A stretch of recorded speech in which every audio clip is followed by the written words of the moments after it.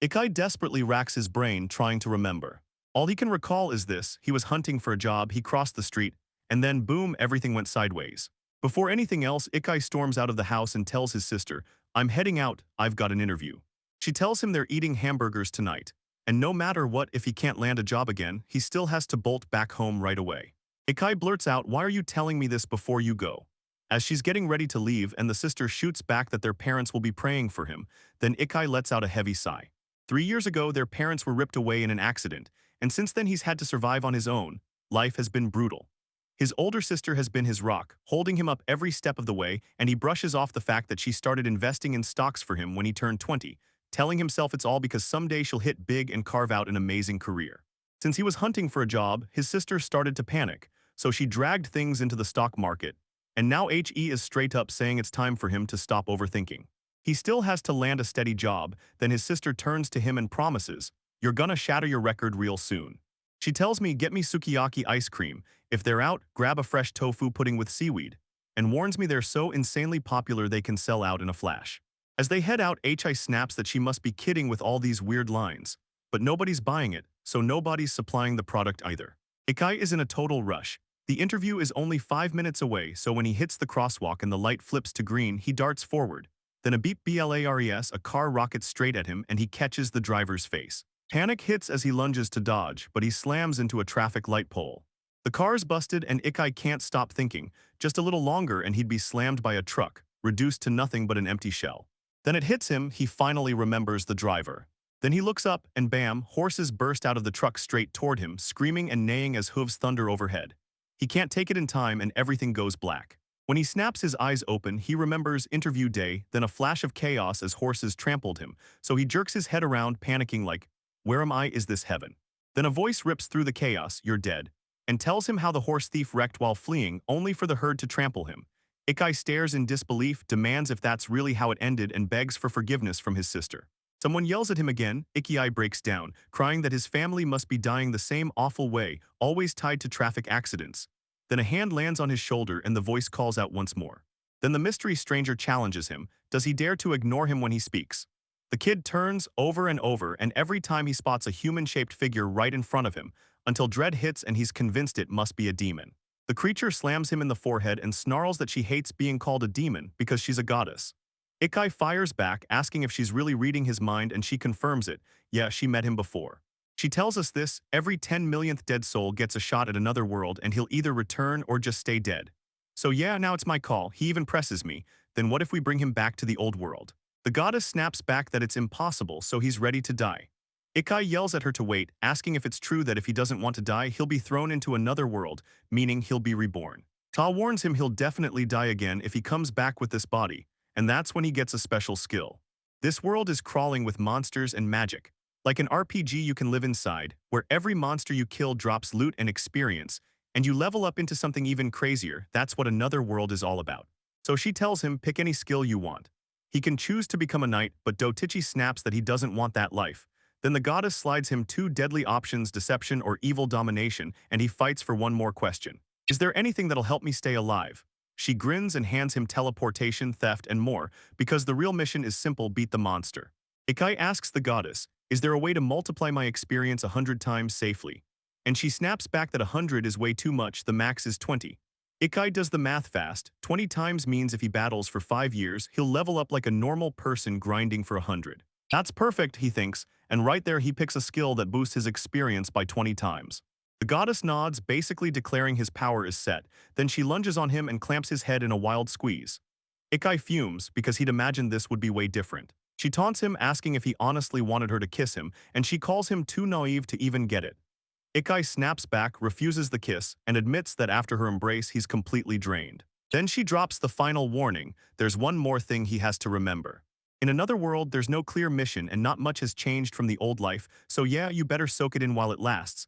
Then right after those words, she vanishes. Ikai's heart drops. He should have begged her to leave him behind. Instead, he gets a skill that boosts his experience by 20 times. He chose this, so now he's stuck living with the consequences. He's listening, and yet there's nothing, no sound at all. Ikai shouts at the goddess, desperate to make her understand. I didn't vanish into another world, I'm still right here. But the goddess gives him nothing back. Ikai starts to panic and keeps yelling for the goddess louder and louder. Then she finally snaps awake, only to hear someone complain, "That's too noisy," like she overslept the whole time. He spots a girl up ahead, and she claims she's a goddess. Ikai fires back, "What about the other goddess?" And the second one snaps, "Not yet, right now you don't need to know, but I'll tell you everything," then hits him with the truth. He literally just died, and the one out of every 10 million who dies gets a shot at the next world, though Ikai says, "I've heard that story before." The second goddess tells him she'll gift him a skill, and Ikai snaps back that he already has one that boosts his experience in a bunch of different ways. She denies it, says she doesn't have that exact skill, then swears she's got something close. She flicks her hand, declares that everything's set, and then says she'll vanish too, so Ikai snaps at her to stop. The goddess mumbles that she's slipping back into sleep and urges him to enjoy the other world. Then Miyachi lunges to stop her, only for her to vanish into thin air, leaving the young man stranded and alone. It's like the world drops out from under him. And boom, turns out they're stuck in some weird room, and Ichi whips her head around, taking it all in. He spots a book with "Ronald read this" scribbled on it, flips it open fast, and scans the pages like, "What am I even looking at?" Then it clicks, he's Japanese. His name is Daijiro, and get this, he's living in a whole other world. This whole place is called Asa. When he arrived, the fate of it became a legacy, and yeah, there are other rebirths here too. Ikai figures out he can peek at his status by saying "open book," and boom, a scoreboard flashes in front of him, laying out his traits for everyone to see. Ikai size-ups his own skills and hammers out, "I'm Ikinasuk, not Ikinogi." Then he's blindsided by how many gods are running around and how careless these goddesses are too, until he finally clicks. It's all basically an RPG, simple, clear, and laid out for him. When he spots two boxes, there is a job and no job, it clicks in his head. Even this world has work waiting for him, and if he crushes the task, his level of skill shoots up. Meanwhile, civilians cough up taxes, mages unleash magic, and hunters go right after monsters. He remembers his abilities and snaps to it. His experience has been multiplied by 20, and he only needs 120 more to hit the next level. Then it clicks. This is exactly what the second goddess gave him, that 120 boost. And yeah, it's almost the same deal as his first skill. Ikai's thrilled, his experience is about to jump by 40 times. Then it hits him. Wait, it's multiplayer, and suddenly the math flips. If leveling up takes 120th experience and his gains jump by 20 times, that surge rockets him up to roughly 400 times instead. Ishii gets it, this is insanely cool. He's grinning because he's stacking experience 400 times faster than anyone else. But in this world, he's got zero job, and honestly, that's a nightmare. Nobody hands him any special status or skill, so he's forced to hunt for work, then grind his way up level by level. There are rabbits all over this place, so he grabs them for food or sells them to the merchants, and then he snatches up a bag to stash everything in. He stares at the cloth bag like, "Wait, how much food can possibly fit in here?" Then he shoves his hand in and freezes as he realizes it's endless. In this game, the achievement just drops him a reward that lets him grab everything in the world, plus a handful of coins, then suddenly he unlocks a new job path. A notification blares, "Head to the northern city to switch jobs." Ikai reads the warning too, "Mess up with a serious crime and you're automatically tagged as a criminal, hunted down for it." So he swallows that advice and decides he definitely doesn't want to become the kind of guy the world comes after. Staring at the book, he realizes he can take the map with him, then he snaps to it. First, he has to head to the northern city. He grips the door handle and bursts outside. It's swallowed by a wild, untamed forest.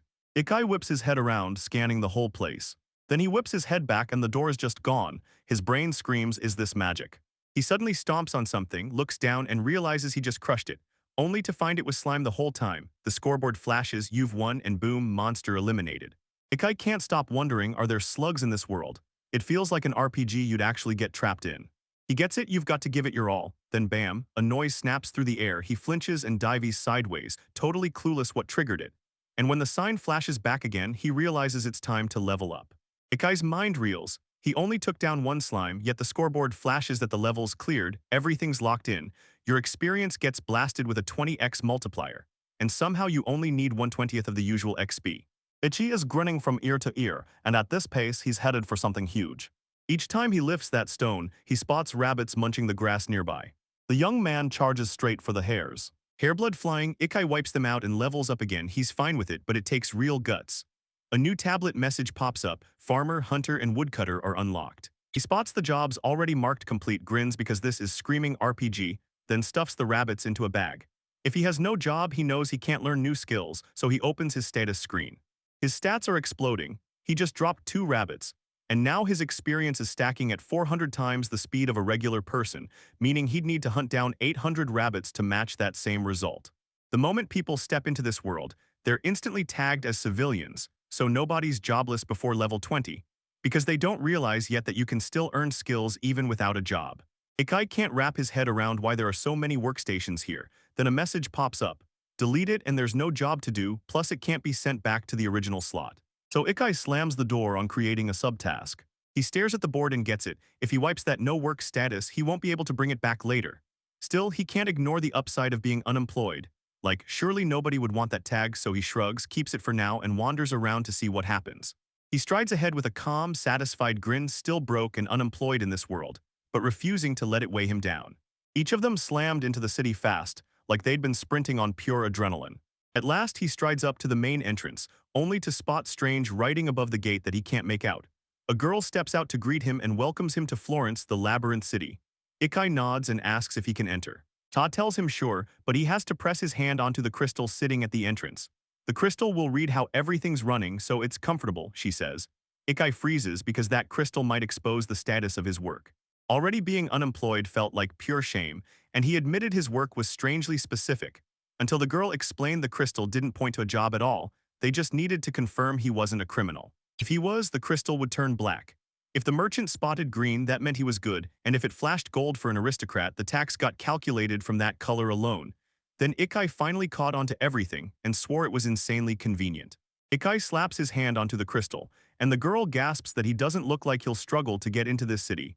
Then she blurts out the entrance tax amount. He hands the money back, claiming it's the cash he got from Dejiro-san, and the girl nods like, yeah, that's plenty. Right on cue, the message echoes again and the battery level shoots up. Ikai heads into the city, realizes jobs shape which quest you can choose, shrugs it off for later, and then stares into another world before heading straight to the market she pointed him to. But before anything else, he snaps and fixes his clothes, because in this city, everyone treats him like a total novice, so Ikai heads out and spots a clothing store. He barges in and the girl behind the counter blurts, handsome huh. Ikai freezes in the doorway, caught mid-breath. Then the saleswoman snaps, asking what he wants to buy. He blurts that he's after casual clothes, but he also wants to sell this one, all while admitting he needs fresh gear first. Good news hits fast, she agrees to buy his priceless vest. He shoots back how much, and the reply hits him 3 gold coins. He's stunned, then he blurts that the word gold usually makes him go crazy with excitement. Behind the counter, the girl grins and says the brand new clothes look amazing on him. She throws him a number and swears it's fair, right in line with what she'd bring home from her shop back when she was an adventurer, but it's way too much for him. He's still not used to life as an adventurer, so he just keeps it honest. Ikai blurts out, why is this vest insanely expensive? And the girl grins, saying it's made from rare, valuable material, stuff ripped from other worlds, the kind researchers will pay a fortune for. Ikai nods and it clicks. They really do know about other worlds. The girl then asks, so will you sell me one? And Ikai without hesitation agrees. She tells him, I don't have much money right now, then asks him to come back tomorrow. Ikai can't help smiling. He had no idea that the same jacket he always wears to interviews would end up costing a fortune. But at least his other expenses are basically nothing.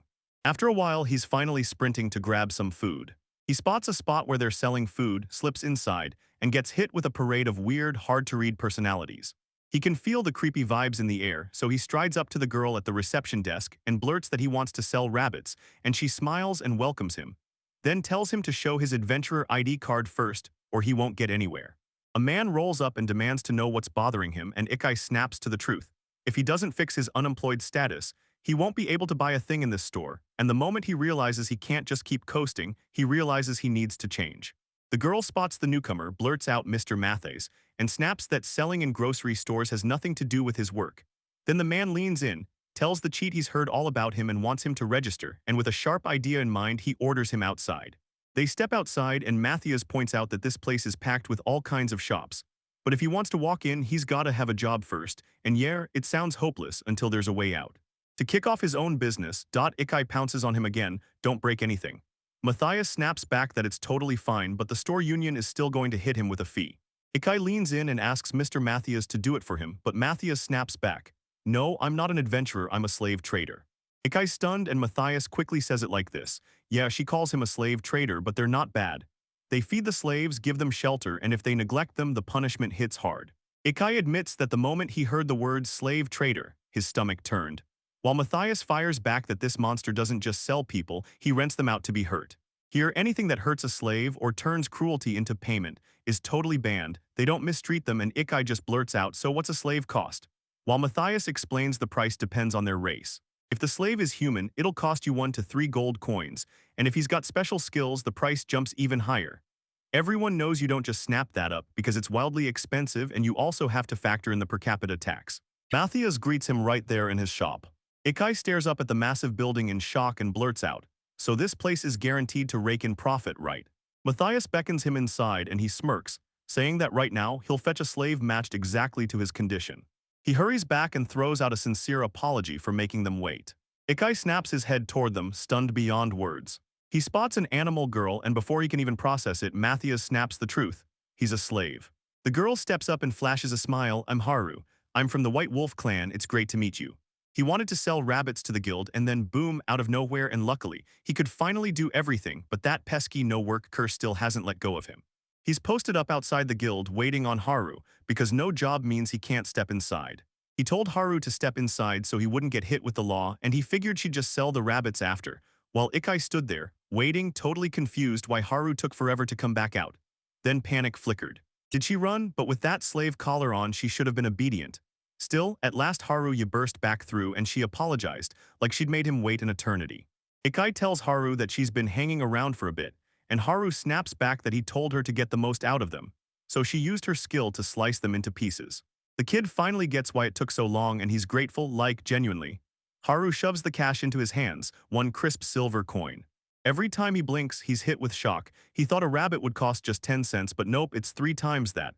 Cross-sections are raking in money like crazy. Then he turns to Hara, throws out an apology, and Hara just stares, totally baffled, asking what's wrong, until she spots exactly what he's apologizing for. They storm into the city. Ikai tells Haru that even getting into the guild is already a win, being a freelance swordsman beats being jobless hands down. Haru challenges him and asks why he shouldn't try it. Then Ikai points out the twist. This city has a maze, and if you stay inside for 3 whole years, you'll come out as a swordsman. The shock hits, 3 years feels like just 3 days to him. Haru grins and says, yeah, it's way worse than that. Ikai admits he can't just change his job status for a reason, but he's still dying to get into the maze, so Haru pushes him to bring it along. Since the White Wolf can hear and smell way better than humans, that thing is about to become their secret weapon. Even if he gets lost, she'll track him by scent. So Ikai panics, sniffs at himself like crazy, and when Haru's teasing hits too hard, she even says she can hear his stomach growling, then Ikai snaps, begging her to stop. The young man grins and says it's way more interesting than he ever expected. Then he pitches a pork barbecue, but Haru shuts it down. Ikai steps in, claiming it's the payment for the rabbits, and Haru finally nods. They grab the barbecue, and Ikai declares that once he has her, he won't need anybody else. Until Haru cuts in, saying she's not even that good. It's a deal she won't block the road, promise in hand. She thanks him for the treat, tail whipping with calm confidence. Then Hara shows up, and this whole journey suddenly gets way more exciting with every step. Ikai flashes Harith at the paper when he takes a slave on credit. See, it clearly says you can't hurt him, and Haru nods along. Haru beams and thanks the young man for everything he did for her today, and Ikai blurts that the thanks should go the other way. But Haru shakes her head, says she just had to step out for a bit, and still, she's grateful because she had a blast. Haru walks out and Meisha's clocks just how good she looks. Then Ikai pipes up saying, I told you myself. If anything happens to her, I'll cover the hospital bill and compensation. Ikai says it's clear Harusan is itching to dive into the maze, but he swears it's not a safe place for her, and Matthias shuts it down fast, she can't go.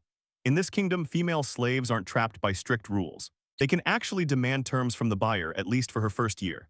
Ikai presses him on what first year really means, and Matthias fires back, it's a slave protection law. If a slave refuses to be sold, the buyer's terms get brutal until they finally throw in the towel. When she asks if there are any rules for Harrison, Meisha snaps back that Haru wants her customers to be stronger than her. Because white wolves will only stick with someone who's tougher, since staying loyal to a weaker one puts your own life on the line.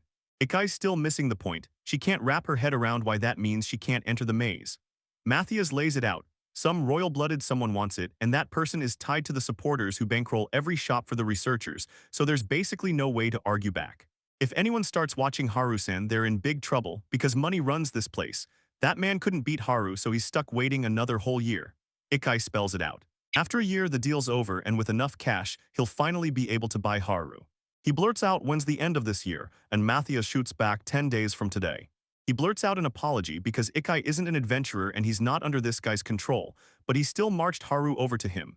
Now he's begging to get her out of here, even if it's just for a bit, because she can't move without a master guiding her. Even though it sounds like everyone gets a benefit, they're still treated like they're worth totally different things, so Ikai straight up asks Harusen's price. Meisha says 100,000 is normal, but if Ikai clears her conditions, it drops to 30,000 and Ikai's stunned because the vest he already sold has the same asterisk value. He learns that if he meets its conditions, it shoots up to 3 million yen, 1 gold coin equals 1 million yen, and that normal price is actually 100 million yen less. Basically, if he empties his savings, he can buy it. Ikai snaps that he'll never buy her. Her plight is ugly, but it's real, not a joke.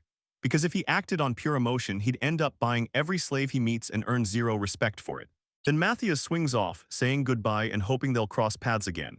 Ikai strides through the city and yeah, he doesn't have time to think, he just needs to use a guild. Rent one and it's him that matters right now. Plus, if he buys a slave, taxes slam in and he'll drain his savings on top of it. He really shouldn't juggle mixed thoughts. Before you start thinking smart, you've got to see how everyone else sees you, so is he still going to push his point? The crazy part is he's been reborn in this world, and not only that, he's got unique skills. The goddess told him to savor this new life. But how was he supposed to enjoy it when he couldn't even afford what he really wanted?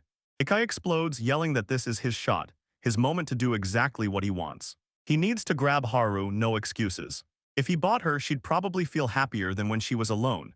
But he still wouldn't regret the choice he was about to make, because the year's ending is still 10 days away. After 9 days, he has to step up, face Haru and beat her. Until then, he's got to power up like never before.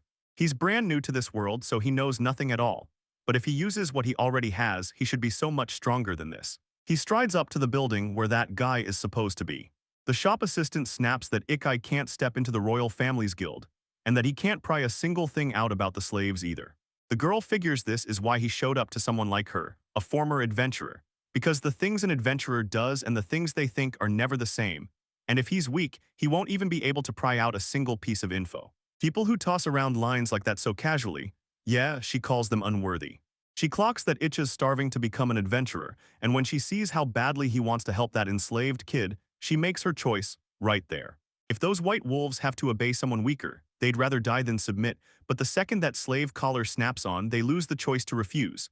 Now they're forced to follow every command, and if there's anything scarier than death that keeps dragging on for a long time, they won't last being happy for a second. The saleswoman then steps in and spells out exactly what he's about to do. Ikai blazes in and declares, I'm going to be stronger than Haru, and to do it, he has to buy her. The girl grins and tells him it all hinges on his own traits, but she won't try to pull him back. She just begs him not to lose his nerve, because she'll back anyone who's got real combat experience. She hands him a suit of armor and tells him it fits him to a T, like she knew it would. Ikai can't help but wonder if all of this is really meant for him. Magnet steps in, explaining that in this city you only get weapons through the guild, and she can't let those shops sniff out where they came from. Ikai thanks her and the girl smiles, confirming what she already expected. The armor locks onto him perfectly. Then Ikai asks if these are her old things and Magnet answers, no, these are what her best friend wore back when she was an adventurer. She was every bit as cute as Ikai, and she loved him with her whole heart. Then a monster struck him down, and nothing else ever felt the same, so she dropped her research for good and quit adventuring. Ikai says it's heart-rending, but then she asks, why would you ever turn down becoming an adventurer? After all, those are her memories, and to her, they matter more than anything. Magnet's betting her friend will finally grin once someone swings that weapon of his. Ikai vows to give it everything he's got. Magnet pushes him to go all in, and she even has him possibly swinging by her place in the evening. Before you step into the maze, you better size up your stats. Magnet-san even told Ikai that if he had a sword, he'd become a trainee swordsman the moment he hit the second level of proficiency. So now Ikai stares hard at his numbers. Ikai remembers she told him to stop just gripping the sword and start using it for what it's meant for. Then Ikai swings the blade.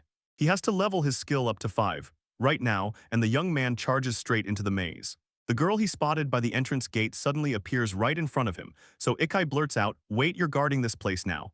And she nods, saying she's already switched shifts and picked up guard duty here. She tells him that the moment he steps inside, she'll warn him to be careful, since people say some newcomers never made it out, and lately they've even been hearing rumors that thieves are lurking there. Then Ikai shrugs and says it's probably just talk. The girl laughs, tells him not to sweat it, and adds that they're always around. She'll be out on patrol now and then, so she tells us to meet her in the maze. Then Ikai nods along, and the girl warns him to be extra careful. He slips through the maze inch by inch, eyes locked on every turn. Werewolves swarm this whole level, and he snatches the stone he used to knock rabbits out. Since he can't swing the sword right now, he'll bait them out and take them down one by one. He spots someone moving through the maze, then Ikai clocks it instantly. a monster, and it's still totally oblivious to him. He snaps at himself in his head, "Get it together, calm down, because one single blow and it's game over." He rockets straight to the center to kill the monster, but two massive werewolves stand in his way. Ikai bolts back because now there are two of them, and even the most skilled fighter can't keep their edge like this, so the only way to win is to split them apart. But the second he turns, he realizes the monsters have closed in all around him. Zero escape, just danger, and Ikai scrambles to warn everyone that the newcomer is in trouble, because out in the distance he spots a girl and a guy. The girl spots Ikai's sword, but he never draws it, so she figures he's just a trainee, a brand new first-level swordsman, and she wonders if they should step in to help. Then the guy smirks and proposes a bet. Werewolves or the newcomer, whoever wins. Alice presses him again, asking if this is the kind of challenge meant for him, since he fights only with a stone and has to do everything he can. The young man shrugs and says they level up by fighting non-stop. Ikai then fires back, "So you don't want to help." But the young man fires back that researchers are rivals. Still, he won't lift a finger to help, he'll only keep him going with moral support, so he orders the rookie to fight. Ikai then realizes the monsters have zeroed in on the girl and the boy. The girl shoots out a warning, "Don't come a step closer." Then the monsters snap around and back off to Ikai. Ikai finally gets it. He doesn't need to wipe out the whole pack, he just has to drop one werewolf, and that's the only key to leveling up. He whips around and bolts, and the monsters come crashing after him. It was a setup, lure them into chasing him, scatter the group, then end it with one clean hit. Ikai forces himself to breathe, admits he's got to calm down and strike like he used to, smashing rabbits with one clean hit at the weak spot, right in the neck. Then the young man whips a rock into the swing. He swings at the monster, but it clamps down on his arm hard. The girl spots the bite instantly, and the young man's shocked the rookie can't even bolt from a low-level monster. Ikai's in screaming pain now, and he yells at the creature to let him go. He's not letting him go. Ikai lunges in, hacks his blade through the air, and cleaves the monster's head clean off. He's standing right beside the monster he just crushed. Then it checks its levels again, and nothing, no new notifications pop up. Maybe it's because he's in the middle of the fight right now, so leveling up might be out of reach. He stares at the monsters and realizes they're sharper than he expected. He won't let them slam shut his escape route. This is the perfect moment to split them apart. You get the update, your trainee's level shot up. Just like an RPG, the game hands you the marked sword skill, and the trainee/skill is learned too, so boom, swordsman learned. But the real punchline. No job skill upgrades from level 2 to 3. Instead, you get job verification, and the system automatically flips your profession back to the civilian level, level 15. After he levels up, his whole body feels lighter and electric with power, like a fuse just lit, because now he can finally wield the sword. Ikai keeps smashing monster after monster. This is his default skill. It kicks in the second he draws his sword, and his body starts adapting way better than he ever expected, because back then he couldn't move this fast. The monsters keep storming in for more attacks, and she's staring like, wow, the other world is unreal, while he clenches his resolve and decides to test a brand new skill. This move, it's called asterisk cut asterisk. Ikai swings his sword and cleaves through a whole swarm of monsters in one brutal sweep. He's itching to fly and go toe-to-toe, so he pops open his status screen and boom, the level jumps up. He gets the swordsman's skill rotating cut, plus the hunter's skills bow and arrow and slicing too. In the middle of the chaos, he spots the magic stone magnet Sanwa keeps mentioning, something the guild will pay for, so he has to grab it fast, and he even tucks the claws away since they could come in handy too. Then Ikai checks everything it can do. The stats split into different traits, and some of them scream this is where his strength lies. The more areas he can work, the higher those indicators jump. In this world, the average is 50, but he's got 80. So if he gets bitten 3 times, he's done for, and that drop of 2 mana points is probably from a slash. Now he's in real trouble, and he's got to fight his way to get stronger. The young man tells Alice, "It's not so bad now, your lips are mine," and Alice snaps back, "I thought this time your lips would be mine." Ichi is over the moon that he finally got job verification, and he can't wait to test it on them. He clocks that the young man's training as a swordsman while the girl's out there working as a user, and he realizes those skills are exactly what they need. A girl slips into the maze, and Ikai instantly clocks the gate guard Salasan. Then she fires off, asking if he's okay and if he's hurt, and Ikai answers, "I'm fine, no problem." Salu presses the potion into his hands and tells him to drink. This isn't some special trick, it's the same bottle everyone gets, built exactly for moments like this. Ikai gives a sharp thanks, then reaches for the medicine jar like his life depends on it. He spits, saying it's way too bitter, and Salu bursts into laughter. She tells him it may taste awful, but it's exactly what his wound needs. She tells them she's headed for the lower floors and swears she'll be back at the gate in 3 hours. Then Ikai quickly tells her not to push herself too hard. She walks out and Ikai's left standing there by himself. No practice, no company, just him, and the truth hits fast. He's already drained physically and mentally, like he's been running on empty. His strength feels steady again, so he decides this is all he needs for today. He heads back to the store, and Magnet greets him with a smile, saying the look on his face screams that he's an absolute success. Yeah, she asks straight up if he's tired, tells him if anything goes down he can crash in the guest room, and then presses him about it. Is it really true he wants to help that slave? She reminds him she promised to back him all day, so she tells him don't be shy. Ikai tells him, I've done a ton for you from the gear all the way to the treatment, and promises she'll be repaid in full because he'll do everything to settle that debt. The girl waves it off, says it's not needed, but if he insists, she'll be thrilled to let him use his body. She tells him to use his body and move things for her, and Ikai fires back, wait, doesn't she just sleep on the bed? Then he urges Babastri, let's handle this fast, and the girl says, fine, let's move it together. They drag the box along like it's sliding on its own, and every time he bumps with it, he freezes, wondering if you can even call that moving at all. Magnet tells her the mountain gets way easier when a man steps in, and everything seems to happen in a blink, so she offers to cook dinner while he rests and waits a bit. But Magnet apologizes that she can't help with the light, then he flips it on her. Use this free time to recap everything he's learned. He says it develops 400 times faster than the average person, so it might not catch every tiny detail. Everything's looking good. This trainee swordsman just hit level 2 and his power is unreal. He's only getting stronger and the future is going to get even crazier. Magnet can tell he's dead serious about it, even if it's not fully and not quite because of her. Manage shows up like a bell chime, dinner's ready, and tells him to get dressed. She orders Ikai to toss the dirty clothes into the bathroom basket so she can wash them, and Ikai thanks her, while Magent grins and says she'll check the smell first. Ikai's instantly offended, but Magent laughs that she's messing with him and tells him to change his clothes before he catches a cold. Ikai can't help but admire how Magnet takes care of him, but he doesn't get it.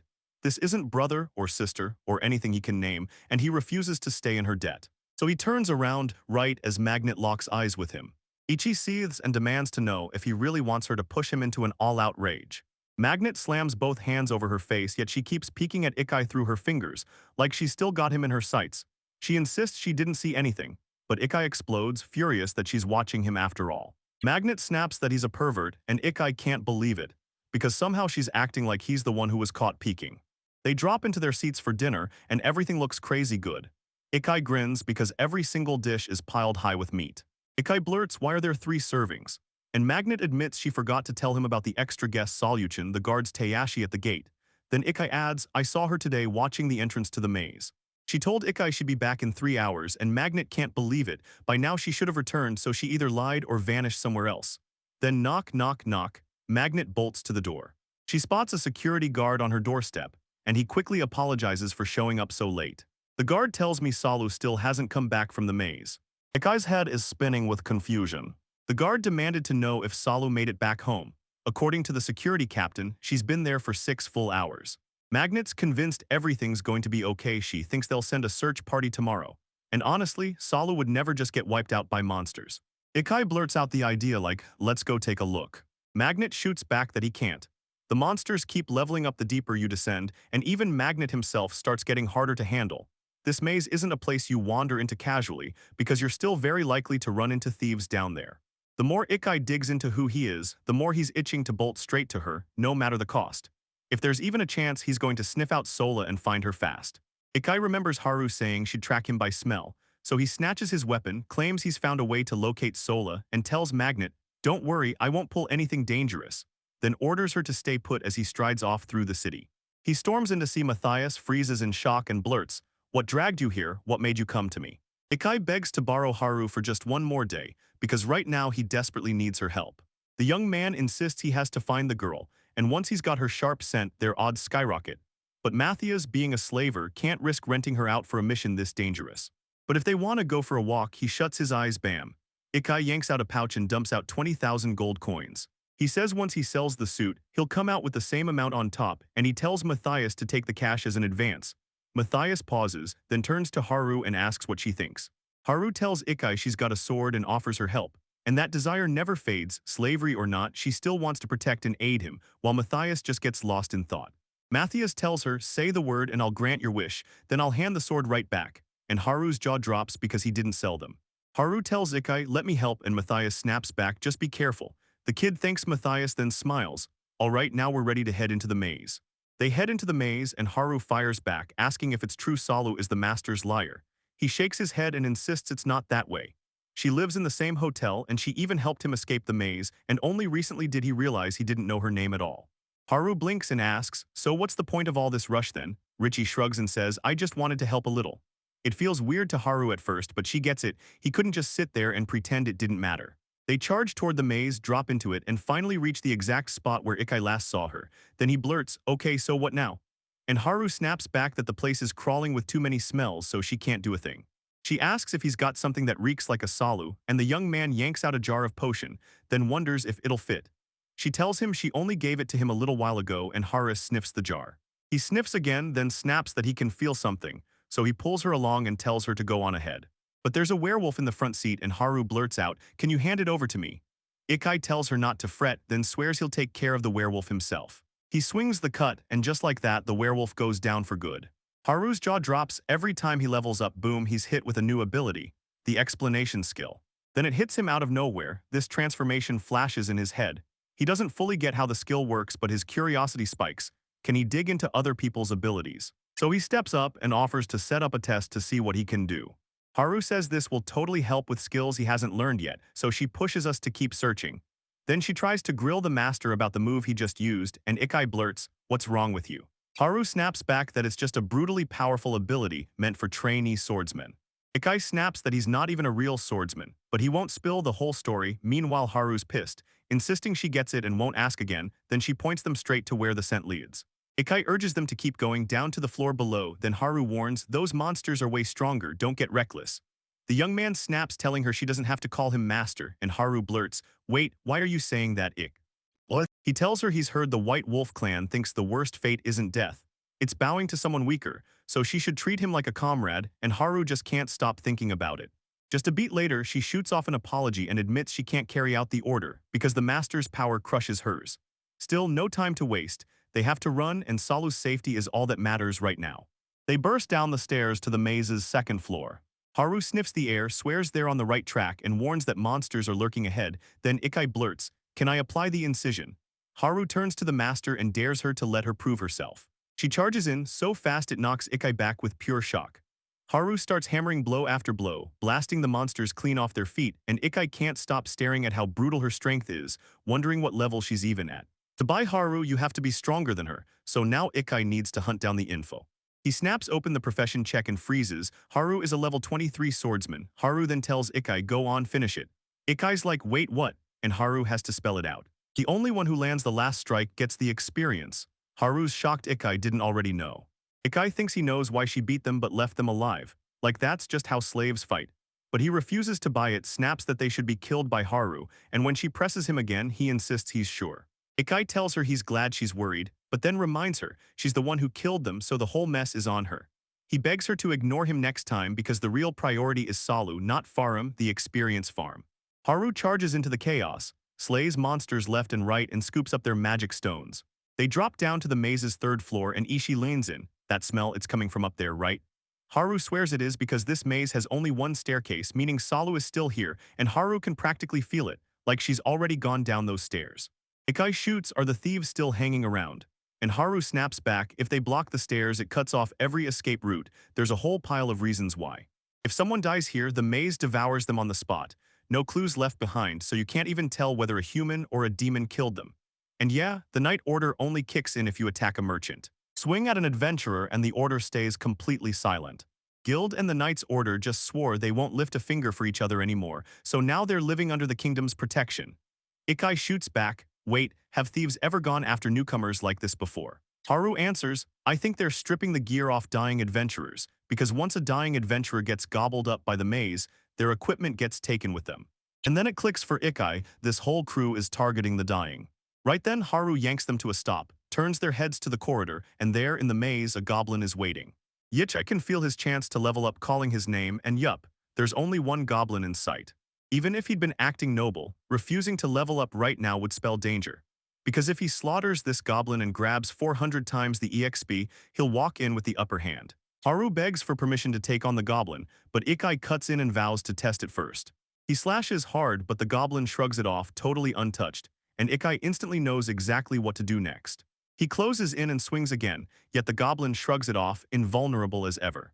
Haru doesn't get it. He snaps and yells at Aikido to dodge the goblin's club.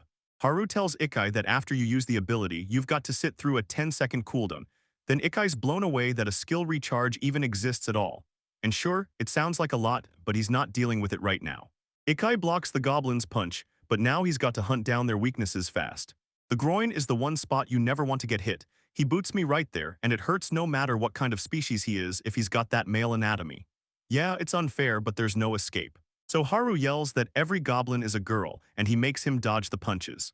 The goblins strike, Ikai gets slammed to the ground, Haru blurts that 10 seconds just passed, and then boom, he's able to fire off a skill against it, sword or not. Ikai nods, fires off the agreement, and slams the cut into place. And just like that, the goblin finally gets wiped out. Ikai pushed his level up, unlocked the hunter skill, and dove into Wishin. Now he can feel living creatures nearby, though stealth-skilled targets slip right through. Ikai's already hyped because he thinks it's insanely useful, and Haru just praises him right back. Ikai claims it's all thanks to her advice. Then he's thanking Haru and pushing them to keep searching, right as Haru sniffs the air like something's close. There, she says Salu headed that way, and we'd better sprint right now. They slam into a dead end. Straight ahead, a wall blocks the whole way. Ikai asks if Salu might have returned and slipped off down another path, but Haru just shakes her head. She tells me the place is packed with scents, but not a single one smells like Salu. She won't say it out loud, but Salu's trail dies right here.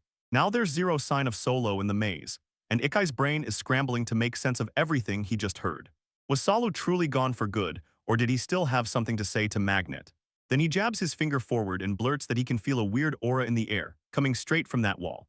Maybe his instinct finally clicked, and that's why it hit him so hard, so Haru presses him on whether he's got what it takes to hunt, and Ikai just snaps back that it's a long story, because right now they've got to scour the place for clues first. They slam their focus on the wall. Haru says the trail dies right here, so there's only one explanation. A secret passage is hidden in the stone, and something about that wall feels like it's calling him in. He taps one of the stones, tumbles inside, and lands split, half his body on one side, half on the other. Haru freaks out, and Ikai snaps that it's totally fine. He spotted a hidden passageway, an illusory gate used to slip into secret chambers, and there was no doubt she had to step through and witness it all. Then he thrust his hand out, holding Haru there for her. He can't see her at all, but when her hand slips into his, he feels it. So soft it throws him off, and he can't figure out why. 1 second later, shock slams him. His hands are on her breasts, and he yanks them back fast, stammering, "I'm sorry, I didn't mean to touch you." Haru slipped through the wall and into his space, shouting that they'd just found something huge. Then Ikai snapped, "What are you talking about?" And Haru hissed, "SHH, just be quiet." Haru grabs his attention and tells him to be quiet, just for a moment. She's convinced this is the thieves' hideout. Smells got mixed together on purpose, and they've got to be careful. You can't even tell if anyone here came from a real robbery. Ichai's nearby, but she doesn't know if she can come in alone. Haru insists she can't smell blood, so that means she's probably still alive. Haru blurts out, "Do you know the exact number of thieves?" Ikai snaps back, "I don't even know if they're thieves. There are 3 right around the corner and 1 more behind them. We need a closer look right now." Right now, the thieves are huddled up, trading news. One of them says the guys finally peeled out and their boss still hasn't come back. They went through hell just to snatch the girl their boss wanted, and honestly, that girl is straight up stunning. One of the thieves tries to grab the girl for himself, and the other snaps back that he better not even think about it, because the boss will kill him. Meanwhile, one thief is hunting for a drink, and the first one swears that 2 of them already left, but they still haven't come back. Ikai and Haru overhear everything and realize Salu looks safe for the moment. Those bosses and recruits haven't shown up yet, so Salu's trapped in a room with thieves behind them, and that's the opening they need. They rush in to cut down 2 with a single slash, then team up to finish the last one together. They burst from hiding, strike with the blade, and the thieves demand, "Who are you?" One of them gets instantly sliced down by the cut. Ikai slams into the profession check, and everything changes. The guy on Haru's right is a level 9 swordsman, the one on the left is a level 18 thief, and the archer in back sits at level 5. So why are the thieves trembling? How did he clock their jobs so fast, and did someone just snitch them out? Haru wipes out 2 of them. Ikai can't believe it, she pulls it off that fast. So this is the kind of power a level 23 swordsman can unleash. Haru calls it out, aiming right at thoughtful Ikai. They remember Sola and rush to the door, only to find it locked tight, so Haru yells for the master to step back. She slams into the door and it explodes into shards. Then she rushes to call Sola and demands to know if she's okay. They spot a girl sprawled on the bed, dressed only in underwear.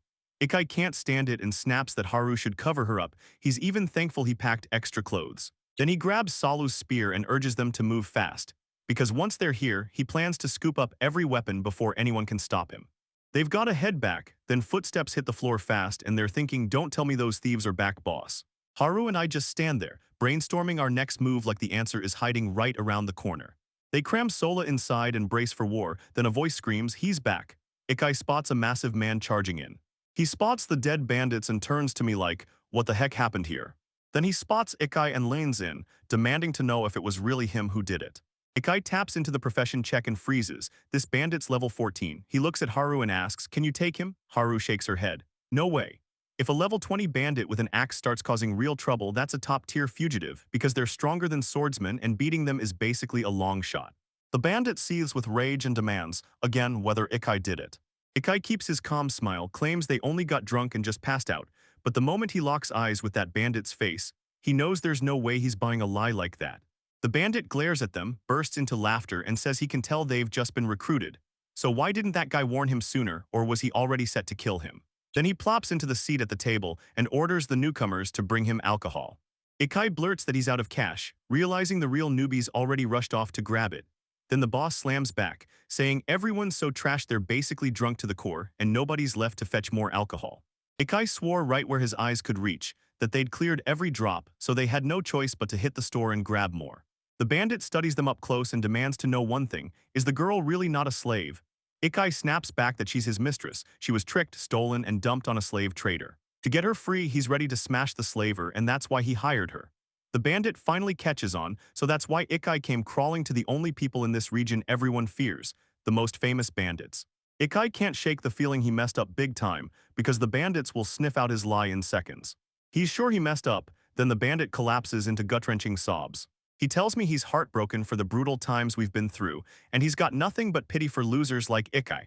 Until Ikai is totally confused, wondering if a bandit even counts as one. Then the bandit spits that he won't spare a soul who drinks his booze, and just to prove it, he decides to kill one of the thieves right there. Ikai lunges to stop him, but the bandit smirks. "Relax, we've got two greenhorns, so nothing'll get messed up." Then he swings his blade and cleanly chops off one of their heads. The young man is stunned. This bandit actually murdered an ally just for sipping his drink, and the monster laughs that slaughter is the fastest way to rack up experience. Ikai shoots Haruth a whisper that they've got to bolt right now. He says he's heading out for more drinks, and Haru tells him, "Take me with you." Ikai practically begs to be let go so he can grab alcohol. The bandit squints and asks if he's really running out that fast. The girl doesn't look half bad, and Ikai shrugs. He's totally fine staying with her. Ikai rushes in to stop him, warning him she's his mistress. But the bandit won't budge, and he pushes back, dead set on his own version. Haru leans in close and tells the young man he's got this. If he goes, everything will be okay. The master swears he'll never leave her alone with Salu in a place this deadly. He's already died once, and the panic of death still hits harder than anything. And with that, he yanks his sword free and swings on the bandit, daring him to step up and fight. He swears that these words will be the last thing he ever says. The bandit snaps that Ikai's face has gone dead white, like regret hit the moment he tried to play hero. Ikai yanks out his sword, realizing there's only one way through. He swings and carves down, cutting two bandits to pieces in a single slash, and the leader roars with fury. He just slaughtered one guy, no two, and every time he takes someone at his own level, he racks up 800x the experience. Right now, he had to protect Haru no matter what. The boss snarls that he's a brat and swears he'll kill him, then the brat surges forward and charges Ikai. Ikai's stunned. What kind of move is that? If he lands even once, it's over. Haru races in to help, but Ikai snaps at her to hold back because she can't take him. Haru throws herself right back at the bandit boss anyway, only for him to grin and say, "That was a little sick." But he snaps her punch aside on the spot and fires back, asking if she really thinks she can take him. Then he slams her into the wall and growls that he'll deal with her later, so she'd better play nice, stay quiet, and lay low for now. Rage surges through Ikai's veins. He rockets forward and attacks the bandit all over again. For all that wild look, the bandit moves like lightning and Ikai's stuck there like, how in the world is he swinging that giant axe so fast?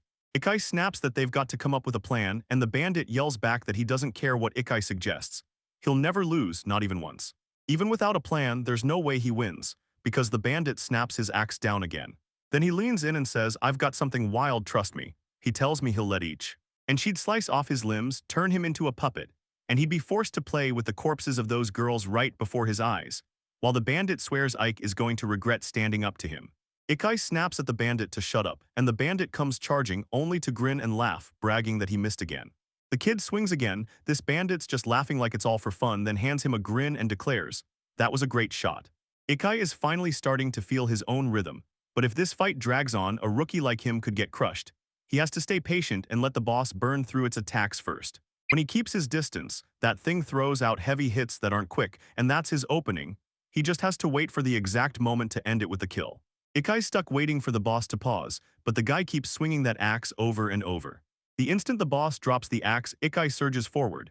Then his swing slams into the blade and the sword snaps in half. Ikai's fuming, his blade snaps at the worst possible second, while the bandit boss cackles like it's hilarious, mocking him as if it's a shame, and leaving Ikai seething because he's basically stuck fighting with rocks. The bandit screams that his end is here, swings the axe for the kill. Then Ikai flings a stone and the bandit drops dead. Ikai can't even tell if it's over. He stares at the bandit frozen because the man's body hasn't vanished, which means he's still alive, still not dead. Ikai scoops Haru into his arms, fires off, "Are you okay? Talk to me." And she snaps back that he's gotta run fast. He tries to steady her, tells her it's fine, the bandits are done. So she needs to chug the potion right now, and Haru breathes, "Thank you," before flashing him a smile that says she's really, truly happy. She's glowing because he finally calls her Haru, that's her first name, and it hits different coming from him. Ikai exhales in relief that she's safe, and Haru jolts up to her feet. Now they've got to deal with this bandit. Maybe just cut them down, and Haru and He suddenly hear footsteps closing in. They spot a girl and a guy slipping in, staring at the boss like, "Why is he sleeping here?" The girl shrugs and admits, "Yeah, it's warm in here, but crashing on the floor just doesn't feel right." Haru and Ikai lock eyes on them. A guy and a girl clock them too. The guy blurts, "Isn't he the new guy?" And the girl snaps, "Yeah, he's right." Then she spells out, "ASKICHIF. He doesn't realize how dangerous this place is, bandits are everywhere, so he has to rush home right now. Ikai snaps that this dude is the leader of the bandits, so if that's true then he just got beaten. A guy and a girl stare in shock, and then the guy bursts into laughter. He says, "If your commander got knocked out by some rookie, then we're not as strong as we thought." Then he glares and asks what they should do with this guy, then lets the choice ride on him, each one offering to spare his life even though he planned to kill him. He just doesn't think it's needed right this second. He swears that if they kill him right now, it's a total waste. But if they drag him to the guild alive, they'll get paid big, and the girl chimes in that if Haru and Ikai want, they can help carry the guy, then split the reward with them. Ikai insists he still has to get Sola home, and he's sure she and Haru won't lug him straight to the guild, but he also pushes for one thing. They've got to bring back proof they wiped out the bandits. Then he turns to Haru and asks what she thinks, and Haru agrees with him completely, Saglasna. They sweep their eyes across the room. Now that the bandits are dealt with, the loot is finally right there, just one wooden chest. They stare at it like, what in the world could be worth all this? Then they pop it open and it's filled with stones. Ikai's grin spreads, this is pure luck. He throws the invitation out loud and demands they all come back. They're rushing for the exit. Ikai hoists Sola while the boy and girl haul the bandit along, and Ikai warns them, "Careful with your bodies." The young man scoffs, saying mercy isn't for enemies because they're bandits. And right then, Ikai realizes that rule hits him too. Salu snaps back to herself and blurts, "What happened to me?" Ikai blurts it out to her. Salu shoots them a heartfelt thanks for saving her. Even though she was the one who led him to the bandits, they caught her instead, and shame hits her hard. She can barely breathe as she demands why Jeff and Alice are here. Each of them snaps back that something happened while she was asleep, and she turns to him like, "Why are you asking me? Doesn't she already know about these two?" She says those two are famous for stirring up trouble, but it's all still legal. Just constant headaches for the guards. They never go truly serious. They just love annoying everyone with pranks, and she never saw it coming when they turned into bandits and her own subordinates. Alice and Joff blurt, "We didn't do a thing, so you can't call them henchmen, and they don't even know who their boss is." Salu snaps at them to stay put at their base for the night. They keep insisting they did nothing at all, just bandit names strapped to a few tiny jobs. Salu snaps that if they want Babi Striato out of their fast, they'd better bring this bandit back. They ask if this means they're finally cleared of every charge, and Salu swears he'll talk to them the moment they hit headquarters. Then they burst out of the maze. A guard officer grabs Saliv's attention and asks if she's alright, and she blurts out that it's her fault she got careless and the bandits caught her. Then she adds, breathless, that these guys are the ones who saved her.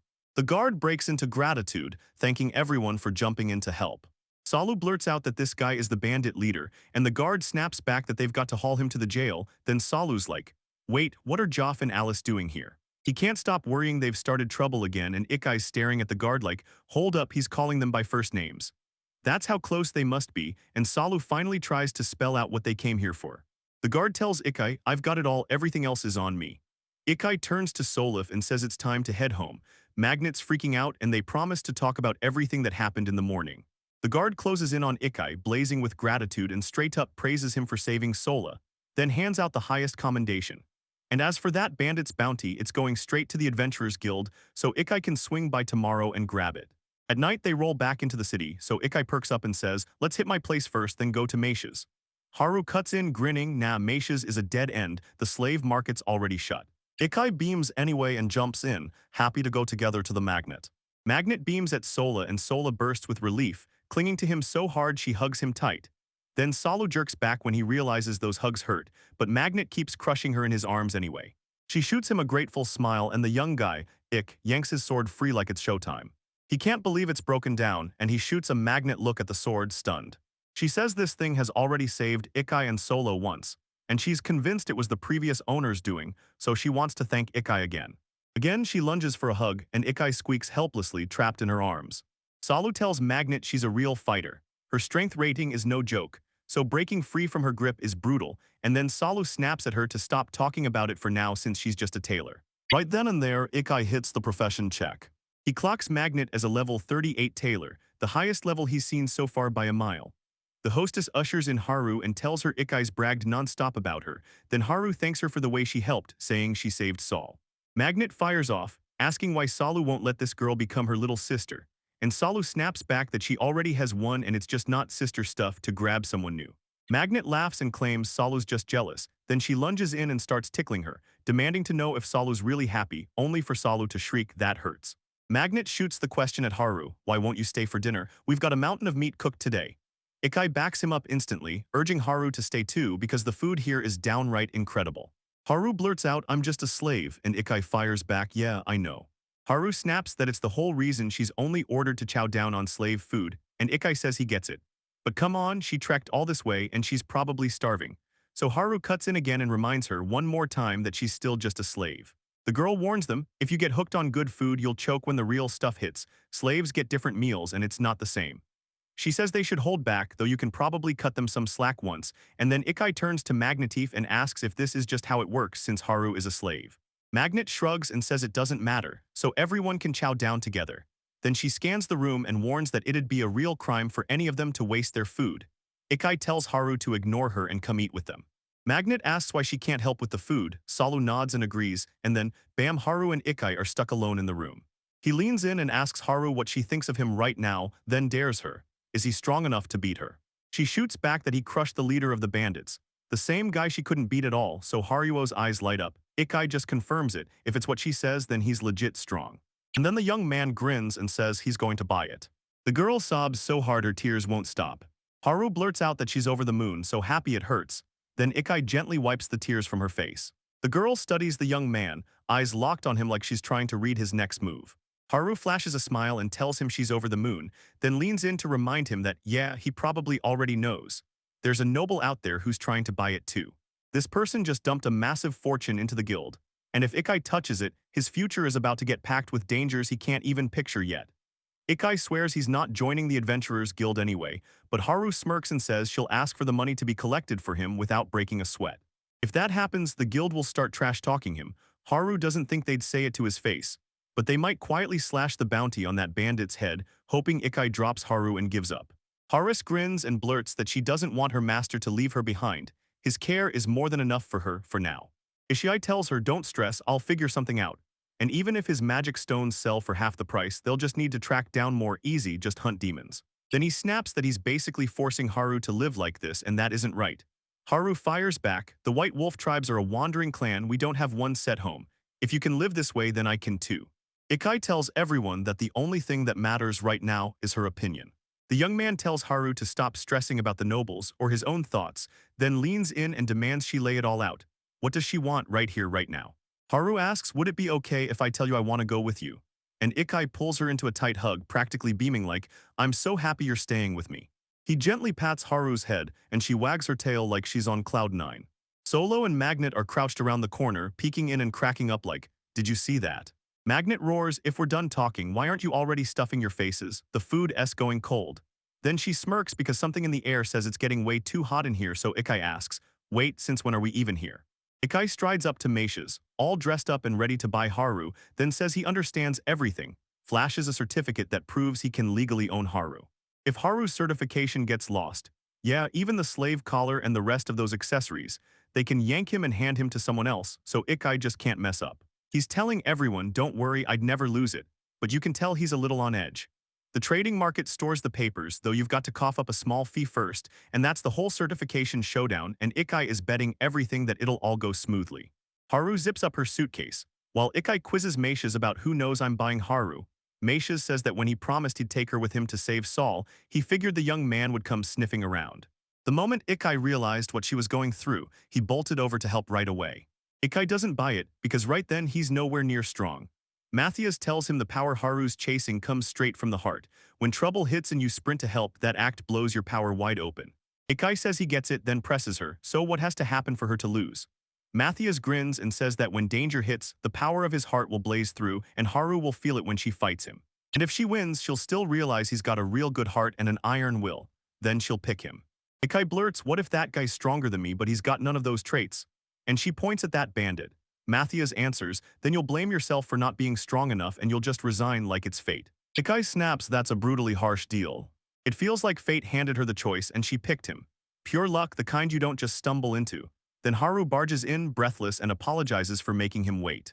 As soon as Ikai sees her, his face lights up. Meishes then reveals that every slave they buy comes with free gear. Ikai pats Haru's head again, grinning that the outfit fits her perfectly. They thank Meishes and head out of his shop. Matthias lets out a hopeful breath, praying their journey stays safe. Ikai snaps that he needs to take care of himself, not everyone else. Then Haru grabs him with gratitude, thanking him for everything he's done for her. Now they said, forget it, tonight we throw a party right at the guild. He shoots his hand toward her and tells her he's praying they'll team up and help each other. Haru snaps back that she's putting her trust in him alone, and from that moment on, she becomes his constant companion. As dawn hits, Haru and Ikai hit the guild. The kid says he wants to form a crew, chase rewards, and even sell magic stones, and then a girl from the guild steps in demanding to see the papers for his slave. Ikai hands them to me on the spot. The girl studies the document like it's the last piece of a puzzle, and Ikai can't stop his nerves from shaking. Still, she flashes a calm look and says everything's fine, then announces she'll kick off the registration right now. She turns to you and tells you to fill out the form, and the moment it's said, Ikai and Haru light up with pure happiness. They ink the contract, and just like that, Haru has to ride shotgun with him into a brand new weird world. His height secret lets him pull off just about anything, except he's still stuck with the same old title, unemployed. He's been trying to study lately, but reading and writing still won't click, so he straight up asks Karu if she can help, and she says yes. Suddenly, this guy storms into the guild and shouts that he wants to wait, right now. He leans in and demands, tell me, did Ikai really become the owner of this slave? Then she snaps that she won't waste a second on him, back off or she'll keep him alive only if he sends her back where she came from. The more he talks, the more she stews, and the man just laughs and dares him to go ahead and try it.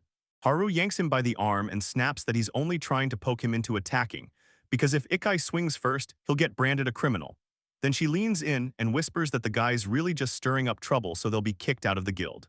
The receptionist snaps at them to keep it down since they're still in the guild, and Ikai clocks the guy instantly. This is a level 18 fighter. The man keeps poking at him, and he slings a nasty word at Haru Ikiya that Ikai can't even understand, like he's heard it from the bandit boss before. What does that mean? Ikai demands. Haru finally snaps it into place. It's an insult meant for the beast man tribe. Ikai's about to swing for the hit, then Haru rockets between them. That young man's rage is boiling, so the master snaps, asking if he's lost his mind. Haru answers like she doesn't care a single bit about what he says about her. Ikai mulls it over and presses Haru hard, asking if it's really true that guild fights are banned. Ikai shouts at the man and asks if he really got it that he's the lackey of the guy who tried to buy Haru. Then the man plays dumb like he understands nothing. He spells it out, Fichi, and the noble S basically saying, I want that white wolf. Because once he gets it, the white wolf's massive sway over the guild is going to be his. He warns that the master will show up here in 9 days, and if he can't grab his favorite slave, the family will be shamed for good, and what comes after that for Ikai is way past anything he can picture. Some people might even get killed, so the kid keeps snapping with rage while Haru desperately tries to hold him back. The guy laughs that a weakling like Ikai will get flattened in seconds, then asks if Ikai's scared. Only Ikai's trembling with rage and Haru crushes his hand tighter. She demands permission to kill him, because even in death, she won't let anyone lay hands on her master like that, and she's convinced there's no forgiveness left for him. Ikai snaps at Haru to breathe and stop letting anger drive because this is a trap, don't bite his bait. She finally cools off and Ikai tells her straight up he won't sell any magic stones, he'll just snag the bandit's bounty. The receptionist nods and swears she'll bring it in right now. The man presses again, so did Ikai really decide to run away? And the young man snaps back, that's basically the same thing and I don't want to end up as a criminal. The man points out fights are totally allowed in the arena right behind the guild, then asks the chief, "Tell me, are you brave enough to step in?" He adds, "And listen, there's one key rule. Killing someone in the arena is completely allowed." He tells me Ikai can swing any weapon he wants because he's a melee master. Meanwhile, it's still a tough pill for a coward like Ikai to swallow, and Haru's anger flares up again. She declares she'll fight him and demands he give the order, and Ikai rushes in to calm her down, because somehow she's ice calm with every problem that isn't him. Then he tells Harutha, dead certain, she's not going to lose to him in swordsmanship. But since he's a melee fighter, that's a disaster waiting to happen, so he'll handle it himself, just not today. That noble will hit this place in 9 days, so we fight today. Till then, he orders the guy to keep his distance from them, then taunts me, does Ikai really want to look cool? And swears he'll crush it with his bare hands. The girl hands over the cash and declares the prize is ready. So Ikai snatches it up, tells them they're out of here, and the man erupts, yelling for them to soak up the last moments of his life. Haru flies into another rage and tries to get him to calm down. Haru whips around and asks his chief if he's okay. But the chief roars that he's furious, laughs like a villain, and promises he'll expose a monstrous gap in power, crushing Haru's tiny self-confidence into dust so he'll never be cocky again. Haru and the others stride through the city, and Haru blurts out, "So you're really set on becoming a fighter?" Ikai stares at the screen like, "So this is how it works.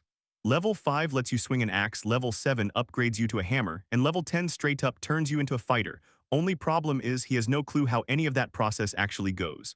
Ikai says this fight is going to be brutal, and Haru nods like, "Yeah, no kidding." Ikai tells Haru they're hitting the maze after lunch, and Haru grins, "I'll follow you anywhere," so they head off for lunch. At the inn, Ikai drops into his seat, but Haru's still standing nearby, so he shoots her a quick question. Why won't she sit down? She rushes out an apology, drops down beside him on the floor. Then he jolts in shock and immediately coughs. He scoops her off the floor, then leans in and tells her to sit up the right way on the chair. Haru blurts that it's not normal for her to sit on a chair, but Ikai shoots back that it'd be way weirder to leave her on the floor. Then Haru's nerves kick in and she tries to explain that slaves usually get brought into places like this. Yet Ikai cuts her off by saying he's the unusual one, so he orders her to sit. Haru drops into a chair, eyes full of worry, and just as she's barely breathing, a waiter marches up to them. She drops a single glass on the table, invites him to pick the menu, and then poof, the waiter is gone. Ikai asks, "Is this really free water?" Haru nods, and Ikai just can't believe it, so why did they give us only one glass back then? Haru breaks it down. Water only comes with an order, so this place looks like it's not selling cheap meals for slaves at all. Ikai snaps for the waiter and says he's made his choice, then turns to me like, "Haru's eating too, so let's send out another plate and 2 of the best dishes we've got." The waiter shoots back that the food is coming any minute. Haru blurts out, "Is it normal what I did?" And Ikai shoots back, "No way, it just feels wrong to march into the maze on an empty stomach."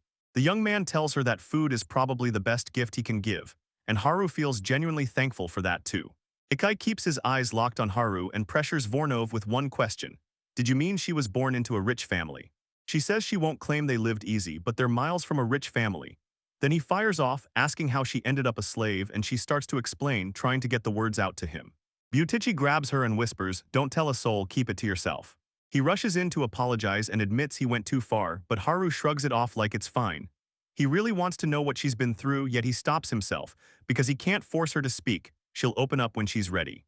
But he swears whatever dragged her into slavery, that his heart won't turn to hate, and when Haru thanks him, she vows that when the time finally arrives, she'll spill every secret he's dying to know. They burst out into the city. Ikai's gotta grab gear for the maze, and Haru leads him straight to the shop, so they walk right into an item shop. Ikai's mind drifts to Haru, and he can't stop thinking he needs to get her a couple of things too, like a bag, the right gear, and even a storage bag. And Haru tells him, "Don't worry, I'll look everything over for you." Ikai strides up to the vendor and asks straight out if they sell a gear bag and storage bags. When the seller questions him again, he finally points to one bag that can hold enough stuff for anything. Ikai freezes in shock. This thing is insanely valuable, not just anyone gets it, and they handed him one for free. He's already firing off a mental thank you to Dejiro. As they step out of the store, Haru goes right back to the food, begging for answers, so Ikai grins and says, "Grab some bread and dried meat for the road." Then he admits it, he's always wanted to eat like a real adventurer. Haru bursts out laughing and calls him spot on. They also recruit power engineers, and with a flashlight.q, Ikai tells Hauer exactly how many mazes crawl through this city. 3. Hauer lays it out. There's a beginner maze, an intermediate maze, and a high-level maze, and she's sure the intermediate one will fit both of them. Ikai nods and signs on to hit it. Haru tells you she still thinks you should tackle the beginner maze first, but then warns that there's a boss waiting on the 10th floor, beat it and you'll earn a reward. Then they head out of the store. Ikai leans in and asks Haru if she's ever taken down a boss. She grins and says, "Yeah, when I defeated him, I got a little boost in speed." That young guy's like, "Wait, this sounds insane." And he thinks, maybe I can even take on the boss. But then he realizes to become a fighter, he has to switch professions first, because that's where your status unlocks. Ikai studies his own traits, picking apart every detail like they matter more than anything. He realizes he's way stronger than he was at the start. Then he wonders, can he even read other people's status like Haru? Haru tells him yes, but only if the other person agrees. He just has to say their name. He can't believe it's that easy, so he goes straight for Haru's status. Its traits light up on the screen. Richie blurted, "This is insane." He never even guessed professions like that existed. Haru broke it down. The swordsman beast is a higher-ranked swordsman, but it's locked to beastmen. Only gods living in sacred places can grant it. No one can just switch into it on their own, and in this whole world there are only a handful of beast gods. Richie nodded like, "All right, I get it." He swaps his swordsman life for the beastman's swordsman path and acts like it's a walk in the park, then quickly decides the same professions can be changed. Trick should work on his companions too. He leans in and asks if Haru wants to become a beastman's swordsman, and she lights up, saying it comes with a ton of killer advantages. They grin and Haru leans in, begging her to promise she won't scream too loud when she spills her secret, and Haru's instantly hooked. She taps open her status and blurts, "How is this even possible?" Ikai admits it's one of his abilities, but even he has to call it weird. Haru snaps back that you can only switch professions if the gods allow it and only at specific places, but somehow it happened right here and in no time at all. She'd never even heard of abilities that could reshape what someone does for a living, so Ikai snaps, "Don't talk about this or it'll be used for crimes." He insists his own power lets him slip away from every crime scene safely, and then he warns, with abilities like this, criminals can be turned back into normal people. What? Ikai tells her straight up that there are plenty of things he can't spill just yet, then leans in and promises he'll explain everything later. The moment they arrive, they step straight into the maze. Ikai lunges into the chaos and starts punching monsters head-on. He swings a brutal slash and wipes out every monster in one shot. They sprint through the maze, cutting through every twist and turn. His level shoots up, and he can't believe it worked, because stealing that sword from the bandit was actually the smartest move yet. Now he calls Haru to press on. But she froze cold as if the world stopped, and every thought of her screamed, "Skip this, go to the next area." On the next floor, goblins suddenly swarm in. Ichai tells them, "Leave it to me," and Haru snaps, "Just be careful." Thanks to the Partalator. For Haru boost plus skills that jack up the XP, every monster she slays feeds her too, so she levels up fast while staying safely out of harm's way. Ikai launches into a spinning slash and carves through the goblins. After no time at all that's left of them are magic stones. Then boom, his level shoots up again and his hammer mastery unlocks. Ikai's grinning because his level is climbing exactly like he planned. One more step and he'll finally switch his profession to a fighter. Haru stares at the screen. Ikai's fuming, and Haru finally bites the bullet and apologizes. The young man steps in, gently presses his hand to her forehead and asks if she's really okay. Because she's been acting off this whole time, she insists she's fine but admits she's worried about two problems. Haru claims his slash power is just plain special, so what did he pull some secret training yesterday? He asks if everything's fine, then immediately flips it back. So what's the second problem? Haru announces her beastman swordsman just hit level 12 and Ikai lights up. Then Haru yanks the moment to a stop. She snaps, "That's not what I meant." Beastman swordsman is a top-tier job, and in normal mode it's brutally hard to level up. Yet she rocketed her stats just by slaughtering 4 monsters way too fast. Ikai knows this is the moment to step in, so he tells her to promise she won't tell a soul. Haru drops to her knees and swears on her life.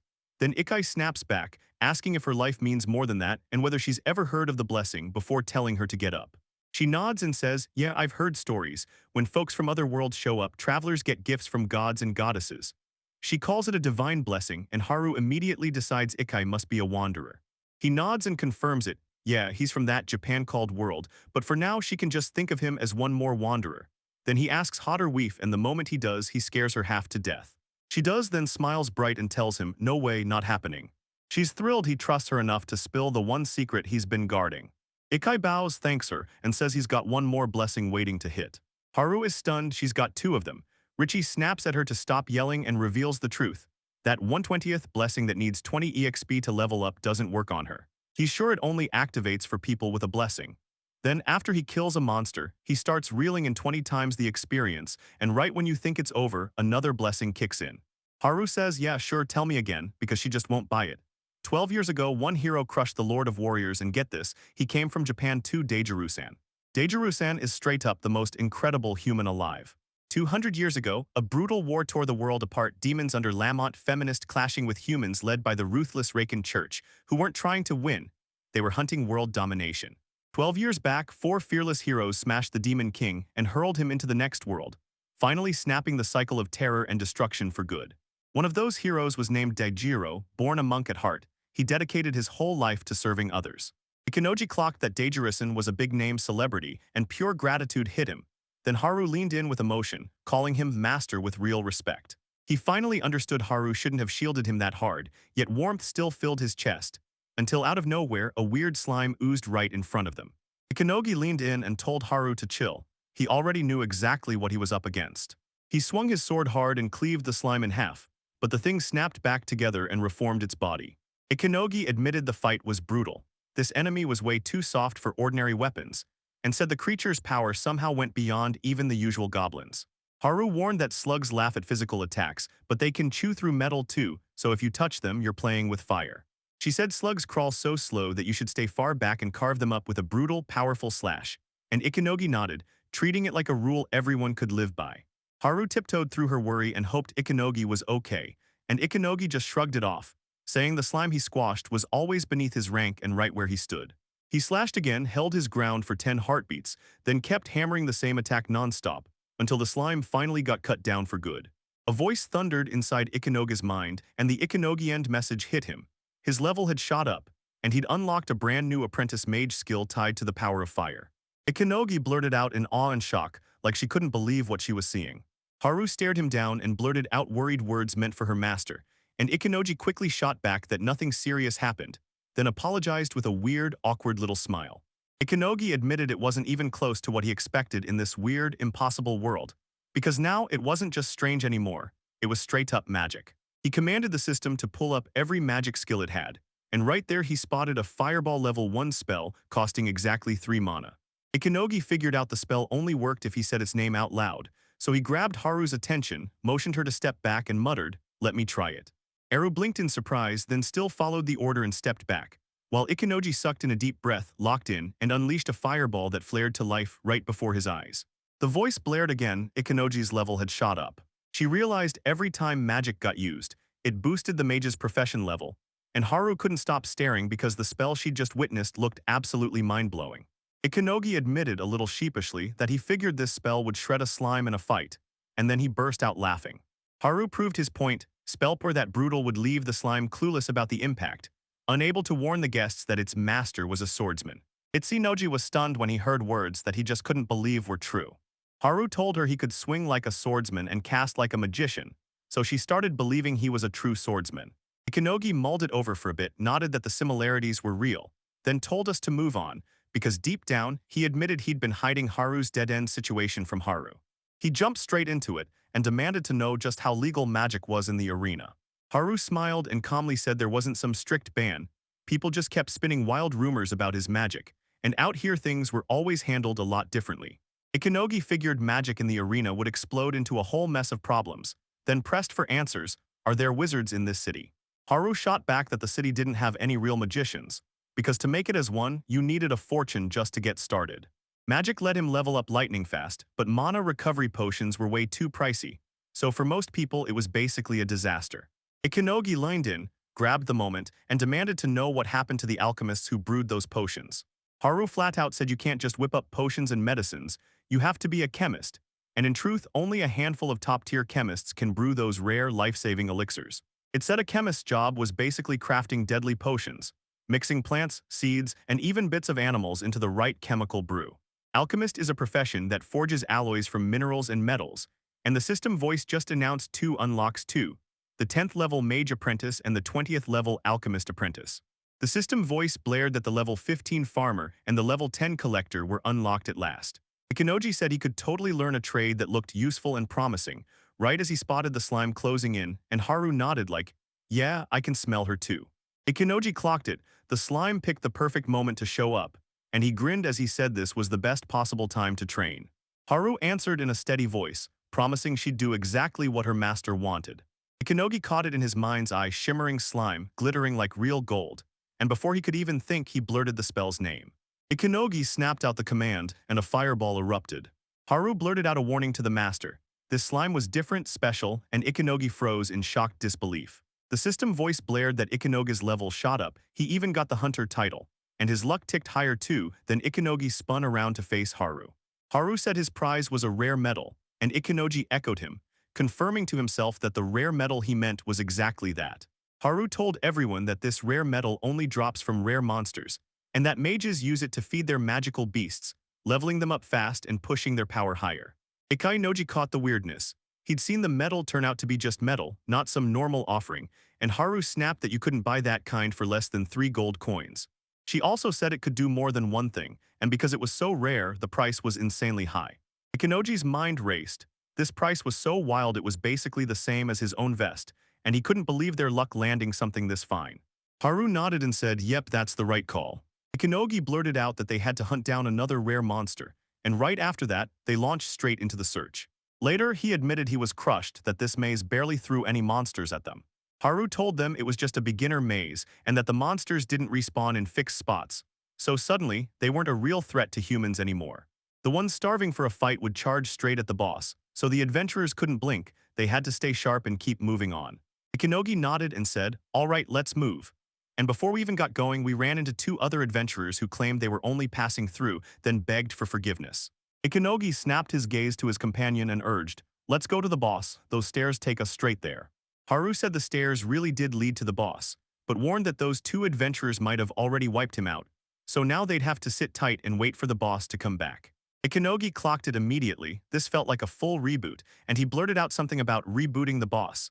Then they tore through the beginner maze straight into the boss room. Ikanogi said the door never budged, so the boss was already wiped out, while Haru told them to hold off and wait a moment before they cracked it open.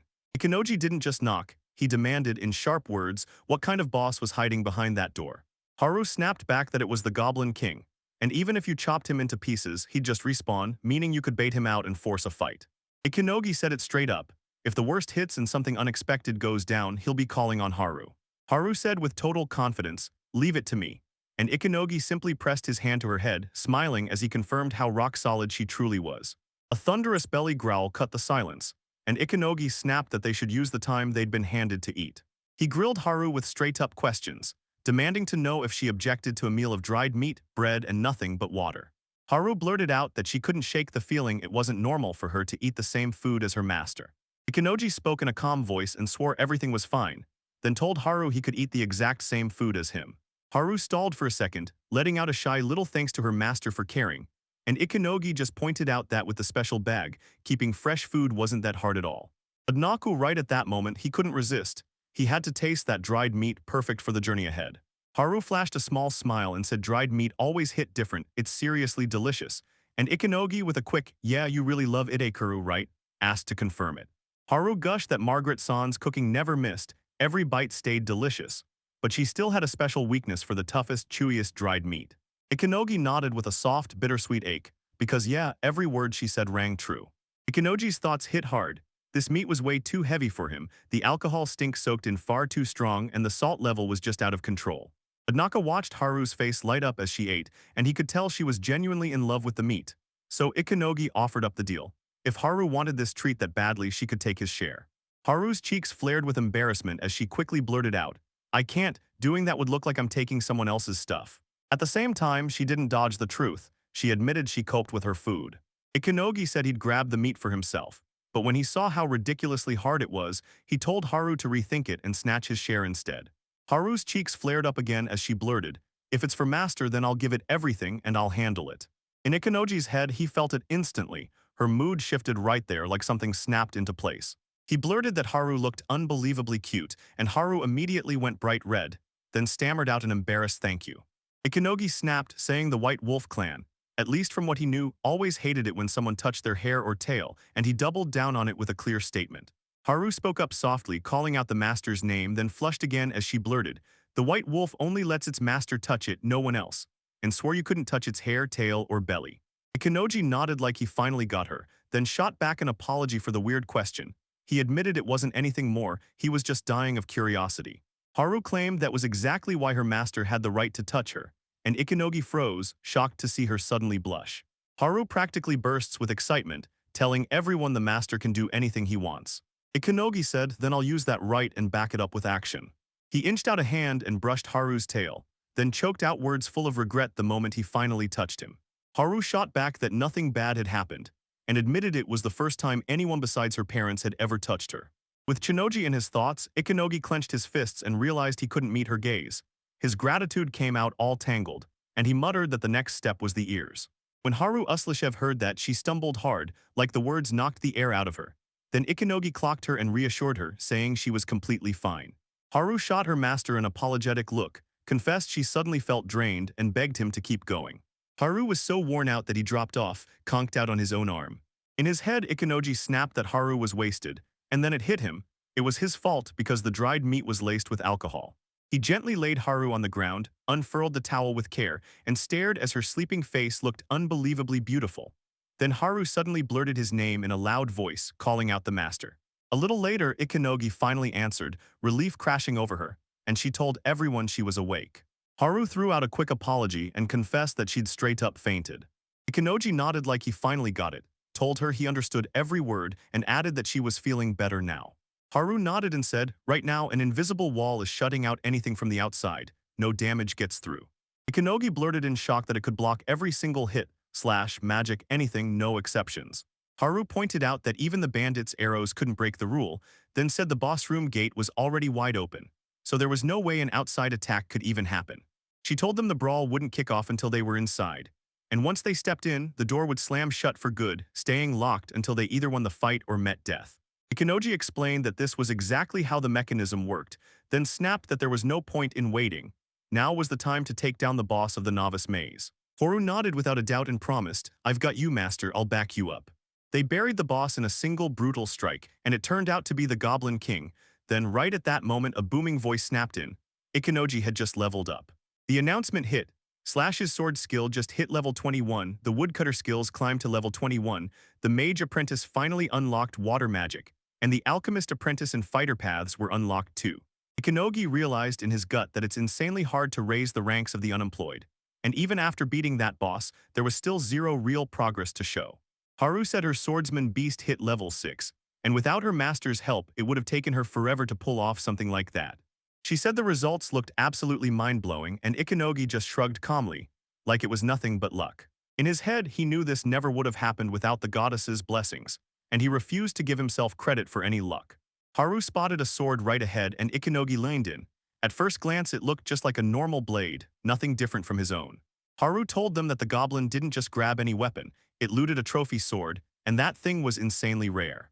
She said the master was insanely lucky, because this sword had a wicked special power. It could force goblins to obey its owner, doing every single thing he ordered. Ikanogi said it coolly like, now I can finally call the shots for the goblins, then warned, but don't expect any more battles with these monsters anytime soon. He insisted that one rare item was all they needed, and that was plenty, so Haru nodded and said, yeah, this is the right call.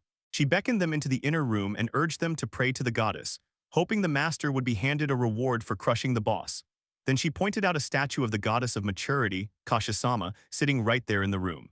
Ishinoji gaped at her, swearing he never thought he'd see her here at all. While Haru pointed out that if you really thought it through, everyone who'd shown up before had ended up crossing paths with this same goddess too. Ikanogi muttered with tired resignation that this goddess once blessed him so hard his experience shot up 20 times faster. Then he nodded and asked straight out if there really was a goddess who looked like a kid. Haru said there were 2 goddesses trapped in the bodies of kids, and Ikanogi quickly corrected him. He meant the blonde one who was so shy she could barely look up. Meanwhile, Torlulu was hurling talk about resistance somewhere else, and as she circled 4, 6, and 8, her face lit up. She'd won 3 times straight, and she shouted bingo. Haru leaned in and told him Torlulu-sama was a sunny goddess of leisure, and the one who watches over gambling too. Ikanogi said it all finally made sense, then hit Haru with the real twist. If he wanted the reward, all he had to do was pray to that goddess. Haru nodded, confirming everything. Ikanogi threw up a prayer, and right in front of him, Kushi materialized and joked that it felt like ages since they'd last seen each other. Ikanogi said it had been way too long since they last saw each other, then lit up and told her he was over the moon about the fresh start, the second life she'd given him. Koshi drawled that everything was fine, and then told Ikanogi she'd only dragged his consciousness here, before Ikanogi grinned and called it a double blessing. Kashi snapped that nothing needed to stay the same, because it all started with her own mistake. She said Torilul had it rough too, and the goddess went on, she was done hiding the truth from Ikanogi. Unemployed wasn't an insult, it was a real, fully-fledged skill. Ikanogi's voice shook with emotion as he praised the skill as truly amazing, and then he thanked the goddess with all his heart.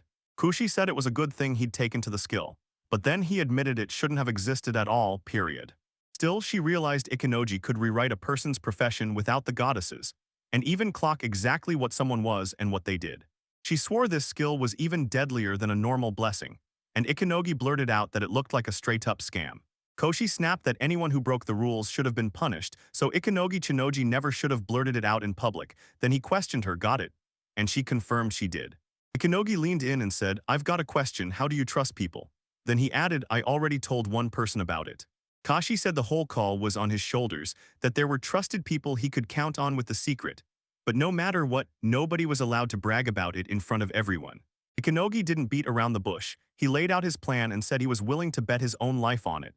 Koshi joked that this could have dragged on for ages and they should have eaten first, then she admitted it. This time, she truly trusted him. Ikanogi thanked her for trusting him, and Kashi teased that once this stage was cleared she'd finally pay up. Then told him she just needed to figure out what his reward would be this time. Ikanogi couldn't hold back his excitement. He'd been waiting forever for this exact moment, and he made sure she knew how grateful he was. All kinds of prizes spun on that reward wheel: kitchen towels, skills, items, armor. Kashi snapped that the rule was simple: throw the dart, and whatever it lands on is yours, and you've got only one shot. Ikanogi blurted out in shock, why is a plain kitchen towel even in the awards? I don't get it. He launched the throw right into the skills spot, and just as it landed, a voice blared out that he'd just unlocked a brand new skill: common language comprehension. Kashi told her it felt like this skill let him read and write in all kinds of languages from this world, and then, biting his lip with a little regret, admitted he'd dodged the kitchen towel reward, which left her genuinely disappointed. Ikanogi said this skill was insanely useful, and Kuchai fired back that, most of the time, losing talents like this never gets viewed as a win, because anyone can grind on their own and pick up a language. She told him the world was packed with mazes begging to be explored, and then she pointed out one Torilul owned, hidden right in Balasar. So she practically begged him to check it out the moment he finally got some free time. Ikanogi said he needed to set one crucial thing straight, and then Kushi jumped in, saying it was all about his little sister. So Ikanogi nodded and pressed hard to know one thing: was she really okay? Koshi told him she'd watch it the next time they crossed paths. Then Ikanogi thanked her, but right then Koshi vanished into thin air, and Ikanogi sighed, wishing he'd had the chance to thank her for real. Koshi stormed off thinking Ikanogi really had no business bringing a younger sister into all this. Haru beamed as she congratulated the master for his win, and Ikanogi snapped his gaze to her, demanding to know straight up what his partner had meant. Haru said no new items, that only means one thing: I just unlocked a brand new skill.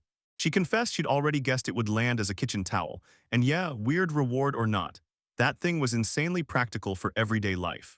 Ikanogi nodded and swore it was the real deal, then revealed he'd picked up a brand new skill: common language comprehension, and now reading and writing wouldn't trip him up anymore. Haru stared at it, shocked by how insanely useful it looked, and then realized her own work was finally getting easier. She shot up fast and snapped that she never meant anything bad about her master, especially since he could read and write. She made it clear, now that everything's translated, he won't need her help for reading anymore. Ikanogi calmly told Hirano not to panic, then dropped the bombshell that he came from another world and simply didn't know much about this one.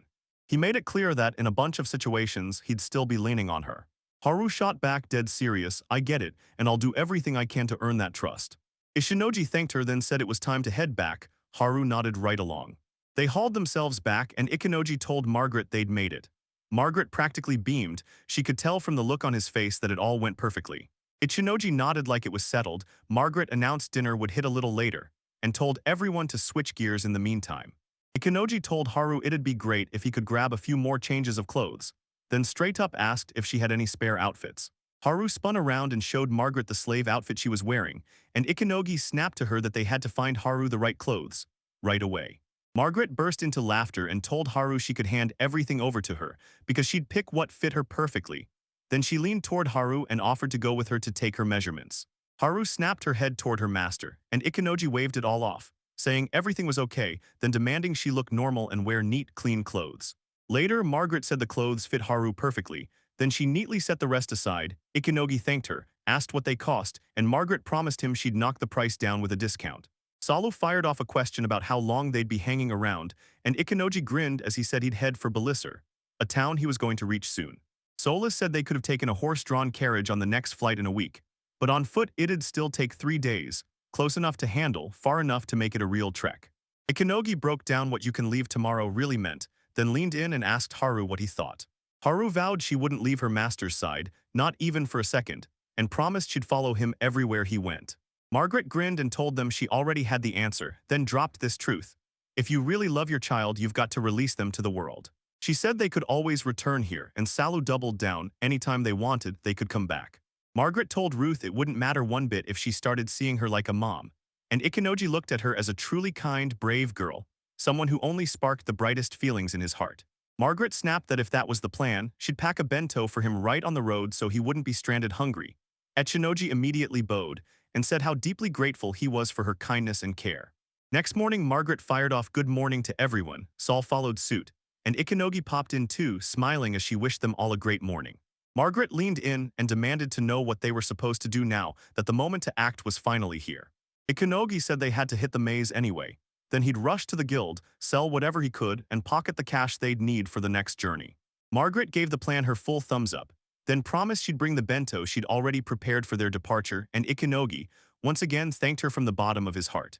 Next, they rolled into a foreign city and stopped right at the mouth of the intermediate maze, and Ikenoga's eyes widened at the crowd packed there.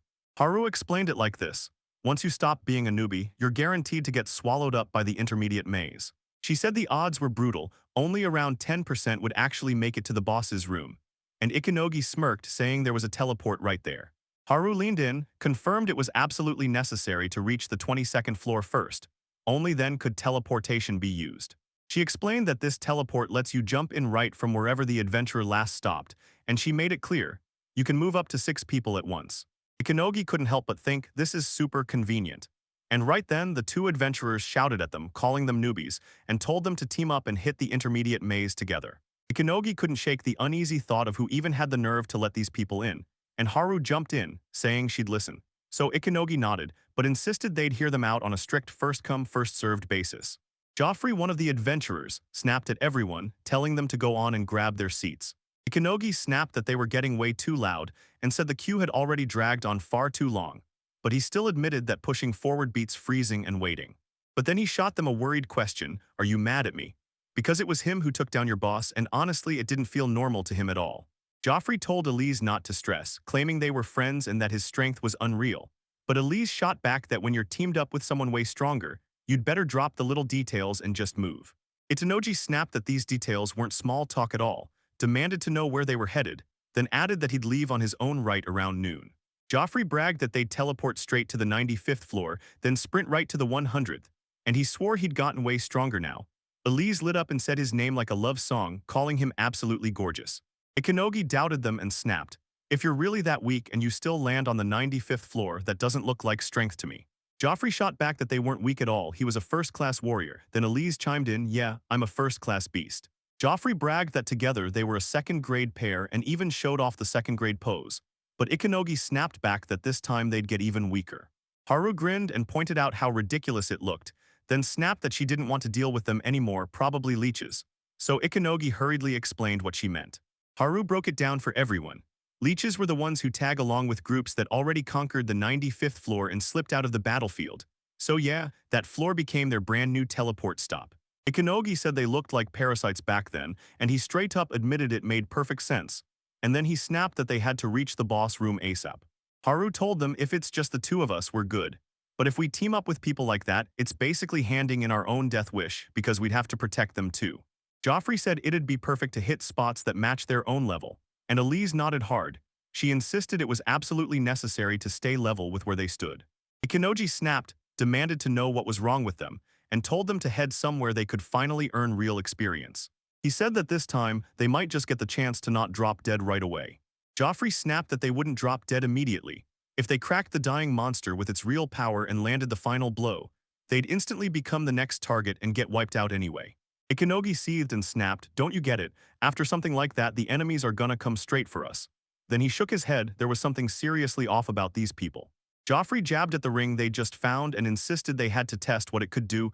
Ikenogi nodded, basically confirming to himself that the whole point was the ring. Haru's eyes snapped to it. There it was, a wedding ring sitting plain as day. Ikenogi smiled and called the name unusually calm for something like that, then leaned in and told Haru to say it again.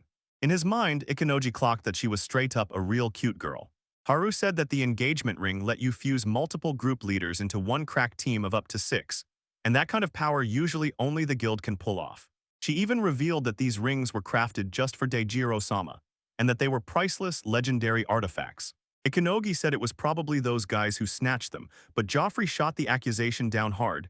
Then Elise blew up, demanding why he'd even entertained such a thought. Joffrey said they'd gotten those rings straight from Dejiro himself, about 12 years back when they escorted him through the city and he handed them the gift. Ikenogi told himself that even guys like them had once been able to prove their worth, and he shrugged. No matter where they found that ring, he was taking it for himself starting right now. Joffrey nodded and said it sounded brilliant, but he warned everyone, that ring mattered too much, don't you dare lose it. Itonogi nodded like he totally got it, then leaned in and told Haru to stretch out his palm. Haru stayed calm and agreed. In his head, Ikenogi finally admitted it. Haru was the real leader of their crew all along. He thanked his lucky stars that the ring could be tuned with magic, and once it snapped perfectly onto Haru, he couldn't help but grin. Elise said it was all set, then urged us to go right now. Joffrey shamelessly said he wanted every Noji to pay for it too. So the employee cut in and reminded him, pay the fee. And Ichinoji nearly fell over, shocked to learn teleportation came with a price tag too. They shoved into the intermediate maze and boom, ended up on the 55th floor, and Joffrey warned that once you hit the 56th, fish lizards start showing up, so Elise volunteered. Let me go check them out. Ikenogi stared at them and couldn't deny it. Those creatures looked built to smash anything in their way. Joffrey snapped back that they weren't much of a threat to seasoned adventurers. Then, of course, that was a total joke for *them*, and Ikenogi clocked that the whole place looked way too lively for comfort. Joffrey claimed the guild kept putting out hit requests, and Elise snapped back that one fish lizard was only an F-rank weakling. But the moment they swarmed together, they turned into a B-level nightmare. Ikenogi snapped to it and blurted that they'd forced him and Haru to finish the quest, and Joffrey said, we meant to kill the boss first, but then we realized we could have just come straight here. Ikenogi snapped at them, calling them idiots, and said, if you do that, you'll never get the reward, because you didn't even pick up the quest in the first place. Haru told Ikenogi, as long as you're registered in the guild, they'll still buy your stuff, and if a task fails, there are no punishments, and Ikenogi nodded like, got it, everything makes sense now. Joffrey said they could make a fortune as long as they didn't crack a single lizard scale, and sold every last one. Ikenogi shrugged and said it wasn't that bad, but inside, he realized the whole mess was quickly turning into a full-on headache for him. Ikenogi spun toward Haru and demanded if she'd noticed anything weird. Haru shook her head and said nothing happened, but she still warned that having no magical beasts in a place like that is almost unheard of. Ikenogi stared in shock as Haru said, yeah, once you push deeper into the maze's floors, stuff like this happens all the time. When they finally hit the stairs to the 56th floor, Ikenogi realized they had no clue how many monsters could have spawned in the time that slipped by. Haru snapped at him to stop messing around and stay sharp. Joffrey said the whole plan now hinged on Ikenogi and Haru, because the security was theirs to take over, and it was on them from here. Right then, an urgent scream for help tore through the floor straight from below. Ikenogi shot back to Haru, are you hearing this? And Haru immediately answered, I'm here, I'm right there. A massive lizard, fresh from swallowing one of the adventurers, lunged into view right in front of them. Right after that, the monster wheeled around and vanished into the dark like it never even saw them. Ikenogi froze in shock, sure they'd slipped by unnoticed. Then Haru snapped his head around and realized they were swarmed by a whole bunch of tiny lizards, and there were way too many of them. Joffrey snapped in alarm, saying this whole thing looked doomed, while Elise shot back that their numbers weren't nearly as big as everyone feared. Haru told Ikenogi to unleash his fire magic, because lizards had a nasty weakness to both heat and water. Ikenogi nodded and snapped a tiny fire spell into existence. He barked for a full retreat back to the 55th floor, right now. Ikenogi finally exhaled, because once they climbed higher, the monsters stopped chasing them. Joffrey lit up and shouted that his level had jumped, and Elise grinned right after him, because hers had climbed too. Ikenogi couldn't stand how carefree and reckless they were, but the bigger shock still haunted him. Because right there, a monstrous lizard appeared out of nowhere, gulped down the adventurer, and stole the one chance he had to save him. Haru said, cool as ice, that there was no escape, then pointed out the truth. These things must be brutally strong and breed like crazy, which is why the battlefield got flooded with monsters so fast. She said it all hinges on the reports. If they check out, the guild can roll out an A-rank adventurer to crush this threat. She agreed those measures were right, but if the lizards kept showing up in the same deadly numbers, this would spiral into something truly terrifying. Right then, Ikanogi spotted one of the monsters hauling itself up the stairs. It chopped straight through the lizard's head the moment it clawed its way up, and Haru snapped, "If that breeding keeps going, the floor's magic will drain out. Then the monsters will break loose and hit the next levels." So if they made it to the 55th floor, they could hit the teleport and burst out onto the surface. Ikanogi shouted that everyone had clearly heard him, then ordered them straight to the guild to report it ASAP. He said that with Haru at his side, they'd stay put and smash the monsters back. Joffrey immediately pumped his fist and handed over the case, bragging that he'd manage as a total rookie, and Lies echoed the exact same promise. Hinoji snapped at Haru to take off the ring, because once it was gone, they could finally team up and move like one. He said their job was simple: wipe out the monsters, then fall back fast, pinning them on the 56th floor before retreating to the 55th. He realized, as a fighter, he had to level up by tearing through them with his bare hands. And he even warned if they ever ran into another giant lizard, they'd have to bolt at once. Haru flashed confidence and promised she got his order, then Ikanogi barked, "Move out," and laid it down, level up fast and thin the enemy ranks at the same time. He told him it was time to stop acting young, and Haru nodded and backed him all the way. They fought tooth and nail, blasting back wave after wave of relentless enemy attacks. Soon, a colossal lizard boss crashed onto the scene, and pure terror hit them the second it appeared. Ikanogi snapped at Haru to get back. On the 55th floor, he realized, no way was that monster climbing these stairs with a body that massive. Right then, the system voice blared that Ikanogi had leveled up.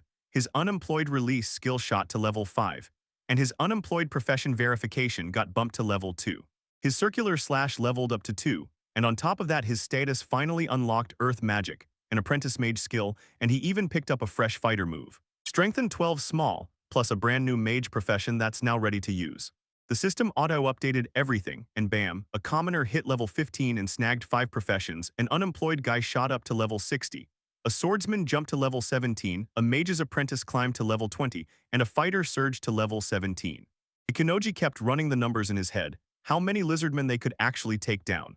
By his math, it was just 80, but once Haru's experience came into play, that tiny count turned into the equivalent of 24,000 enemies crushed. He flinched at first, then snapped into a grin he couldn't kill, because the speed of her progress felt unreal. Ikanoji even asked Haru straight up if she'd leveled up her power. Haru lit up and told everyone her swordsman beast job hit level 6, and she just unlocked a beefed-up sense of smell skill. She admitted, just like everyone expected, that the swordsman beast stat jump was absolutely insane. Then she grinned and swore she could finally pull off the same legendary swordsman's feats again. She swore her speed had already matched, or even blown past, his, and that meant she could shut down every single attack, even from the fastest bandits. Ikanoji leaned in and asked Haru if she was ready to keep fighting, and Haru shot back with a confident grin that she felt totally fine. Hinoji grinned and said, "Now we finally get to take down one of those giant monsters." They sprinted up to the stairs for the 56th floor, and saw the enemy huddling together like they were about to strike. Ikanogi told them to strike first, then immediately cut in with a sharp slash and a quick little fire spell. He stared at the shot and knew it was dead on. Haru gasped in shock, stunned by how powerful this magic was, way beyond anything she'd ever imagined. Ikanoji insisted it was just a tiny flame at first, but then those special factors kicked in and it exploded in power. Then he told them to lock in on the enemies right in front of them, and Haru nodded hard, readying himself for the next fight. Ikanoji barked at Haru to leap right after him, swearing it was non-negotiable, and Haru nodded like a soldier, answering that she got it. Ikanoji unleashed his circular slash technique, and with one earth-shaking strike, wiped out a whole wave of enemies in a single hit. Haru couldn't believe it, one single move and he wiped out so many enemies. Ikanoji realized it wasn't luck at all. He'd only switched professions a moment ago, and that timing let his tiny fire spell explode with terrifying power. He told himself, whenever I cast magic, I jump straight into roles built on magic unemployed. Swordsman, mage apprentice, alchemist, a mage. And every time he's about to clash with a blade, he changes into roles that supercharge his combat. Unemployed, swordsman, swordsman's apprentice, fighter, then hunter. Because he could juggle 5 professions at the same time, he could swap them on the fly and unleash the perfect one at the exact moment it mattered most. He pointed out this is the perfect way to turn an unemployed person's skills into something massive, stack the first, second, third, fourth, and fifth professions. And right as he finished, a giant lizard boss burst into the arena. Haru snapped around to face her master, worry blazing across her face. Ikanoji told her to stay back and swore everything was under control. He spotted a monster with a huge mouth looming ahead, and instantly knew it was coming to swallow him whole. He suddenly ditched his old life, then swore he'd cook that monster with something scorching. Then he flicked a tiny fire spell forward, and it instantly flared into something way bigger than just a little flame. Haru lit up and praised him, saying the master, just like always, somehow pulled off an absolutely massive win. Ichinoji blurted, "Are you hurt?" Then he realized something was off. After they smashed the big lizard, they just bolted and left the dropped loot behind. He admitted that stacking this many drop by drop would be a nightmare, even if the loot was absolutely insane. And he added that he still wanted to keep training against these enemies a bit more. The system's voice blared again, and it shouted that Ikinogi had leveled up. Ikinogi froze, shocked, realizing his level had climbed once more. The voice kept firing out the news. His commoner stone throw technique had finally leveled up, and the apprentice mage snapped into a brand new power, lightning magic, all thanks to his improved skill. The mage skill surged his power with a fresh magic boost. The apprentice alchemist skill unlocked alchemy and handed him 20 alchemy recipes, and the hunter skill tweaked his impact just a bit. The merchant's mineral identification skill has leveled up into a longer, extended form, now TH. He can pinpoint food and minerals with pinpoint accuracy. Ikinogi panicked, swore his head was about to blow from all that new info, and told the system to pull up his status. Then the voice confirmed he'd unlocked the title skill * mania and the title skill * sorting *. The system voice blared that if he used the skill sorting skill, he could shuffle every ability, except the title skills, into a secret side screen that's locked out from everyone's eyes, only visible to the owner. Haru leaned in, genuinely curious, and asked her master if he'd actually landed an awesome, useful skill. Ikinoji nodded, then shot back, "So what you snag?" In his head, he admitted the skill was actually useful, but right under it sat some brutally awful ones, and the thought of anyone spotting them on his list made his stomach twist. Joffrey barked at him to stop, shouted that he was a novice, and asked if he was all right, while Ikinogi stayed cool and said the guys were running late so they didn't need help right now. Joffrey swallowed his pride, apologized, and admitted they were totally lost in this place. So Elise told them to bring their group to the teleport since they couldn't pull it off by themselves. The magic stone collection kicked off, and Joffrey's jaw dropped when he saw just how huge they were. He blurted out that they were unbelievably big, and Elise nodded right along, saying it was all exactly like they'd expected. Haru asked what expectations even meant, and Joffrey clocked it right away. How newcomers pull it off, and it looks ridiculously impressive. So he told him that was an amazing result, and honestly it wasn't bad at all. Elise lit up and praised how wild it was, then pointed out that it was nothing but magic stones and scales. Ikinogi snapped a reminder that they were supposed to file an official quest to take down the lizard men. Yet it was just the two of them, and the only adventurer he'd laid eyes on was already swallowed by the monster. Joffrey smirked, pleased as punch, and announced he'd shut down every single request so no other adventurers could grab them first. Elise gasped in awe, screaming that it was exactly what she'd expect from the real genius named Joffrey. Joffrey leaned in with total confidence and said that as long as they had something to sell, they'd be fine. Then Elise stared at him like he was a legend, praising him again and swearing he was just unbelievably awesome.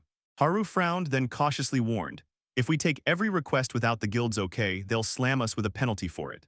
Joffrey snapped back in shock and demanded if this was really serious, while Elise got distracted by the loot and gushed that the monster's scales were amazing. Meanwhile, Ikinogi just seethed inwardly at how much of an idiot Joffrey was. At the Adventurers Guild, Ikinoji marched up to an employee and told him he wanted to sell magic stones and all kinds of materials. The employee stayed cool, said he got the request, then demanded proof that he really was a registered adventurer. Haru said it'd be awesome if they could unload everything for the best price possible, and Ikinogi nodded hard, backing her up without hesitation. One of the adventurers mocked them, bragging that they'd marched straight into the beginner's maze like always, and claiming there was no way they could have scraped together a fortune that big from there. And then he went for Haru, slamming her with cruel words, sneering that it was a disgrace for a woman like her to be stuck with a master so pathetic. Ikinoji yanked Haru's head down and barked that if that was everything he had to say, then there was nothing left to add. He soothed her anger by telling her to breathe, and right away he realized they'd been clashing less since yesterday. So when the adventurer saw that and still didn't get it, they blurted out, totally confused, "What do you mean?" Ikinoji kept going and said his opponent was already tied up, leaving only one move, provoke. Then he smirked and said that's exactly what you'd expect from someone who calls themselves noble. The adventurer blurted out that he was finally ready to throw down, and Ikinoji snapped back, reminding him he'd already agreed, then said, "All right, let's head to the arena." In the arena, the adventurer smirked and claimed Ikinoji came here by his own choice, and if he ended up dead, it'd be called an accident. Then he jabbed a finger toward the punishment room sitting right behind the arena. Joffrey shoved in and declared this was the punishment room, and Elise chimed in that it's basically their second home. Ikenoji snapped at them to stay quiet, saying he still had prep to handle before the fight could even start. The adventurer burst out laughing and blurted, "I never saw this coming," because once Ikenoji realized what class he was, he expected him to bolt and disappear. He also made it clear he was going after a bounty from Master Yurguru, dead or alive. A guild worker threw himself in their way, begging them not to fight, and then hurriedly apologized for the wait, before claiming the total came to a whopping 32 sun su. Ikenogi thanked him, then the adventurer spun back to the receptionist and demanded the arena be set up for a duel, so this brat could finally throw down with him. The guild clerk blinked in disbelief, asked again, then slammed the brakes and snapped that Ikenogi's opponent isn't some run-of-the-mill adventurer. The adventurer cut her off and snapped, "It's fine," and the guild employee blurted out an apology, fixing the misunderstanding on the spot. The adventurer snapped that he'd teach this upstart what it means to fight for his life, and Ikenogi clocked one thing fast: his opponent wouldn't stop talking. The adventurer pushed forward and told them, "I'm just here to teach you, Ikenogi won't die." Then he smirked and added, "And if anything goes wrong, nothing truly terrible will happen."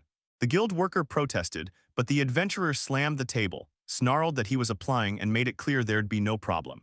Ikenogi stayed calm, told them everything was fine, and asked the guild staff to take care of it for him, then quickly apologized, even though it didn't need to become this much trouble. The guild employee nodded and said he got every word. Then he told him they could finally keep gearing up for the duel. Ikenogi grinned and said he was good with everything, then swore to everyone in the room that he'd handle the final rent payment. The guild official snapped the rules into place and promised this: if no winner shows up within 10 minutes, the duel gets cut off. With a grin like a warning, the adventurer promised he'd strike only when his opponent was perfectly ready, because he called it mercy when the stronger one didn't waste the fight. Ikenogi thanked him, but then he leaned in and whispered that the opponent's moves felt way too shady, like he was clearly planning something, because this duel was supposed to be a straight one-on-one fight. The adventurer smiled and told him not to worry at all. He said it was set up just in case Ikenogi suddenly bolted to run. Inside his head, Ikenogi clocked the eerie hidden faces of his opponents, and it only made his doubts sharpen because every expression screamed that they weren't hiding anything pure. Ikenogi snatched the rent, passed it over, and told him everything was crystal clear now, no need to worry at all because he'd pay that debt back for sure. The adventurer sneered and bragged that he'd snagged a coin right out of thin air. Suddenly, Ikenogi exploded forward first, swinging for the opponent's stomach and landing a lightning-fast hit. The adventurer blurted in pure disbelief, gasping out, "I never expected this, so tell me, is Ikenogi really a fighter?" Ikenogi snapped that his opponent still had the breath to talk, so this punch didn't land like it should, because if it had, the win would have been way too easy. The adventurer erupted into laughter and said he was spot on taking out that insurance, because these fighters hit like monsters, yet they're ridiculously easy to wreck with magic. Then he threw the signal out, roared at his allies, and called them in to slam straight into battle. The three mages struck at the same instant, launching their spells together, and a tiny fire spell burst out as one. Horus shrieked at her master, fear slamming into her as if it had teeth. The adventurer roared in triumph that he'd nailed the target. Then his smile shattered into pure horror when his attack did absolutely nothing. Ikenogi kept it cool and said the real magic was finally time to show, then promised his opponent would pay for daring to try him. Then he threw out tiny spells, tiny stones, tiny winds, tiny waters, and tiny flames. The flames erupted so violently that everyone nearby froze in pure shock, because this power blew right past any normal small spell. Ikenogi fired again, then yanked the flames back, canceling the summon and shutting it down for good. The adventurer snapped in frustration, yelling what kind of creature this was and cursing it out, while Ikenogi stayed cool and said his opponent didn't have a clue what he was, even if he tried to name it. Ikenogi's mind accepted it, and a heavy, heartbreaking feeling settled in. Sure, it was true, but it was still tragic. Then he roared at the adventurer to deliver the message to his noble, swearing he was a coward who would rather run and cower than face anything. No, warned that if anyone ever hurt his friends or dared offend Haru, he wouldn't hold back anymore, even if the target was a noble. Ikenogi drove the point home by saying he'll squeeze the enemy for everything they've got to make his message hit. Then he threw himself forward in a brutal lunge, slashing with everything he had, and Ikenogi sent one of his opponent's legs flying. The adventurer let out a blood-curdling scream of terror and agony, shouting that his leg had been torn clean off. A guild worker stepped in, told Ikenogi to stop, "You've done enough," because he was only trying to help, and the adventurer erupted in a scream, panicking as he shouted that his leg was injured and that it hurt over and over.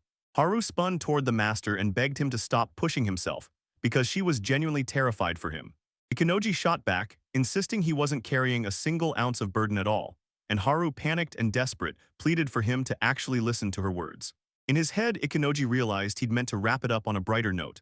But the moment he tried to do everything perfectly and with care, exhaustion slammed him hard and left him wiped out. Because he and Haru had to throw magic into their fights, word about what really went down spread like wildfire. And suddenly, the adventurers who used to try picking fights with them just stopped coming. Joffrey admitted he never expected Anubai to hit that hard, saying the guy was seriously powerful, while Elise couldn't stop praising how insanely amazing Ikenogi was. Joffrey said the world is insanely huge, and Elise nodded like, yep, it's even bigger than you think. Ikenogi told them that if this plan went down, he and Haru would have to vanish out of the city, because if anyone caught wind they were leaving Margaret's place, they could come after her. He told them to lay low and let the crew handle the timing, and Haru nodded like, got it, I understand. The man called everyone into the carriage, swearing they were headed for Belisora. Then Ikenogi shot for a two-person ticket, turning to Haruif to ask if she'd end up sick at sea. Haru shot back, nope, seriously, it'll be totally fine. Ikenogi said he got what she meant, but then he hesitated, worried he couldn't pull off rescheduling the trip himself. Not after it was his very first time riding in a carriage. Joffrey snapped his attention to the newcomer and bragged, you've wiped out a ton of monsters, and you even grabbed that loot for a massive price, which is honestly a steal. Elise admitted that even after the fines, they still pocketed a huge profit. So yeah, it was amazing. Then Joffrey snapped back that they'd already blown every single coin they made. Ikenoji blurted out that it was amazing, then quickly added, yeah, they had already used everything. Joffrey snapped, yeah, it's real, we blew all our money on that guy, and now we're gonna ride him into brand new adventures.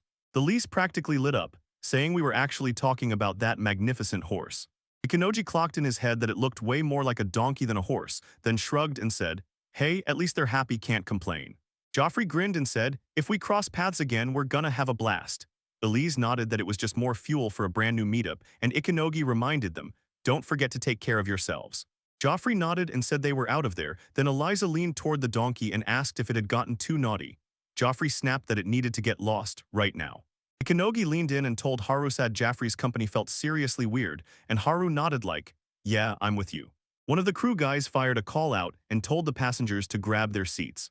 Margaret sprinted toward Ikenogi and Haru, clocking them just barely making it. Salo snapped that Margaret was the reason, she was just too slow. Margaret flashed a small smile and asked if he wanted to say goodbye, but Saul snapped back that she still hadn't managed to drown those old thoughts, and Margaret shot back, demanding he quit messing around. Salo shoved her forward, barking that she needed to pass along everything she'd made. So Margaret hurried the sandwiches over and Salo insisted, don't forget the water too. Ikenogi thanked them for worrying about him, and Margaret beamed that they'd always be welcome there. Ikenogi vowed they'd return here someday, and that Margaret would cook for them again, this time with souvenirs in hand. Then Haru lifted her chin and swore in the name of the White Wolf tribe that she'd never forget the kindness and care they gave. Margaret told them to guard their health, insisted they could come back anytime, and Salu chimed in that they had to look out for themselves too. Then they both pushed for one promise, meet here again. On the crew board someone had scribbled, the city of the labyrinth, a place where you'll always bump into new friends and fresh allies, and it even flashed welcome to Florence, like the city was begging you to step inside. Ikenogi stared at the inscription, grinning because he could finally read it. Then Haru lit up and said she was just as thrilled. They kept moving and Ikenogi couldn't stop thinking, jerky for breakfast sounded rough, but somehow it wasn't a total disaster either. He figured he'd had plenty, so he offered Haru something to eat too, no way she'd stay hungry. Haru shot back, refused to eat more, and told her she'd already been fed enough. Then he smirked, saying she could apologize for staring at him if it somehow ended up bothering him. She told him the room was crawling with bugs, and she was hunting them down so they wouldn't ruin his food.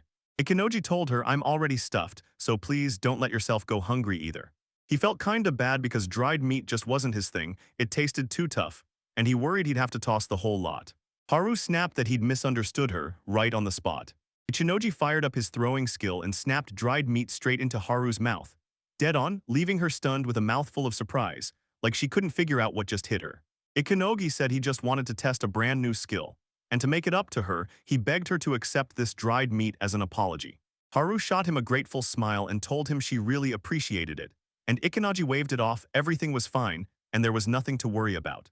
Ikenogi caught himself thinking, I just wish those other passengers wouldn't stare or judge. And then he remembered how insanely convenient it is to peek at your status straight from your own head. His profile snapped onto the screen name, Ikenogi. Race, human, class, unemployed, level 62, and the skills list went wild, fighter 18, swordsman 18, squire 19, hunter 25. His stats screamed perfection. HP 413 413, Magic Energy 72 72, Attack 469, Defense 410, Magic Attack 88, Magic Defense 101, Speed 479 and Luck 66. Backed up by cloth armor, leather boots, an iron breastplate, and a sharp iron sword. He had level 2 swordsmanship down, plus level 2 slash and a level 2 spiral swing, along with a small boost to his sword skills. And his titles already screamed Rare Hunter, Dungeon Conqueror, Skill Maniac, and Skill Sorting. It came packed with switchable roles. A level 31 Commoner, a level 1 Farmer, a level 25 Hunter, a level 14 Forester, a level 28 Squire, a level 26 Mage Apprentice, a level 6 Merchant, a level 1 Spearman Apprentice, a level 19 Swordsman, a level 1 Archer, a level 1 Woodcutter, a level 1 Hammer Master, a level 6 Alchemist Apprentice, a level 9 Sailor, plus a level 18 Fighter, and even a level 1 Playboy. Divine Blessings blew his experience sky high. He gained 20 times the EXP, and somehow he could level up using just 1/20th of the usual required experience. Ikenoji muttered to himself, so many jobs, I've actually got options now. And he couldn't help but grin at how insanely convenient the system was. It doesn't just list the profession, it spells out the exact requirements to get it. Then he grabbed Haru's attention and demanded she hand him hers. Ikenogi's heart practically bowed to the gods for letting him live in this world. But he snapped back to the one mission that mattered, track down Daijiro and thank him for everything. After that, he set out to crank up the unemployment rate for the unemployed. And somehow, that brutal goal became a priority mission. For now, he decided to soak up this calm ride with Haru right beside him. Haru felt a rush of embarrassment, but she still thrust out her hand and told him, if you want to, you don't get to let go. Ikenoji blinked in surprise. Her hand felt weirdly soft and that touch somehow felt amazing. In his head, the card oozed a killing intent, so thick only men could feel it. He admitted he couldn't stop thinking about how long it'd take to reach the city. Haru shouted at him and he nodded back like, got it, I understand what you're hinting at. Haru shot back that it could already be too late, but Ikenoji refused to budge, insisting it was never ever too late. He realized this card had zero adventure in it, and he figured if he said that out loud, it'd sound weird as hell. Eru said it softly but with iron certainty, even I can't pull that off and I'm your master. Her reason hit like a dagger. She didn't believe the dead could ever be dragged back to their world. Ikenoga's eyes widened in shock. Then Haru blurted, that's a monster attack for sure, because she can smell human blood and she's tracking a huge trail monsters left behind. Ikenogi couldn't shake the feeling that someone was pulling the monster's strings. Haru snapped him back to the fact he'd already promised this before and then hit him with the question, so what are we doing next? Ikenoji said it was all set and shouted that it was time to go. This was their stop. He thanked the driver for the ride and the man waved them off, telling them to look after themselves. After that, Ikenogi and Haru didn't slow down. They pushed deeper into the forest, chasing whatever waited ahead. Haru leaned into her master and warned that the stench of blood was getting louder. Then, right after, they found the monsters right in the middle of slaughtering people. Haru grabbed their attention and warned them, don't surge ahead, this place is way too dangerous. Ikenoji couldn't wrap his head around why monsters were swarming this place, but either way, they were getting dragged into the fight, no excuses. He told Haruto watch the wolves, then promised, I'll handle the bears. Ikenogi carved through bear after bear with ruthless skill, moving with ice-cold determination. Right out of nowhere, the bears snapped out of their focus on him and started clawing the dirt like they'd found something buried. In his head, Ikenoji couldn't stop panicking. What was going on? Why everyone suddenly turned their backs on him, and why they were clawing at the ground like they were desperate. He suddenly got the sick feeling. They weren't just wandering around, they were digging with one goal, to break into something hidden underground. Ikenoji shrugged it off, because enemies stood right in front of him, and they didn't get the luxury of turning their backs while he pushed forward. He ditched his old life, snapped into a new calling, and summoned blazing fire, ready to unleash his magic. Meanwhile, Haru tore through the chaos and struck down the bear that was about to maul Ikenoji from behind, right on time. She shot an apology back at him and admitted she only did it out of pure fear. She didn't want her master getting hurt, so she went ahead without his orders. Ikenoji snapped back that she'd done the right thing and that she'd actually saved him, so of course he was grateful. Meanwhile, Haru admitted she was thrilled just to be useful. The system voice blared, and boom, your water mage's skill shot up to level 2, while a brand new swordsman ability, dual weapon proficiency, kicked in too. Haru couldn't hold back the heartbreak. Yeah, they won, but they still couldn't save a single soul. But Ikenoji shot back that they still had a shot at saving at least one person, because the monsters totally ignored him and started clawing at the ground like they were digging something up. He spotted the buried box and yanked it open, only to see a person trapped inside. He whipped around to the man in the box and demanded he throw him a sign. Turns out there was a real, living girl trapped in there. Haru snapped that a fresh wave of monsters was on the way, And yeah, there were a lot of them, tracking the main road to the right, though they were probably spilling a bit off to the side. Ikanogi told them to get ready, and Haru just calmly shrugged. She said she had nothing to worry about. Ikanogi snapped around to the man in the box, told him a fresh wave of monsters was on the way, and ordered him to hold tight while they took care of it. The girl shrieked, demanding they let her go right this second, because if they didn't, it would all be over. Ikanogi thought she's just a kid asterisk, yet now she's a slave and she still looked close to his little sister's age, which shattered him. Haru called out to the master and snatched his attention. Then she blurted that the monsters had suddenly frozen dead in their tracks and scattered away from them. Hichinoji let out a breath of relief, and it felt weird, but honestly it was still oddly pleasant. After a quick breath, he turned to her and apologized, swearing he couldn't save her owners. The girl slammed the words out, furious and shaken. It happened again, and it's all my fault. She told them she had no clue who they were, then still demanded they kill her. Onoji snapped when he heard it, slammed the girl on the head, and swore he wouldn't kill her, pure fury burning in his mind like, how could a kid say something like that? Haru leaned in and warned her, there's a real chance she's a rented slave, and if they kill her without a solid reason, the heavenly court will slap a criminal skill right onto the killer. Ikanoji insisted he never meant to kill her in the first place. Haru snapped back that wasn't what she was saying, but Ikanoji leaned in and reassured her. He just wanted to clear up what really happened to the girl. He called the girl by name and demanded to know why she'd been buried. She was still a hired slave, still officially owned by her own slave. Haru couldn't stop asking what kind of awful thing that little girl must have done to get them to bury her alive. Ikanoji said even if she doesn't want to spill the truth, it won't change a thing. Then he stepped in and offered to bury the dead right there since the hole was already dug, and Haru quickly laid out what happens to the victim's belongings. Because under the rules, whatever they find first, they claim as their own. Ikanoji insisted they weren't short on money, so they'd leave everything to the dead, bury it just as it was, and only focus on grabbing monster trophies. Later, Ikanoji said it was time to move on. Haru called out to him, and he nodded to confirm she was right. Then he snapped his head toward the girl and told her, my name's Carol and we're heading to the town of Belisur. Carol just shrugged and said, don't sweat it too much. Ikanogi admitted they were pretty lost, so he leaned in and asked Carol if she knew the way to the city, then straight up begged her to help and guide them. Carol nodded, grinned, and told them, just stick with me. They marched straight for Torlulu's domain, and before long Carol jabbed a finger ahead. Those towering walls were Belisurs, the massive city that made even Ikanogi stop and stare in awe. Before long, they slammed up to the city gate. The guard standing there took Carol's words in, every person she'd been with was dead. And he nodded along, confirming it, then turned to Ikanogi and Haru to thank them for getting the girl back. Then he demanded each one press a hand to the crystal right there, so the truth could be verified. They ended up in the city's central square, and Ikanogi blurted out a wild question about slaves you could rent out. But he realized those slaves only belonged to their employer for a limited time, and his mind raced with one dangerous question. Could they bolt the moment their chains were up? Haru snapped back that slavers will try everything to stop their slaves from escaping or killing themselves. So for those poor souls, all they can do is beg someone else to take the fall. Ikanogi figured in his own head that even murder wouldn't be a real problem for him, because he could just switch jobs whenever he wanted. But he knew the second he landed a real job, his unemployed status vanishing, he'd lose the power to switch professions, so he had to be razor-sharp and only take down criminals. In the end, he realized he couldn't shake off that special class of unemployed, so when he heard, I quit my job, it hit like nothing, because those words meant absolutely nothing to him. Then he snapped that Carol had to be taken straight to the slavers, and on the ride over, Haru suddenly jabbed at the statue of Torlulu. Ikanoji spotted people praying right beside her, and Haru leaned in and said, years ago, this guy offered to worship the goddess with zero fuss, no fancy rituals, just straight prayer.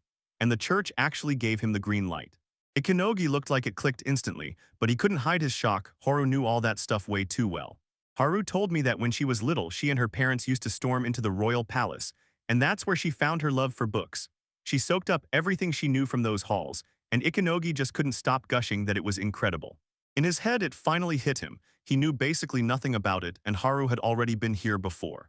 He realized he'd barely shared anything about himself, so he vowed that next time they'd lay it all out, talk openly, and just enjoy a real, heartfelt chat. Ikanogi suggested they take a breather, catch their thoughts, and figure out where they should go next. Haru nodded right away and told him she'd go with him. Carol shot a doubtful look and asked, are you sure I can jump in too? Ikanoji shot back with total confidence, telling the kids they didn't need to stress. Torlulu had his back, and that basically meant the goddess would light up if she gained even more followers. Carol snapped back that she wasn't a child, and Ikanogi instantly swallowed her pride and apologized for treating her like one. Carol leaned in and spilled the truth. She's half a mini-human, so she looks way younger than she actually is.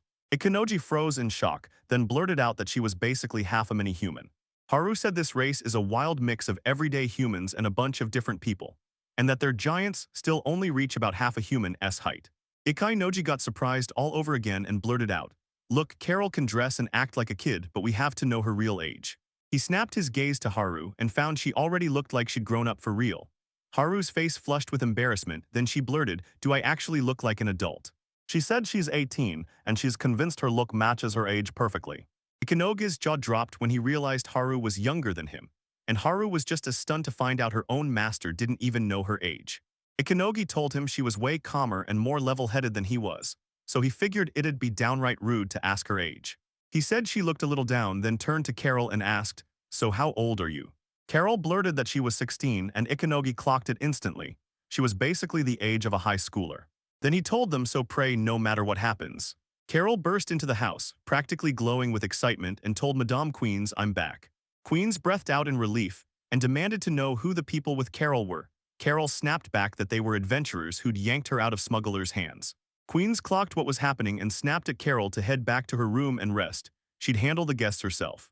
She thanked them for rescuing the girl and immediately apologized, because that kid hates himself, and this is the fourth party of adventurers to run into Carol, so you can only imagine how brutal it's been for her.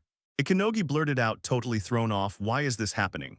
Gwyn said it all came down to Carol's weirdly unique job. Ikenogi breathed out in awe, because this job was unlike anything he'd ever seen, and Haru cut in. Unique professions aren't something you can get the usual way. The big-name picks are the hero, the demon lord, the king, and the noble, and snagging one of these titles means you've got to hit special conditions, because not everyone can make the cut. You've also got inherited and earned jobs, pirate, bandit, all that, and yeah, they're often lumped into the unique category, even if most people just call them criminals. Quinn cleared it up. Carol has only one of those rare jobs, the temptress. Ikenoji mouthed the words under his breath, then instantly snapped them against the image of Haru in his mind. Because in his eyes, she wasn't just a girl, she was the real temptress. As he spoke up, he realized Carol didn't have a single sign of the seductress vibe, so Queen snapped that this seductress profession was a total nightmare. Every single night, no matter what she wants, special pheromones pour out of her and lure monsters straight to her, and it links to a nasty skill that stays on as long as the temptress is in dungeons or underground. She said that roughly 10 years ago, when Carol first kicked off this whole profession, that skill latched onto her, and the worst part, it's completely out of control. Ikenogi leaned in and grilled Haru about what that attached skill actually meant. Haru told me this was a rare skill tied to a specific profession, and even inside the temple, you can't swap professions like that. Ikenogi warned, dead serious, that this is insanely dangerous. Carol can't switch her profession, so monsters keep zeroing in on her. And the terrifying twist is that she's unknowingly creating a threat that could get her and everyone around her killed. Quinn rushed in to calm him down, saying he had nothing to fear. Monsters don't strike the temptress herself. She only lures them, and they attack only once they're nearby. But if that temptress starts panicking at the sight of monsters, her hypnosis snaps away, and the monsters come crashing in on her too. Ikenogi instantly got it. This was why Carol was stuck in that box, to mimic the underground space so her skill could finally trigger. That's why monsters swarmed the streets. He knew it was still deadly even after dark, right inside the city limits. Quim swore he was the sweetest guy around, then told Carol this. If she stays in a closed room and doesn't release pheromones outside, everything stays totally fine. But because of that insane skill, rules slammed down hard, no night walks, and plenty more restrictions on top of it. She warned that renting Carol costs a fortune, and sure, her powers could be a game-changer for adventurers, but they don't go around abusing her gifts. Quinn once again thanked them for bringing the girl back safe and sound, then promised she'd waste no time preparing the award. Ikenoji shot back that there was nothing to worry about, no need to stress over the reward. He said they were only passing through and just happened to help, but the truth was way bigger. He wanted to roam the whole city, and they were about to head even farther soon. On the street, Haruo murmured that his power could actually flip the script, and Ikenogi straight up agreed. He might even manage to change Carol's profession. His trade let only his allies swap professions, but he couldn't stop thinking. If he rented her out, then slipped in a secret profession change for her, he might be able to help. But he also knew one thing for sure, this was insanely risky. In his head, he knew there was a huge chance his knack for switching jobs would get spotted by queens and everyone with power. To guard his secret, he'd have to pay for Carol in full, no halfway, no backups. But he couldn't decide if freeing those slaves was worth the risk, because if he did, he'd have to expose his secret, and deep down he knew he can't save everyone he feels for. He's already got Haru priceless to him, and for her sake he can't afford to gamble his secret. He has to put her first and crush his own impulses before they take over. In the end, he finally admitted that Carol was trapped in a brutal spot. Her skill made it even harder. But if he's only changing her profession out of pity, then he might be wrecking her future, and he has no idea if things will ever get better. He admitted he wasn't rich enough to buy a pardon for her and beg for forgiveness, but Haru snapped back that it was her who owed him an apology. Ikanogi decided the very first move was selling every scrap of monster loot and all the magic stones they'd grabbed, because only then would they finally have the cash to push forward. After that, he craved real food, because deep down he felt like a pathetic master who couldn't even serve his companions a decent meal, and he swore he'd make it right no matter what. Haru beamed and told him he'd turned into an amazing master, and added that this food they had right now was totally perfect. Ikanogi let out a huge breath of relief and told them, "All right, let's sprint to the Adventurers Guild." Ikanogi couldn't ignore it. His own choices were reckless and way too cocky, and no matter what he tried, he couldn't undo the damage. His hands stay in motion, and his whole life is already devoted to shielding the one person he truly holds dear. Suddenly, the queens marched up to them. Yeah, more queens, and Ikanogi shot her a warm greeting. Queens admitted it was their first time in the city, then pitched Carol as the perfect guide, saying they'd get paid for helping out. Shinoji nodded along and told Carol, "Show us around," and she took it from there. Also, yeah, he clocked that in this city she's dressed in a dress. Carol swore it was just a total accident. She only grabbed a special rental, and this isn't even the usual kind of outfit she wears. She agreed to lead them, but fear sparked in her. Were they really a slave and a master? Ikanogi quickly cut in, insisting that wasn't what was happening at all. Haru blushed and stared at him in shock, but he snapped, "Don't be surprised, because to me you're more than a companion, you're someone I truly cherish." Carol caught herself mid-sentence, blushed hard, and then made her voice crack a little as she repeated that she got it, she truly understood. She flashed an apologetic smile, slipped away from the moment, and kept steering them forward. Carol blurted out that they should stay out of the gambling zone alleys, because trouble would explode fast, and it sure as hell wouldn't be safe. She told me to crash at the tavern down the street, right by the inn, and then assured me the guild on the corner is totally safe. Carol leaned in and told her this city had dungeons, then asked, "So, do you want to know more about the F or not?" Ikanogi couldn't believe how much Carol knew, so Carol leaned in and said, "At night, under the moonlight, I lock in on my own studies and read books." Ikanogi blinked in shock and demanded to know why she hadn't lit her room with a candle or even a lamp. Carol said slaves are usually banned from using lamps and candles, so the fact that she's even allowed to read at all isn't just routine, it's a major goodwill level exception. Ikanogi stared into the cruel world and let out a bitter chuckle like it just crushed him. Geralt demanded to know what went down, and he admitted he was still shocked that people actually pick careers like being a playboy. Carol leaned in, whispering, "Do you know what that passerby does for a living?" Itanoji finally admitted with a shaky honesty, "Yeah, I only figured it out after staring at you once," even though he swore he was relying on his special unemployed skill. Carol said the playboys mostly live in casinos, and Ikanogi stared at the scene, stunned. This didn't look anything like that person at all. Carol told us the playboy gig doesn't just sound lucky, it racks up way higher luck scores than almost any other profession. She said that switching careers burns a ton of money, so only the rich can afford to reinvent themselves. And the moment they do, they rush straight to the casino to try their luck. At that exact moment, an old man full of regret watched playboys waste their lives in vain, while right beside him a woman was loudly praising the juice's taste. Ikanogi's stomach growled, and he basically shrugged off everything else. Right now all he wanted was food, so he ordered 3 glasses of juice and handed one to Carol as a thank you for the tour. Carol blushed and asked if he was really sure, but Ichinoji shot back, dead serious. He couldn't do anything else, because if it was just him and Haru drinking together, it would feel wrong. Haru beamed and told them her master was truly amazing, and Carol shot back with a heartfelt, big thank you to both of them. Haru said the food was amazing, and Ikanoji shot back that he was starving. Then, even though it was kind of late, he decided it was officially lunch time. He told Carol to take them somewhere that served amazing food, and Carol gave a polite smile, asking what specific dish they wanted to try. Ikanoji let out a breath of relief as he finally reached this spot. Perfect timing, with nobody in sight and everything staying calm, and Haru nodded right along with him. Ikanogi said it instantly took him back to the very start of their adventures, back when it all kicked off with Haru.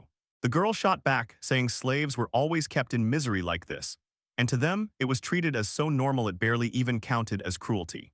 Ikanoji waved Carol over to sit with them and dig in, telling her to take the bench instead of plopping on the floor. Haru murmured, "It's okay," and Carol shot back a grateful, apologetic "Thanks, I'm sorry," as she agreed. Ikenogi wanted to know what dishes were the most recommended here, because there was no way he could picture the taste from the name alone. Carol raved that the egg and bacon sandwich was flying off the shelves, and Ikenogi said, "Then we're grabbing 3, no questions." Ikenogi clocked it, those girls wouldn't touch their food until he made the first move. Then he threw out "alright, time to eat," and hyped up how good it tasted. He also pulled Haru and Carol aside and reminded them to grab some food too, and Haru didn't hesitate, saying it was absolutely delicious. Kiro broke into tears and thanked them through shaky breaths, blurting that it was insanely delicious, and that she hadn't tasted anything this good in ages. Meanwhile, Ikenoji's mind spun in wonder because one simple, mouth-watering dish was enough to make her cry. After that, Ikenoji clocked it. Carol was the one who knew this place was amazing and dragged him here with a glowing recommendation. Then she quickly admitted she hadn't tasted it herself yet, saying she just dug it up from books and travel magazines because she loves studying. Ikenogi stared in awe at her sharp memory. She could remember all of it with zero guidebook, and it honestly blew him away. Soon they rolled up to the Adventurers Guild, and Ikenogi's jaw dropped at how huge the place was. Carol asked with a shaky uneasiness if they could end their walk right here. Then Ikenoji frowned, sensing how abrupt it all felt, while Haru snapped back that countless adventurers had already died because of Carol's deadly special skill. Ikenogi snapped back to it, saying he didn't want that girl anywhere near the guild, and he was genuinely thankful for her help, but he was ready to stop here for now. He begged her to say hi to Queens. Carol nodded and waved them off, then he vanished. Ikenogi snapped his head toward Haru and said, "All right, now we can go in. This right here is the guild's reception area." A gruff man inside growled that he'd never seen Ikenoji's face before and demanded to know why he'd come here. Ikenoji nodded calmly and said he couldn't wait to tear into the brown bears they'd hunted, and the guy told him they could butcher the meat right there outside the guild in the square, and offered to do it. Ikenoji clocked just how rude that secretary was, but he still nodded and said it was okay, until a guy shoved in front of him and demanded, "So, do you have any dissection skills?" Ikenogi shot back that yeah, he could pull off that kind of skill, and then the guy grilled him, "So have you ever butchered a bear before?" Ikenogi didn't even dodge the truth. It'd be his very first time. The man shoved the tool into his hands and gave him the green light, then warned that Ikenogi could try butchering the bear. He also told me that if Ikenogi wanted a gun, it was tucked behind the next door and it only cost $1. Ikenogi let out a laugh, thanked him right away, and made it clear he really appreciated the help. Ikenogi couldn't help thinking the guy should be a little friendlier. Maybe he was just the same dude wearing Sundari's attitude. He said it didn't matter what was going on. If they wanted results, it was time to get down to business and make it happen. In his mind, he flipped the switch to change professions, picked Hunter, and then went straight to work. At last, he let out a huge breath of relief. This case was finally done, and his Hunter levels had skyrocketed.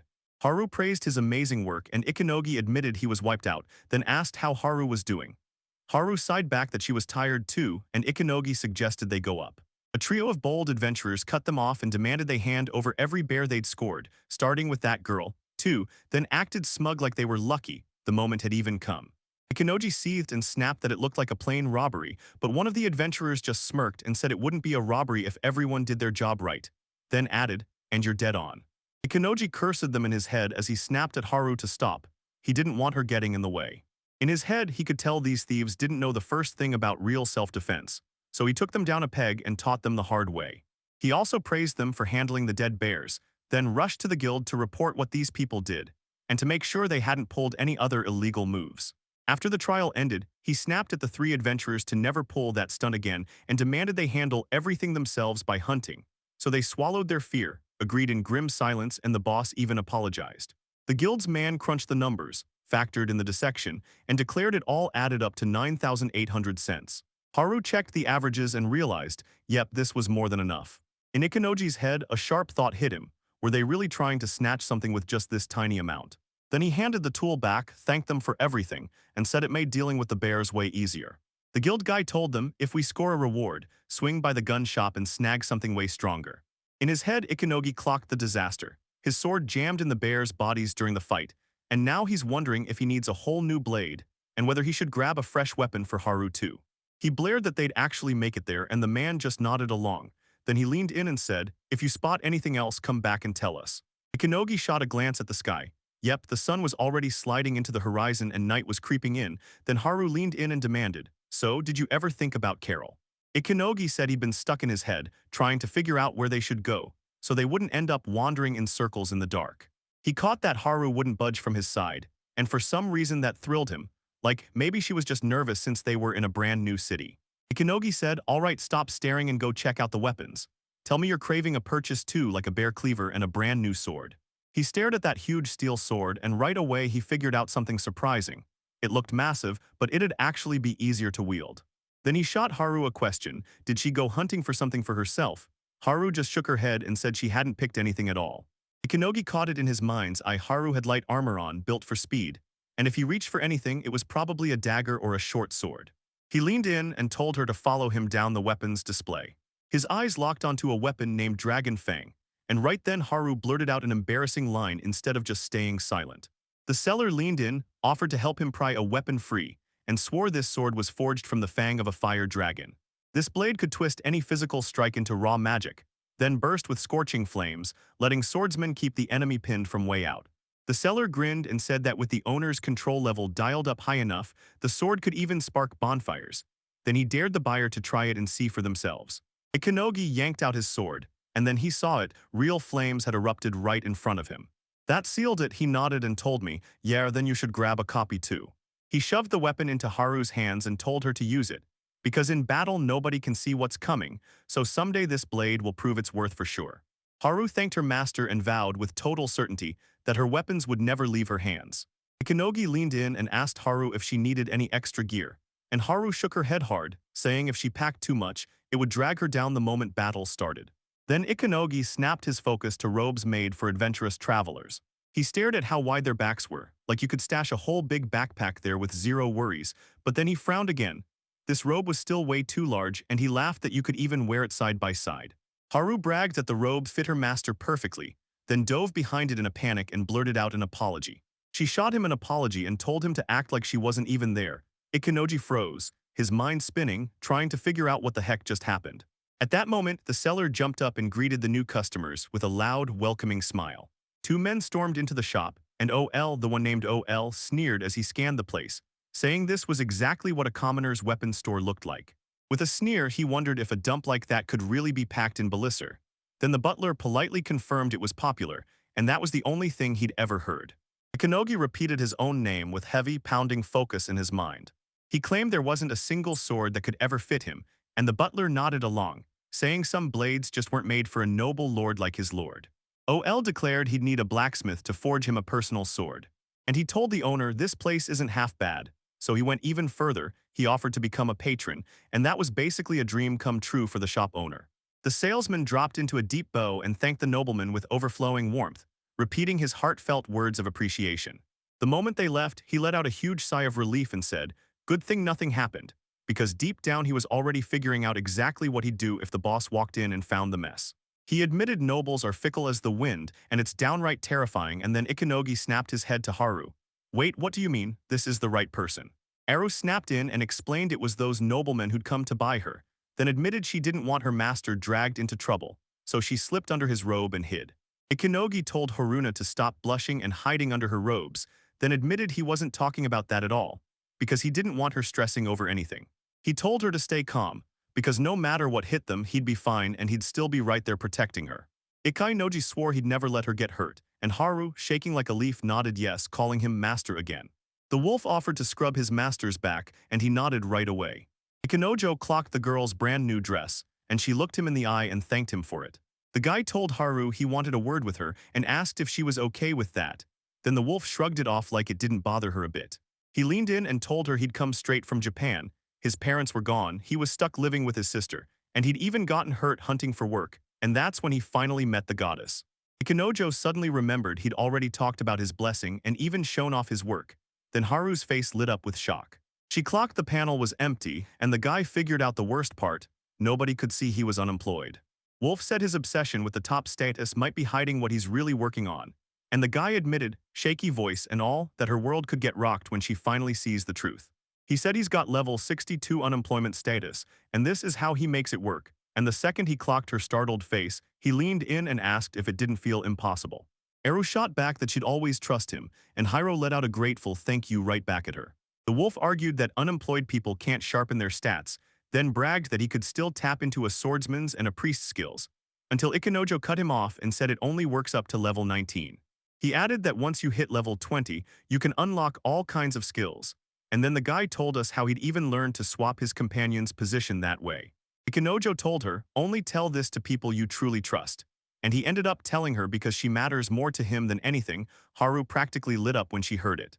He kept insisting she mattered to him, and the wolf growled that he'd never hand over his secret to a single soul. The girl grinned and said, I've got something to tell you too. Haru dropped the bombshell that 14 years ago humans and demons were at war, and the White Wolf clan only backs the strongest. So the clan shattered into two sides, heroes on one side, the demon lord's crew on the other, and her father wound up trapped with the demons. He pointed out that her father had decided to back the demon lord, and the wolf didn't stop there. After a brutal brawl, the lord finally fell. As punishment, Haru's father was dragged to execution, and his mother got a life sentence behind bars.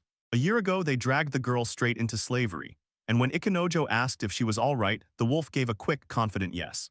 She told me Matthias only bought her because the hero wouldn't stop looking her way, and right after that, she finally ran into the nobleman Ulige. Haru told them that the Baron had stirred up real interest in anyone who could clear the first dungeon, and she tagged along with them on the hunt.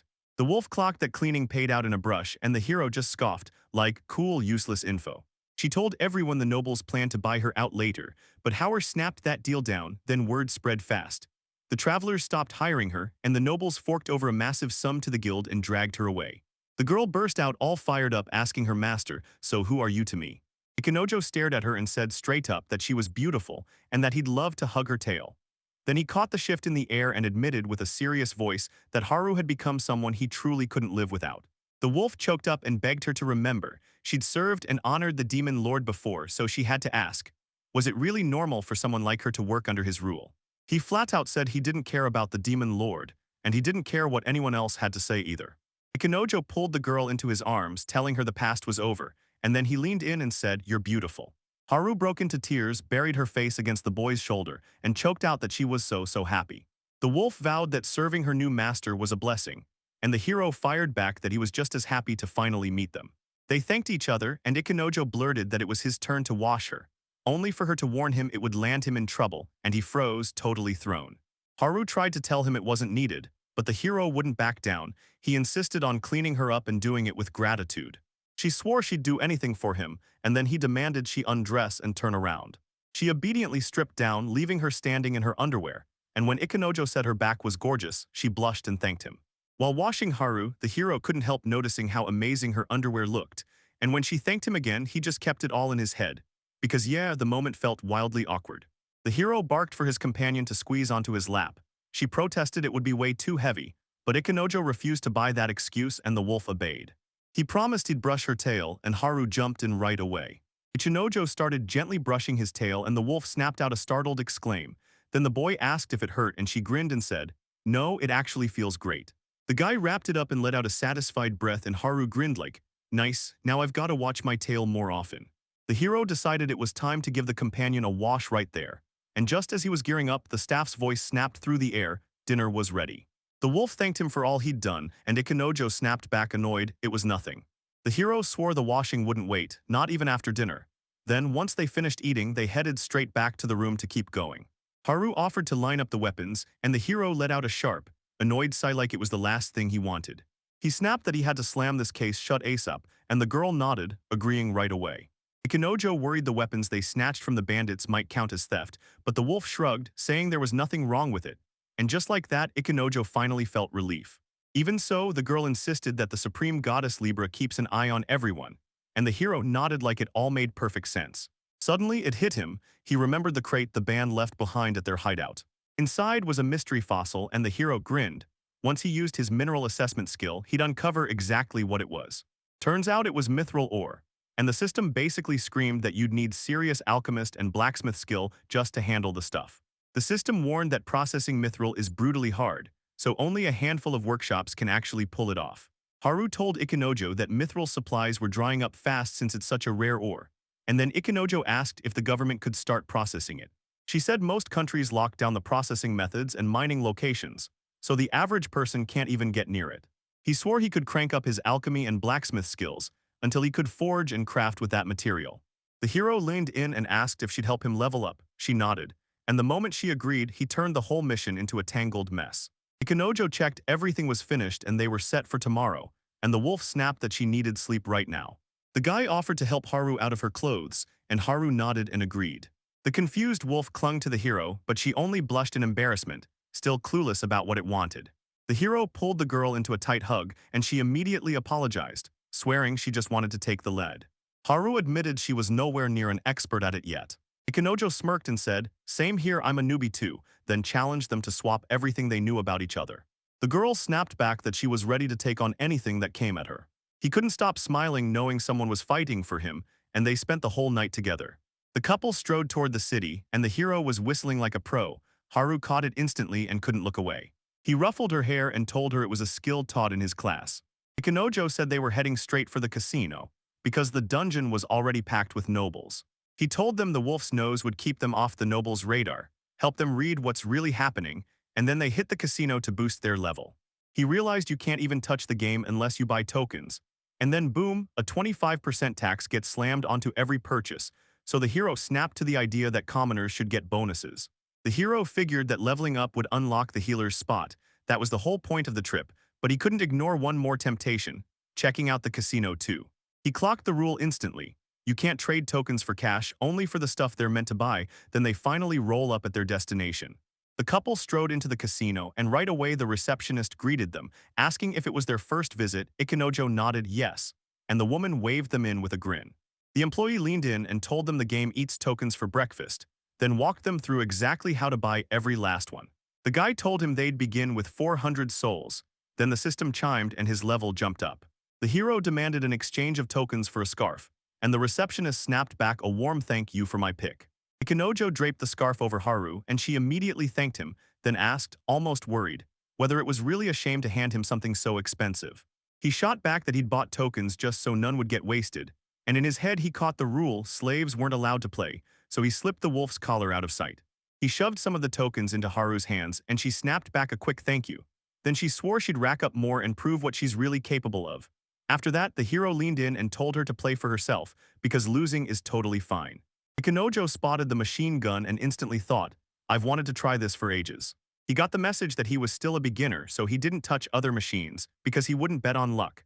Then he figured this, if he went with the hunter profession, he could level up his luck for real and boost it for a while using the sensitivity skill. After he pulled the lever on that slot machine, luck winked at him. He pocketed a tiny prize and realized just how easy it was. Ikenojo caught the clown show in the middle of the moment, then overheard two customers whispering about how insane the priest's performance was. He realized this wasn't just a game at all, it was real, so he vowed to hunt down Haru. He figured she was furious about losing those tokens, then the hero suddenly clocked the crowd. Ikenojo spotted a buddy stacked behind the crowd with a mountain of tokens raining down. The wolf threw his bet on a handful of numbers, then the roulette ball slammed down on cell 3 and the guy just stared like, yeah, she's got luck to spare. He clocked it she'd already spotted where the ball would drop. So she slammed it onto 13, 36, 3, and 15, and the crowd erupted, yelling that this was her 7th win and calling it straight up impossible. The hero praised Haru and she lit up because he'd shown up, then immediately admitted he'd found her at her lowest. The wolf sighed that betting on 5 different cells is a total waste, and she can't possibly pin down the exact path it'll take. She leaned in and asked how many tokens the hero had, and when they started counting, it turned out to be a shocking, pretty big pile. Haru jumped at the chance to spend the tokens on food, and Ikenojo started tallying the girls' winnings, 12 million souls down on paper.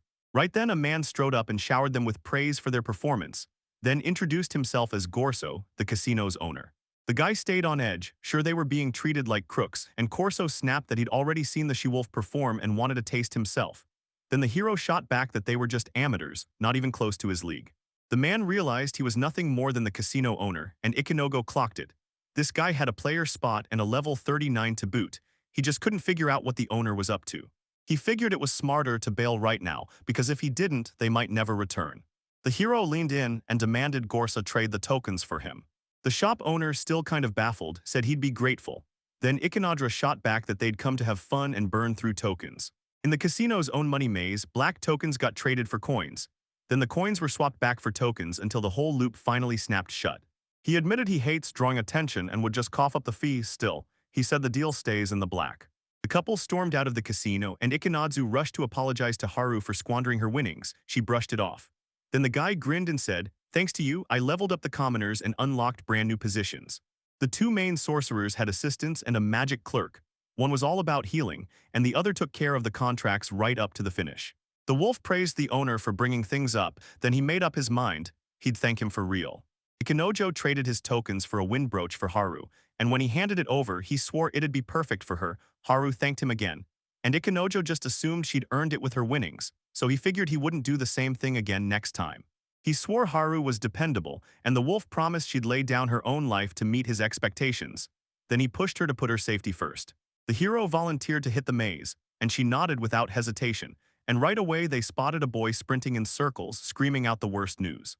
The kid said the demons had stormed the city, told them to evacuate everyone, raise the alarm to security, and call in travelers for backup. Then this pair swore they'd fight no matter what.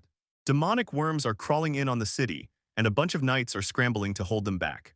The captain snapped a warning, monsters were firing threads, and one of them suddenly snagged the wall with a vicious catch. Haru burst in, swung his blade, and carved the worm down, then the other monsters started scrambling up the wall, until Ikenojo stepped in and wiped them all out. The wolf clung to the wall and wiped out the creatures, then the guy couldn't stop praising her for moving like she owned the sky. His companion blurted that more monsters were charging in from behind, and he shot back that he'd take care of them. Fire magic crackled as the hero obliterated his opponents, leaving the knights staring in stunned silence. Then the captain snapped his attention to him.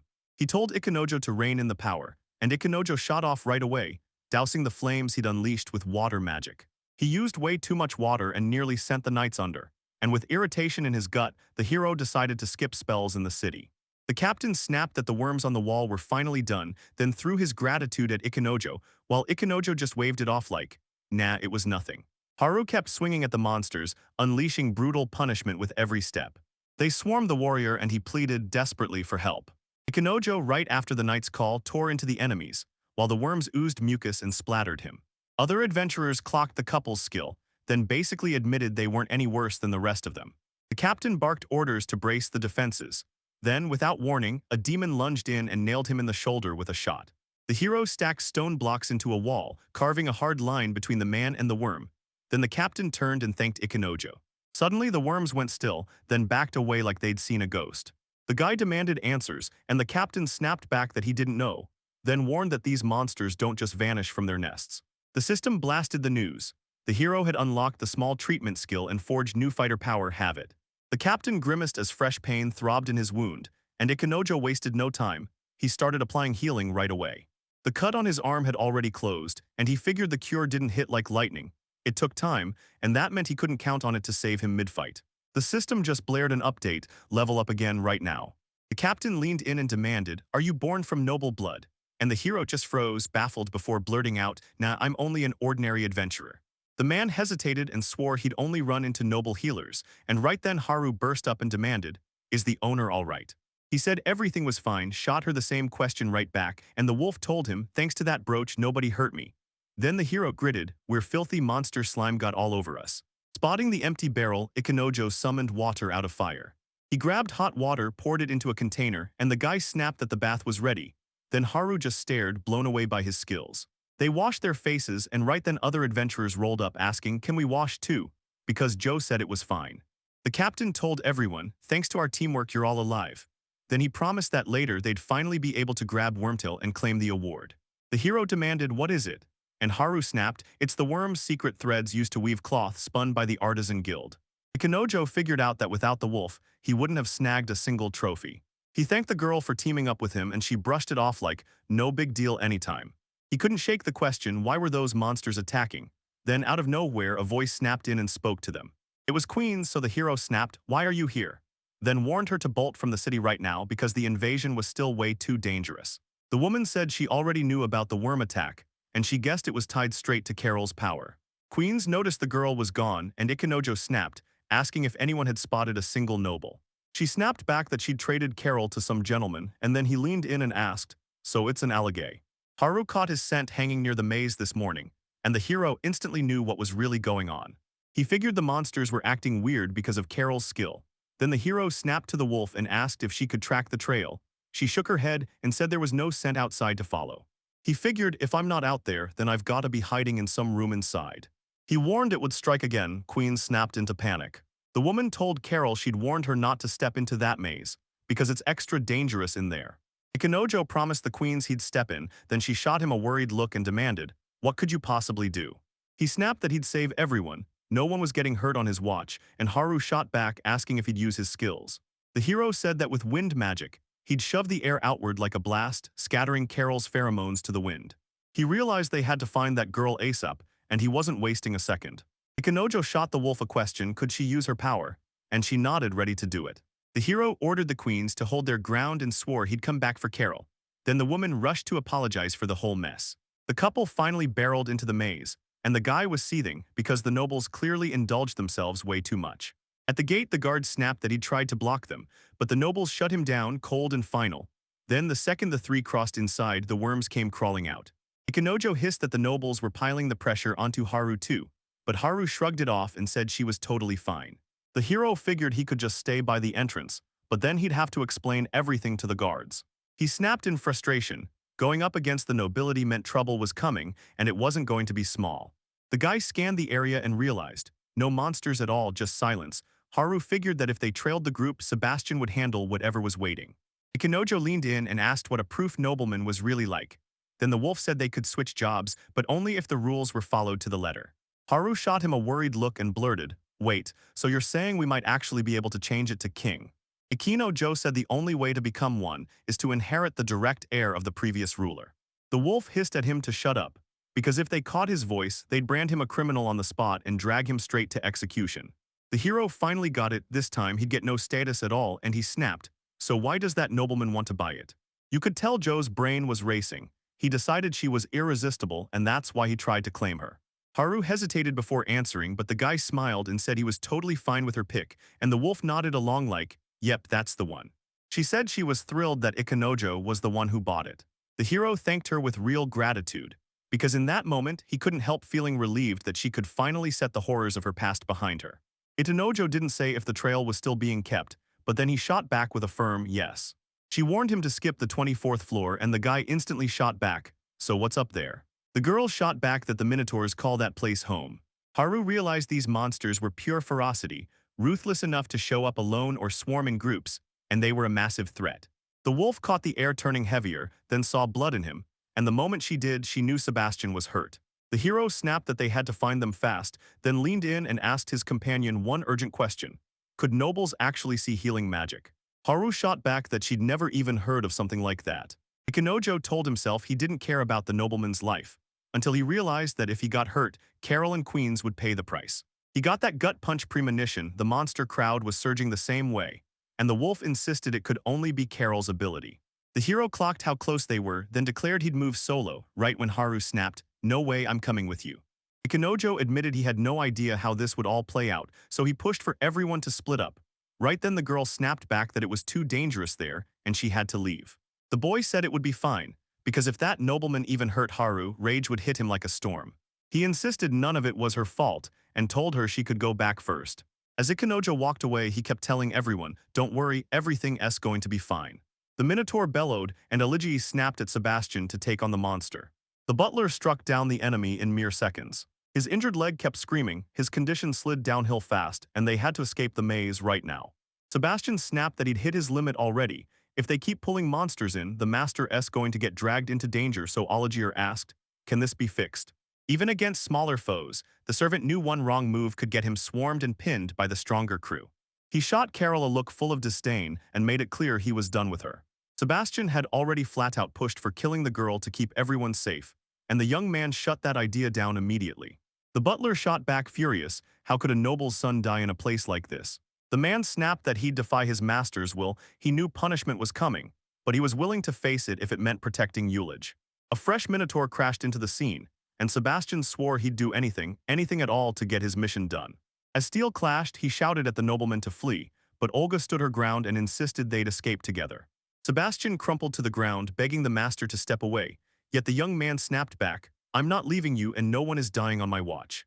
Alage stepped in front of the butler and told him not to worry, retreat was the smart move. Then the Minotaur came crashing in. Ikanojo burst in just in time, swung once, and hacked the monster's head clean off. Then he shot, "Is the nobleman hurt?" Sebastian looked him dead in the eyes and thanked him for pulling him out of danger. He demanded they haul them up to the surface, sweet-talking them with the promise of a huge reward, and the hero shot Alage a sharp look. Ikanojo snapped that he wouldn't go because he'd come for Carol and he'd catch up with them later. The Minotaur's roar crashed through the halls, then the butler warned, as long as she's still alive they'll keep coming. Ikanojo just smirked and said he'd take it from here. He took down the enemies one after another, cutting through them without pause. Sebastian, eyes locked on the brawl, couldn't stop asking himself who the guy really was. He couldn't believe it lasted this long, smashing back as Minotaurs swarmed in wave after wave. Ikanojo figured it out, no matter how tough their hide was, he'd slice right through. The guy realized he couldn't stall the fight anymore, so he snapped into action and unleashed lightning magic. The current ripped through the Minotaurs' bodies, and in an instant, every one of them went stone still. The hero blared, "I'll take care of them," and shoved the group toward the exit. The servant bolted to Alligay, and the two of them vanished into the rush of escape. The nobleman leaned in and asked if Sebastian's leg was okay, and he snapped back, "Yeah," even though she barely lifted a step. The butler could feel fresh enemies closing in, so he ordered the girl's death, but Olgier snapped back. He was under strict orders and forbidden to carry it out. The nobleman snapped that he wasn't allowed to sacrifice himself either, then urged him to move even faster. While Ikanojo battled the monsters, he raced through one thought. If he could carve out time to heal Sebastian, then he'd finally be able to take them on. He realized he was cornered, and if he got distracted for even a second, everything would go down. The hero bellowed at the squad that the enemy was closing in. Then a minotaur thundered straight into view right in front of them. He swung the axe hard, trying to cut down people and end them all. At that exact moment, Haru swung in and chopped the monster's head clean off. Confused out of his mind, Aligi blurted out, "Is it Haru?" When the master spotted the wolf, he blurted out in shock and demanded, "Will you be mine?" A fresh wave of minotaurs surged forward and the girl snapped, "You've got to head down to the 25th floor." Ikanojo shot back, "Is it dangerous?" She nodded and said, "Yeah, there's a boss up ahead, but once you hit that floor, the enemy chaos will finally level out." What? The boy instantly got what his companion meant and barked, "Down now," and the whole squad snapped to it without a second thought. While the hero fought for their attention, Haru shouted that the door to the floor was shutting, so Ikanojo bolted straight toward them. He finally made it, then the wolf's eyes flickered with nerves, and he shot back a quick thank you. Ikanojo told her she'd just saved him, and the girl lit up with pure joy. Then a minotaur roared out of nowhere. The boss stormed out in front of them and Carol jumped hard at the sight of him, because the guy immediately clocked it. This opponent was furious and her skill had just lit the fuse. Haru leaned in and told everyone this room was cursedly special. Once the doors shut after people leave, then open again, and boom, the boss comes back to life. The hero demanded why the doors wouldn't budge even after he crushed the enemy, and the wolf snapped back that they only open from the inside. Ikanojo stared down the boss, plotting the cleanest way to end him, because if he won, he'd level up fast. The boy caught Olje locked on him, and unease crawled up his spine. He whipped around to Haru and demanded her help. He braced to throw down, then that nobleman exploded forward and charged at him. Olgier started flexing his status, threatening the minotaur like it owed him respect. Then Ikanojo snapped at him to back off, the monster whipped around and swung at the noble, and Sebastian instantly bolted to his master's side. The butler slammed the door shut behind the Oligier. Then the minotaur drove a brutal hit into his back and the poor man crumpled to the floor. But before the attacker could strike again, Ikanojo stepped in and pulled his focus away. The nobleman was shouting for Sebastian, but the hero snapped to attention, seeing the servant's bleeding injury, and knew he had to crush the enemy fast. The minotaur snarled like a threat, and the guy froze dead the second that roar hit. Then he realized the enemy was gone. The monster surged toward Carol, and right as it did, Haru slammed in a distraction, hitting its arm and throwing it off. Ikanojo clocked the opening, and knew he had to end the boss with one single lethal hit. He told the wolf to keep the minotaur busy, just long enough to buy him some time. The girl nodded right away, and the hero fired up with urgency. He told her to brace herself while he gathered every last ounce of strength. Then he promised he'd flash a sign the moment he was ready. Haru realized her sword couldn't stop the boss's hits, so she lunged in and cut the distance herself. She knew the minotaur's axe would be impossible to dodge, so she gripped the sword they'd given every nojo and went for it. The wolf snarled and lunged, battling the monster with pure, relentless fury. Right then, the hero unleashed his *** change of profession ** skill and surged even stronger. Then he shot a signal to Haru. Ikanojo sliced the minotaur clean in half. Then the boy stood victorious, and the wolf erupted in praise for him.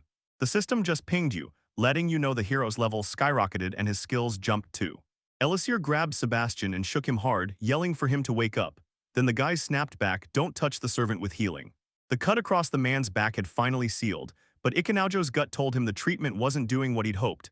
Sebastian still looked just as wrecked. The hero figured out he'd need a transfusion, but first he had to claw his way back up to the surface. He racked his brain over what to do with Sebastian, and right then, Carol cut in and said she'd be the perfect decoy. She said she'd draw the monster's attention while the others sprinted to safety, and Ikenojo was ready to nod along, until Eligi cut in, stepped right in front of the girl and shut it down. The noblemen relayed what Quinn had told them about Carol: monsters never attack her, but they snatch her for their own kind and go after her with seductive, deadly intentions. Then they're plotting to dishonor you, and if Joe really knew, he would have stopped it. No way he'd let that happen. He pictured Haru hauling Sebastian on his back, then immediately shut that idea down, and instead pushed for sending the wolf with Carol. Ikenojo dropped that idea too, because Haru was his main worry, and he couldn't shake the fear that the monsters would be loose again outside. Despair crashed over him as he realized there was no way out.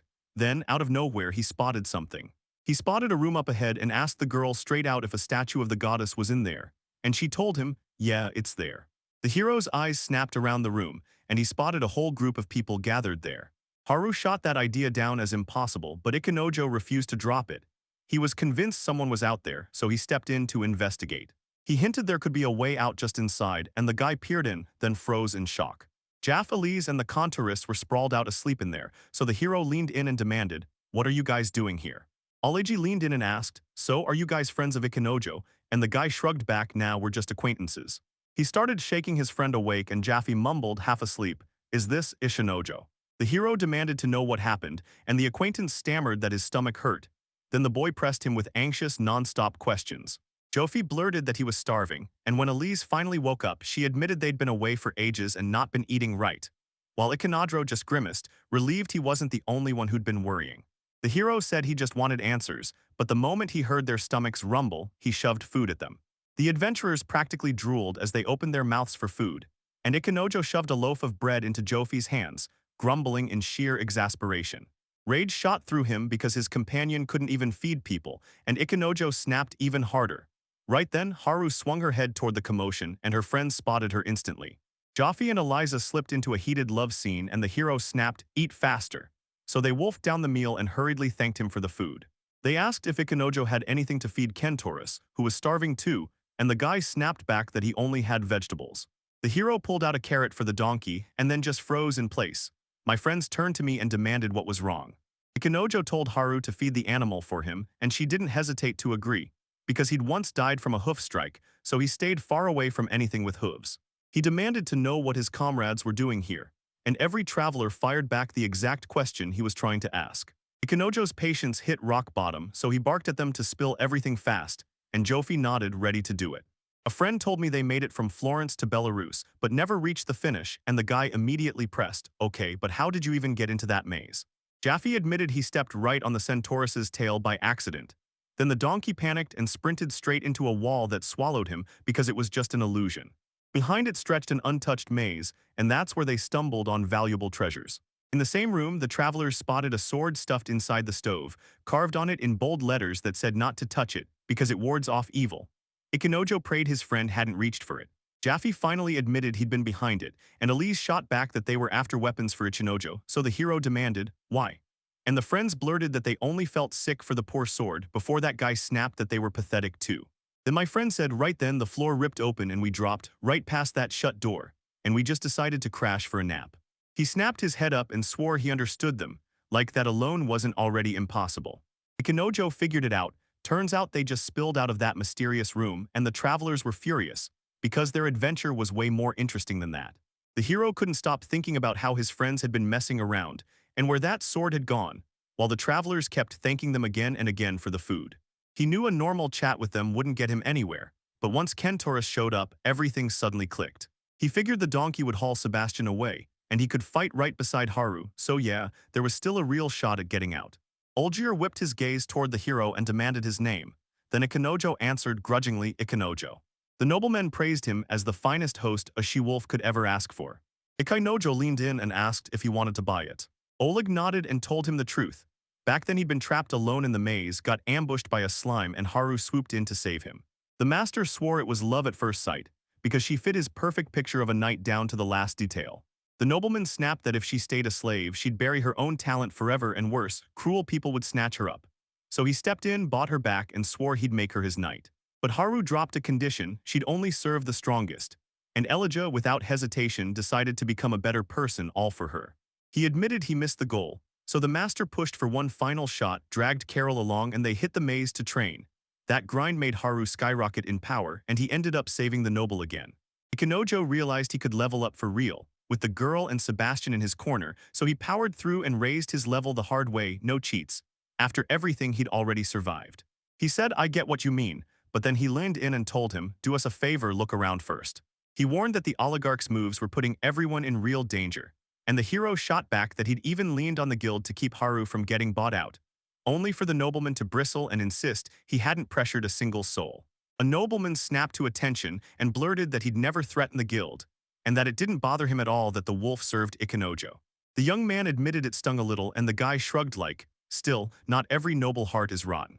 The hero spun toward his friends and demanded they pray to the goddess statue. Then he promised them they'd be able to carry on. My friends just couldn't wrap their heads around why we should do this, so Ikenojo stepped in and said, "If you pray, you might score a seriously useful skill or item." They swarmed him with questions about the maze, and the hero just shrugged, said he didn't know anything about it. The travelers fumed with rage, and Ikenojo snapped at them to pray in complete silence. The boy shouted the goddess's name, Torul, and right then a whole tour opened in the world. Roulette wheels spilled out of it one after another. Then the hero demanded, "Why are all these here?" Ikenojo got Tororol's message saying she was swamped, so he could grab the rewards himself, and then the dude had the nerve to call her lazy. He thought he could finally ask about his sister, but it looked like he'd have to hit pause and wait until he met another goddess. The hero knew that spinning roulette for everyone wasn't just a game, it was a massive responsibility, and he could feel the big rewards waiting on the other side. Ikenojo told Haru they had to gamble more in the casino, because when it came down to it, playing together was exactly how they'd snag what they needed. He clocked that Sebastian's name was missing from the worshipper list. Turns out he wasn't strong enough, so he snapped into action, quit his old job, and switched to a profession with sky-high luck. At first, he picked an oligarch, someone he couldn't care less about, and the hero spun the roulette wheel like it was destiny. That nobleman's reward was a brush, and when Ikenojo clapped eyes on it, he realized he'd made a tiny, costly mistake. Next, he picked Elise and Jaffe, and they were hit with a rare medal. The hero clocked the shiny awards and grinned, then zeroed in on Carol and picked her next. The girl scored 1,000 cents, and the guy was pushing hard for her to unlock that power. He hurled the ball into his roulette wheel, and just like that, the power activated and hit him. Ikenojo cranked up his Maze Explorer skill, and the reward hit hard, everyday magic. He was dying to know what kind of magic that was, but he shoved the curiosity aside. This wasn't the moment for it. Haru's turn was next. With every ounce of focus, the hero locked in, so hard that even the Tororol watching him looked genuinely shocked. With his companion in mind, Ikenojo heaved the ball into the roulette wheel with everything he had. The joy drained out of him. He was smiling until he finally saw what it was, and then his happiness crashed into pure upset.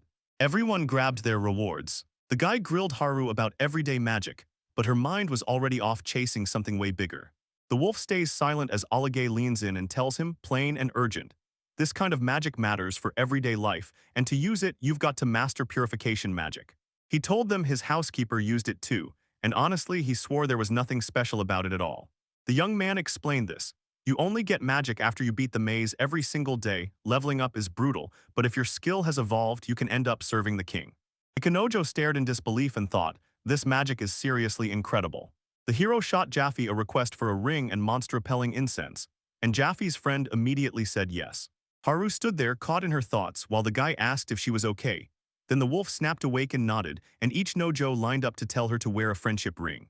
He laid out the whole plan to her. He'd head out with Carol, and once they were gone, the wolf would slip down to the 23rd floor to meet them there. Then the girl shot it down with an objection. Ikenojo begged Haru to trust him and spill everything, but Haru still wore worry like a storm cloud. The hero leaned in and begged Jaffe to hand over the Centaurus and let Sebastian come along. "If you haul it up to the surface, the nobleman will reward you handsomely." Elijah laid it out and the comrades lit up, then nodded in full agreement. Hero and Haru tore themselves away with one last goodbye, and the travelers loaded the butler onto a donkey like it was time to roll out. Ikenojo told Carol to hop onto his back, and even though she froze for a second, she still climbed on fast. As he sprinted through the room, he blurted out that everyone was meeting up on the 23rd floor on the 23rd. The hero tore into the Minotaurs on the move, pushing the fight forward at full speed. Ikenojo realizes, holy hell, he's way stronger than he was before. He realized the monsters were a breeze to handle, so long as they weren't armed. The guy let out a breath of relief because everything was finally going his way. They finally burst onto the 24th floor, and the hero's instincts screamed one thing: minotaurs were everywhere up here. Ikanojo swore they'd smash through, and even though Carol didn't buy it, he insisted he'd force his way through that breach. Furious monsters crouched and waited for his move, and the boy braced his body ready to spring. They leaped clean over the enemy heads and slipped right past them. Carol told Ikanojo the stairs to the next floor were on the other side, and Ikanojo shot back that it just had to be done. On the 24th floor, he scrabbled together as many minotaurs as he could, so Haru would have to fight way less on the way down to the 23rd. The minotaurs slammed in behind them, closing the gap fast. He handled it all, and he even clocked the moment it started feeling way more open. The system just pinged you that the Playboy's agility boost has been analyzed, and the hero snapped back. After playing roulette, he never switched his profession. Carol shoved me away and screamed for me to run. She wanted me to save myself. Then a minotaur burst into view out of nowhere, and the girl snapped that if she steps back like this, she won't get in the way and everyone will be saved. Ikanojo swung through the monster and cut it down in one move, proving it wasn't a problem at all. Carol admitted she can tell the guy is holding back his full strength, and if he keeps pushing like this, he's going to pay for it the hard way. The hero stared at her and demanded why she wanted to die so badly, and right then the system blared that his abilities had just been upgraded. The girl blurted out that monsters slaughtered her parents. She shrugged and said, "If I'm taken out too, don't worry." Ikanojo snapped back, "This is on your skills, not on me." Carol blamed herself. Then one day that seductress power jolted to life, and she had no idea what it meant or how to handle it. That day her parents were gone for good, and just as the world swallowed her, a passing adventurer rescued Carol. She later told everyone her father was a merchant who'd taken a loan from the guild. "After my parents died, the debts didn't vanish. There was nobody left to pay them back, so Carol got dragged into slavery." The girl saw it as her punishment, but the moment it kept coming, she finally snapped. She screamed that she was the reason everyone was suffering, and that it would have been better if she'd just died. Ikanojo finally owned up. He admitted it was his fault his parents were slaughtered. He told everyone they died on his sister's birthday, while he scrambled to set up the surprise, and their parents showed up early, only for it all to get cut short in a deadly accident. The hero told himself he didn't deserve happiness, but when his sister heard those words, fury lit her eyes, and he braced for her to come after him. But he was dead wrong, because the guy explained that back in his homeland the Constitution has a special clause. Everyone is allowed to chase happiness, so long as it doesn't hurt anybody. He realized his little sister taught him back then, even though she was tiny when it all started. Ikanojo remembered Mary saying it was written in the Constitution, and her worry for her brother came through as she spoke. So when those words hit, Ikanojo couldn't help but be blown away. The hero realized his sister had nailed the words so perfectly that he had to go reread the Constitution himself. He'd forgotten a ton of stuff, but that point stuck hard in his memory. Ikanojo was sure he'd ruined everything. Dying before the interview felt like a total failure of his duty.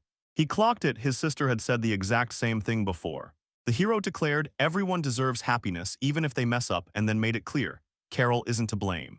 Ikanojo leaned in and told her, "Your parents would have said the same thing," then pointed out, clear as day, she'd never done a single wrong thing. He realized Carol still couldn't believe she deserved happiness. The hero swore that one day he'd make her smile and truly make her happy. The guy told her to slip the ring on and flash her status, and Carol immediately obeyed. A new panel dropped, packed with abilities, and Ikanojo's eyes lit up as he caught that tempting fragrance of the moon, instantly realizing it was the source of the misery. He told Carol to check the status, and she had no clue what he was up to. Her eyes widened, she couldn't believe what she was seeing.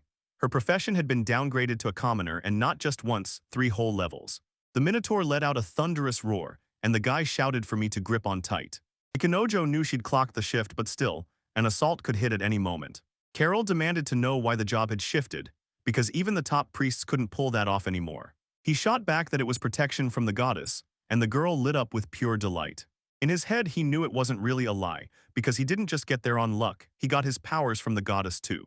The hero figured Carol had prayed to Toril, and somehow she switched professions.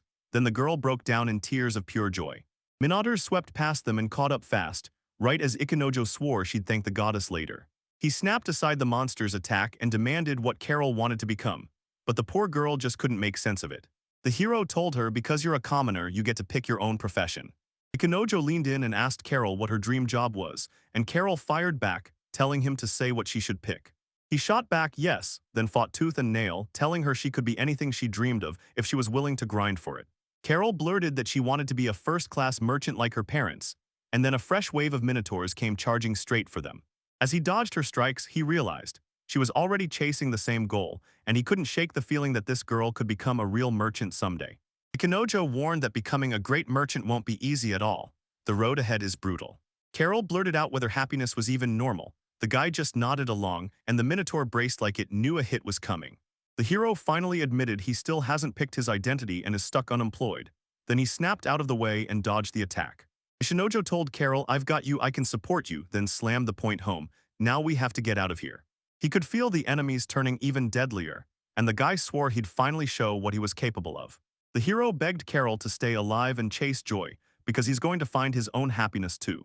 Leaping into the moment, Ikenojo snapped that every single person deserves happiness. The squad burst onto the 23rd floor, while Haru fidgeted through every second, waiting for her master to finally arrive, and the rest scrambled around like mad, sorting out the donkey. The wolf picked up the boy's footsteps, and Ikenojo burst in with Carol right behind him. He said the girl's job has switched, and once that happens, the monsters will finally quit hunting them. Everyone's faces lit up the moment they heard the news. The hero barked that we had to get back ASAP, and right then he swore by Jofi's incense to make it happen.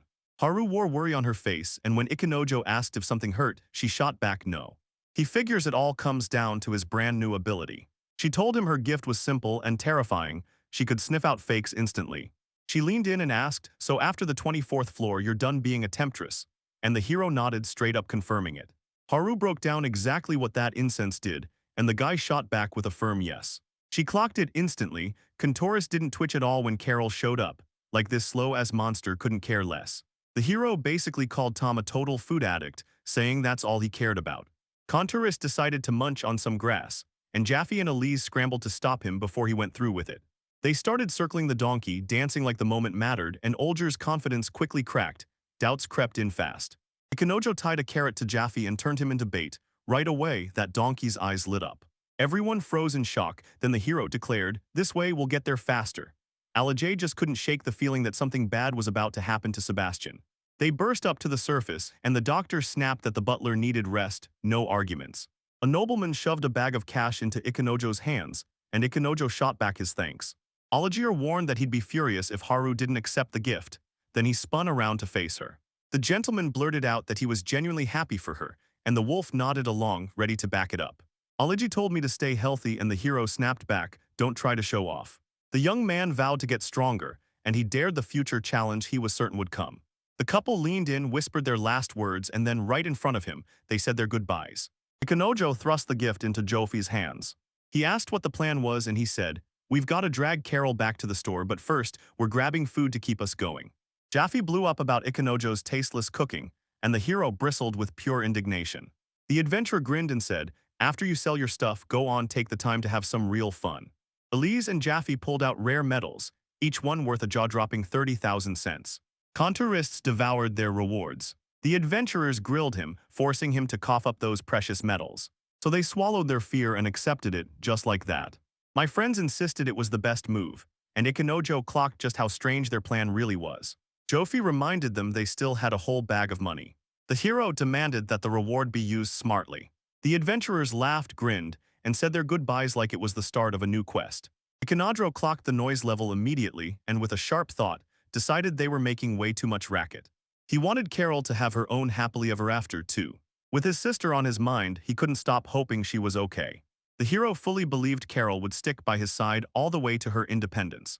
He whipped around to Haru and she shot me a promise she'd be there, right when that guy started calling Carol's name.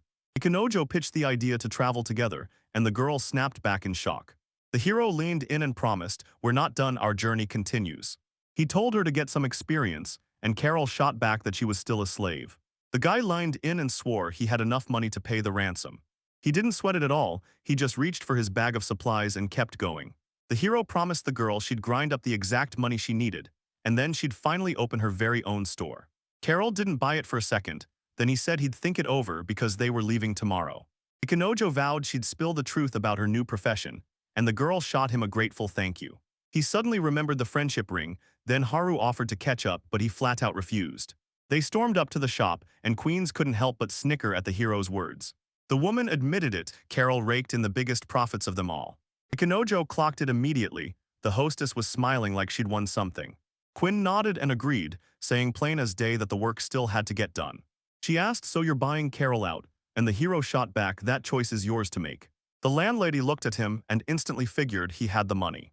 Ikanojo leaned in and said he had 100,000 cents, like it was pure treasure. Dolman thought he'd finally found a way to cheat with Corso, then Corso shot back and refused. Queens pressed Haru for answers, and she swore she'd be the master's shield. The owner leaned in and said they were totally adorable. She leaned in and demanded to know what Ikanojo did to earn that kind of devotion. The hero brushed it off like it was no big deal. Then he realized Haru was all-in loyal to him.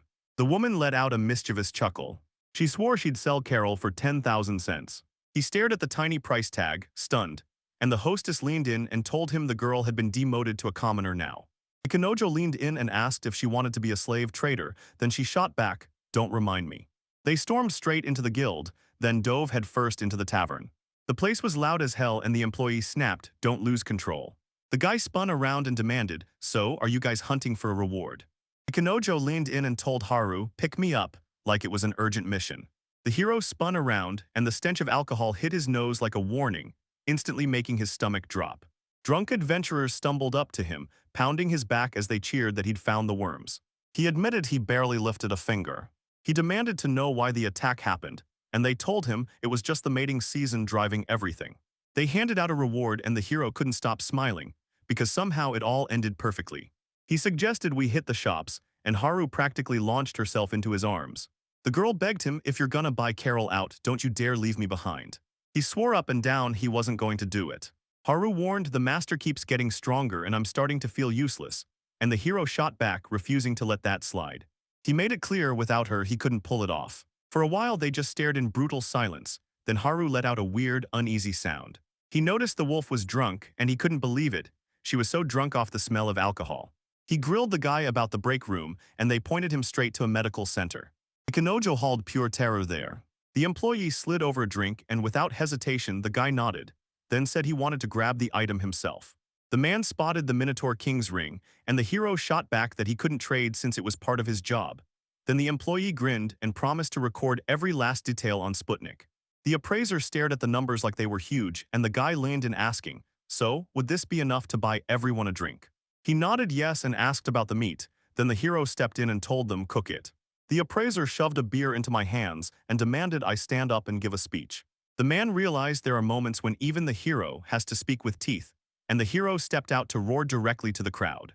The adventurers all stopped and stared. One of them blurted, "Who is it?" And the girl shot back, "He took the warmest share." The hero finally said, "I've decided to treat everyone right."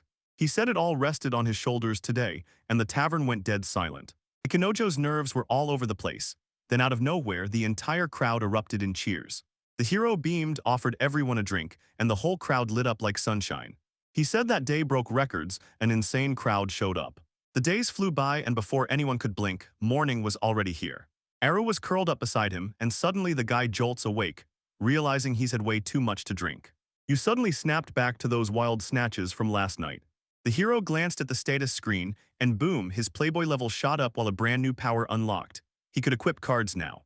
He couldn't stop wondering what kind of skill it even was. He sensed something had gone down in the night, and now he had to grab onto the memory before it slipped away. He couldn't even remember how he got back, but the moment he did, his mind flashed straight to Haru undressing. The wolf snapped awake, and they traded a warm, good morning like it meant everything. The hero demanded to know what happened last night, and she smiled, saying, "I was incredible." Ikanojo's eyes went wide in alarm, while Haru beamed like he just won. He unleashed his refining ability without a second to waste. His companion's tail whipped in joy, and she realized something wild. Every stitch of their clothes was spotless, and their bodies were too. He grinned, realizing his cleansing gift was ridiculously useful. He could scrub both objects and people, like the same magic that wipes clothes clean, and he knew he'd just gained a super practical power. With her in step, he strode up to the front desk and gently told the staff he was ready to check out. The receptionist barely even registered who had just spoken to him. Then the instant it clicked, he snapped to attention, blurted out a quick apology, and even though it made them squirm, he asked them to stay quiet at night from now on. He shot a glance at his companion, and she turned betrayed, swearing she'd do her best not to make a sound. Later, once he finally confessed his guilt, he promised he'd be more careful, though he couldn't even fully remember what he'd done that night. She kept mumbling to herself, lost in her own thoughts. When they ran into a girl they recognized mopping the floor, they said hello fast and asked if Quinson was still around. She nodded hard and promised to lead them right to her. The moment they walked in, The hostess spotted them right away, smiled like she'd been waiting, and asked if her assistant finally got the chance to explain everything to them. He looked her in the eye and said, "You never said a word." Then the lady spun toward the assistant and offered to spill the whole story. She dropped to one knee and poured out her gratitude, because he'd saved her twice, and even went as far as speaking to the goddess to switch her profession to something commoner level. She told him she was thrilled to hear he planned to buy her out. After bowing, she excused herself and told him she loved the way he felt, but she wouldn't let herself follow him. He muttered a quick shaky "I'm sorry," then shut down before the words could hit harder. His companion burst through the silence, spun toward the girl and demanded an answer. This wasn't about protecting the owner's feelings, it was about getting a real response. She figured she'd sunk into the role of a fallen temptress, stripped of her power, reduced to a plain commoner, and then in the middle of their journey she believed she was now useless. The assistant nodded along, totally baffled. Then her companion leaned in and admitted, "Yeah, I get those thoughts too."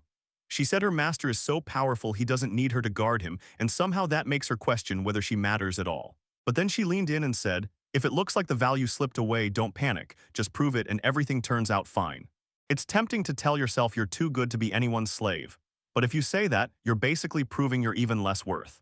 After hearing her out, the assistant leaned in, name-dropped the lady, and repeated everything she said. Because if the girl gets treated like something precious, the mistress won't just want her, she'll move to buy her herself. The lady nodded, stressing that the first step is simple. She has to see her own worth before anyone else ever can. Then the hostess leaned in and demanded to know, "Can you really be useful to the master?" Her hands shook as she finally admitted the truth. She'd spent all this time digging into the city, learning every special good local custom, taboo, how the races first began, the going prices, and what people actually do for a living. She blurted out that she'd been grinding nonstop just to become a merchant, and the second she asked when her dream would finally come true, tears just exploded out of her. He leaned in, clearly amazed, admitting he didn't have that kind of knowledge, then said they're determined to explore the world, starting at Murray Grill, but they still don't know which direction to take. He said it'd be way better if they had someone who actually knew their stuff riding along with them.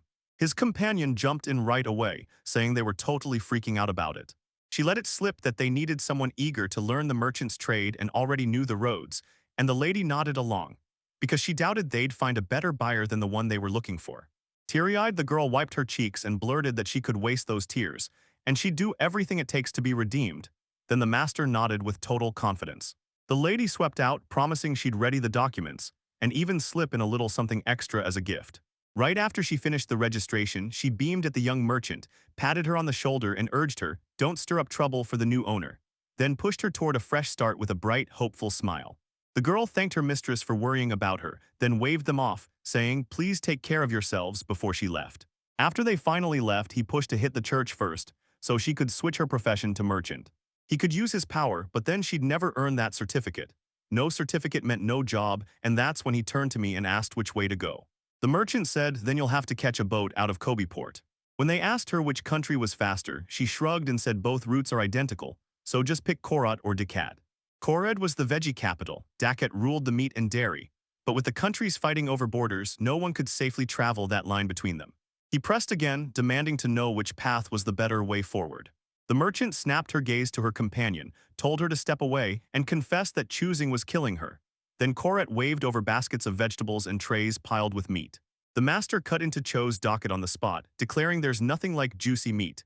Then the merchant chimed in, backing him up because she always craves fresh milk, and the companion nodded along, fully on board. While he strolled through the market, a terrifying thought hit him.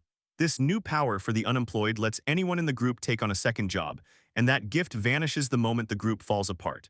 He couldn't stop wondering, should he tell the girls or keep it locked inside? Right then, he realized his companion and the merchant had already hit it off and were calling each other by first names. Staring at the merchant, he couldn't stop thinking about his younger sister, still stuck back in Japan. His companion sprinted off to grab supplies, and he and the merchant huddled over the route ahead, laying out every step before they hit the road. When they asked about the carts for the cat, she snapped, "No, those carts never left Bellisora," and he chewed on it, knowing there was no way they could trek that distance on foot. Then the merchant urged her to get a cart pulled by a horse, and warned that before she bought anything, she'd better call him by his first name. So she nodded with a small bow and agreed. He froze in memory and pressed the young merchant, demanding to know what she'd been humming the very first time they met, and what the song was called. The girl shot back that her mom taught her this song, and Bionia was the name of her hometown. She said the song is basically a promise. Keep pushing to get better, and one day you'll run into someone amazing. And even when she struggled to sing it, that message still steadied her because she just knew everything would turn out okay. He grinned and told her he just knew that someday, when she got older, she'd run into the very same person from that song.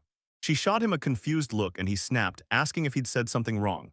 The girl replied, "If you keep talking like that, you're going to make your companion furious." He let out an awkward laugh, admitting it could all go south for him, and insisting he already knew what was coming. The girl clocked it in an instant. The real win was that he finally understood her. Then he told the young merchant, "Don't stress. If she never grows up, it's fine.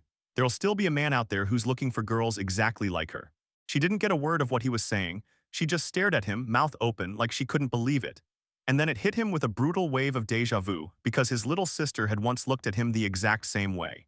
The girl shrugged it off and told him not to take her words so seriously, saying it'd probably hit him later and make perfect sense. Then her cheeks flared with embarrassment as she asked him to look after her, and he just nodded back without a single hesitation. A little later, his companion came back and said she'd snagged some food. He nodded his thanks, then she asked what they'd been talking about. He didn't waste a second. He gently patted her head and told her she'd always have his support, no matter how things turned out. Standing before the church, he stared at those majestic gates in awe, and couldn't stop wondering why the cross was the symbol of the whole place. He leaned in and asked the girls if the crucifixion hid a deeper story. Then they told him the cross wasn't just a symbol of suffering, but a mark for the 4 races across 4 continents. He grilled her about the 4 races, and she calmly laid it out: humans, small humans, dwarves, and giants. Then he pressed her about the beastmen, and she snapped that, when the church was founded, the elves and beastmen refused to bow to the goddess, staying loyal to the souls of the dead, so they never got counted among the 4 races. Then he spotted signs on the gate and demanded to know what they meant, and they told him those markings pointed straight to the priest's race and his rank. A single star meant the priest was human, but 2 stars let his job turn into either a swordsman or a mage, so the options stayed narrow and nobody could just pick whatever they wanted. She said that switching professions meant paying a hefty donation, and depending on the route you chose, that price could get absolutely massive. Since they were switching from commoners to merchants, they only had to scrape together 100 cents to make it happen. The young merchant scanned her surroundings, checked in with her companions, and demanded to know, is everything okay? When he pressed her for the exact meaning, she shrank back and admitted, half embarrassed, that she meant her expenses. But he said it with steel in his voice. This was a must-do cost, and with everything packed in the bag, he could trade it fast and get the money back in a blink, so she wouldn't have to worry. The girl bowed with full confidence, thanked him, and promised she'd work her tail off so she'd never be a burden. The master told him to stay here with his companion, but the companion shot back that she'd want to stop and pray at Setlin's statue. The merchant wasted no time and added that she'd also like to pray to the Torurul's statue. He flashed a smile, told her to stop stressing, and softly pushed her to switch professions. While her companion kept praying, the merchant bolted out of the building grinning, waving that certificate like a trophy, and yelling that everything had worked out. She thrust the document forward with pride, saying the certificate was issued the right way, and now she was officially a merchant. He grinned, happy he could count on her, and since the beast girl was still kneeling in prayer, the merchant leaned in and told him to pray too, so he did, nodding that she could keep praying as long as she wanted. Soon enough, the trio was strolling right through the loud, crowded market like they owned the place. The master felt a heavy, hollow gloom creep in after he'd begged his companion for a carriage. Now he was just trailing behind her, feeling utterly alone. He felt like nothing more than some flashy saleswoman's bodyguard. Since he barely knew a thing about trading, he kept his eyes locked on every move, watching the whole deal like a hawk.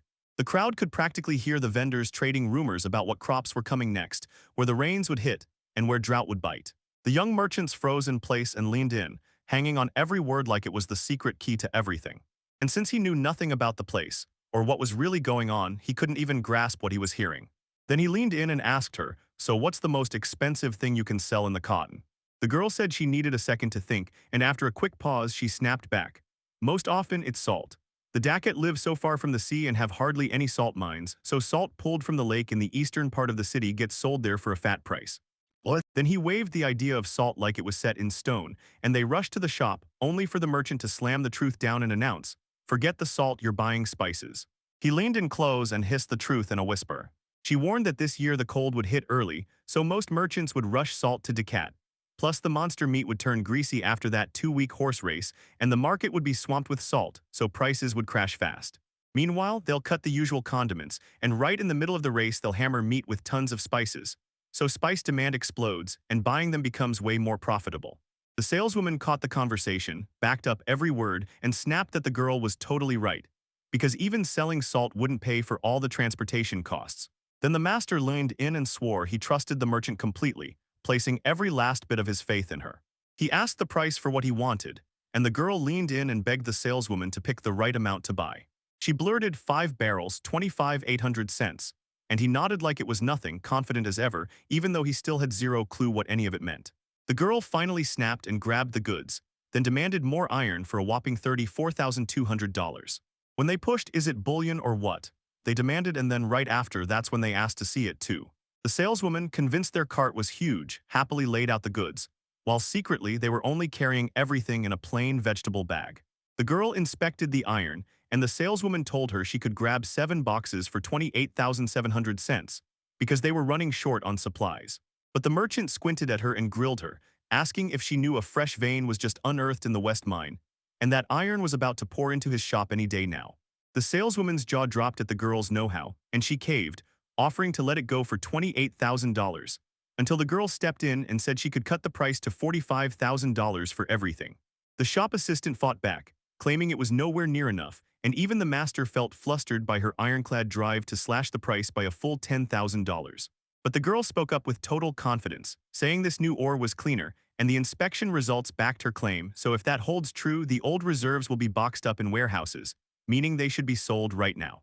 She said she was certain king-eared merchants wouldn't touch ore this good, and she was ready to buy it herself. The saleswoman finally threw in the towel, set the ceiling at $50,000, and the girl nodded like she owned the moment.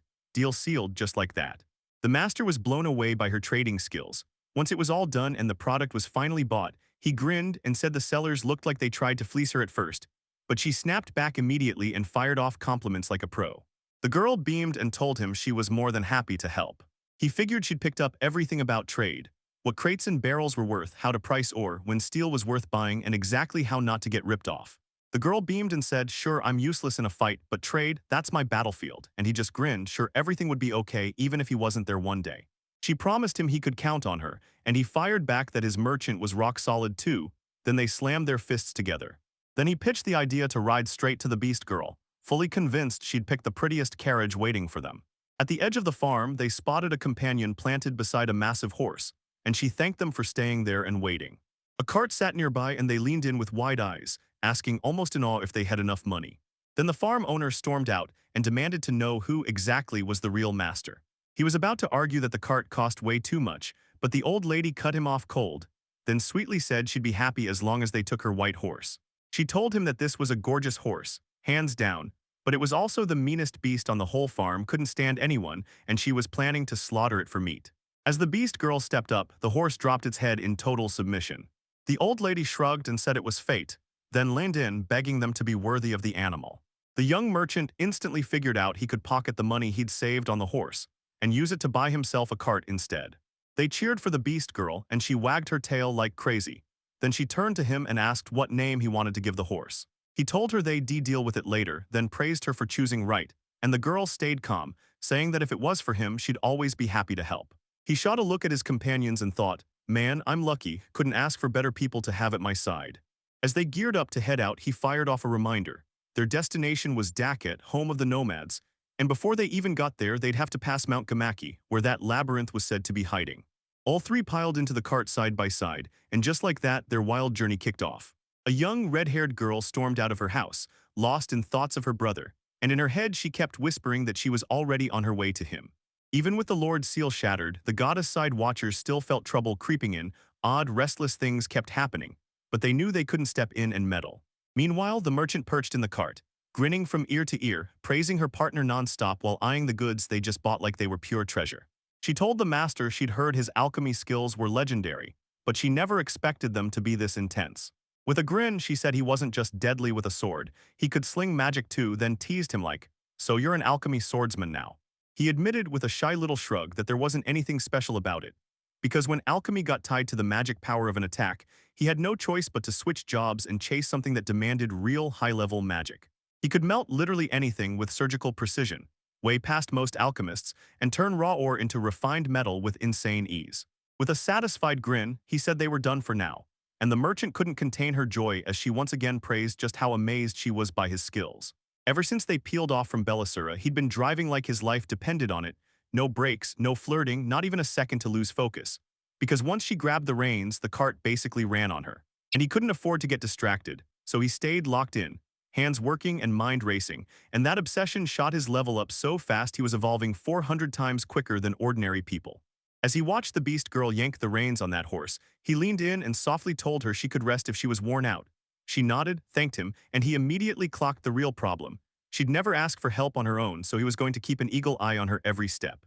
He would have loved to swap her out, but the horse flat out refused, because it only answered to its owner. As white as snow in the dead of winter, it was called *Fion****. The girl murmured to the horse with pure kindness, urging it to learn the ways of all its companions, but the horse bluntly turned its head like, nope, making it clear it would only obey her. Soon the beast girl spotted Gamaki village looming on the horizon, tucked right in the middle of a mountain chain that ran all the way to the Docket Kingdom, and that village was waiting for them. They rolled up to the inn, hopped off the cart, and stepped inside. Right away the master pointed out the door was free, since taxes get collected only from cities and bigger settlements. After pressing her for every detail about how she felt, he got back a bright, upbeat answer: she was totally fine. Then he told them the village hid a maze and they had to find it. So first he pushed everyone to grab some mountain boots, because he fully expected them to come in clutch for the climb. The girls said they were totally fine with it just like this, but he would not let it go. He insisted on buying it. Standing in the shop, he slipped into those chunky, heavy shoes and felt his whole height shoot up, like they were making him taller on purpose. The saleswoman stared out the window and sighed that her size wasn't there. Then he marched up to the employee and asked where the kids' sizes were. He beckoned her closer and started picking out the perfect shoes for her right then and there. He even tied her shoelaces himself, quietly stepping in to help with obvious care, despite her insisting she could do it all on her own. With a grateful nod he thanked her, and the saleswoman lit up, pleased as punch, saying the shoes fit perfectly. Right then, the beast girl swallowed her frustration and muttered that she couldn't tie her shoelaces. But the merchant suddenly roared to the master that their partner was struggling with the exact same problem. She asked him to teach her the right way to tie her shoelaces, and he reassured her with a calm nod that everything was okay. Then she sat still as the master carefully guided the lacing, her mind racing over whether the new clothes would actually make her happy. Grinning, the animal girl thanked her and eagerly asked what the new shoes looked like, and the master just smiled and said they looked perfect. The girls tightened their hugs, grinning like crazy, and he shot them a confident smile, telling them they were finally ready to dive into the maze. At the maze entrance, they spotted a stone staircase rising ahead, and they instantly decided that passage was the one that would climb. On their way up, the master dropped a wild rumor. Mazes can be built like towers too, not only dungeons, though that kind of thing is freakishly rare. Turns out there were all kinds of mazes, so he told his crew to forget who he was for now, stay sharp, and step through real cautiously until the study was over. The second he spotted the monster lunging at them, he barely had time to shout a warning. Then the beast girl snapped into action, caught the strike in midair, and dodged the blow with pure finesse. As he pushed deeper, the master figured the maze showed up before the monsters did, and the merchant nodded, saying no one usually sticks around those dungeons for long. Then he asked, so is there a difference between the phenomena themselves? And the girl shot back yes, telling him the story she'd once heard. She says mazes aren't just puzzles. They're cages meant to trap and cleanse the miasma, but you can't banish it on the spot, so the excess piles up inside, until those clumps harden, condense, and turn into monsters. The denser it gets, the deadlier the monster, so the deeper the maze, the more vicious the enemies waiting inside. The animal girl shook off her fear and remembered what the divine church taught her, that miasma is forged from evil that festers in people's hearts, and that's why everyone has to live for a bright, happy life, even after everything. But she still clung to the demon lord's words. Miasma doesn't crawl out of some random evil, it comes from something far more sinister, and so he kept hunting those monsters. The merchant got hooked by this strange theory and decided there had to be a real link between people and the miasma, because around every big settlement, there were always mazes. Once she clocked the beast girl's backstory, the demon lord name didn't rattle her at all. Suddenly, the master caught a creepy rustle and snapped into full alertness. The beast girl snapped right away. This isn't just any toad, it's a red one, and its skin is soaked in deadly poison, so fighting anywhere near it is pure death. After he listened, he backed off and chose the long-range fight. He grabbed a massive chunk of rock, hurled it overhead, and slammed it down so hard the opponent got crushed in an instant. His level shot up and boom, he unlocked a brand new healing skill. When he caught her lost-in-thought expression, he demanded to know what was wrong, and she confessed that her own level had jumped too, like something just didn't add up. He just flashed a smile and swore he'd spill every secret once he was out of the maze. The animal girl snapped him a warning. Then a poisonous slime splurted out of the toad's body, and the master finally understood why that item never vanished. She warned, touch it with bare hands and you'll get poisoned. Only a high-level hunter can safely collect it and grab the skill. Then he let out a heavy sigh and said, I'm not there yet. He pressed, so what happens if I get poisoned? The animal girl shot back that it all hinges on the exact poison. But either way, the backlash is brutal. If it even brushes their skin, they've got to slam on medicine or healing magic right away, or they'll be forced to turn back and head home to the village. After hearing her out, he yanked out an empty bottle and started scooping the slime straight with his bare hands, and that sent his companions into panic. After he filled the jar, he calmly told them he'd already done it while they panicked and begged him to back off right now. But his hands were still numb, so he shook them hard and forced a grin. Everything's fine. Then he bragged that he'd finally mastered healing magic and now even poison wouldn't stand a chance.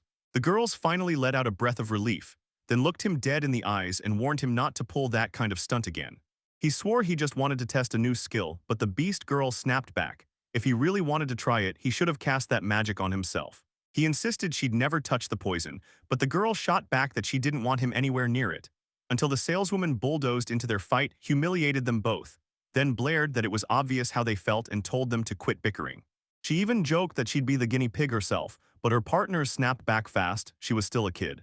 The master swore that next time he'd warn them ahead of time so they wouldn't hate him. Truth is, he just wanted to look cool. Right then, whoosh, a blade flashed and the shadows spat out even more monsters. The master snapped a magic vortex to life in his hands and carved through them with jaw-dropping power. His movements snapped like blades, and his swordplay and magic had clearly leveled up to a whole new tier. He blared to the beast girl that only one enemy remained on top, then handed the fight to her. The girl shot upward in a flash and finished the monster in one strike, while the merchant stared at her companions like, what? So far, everything's been smooth sailing and the loot's been way better than I expected. When they finally hit the boss's room, they already felt the delay coming, because that maze only had 10 floors. The boss was a brutal three-headed snake, and poisonous fumes rolled out of it like a deadly cloud. Zverdovachka snapped that ranged tactics were the smart move. The master mulled it over and laid out a plan.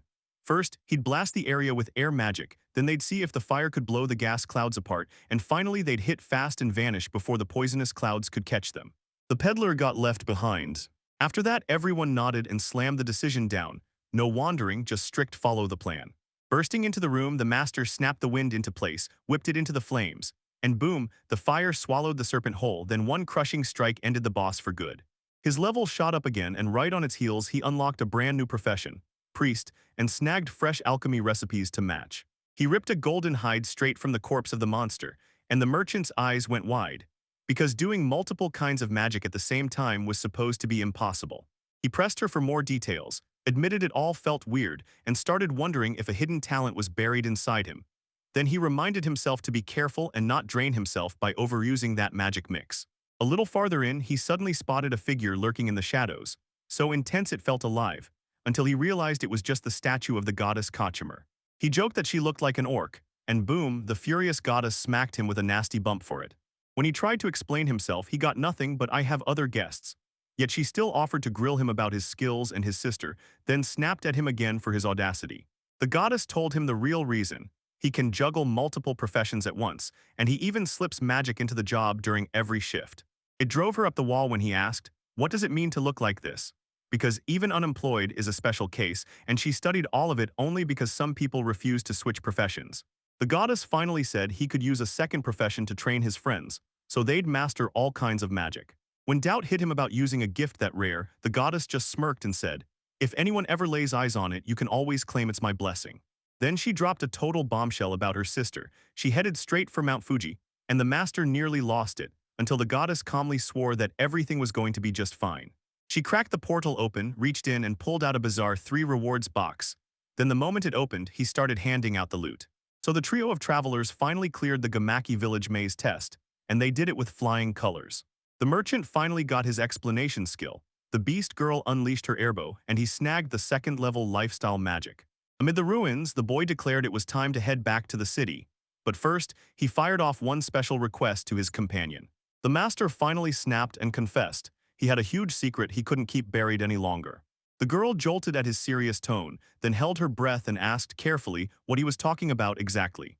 The boy blurts the goddess's name out of nowhere, and it hits her so hard she can't hide her real surprise. He demanded everyone take the talk seriously, then made it crystal clear. Whatever he was hiding was too important to ignore. The boy finally confessed that keeping his skill hidden from his friends was killing him inside, and he feared that one day he'd be forced to keep on lying. The goddess told him it all hinged on his trust. Then, no warning, she shoved him forward and made him speak right then. He spilled the truth and admitted he didn't belong here at all. He came from a far-off place called Japan. After the confession hit, the merchant blurted the words back in disbelief, stunned that the truth landed so unexpectedly.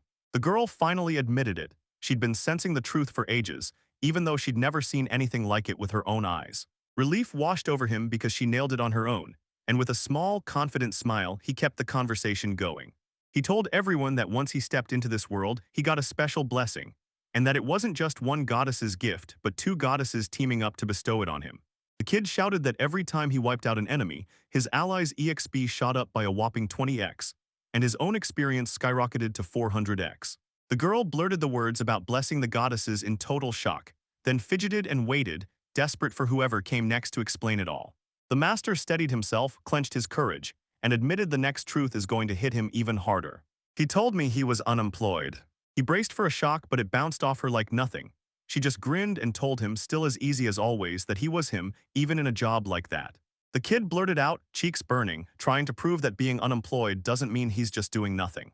But his rambling excuses set off a huge reaction from his companions, and in seconds the air was buzzing with loud noise and laughter. The girls spoke it so calmly, but every word hit hard, that each of them was born with a job of their own. The boy snapped that he's the only one without this gift, and that's why everyone labels him as unemployed. She couldn't stop asking herself what unemployed was supposed to mean about him.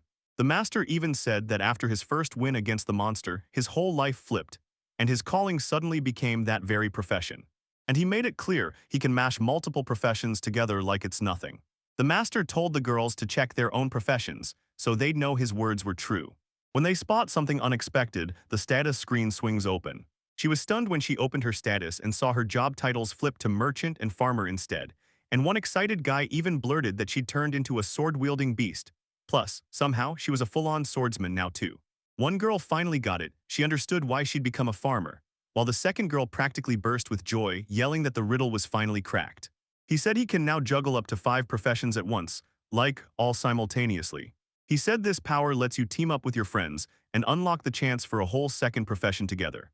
The master, baffled, blurted that all of this is only possible with one special skill, and the girls lit up, then admitted they couldn't believe he could juggle 5 professions at the same time.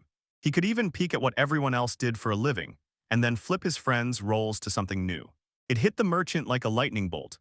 So the real reason she got transformed from a seductress into a plain commoner was right there, tied exactly to his power. He finally admitted he'd kept everything under wraps for so long, hid his unemployment, and apologized for it, then leaned in and asked his partner if she was truly upset. She shook her head, said no, and then blurted that she was thrilled to be with him, because he was still a master she truly respected as her savior. He said the divine blessing didn't come from nowhere. It was the goddess herself who handed it to him, and that's why all of this was even possible.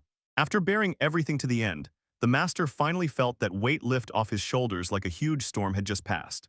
He decided this was his secret, then told them, if you want to switch professions, just come to me, I'll set everything right. Then he urged, come on, we're going home. When they asked what he got, the kid grinned and said he'd snagged the 2nd level of everyday magic. Project, his partners gaped at the rare find, then practically erupted with excitement, saying he was insanely lucky.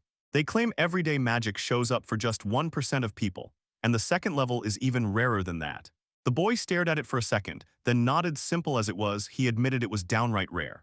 He couldn't help but grin, admitting he'd struck gold with this bizarre magic, and then he declared full confidence that he was about to master it like never before. Then the merchant shot him a quick look and urged, go on, try the spell yourself, and leaned in, eyes sharp, waiting to see what would happen. He decided to test a brand new spell, grinning because he was sure it was perfectly safe. As he spoke, he called up a gentle glow that washed over the area around him, calming everything in its light. He realized he could tweak his magic's range anytime, stretching it out or squeezing it down with pure willpower. The partners stared in pure confusion, then blurted, so what does it actually do? The boy's mind raced in confusion, convinced they were shutting him out. Then his companion's warm words hit him like a lifeline. Right then, the other partner was flailing her hands like crazy, begging for everyone's eyes to land on her. The merchant shouted at them in a panic, chasing after the glowing light as fast as she could.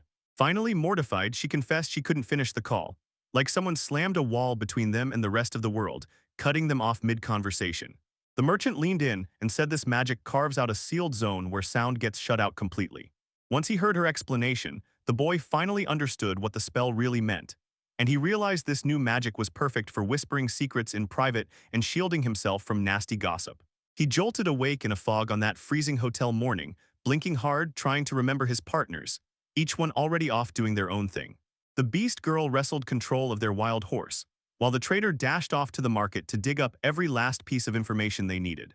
He had nothing else to do, so he threw himself headfirst into smelting their ore, losing track of everything, and somehow boosting his level and experience way more than he expected. Right when he was getting lost in what he was doing, a familiar voice cut in. His companion had finally come back, and she announced her return in a calm, quiet way. The moment he spotted her, he blurted that she looked totally unusual, even in that casual outfit. She shyly asked if it looked weird, and he grinned and told her it made her look super cute. She flashed him a warm smile and asked, "So you've been training your alchemy skills?" He nodded, then admitted he'd finally decided to take a break. She told him the innkeeper had slid her some smoked meat and asked if she wanted more, and she turned to him. He waved it off, said he was good, and offered her food instead. She slid down beside him and promised straight up that if he didn't show, she'd wait there alone. Then he calmly told her not to fear doing exactly what she wanted. She could still feel the warmth in that moment, because it had been ages since they'd been alone and he'd finally agreed. Then, with nerves sparking in his chest, he suddenly pulled her close, cheeks burning, and blurted that if their partners weren't going to be around for a while, he just needed her, just for a little while. He stared at her wagging tail and figured, yeah, that was her way of saying yes in the cutest, most positive way. Heat rushed to her cheeks, but she forced a shrug and said it was fine, until she admitted the hotel walls were so thin that anyone could hear her voice. Then he waved her off, claiming he finally understood, and Chagrin admitted he'd picked the very spot with those thick walls when they rolled into the big city. She patted her knees, flashed a tight little smile, and nudged him close. "Come on, put your head here." Then she reached in like she meant business, ready to clean his ears. He nodded in agreement, and the second he awkwardly sat down, his room suddenly felt way more comfortable, like it changed just for him. She told him she wouldn't brush his ears while he lay face up, and then begged hard for him to roll over. While she scrutinized his ears inch by inch, she spotted they were spotless. Then it hit her. He could fire off cleansing magic anytime. She told him to shift his position, then just watched him. Because the second he felt that soft, warm comfort, he decided he wasn't moving an inch. Suddenly, he snapped to his feet, hauled her into his arms, and blurted out the truth. He couldn't stand it anymore. Right then, the annoyed knocking from the next room blared, and they snapped into apologies, while he fumed and panicked, raging that the hotel had zero soundproofing. It hit him all at once. He'd just used light magic to carve out a private room between them, smugly insisting the outside world couldn't hear a thing and nothing would be able to interrupt them. He was thrilled. Everyday magic was sharper, stronger, and more useful than it had ever been. After he checked that everything was silent, he started to strip, tugged her along to join him, and pulled her in tight, pressing close like they couldn't get enough of each other. But she cut him off right there, cheeks blazing as she told him she needed to ask something. Then she confessed she wanted him to stroke her stomach. He nodded, then slowly started stroking. Right then, their partner burst into the room, mumbling a jumble of words they couldn't even make out. She bowed, then bolted straight out the door, and the beast girl chased after her with pure excitement. She caught up to her young companion, grabbed the moment, and tried to steady her breathing, only for the girl to stammer, "I didn't see anything," and blurt out a sincere apology for rushing back at the wrong time. He snapped back that it wasn't her fault, and inside his head he even admitted he was sort of relieved, because if she'd slipped in even a little later, things could have spiraled into something far worse. The girls kept chatting together, and the partners' panic slowly drained away until they finally started to calm down. A tiny smile burst across her face like a spark. Turns out the animal girl laid it all out.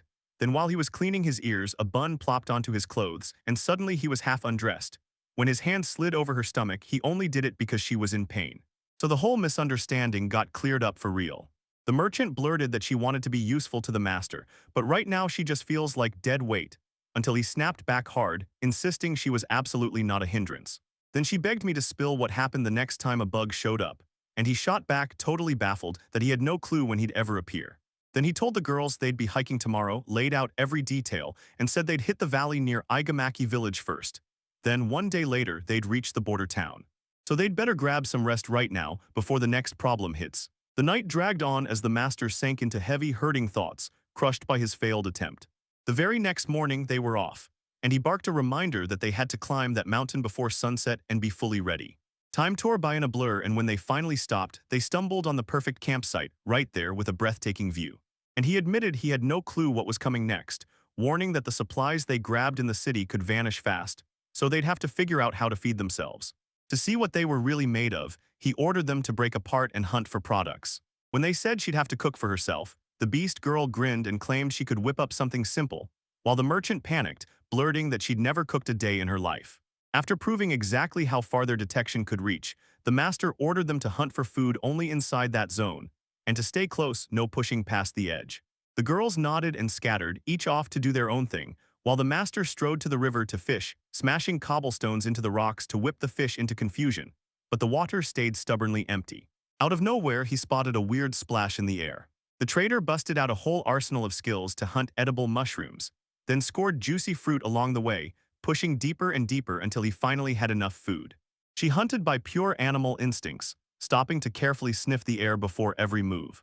When they finally met at the camp, the master grilled her about how the search went, and she spun around, raised a basket packed with mushrooms and couldn't stop bragging. He asked what that herb was, and she told him it was a mana herb, perfect for brewing potions. But to get this done, they'll need a pharmacist, and until then, they can't apply it. Once her level climbs, she can become an apothecary herself and handle the problem. At least the master called it amazing, because it means she won't have to sweat her mana recovery anymore. She warned him that the herb is poisonous and only meant for desperate, last-ditch moments. Then he just shot back that he truly hoped things wouldn't come to that. She pointed out that the herb hits you with a brutal, bitter taste. Then he said he was praying he could skip it. Then she asked how his fishing went, and he admitted he'd caught nothing, just a strange turtle-like thing with a soft neck he'd pulled from the river. He threw himself into the belief that it was a rare monster. The girl shot back that the turtle just looks weird. It's weaker in strength and steel, but everyone pays top dollar for that shell because it's straight-up beautiful. He asked the merchant what the turtle tasted like, and the guy snapped back that it was downright disgusting, barely fit to eat, so he nodded and decided he'd keep it tucked away as his final lifeline. The merchant's heart pounded when he realized the beast girl was getting held up. The master swore it had already pushed upstream, but even he couldn't say what happened next. They caught sight of her coming back again, mud caked all over her. After she apologized for keeping him waiting, she leaned in and said the blood on her wasn't hers, it was someone else's. The monster she'd trapped was pure quicksilver, and it took forever for her to chase it down. The trader spotted the prey and shouted it wasn't just any target. It was a piglet, a rare monster, and even the sharpest hunters would have to burn serious effort to bag it. Stunned, her companions basically said, "Of course you'd pull this off." And for dinner they tore into a barbecue of meat and mushrooms, while the master finally clocked the truth. He was absolutely terrible at finding food. He was starting to think they'd finally slipped into sleep, until the merchant leaned in and, in a hushed voice, reminded him about her past as a slave, how she's trained to stay on guard every night. The master answered in a calm voice, saying it was only natural for a man to step in and not let a girl take on that kind of work. The beast girl cut in with a cocky grin, saying she could see in the dark, because her roots came from the White Wolf clan, so the night watch should be hers to carry. After that, the air went dead. No words, just two people locked in a staring match that felt like an eternity. At last, he dropped the bombshell. Tomorrow, they'd be the ones driving the cart, so they better shut it down tonight and get real rest. Night still came, and the master and the merchant kept trading shifts, while he chugged out purification magic before sleep, double-checking that everyday magic really works. Later on, the merchant nudged the master and said it was time to switch duties. He nodded at once and told her she could finally rest the right way. After he climbed out of the wagon, he stretched with zero rush, then yawned and stared into the crackling fire for ages. He shrugged it off, saying it was way more dull than he ever expected. Suddenly, a merchant popped up nearby and alarm bells rang, so he demanded, "What's wrong?" She stayed totally calm and said, "Nothing, I just wanted to talk." But he reminded her he'd told her to rest, and she snapped into apologies, guilt burning in her voice. He warned her she might feel sick tomorrow, but she fought back with full confidence, insisting everything would be fine, so back then, he assumed she'd gotten used to it ages ago. He gestured for her to sit beside him, and she eagerly stepped right in. With a grin, he said patrol was painfully boring, but she shot back that it still beat the panic of having something strike out of nowhere. Out of nowhere, she grabbed his hand and told him to stare into the endless night where the starry sky stretched forever. He glanced up and blurted that the stars were freakishly beautiful, and the two of them just sat there watching. After one quick glance, he felt it, like he might never catch a sky this bright again. Suddenly, the merchants admitted her mistress had treated her well, maybe not out of kindness, but because those skills of hers kept paying off. She even carved out a room for her, but when night fell, loneliness still crawled in and refused to leave. He told her he understood, and she confessed she'd messed up last night. So he fumbled through it, swore it was just an accident, and begged us to just drop it. With a gentle smile, she realized the loneliness finally faded, because they'd brought her along, rewrote her fate for the better, and even the beast girl went out of her way to help her find real friends. Just talking to him makes her feel this rush of happiness. He lit up and told her, "Yeah, I'm glad you see it too," then leaned in and warned, "In the city, you'll have a whole lot to stress over, Miss Merchant." She didn't even flinch, just smiled and said she could handle everything. Then he told us, "Don't just stare at the night sky, life's got way more beauty than that," and urged us to live so all the bad stuff fades out bit by bit until it finally stops meaning anything. Beaming, she agreed with a playful grin and joked that first she'd need to figure out when accidents strike, because you can never predict when the next one will hit. Flames raged through the whole night, and then slowly darkness peeled back as dawn finally crashed in. The animal girl jolted awake, scanned her surroundings, and spotted a picture, while her master dozed by the fire, and his companion slept like an angel on his lap under a cozy blanket. She chirped brightly, calling after them and wishing them a good morning like it was pure sunshine. The master jolted awake, and right beside him, still half asleep, the merchant was there too. So they pushed on deeper and deeper into the unknown. On that rough stone road, they pushed closer to their goal. Then the master's face lit up as he spotted the gate and barked, grinning, "We made it, we're finally in the border town." He checked with the satellites, Dhaka really was a federal kingdom. The merchant nodded right away, and when he pulled up the map, he pointed out the truth. Only 3 major cities, 2 border cities on the north and south, and the capital, Velvet. She said Dhaka was just as huge as Drandal, the place they'd already gone. And when the master saw the kingdom's size, he couldn't believe it, especially with so few cities. The merchant swore there were around 20 nomadic villages in all, on top of the cities. So if you trekked across the steppes, you'd almost certainly hit at least one. You can grab detailed maps of these villages in the border towns and the capital, and they get updated every single day, so you won't run into any trouble finding a place to live. He pushed for a straight answer. Does that mean the villages never stop shifting? The merchant nodded and went even further. This force isn't just powerful, it's a shield for the western lands, holding the line against raids, and now there's a wild rumor too. Somewhere out there, a secret cat village is hiding. The master didn't get it and demanded answers again, so we're talking about monsters, right? With a grin, he said it'd be amazing to find her, and then he hit her with one thing right away. Taxes, because getting into that border city likely means paying a fee. The merchant dipped her head and told him he'd have to pay for those too. But he shrugged it off and said taxes didn't bother him at all, he'd pay them no problem. He leaned in and grilled his companions on how the experience from taxes was supposed to be split. Then the merchant mulled it over and said, "If it's experience you didn't earn in battle, it doesn't get shared with everyone, it goes straight to the guy who pays." What? After hearing her out, the master gave a slow nod, said he understood, and decided there was no real reason to shake up their jobs for this. Then he leaned in and asked, "So where's it better to crash tonight, the Arundel Hotel or Dakota?" What? With a grin, the merchant told him both choices were great, and said the prices came out basically the same either way. Arundel's all about fresh, freshly caught fish, while Decat serves up mouthwatering meat dishes that hit like a feast in every bite. Seeing the beast girl's tail twitch a little, the master gave a small nod, and knew she was basically agreeing. He told her he'd stay in Dakota, and she nodded. Then she lit up and said she'd heard the border bridge was breathtaking, plus a bunch of other things she couldn't wait to see. After what felt like forever, they finally clocked it. Border City was right there. And the checks weren't playing around, they were way stricter here. Once the taxes were paid, the master snagged a special permit for the cart, stared at the paper like it held secrets, and his partner tiptoed in to ask what was really bothering him.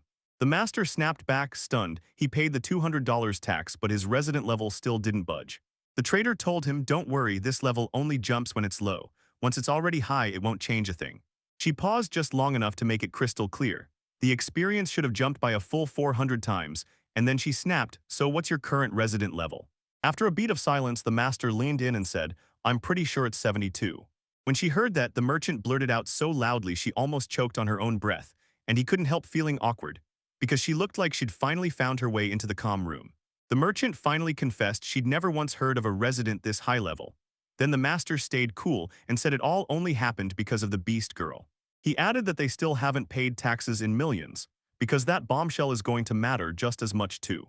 The beast girl flashed a grin and said she was having the time of her life, then teased that if the goddess didn't mind, she'd hit the roulette table again.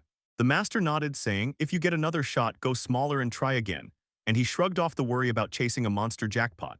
The saleswoman then blurted, voice shaking, that it sounded like they were about to rake in casino cash and even pay taxes on it. The master nodded and admitted it was basically true, because that's how they were spending most of the money. The beast girl swore she'd teach the merchant everything next time, and the master just smirked, like, "Yeah, she's got this," even after the usual spiel. Then he quizzed her, asking if she was 100% sure she didn't want to grab anything before crossing the border.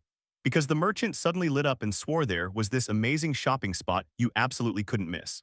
She told them it was go time to haul every piece of metal out of those boxes, because if they left it in there, it could spell major suspicion during the inspection. They flew right through the check, and the guards waved them on with permission to move forward. Meanwhile, the master's stats shot up, and his resident level climbed all the way to 73. Still, the guards don't let up, barking, "Watch your step on that bridge, this is Arundel's ground anymore." The master still didn't get what they were warning them about, be careful, not completely, not yet. Then they stumbled straight into a packed, chaotic market, wedged right inside the thick of it. The master froze when he saw how packed the bridge was with shops, more than even the city had right there on that span, and the merchant burst out in joy, shouting that this bridge belonged to Arundel, not Dacket. So when people buy things here, no taxes hit the bill, and it feels like a wild patch of land with no hard rules at all. Crowds are everywhere, and compared to the slums, this place feels way safer. She was dead set on using the no-tax situation to snap up the best stuff for dirt-cheap prices, and when the master grinned, he nodded like he totally got her rush. Then told her first, go take a stroll and scout the place. What? They ditched the snow-white horse nearby, then leaned in with pure curiosity, darting down each alley to see what secrets it held. The bridge stretched so far it looked like a whole city, and the master snapped, "Where do the merchants live?"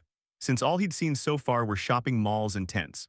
Then the peddler leaned in and told him to peer under the bridge, and when he looked down, he caught sight of ships and boats zipping through the water nearby.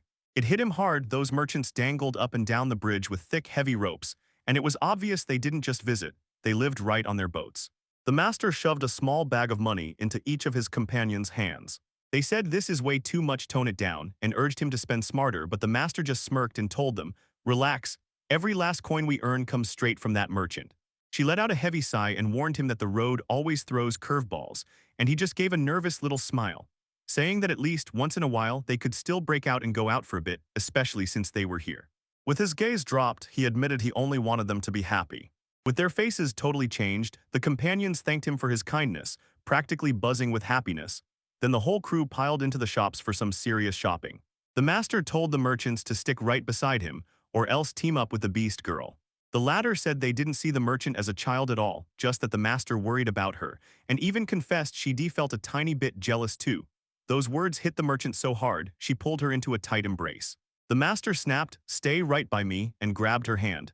Because he was terrified the beast girl would pull in too much attention, and some stranger would try to sweep her off her feet with flirting. She clung to him with all her heart and whispered that she'd never flirt with anyone, not even once, besides him, so the three of them kept right on walking. The master spotted the shopping malls from afar, and his eyes locked onto a shop packed with irresistibly cute clothes. The merchant painstakingly marked each brooch and decorative shell, with a price that he just knew would pay off when he sold them again. The beast girl stared down at a pile of knives, grinning because they'd slice up fish like butter, and they'd be deadly in a clash with sea monsters. While that wooden target just begged to be used for sharpening her sword skills. At some point, the master felt a little useless because everyone else was buried in their own stuff, so he decided, fine, I'll get them something nice myself. Then his eyes snagged on a sword that looked like a cheap fake, yet the plaque swore it was a legendary weapon meant for a true hero to draw. The saleswoman beamed at him and handed over a tempting taste. She realized one try only gets you 1 cent, then pointed out the sword was once sitting on top of that mountain, until some idiot smashed the rock and now nobody can reach it, so the weapon's been dragged here for everyone to try. Before you yank the handle, you'd better read the sign first. The master clocked the truth in an instant. The blade was just plain iron, not some rare silver. He insisted it was only painted to fool the eye. Then he jabbed at the tiny letters along the bottom of the sign. Turns out if you ever snag a sword, you're forced to buy it back for 1,000 cents. The merchant nods and admits it's fake for sure, because a real iron sword never costs more than 500 cents. The moment the saleswoman realized they'd caught her, she panicked, rushed over to them and begged them not to be angry. She shot off the explanation.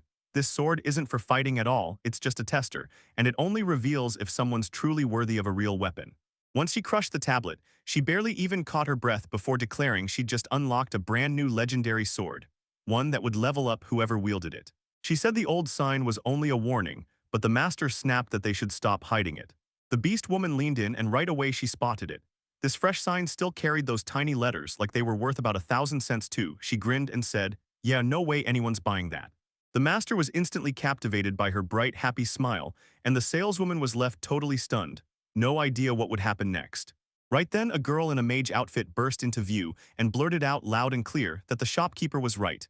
That kind of treasure is unbelievably rare. She blurted out an apology for spooking them, then admitted she never imagined she'd ever witness something like that with her own eyes. She didn't slow her momentum for a second. She blared out that she was the coolest magician in the whole wizarding world, and that her name was Marina. They just stood there, stunned and confused, totally clueless about what was so off about that strange girl. The shop assistant looked a bit flustered at the new guest, apologized, and admitted she only let staff through to someone strong enough to pull it out. So the sorceress grinned, asked for permission, and volunteered to try. She grinned and said yes on the spot, ready to gamble and see how far luck would carry her. The wizard couldn't hide his suspicions and rushed in to warn her that the staff was probably a fake. But the sorceress ignored him and decided to gamble anyway. She pushed with everything she had, then finally threw her hands up and admitted defeat. She couldn't do it no matter what. She dropped to her knees, huffed in pure frustration, and looked up at the master like, "Sure, I'll pay you $50,000, but tell me who's actually going to yank that staff out for me." When the merchant heard the number, her eyes blazed to life. She snapped that this was the deal of a lifetime, because paying just $1,000 would buy them something way bigger than they could ever get anywhere else. The saleswoman jumped right into the talk, then played it like a shortcut, sweetening the deal to the sorceress by saying she'd bend the rules just this once and throw in one free try. So the saleswoman and the sorceress teamed up and started badgering the master, begging him to finally give it a try. He shot the girl a doubtful look and asked if she was truly a magician for real. She grinned and promised, "If you want, I can show you my spatial magic and my summoning magic, just say the word." His companions blinked in shock at the confession, because that skill was so rare and unheard of. It was the first time they'd ever met someone who could actually do it. Blushing, the sorceress made it clear. This wasn't about bragging at all, she just couldn't wait to share it after everything they said. With a dramatic pose, she demanded everyone's attention and loudly claimed she was a legendary great wizard. But it turns out that was just a little childish warm-up, and then, like nothing happened, she told him straight up. This was only the start of the real miracle. With a bright grin, she promised she'd show them the best magic the world has ever seen. After flashing the empty hat, she tossed a plain cloth over it, faced the king of the sky, and brought up the contract they made back then. Then, with a solemn breath, she unveiled what was under that cloth right there. Several birds burst out of the hat, purring their way into everyone's surprise. The master's face fell. He called it nothing but a simple stage trick, even if it was done flawlessly. The sorceress blinked, asking what he meant by calling her magic a trick, and the beast girl repeated the question right after. Then he leaned in and calmly told you the magic wasn't real at all, just clever sleight of hand, hiding the pigeon in your sleeve and pulling it out like it vanished into thin air. Turns out her work wasn't witchcraft at all. It was more like a clown's wild, show-stealing act. While the girl fumbled through the chaos trying to catch the scattered birds, the beast girl clocked the slave necklace hanging tight around her neck. She explained that a slave contract can't be made official without the master's say-so, so people constantly dodge the rules by exploiting that loophole to cheat. The master instantly clocked it. Turns out the sorceress and the saleswoman were tag-teaming, and all that talk was just a slick scam. The saleswoman snapped the moment she realized she'd been caught, threw in the towel, and begged them to just let it go since nobody got hurt, only for the master to cut her off hard, saying that's not something a fraudster gets to claim. She shot back, bold as brass, insisting they were the good guys, then pointed to a dumb-looking couple who used to lap up every word like it was gospel and still pay out the nose for trash. Once they hauled in the goods, they made the announcement, "Our time here's over, we're out." The beast girl clocked them instantly, and yeah, they didn't look a single bit guilty. The scammers even smugly added that they technically never lied, because the staff really does crank up magic power, even if it's just by 1%, and the master caught the wordplay, revealing they were running on a pun. The saleswoman spun to her partner, the sorceress, demanding, "Have you seen the luggage?" Because the bag with the matabi was gone, and the girl stared back, baffled, insisting it was supposed to be right here. They grilled a nearby vendor, and he swore he'd watched the donkey snatch the bag and haul it off like it was his own weight to carry. It hit the sorceress like lightning. Those same stupid lovebirds who were giddy to buy stuff from her had shown up with a donkey. My buddy reminded me this is a haven of lawlessness, and told me straight up not to give up. The sorcerers shriek that the bag isn't packed with junk. It's got something vital inside, and now those people could stumble straight into something horrifying. The three travelers stared at the exchange in dead silence, ready to bolt, until the saleswoman stopped them cold and said she'd clocked their reaction the moment the word donk hit the air. She demanded every secret they had, even dangling a staff as bait, but the master shot her a cold stare and snapped that he didn't need it. But the shop assistant kept pleading.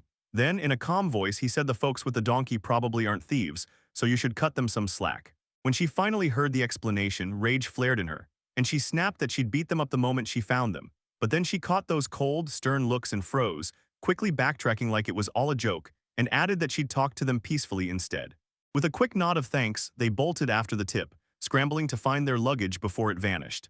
Then wham, the sorceress's mask slipped right off and there stood a sweet, charming girl underneath. She clutched her hat shyly, waited for her partner to come back with the mask, and when it finally happened, she let out the biggest sigh of relief. She muttered that this mask's super magic power is pure adorable cuteness, and without it, she can't be herself. Her friend suddenly broke the moment and blurted that it was time to go. Then, before anyone could stop her, she shoved the staff right into the master's hands as she stepped out. Before he could even speak, they vanished into the crowd like smoke. He froze in disbelief for a moment, then snapped to his companions and said, "Once we're done shopping, we're heading straight for the Docket Kingdom." They pulled into Dakata's border town and parked in front of a brand new hotel. Then, the second they stepped inside and asked for a room for three, they froze as a massive crowd surged right at the entrance. They swore allegiance to the mighty priest Lime, then demanded they be allowed to prepare their rooms. The receptionist spotted the priest and rushed to promise him rooms, no time to waste. The master couldn't believe it. Why were these people strutting around with that arrogant attitude? The employee stepped out to see them off, and a haughty glare snapped toward the trio. One of the followers sneered that the hotel where demi-humans stay isn't even worth the wait for decent service. The master frowned hard, annoyed to the core, but the beast girl shot back a quick, confident reassurance. Everything was totally fine. He pulled her into a hug, and right then the employee rushed in with a regretful apology. Every room was taken now. When they pressed her about the other hotel, she shrugged and said hers was the only place in town, then offered to let them use the stables for free if they didn't mind, and they were completely thrown off by how generous it sounded. After they ditched the hotel, the master snapped that the priest had been getting under his skin, especially since they showed up first and still got brushed aside. His companions tried to calm him down, saying it couldn't be helped. The priest is a special case and usually guests book ahead, while they just come out of nowhere. He let out a tired sigh and said, "Don't stick on it, just head to the Adventurers Guild." They had something to sell. So they headed straight for the Adventurers Guild, and when he reached the counter, he spoke up cool and collected, ready to sell a few things.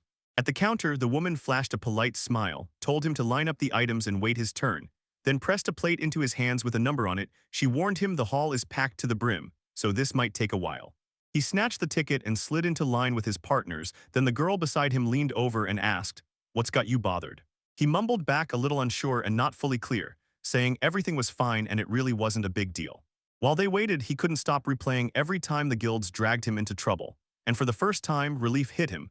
Maybe this time it would actually be okay. Then panic hit. He realized he'd just raised the flag without even meaning to. Yeah, his gut instinct was right. A bunch of sketchy guys rolled up on him, and when they caught sight of the two cute girls sitting beside him, those creepy grins spread wide as they laughed that with slaves like that, he was surely about to get off easy. The girls huddled in terror, and he let out a frustrated sigh, stuck wondering why fate keeps yanking him into these awful situations. He realized one thing right away. Men who act like that toward girls, tossing out creepy compliments, usually don't have a real career or even a decent standing. He stared them down and sized up the numbers. One was a level 21 cat user, the second a level 13 axe fighter, and the third a level 9 swordsman. He kept telling himself they were just ordinary people until he spotted something weird. One of them was a cat person, and that meant he could either talk to cats or end up fighting them. He was dying to know how it worked, and he barely managed to hold back the question, but I caught myself in time. Right now, the priority was cutting the problem down to size. Calm as can be, he said he didn't want a scene, then explained that the two people nearby were his treasured companions, so he asked them to step back. They burst out laughing and told him, "If you really are the boss and you don't want trouble, do us a favor and we'll let you walk out." Nope, those girls froze up, and even the beast girl snapped with rage, itching for a fight. But the master stepped in, calmed the whole situation, and told them to back off and trust him.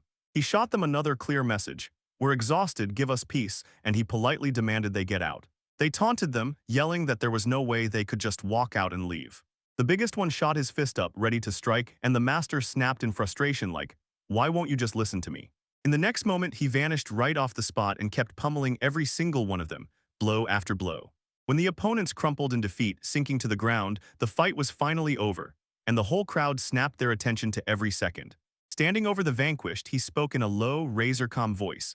If they truly learned their lesson, then it was time to stop dragging their trouble onto other people. Moved by their suffering, he unleashed healing magic on them.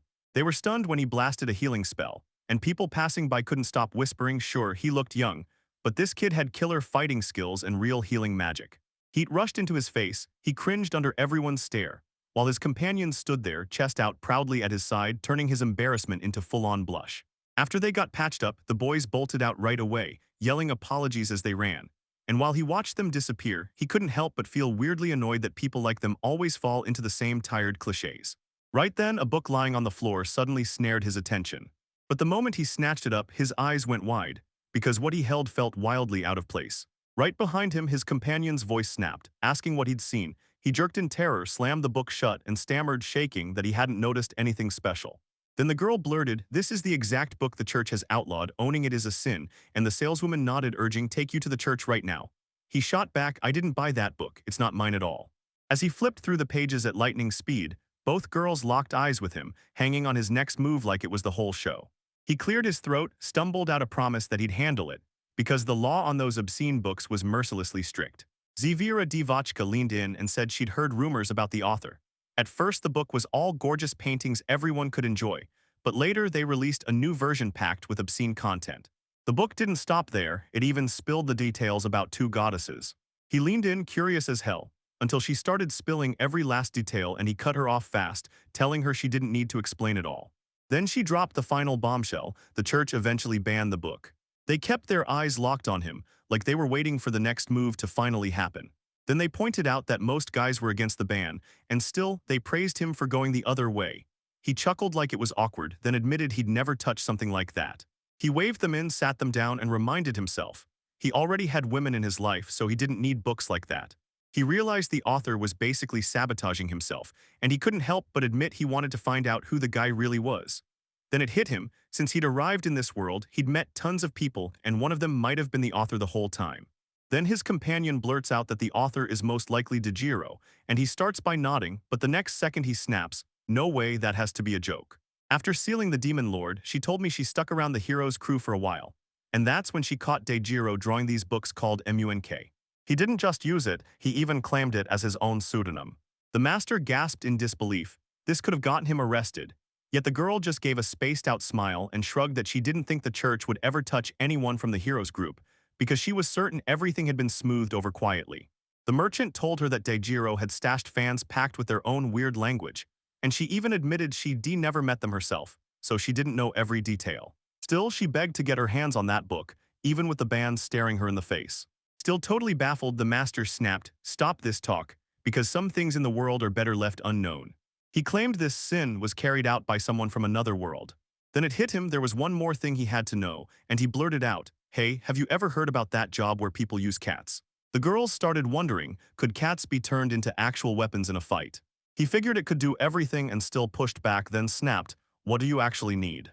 One of the girls swore she could get more clues if she went alone, but we still chose to team up and search together, safer even if it took longer, and he drilled it into her. Don't chase unnecessary risks, and when danger hits, back off fast. The merchant beamed and sprinted away to dig up answers, but the rest of the crew just stood there, utterly baffled. Once she was gone, a little panic seized him, and he begged the beast girl to take his hand, terrified of running into more rude people. She grinned and clutched him tight, and that only made his face burn even hotter. Right then, it was their turn, when the employee waved them in again, laughed that they looked like they were practically attached, and shoved a bag of coins into their hands. When they saw the earnings, the master snapped. This was way more than they'd ever expected, and he couldn't help thinking it'd be better if they just stayed in and let it happen. The girl beside him gave a small nod and blurted out, all flustered, that seeing him happy made her feel happy too. He patted her head and told her he felt happy only when she was happy too. Then she stood her ground and declared she wanted his smile to glow even brighter, and he thanked her like it meant the world. Right when she was about to bring up that book they'd talked about earlier, the saleswoman swooped back in with a bright wave and he pressed her, asking what her friend was trying to say. But she just brushed it off, insisting it wasn't anything special. They grilled the merchant and asked if she'd picked up anything useful. She just shrugged and said there was nothing concrete, only this: the priest was coming to the city. With that kind of rumor hanging in the air, there's no small talk to be found, yet she whispers one juicy detail: a crew of heroes is coming to town. The beast girl jolted and flinched the moment she heard it. After she crushed the demon lord, her father still got executed and they threw her into slavery, so when help finally came, the past kept clawing at her. She said it was fine, but the master ruffled her hair and told her she didn't have to tag along at all. She thanked him, then swore she still wanted to meet them on her own. He leaned in and asked if she recognized the hero on sight, and she nodded with total confidence. Then he leaned in and promised there'd be no trouble, asking the merchant where they were last spotted, only for her to bow her head apologizing because she couldn't figure it out. She figured the hero was hunting for clues too, and if they slipped into a busy crowd, they'd have a much better shot at running into him. The master nodded that the Adventurers Guild was the perfect spot to scoop up intel, then urged them to hit the shopping district and the city center too, so the girls immediately agreed, seeing it as the best move. Then the door blasted open with a thunderous crash. Just as they were done talking about them, the whole crew burst into the room, loud and unstoppable. One of them stepped forward and swore straight through the air that he was the hero of this world. The master took one look at him and couldn't ignore it. He still looked way too young for someone already carrying a title that high and that famous. The name screamed Japanese, and he figured the kid could be from the very same world he came from. He shot back with his name and then it hit him. This kid wasn't a hero at all. He was a level 39 holy knight. But the master looked deep in thought and figured, if his real class is a holy knight, then he probably isn't the monster everyone claims. Yet I still couldn't wrap my head around it because I knew he lied and called himself a hero. Calling him a holy knight, the master leaned in and demanded to know why he'd introduced himself as a hero. He said, yeah, I'm technically a holy knight, but I'm used to being called a hero. And the master's eyes lit up, honored by his honesty and that steady, unshaken calm. He quickly clarified if the holy knight was really his main class. Then he calmly shot that idea down, straight up saying no. Then the master finally snapped to it. This guy wasn't from his world at all, and he mentally warned him, be careful. When they asked why he'd come, the young man shot back that he calls himself a hero. So if someone needs saving, it's his duty to step in. The master didn't get it at all, so he snapped the question again. Then the holy knight shot his finger toward the sky and demanded the slaves be freed first. The master snorted, totally baffled. Who shot Ikanogi an urgent demand, let those female slaves go. Because forcing girls to follow their master's every whim was pure cruelty, and he better had shown them some compassion. Ikanogi snapped in surprise at his words, blurted that Cole was against slavery, and said he totally understood why, then immediately pointed out that there were 3 more slaves right there beside Cole. Cole blared out loud and confident that his companions had turned into slaves by their own choice. Then he pointed out that if they'd simply begged for freedom, he would have freed them on the spot. The trainee cleric leaned in and told her story. He saved her when slave traders snatched her up, then swore he'd serve her coup, until every last coin was paid and her debt to death was wiped clean. The swordswoman admitted that Ku crushed her in the sword tournament, and that's why she chose to become his slave, swearing she wouldn't ever take off her necklace until she beats him in a real, fair fight. The shaman told everyone that Ku had saved her village, then pointed to her necklace as proof she was with him now and she'd willingly become his. Ikanogi figured out that Ko wasn't just any girl, she was doing heroic deeds for others, even if the swordswoman's story didn't match the rest of the girls. Ko snapped that every one of his female companions turned into slaves by their own choice, with zero force pushing them into it. Ikanogi said their situation was basically the same, promised he'd let the slaves go too if they asked, then made it clear he truly respected whatever choice they made. Haru said straight from the heart that she wanted to stay right by her master's side. Carol snapped in, telling Ko she better not poke into other folks' business, then added that she wanted to repay her master's kindness. So yeah, she was thrilled to be his slave. Ikanogi thanked the 2 girls for their kind words and made it crystal clear they were his companions, so they walked side by side with him. Ku shook with doubt and snapped that Ikanogi had forced those girls to say those words. There was no way he was getting fooled. Ikanogi shot back and basically clocked it. This guy didn't want to hear a single word or understand a thing anyone said. Ku said he'd only heard one horrifying thing, that Ikanogi had done unspeakable crimes to his female slaves. And Ikanogi snapped in shock, firing off an outraged rant at what Ku was claiming. Ku jabbed a finger at the little girl beside him. Carol exploded into an outraged scream, shocked they'd just called her small. Ku went on to reveal that Ikanogi bullied Carol into gathering intel for him in the city, and then shoved her out there completely alone, even though she was still just a kid in elementary school back in Japan. Carol snapped back at the accusation, saying she'd offered to dig up the info herself, and making it crystal clear she wasn't some kid who needed babysitting. Ko said with a heavy sigh that she hated how she was feeling, and she told them the slaves weren't choosing their words. They were being forced to say what they didn't want, all while their hearts broke behind the scenes and they were suffering, silently crying. Carol fumed out loud, tore into the guy and insisted, loud and clear, that she was totally fine. Ikanogi spoke up calmly, telling everyone it was Carol who pushed the idea, go into the city and dig up some answers. Ku shot Ikanogi a brutal stare and said if he kept acting like an idiot, he'd have to step in, then made it clear he wanted this settled without violence. Ku yanked his sword free and swore he'd save the girls, even if he had to fight dirty, and Ikanogi snapped back, telling Carol to grab Haru and hold her close. Carol rushed in to calm her down, whispering softly, "Stay with me, stay calm." Cows roared that he'd never let that creep bully the kid or use her for his sick little plans. Ikenoji watched Ku and felt danger crawling up his spine because this wasn't just a threat, it was trouble with teeth, so he hurried to soothe him, telling him they didn't have to start a fight right here. He knew Ko was a beast of a saint knight, backed by friends who hit hard too, and that shaman types could wreck everything fast, so he refused to risk Haru and Carol getting hurt over some misunderstanding. They pushed forward with their demands, slamming the point that Ikenoji should have obeyed from the start, starting by crushing his so-called innocence and forcing the slaves to spill the truth about what they really thought of him. Ikenogi nodded, then told Haru and Carol, "We heard the order clear as day." Haru and Carol blurted back in sync, confirming everything they'd heard, while Kao just mumbled in pure disbelief. He couldn't wrap his head around Ikenogi actually daring to give an order like that. Ikenogi snapped, telling them to wipe every old order from their minds and to look him straight in the eyes and say it. Do they want to stay his slaves or not? The girls' collars flared bright. Haru snapped that she wasn't about to quit. Just like she'd said before, she'd stay her master's slave, period. Carol jumped in right after, saying she felt the same and reminded me that she chose to become a slave all on her own. Ikenogi wheeled around and snapped that he'd heard the girl's answer with his own ears.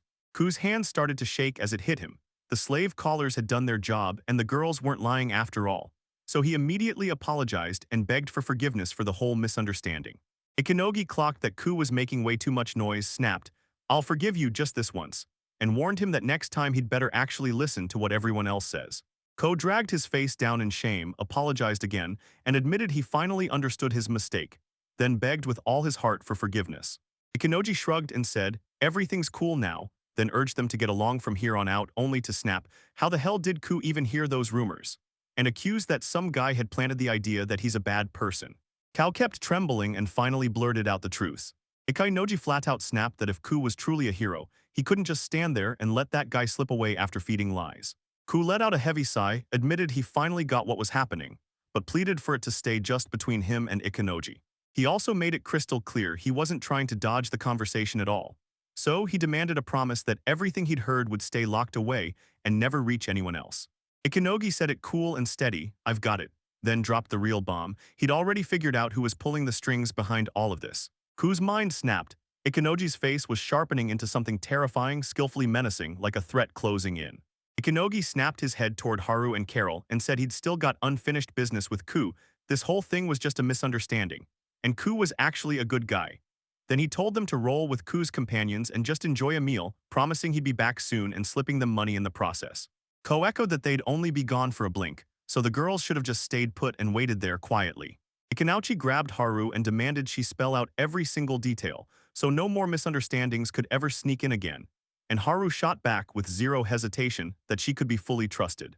Ikenoji waved them off and told them, "We're gone, so be careful out there." The swordswoman apologized for blowing things up over Q-Wind, then urged them to move on and be friends, even pointing out that her own team had a crumb too, before Carol went full fury and snapped that she wasn't some baby. Haru stepped in, confirmed everything was finally fixed, and promised they'd keep things peaceful from here on out. Ichinoji snapped that the idiot blasting dumb rumors about him had a dodge. Then he smirked and said it was D. Cal blinked, then confirmed Ikenogi nailed it for real, and even admitted that person truly had a D, while Cal's mind kept replaying Ikenogi's cold, vicious face. Ikenogi said that in this city, only a few people were truly his enemies, people who held a grudge against him. Then he turned to Cuthet and clarified that he must have come here to hunt down someone, only to realize the person he was looking for wasn't him. Ko confirmed he was hunting for just one specific person, and Ikenoji shut down any follow-up questions. Ko thanked him immediately, saying he was truly grateful. Ikenogi swallowed his pride and apologized for judging him, and Ko waved it off, saying it was his own fault for going nuclear when he heard someone was allegedly abusing a child. Ikenoji clocked what was really going on. Those people were just using Ka's kindness to their advantage, and he swore he'd never forgive whoever owns D. Ko clocked that they still weren't seeing the full picture, then pushed for a peaceful end to it all, no more fighting, just closure. Ikenogi wondered if Ku's kindness had gone a little too far, and then realized, yeah, this is exactly what a real hero should be. Ko said, "I'm here," and then he shot back, "I'll be there in a sec." The adventurers burst in with the news that Mr. Hero finally wiped out that scoundrel. Then Ikenogi suddenly snapped forward, cutting them off, and greeted them with one sharp word. The adventurers gasped in pure horror, demanding, "Why are you here?" and started shouting that the hero was a traitor. Kusin sternly shot back that it was them who'd preyed on his trust. insisting Ikenoji wasn't the monster they made him out to be, even if, yeah, he could look terrifying sometimes. Ikenogi bragged that he was the kindest guy around, and Ku stepped in fast, telling everyone to relax, because Ikenogi wasn't here to get revenge.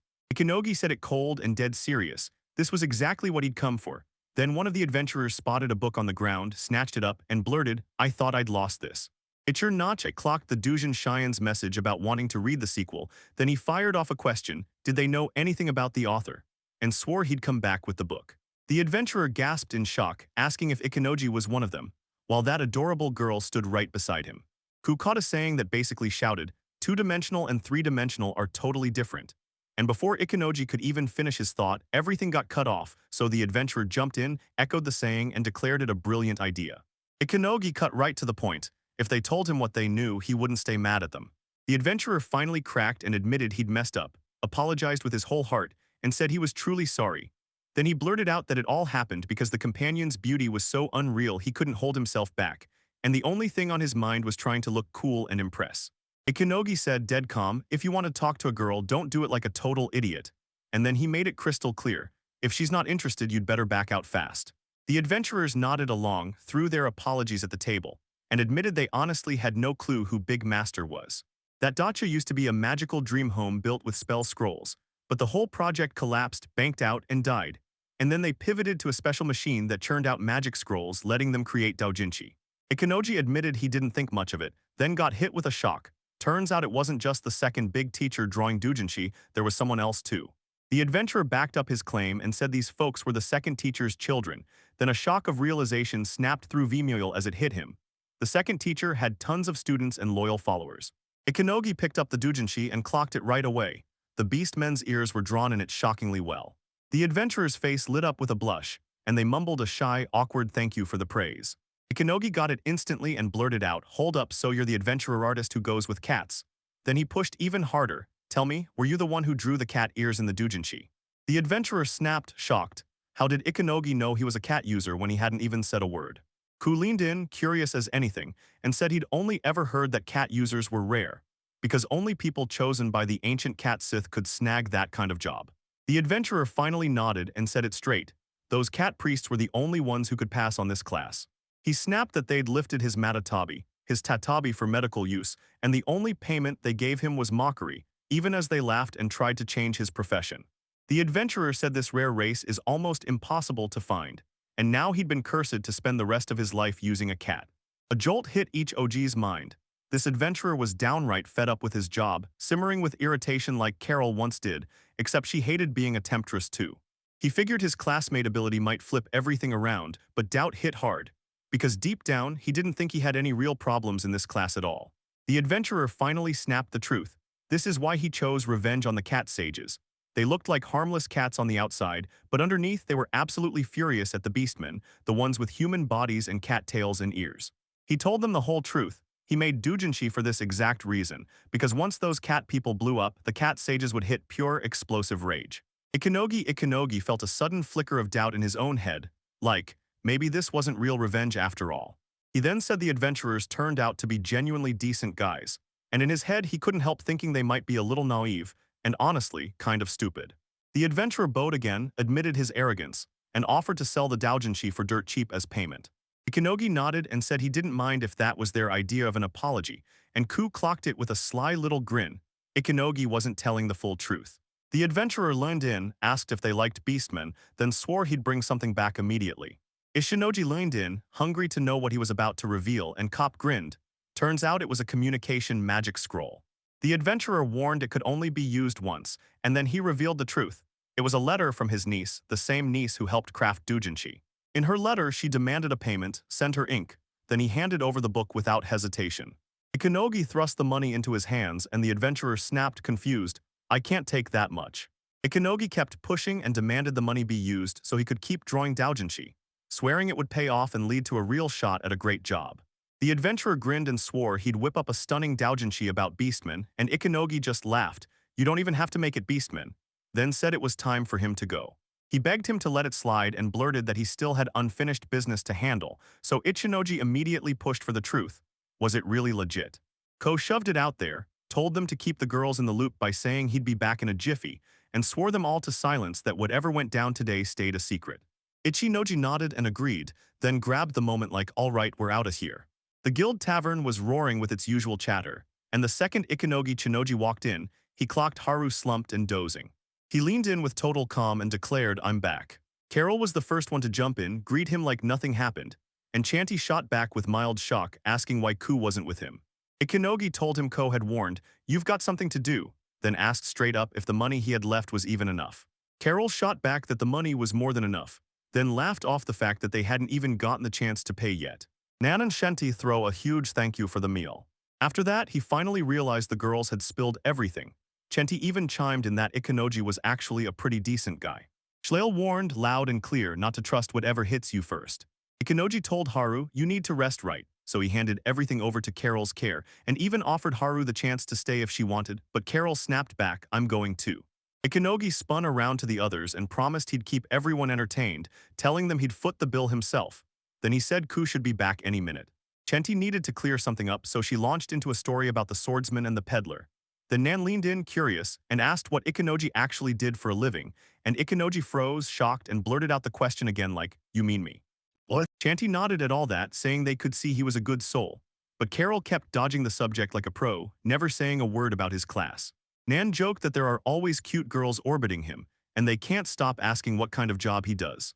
But you also heard him admit it with a quiet sigh, no full-time job, at least not yet. He froze in shock and blurted, how on earth did you pay for all of this? Ikanogi hesitated for a second, stumbled over his words, then looked totally lost. In his head he clocked the truth. Haru was the one hawking monster parts, while Carol was raking in coin from ingots and spices. Then it hit him every single time he'd ever earned money on his own, it was because of a casino. With a shaky, low whisper, Ikanogi muttered that he was raking it in at the tables. Chant clocked him as a total gambler right away, and Nan backed it up. He's got no full-time job. Ikanoji's mind raced. He had no clue how to say any of this to him because he couldn't even reveal his unemployment ability. Carol stepped in and told her she could count on her, then hit her with the truth. Ikanoji didn't have a steady job, but he was the one who saved her life. Ikanogi clocked it instantly. Carol only made everything worse, then flashed that smug little face, while the girls stared at him like he'd just sprouted a secret. In his head he figured it out. He couldn't read minds, but somehow he still knew every thought. And to them, he probably looked like a total bastard, the kind who forces girls to work just because he once saved them. Ikanogi tried to talk his way out, insisting they'd misunderstood everything, and then admitted it was true. Once he drained all the money Haru earned, but after that he swore he never did anything like that again. He told her he dipped into his own money at the casino to cover the taxes and all the extra expenses.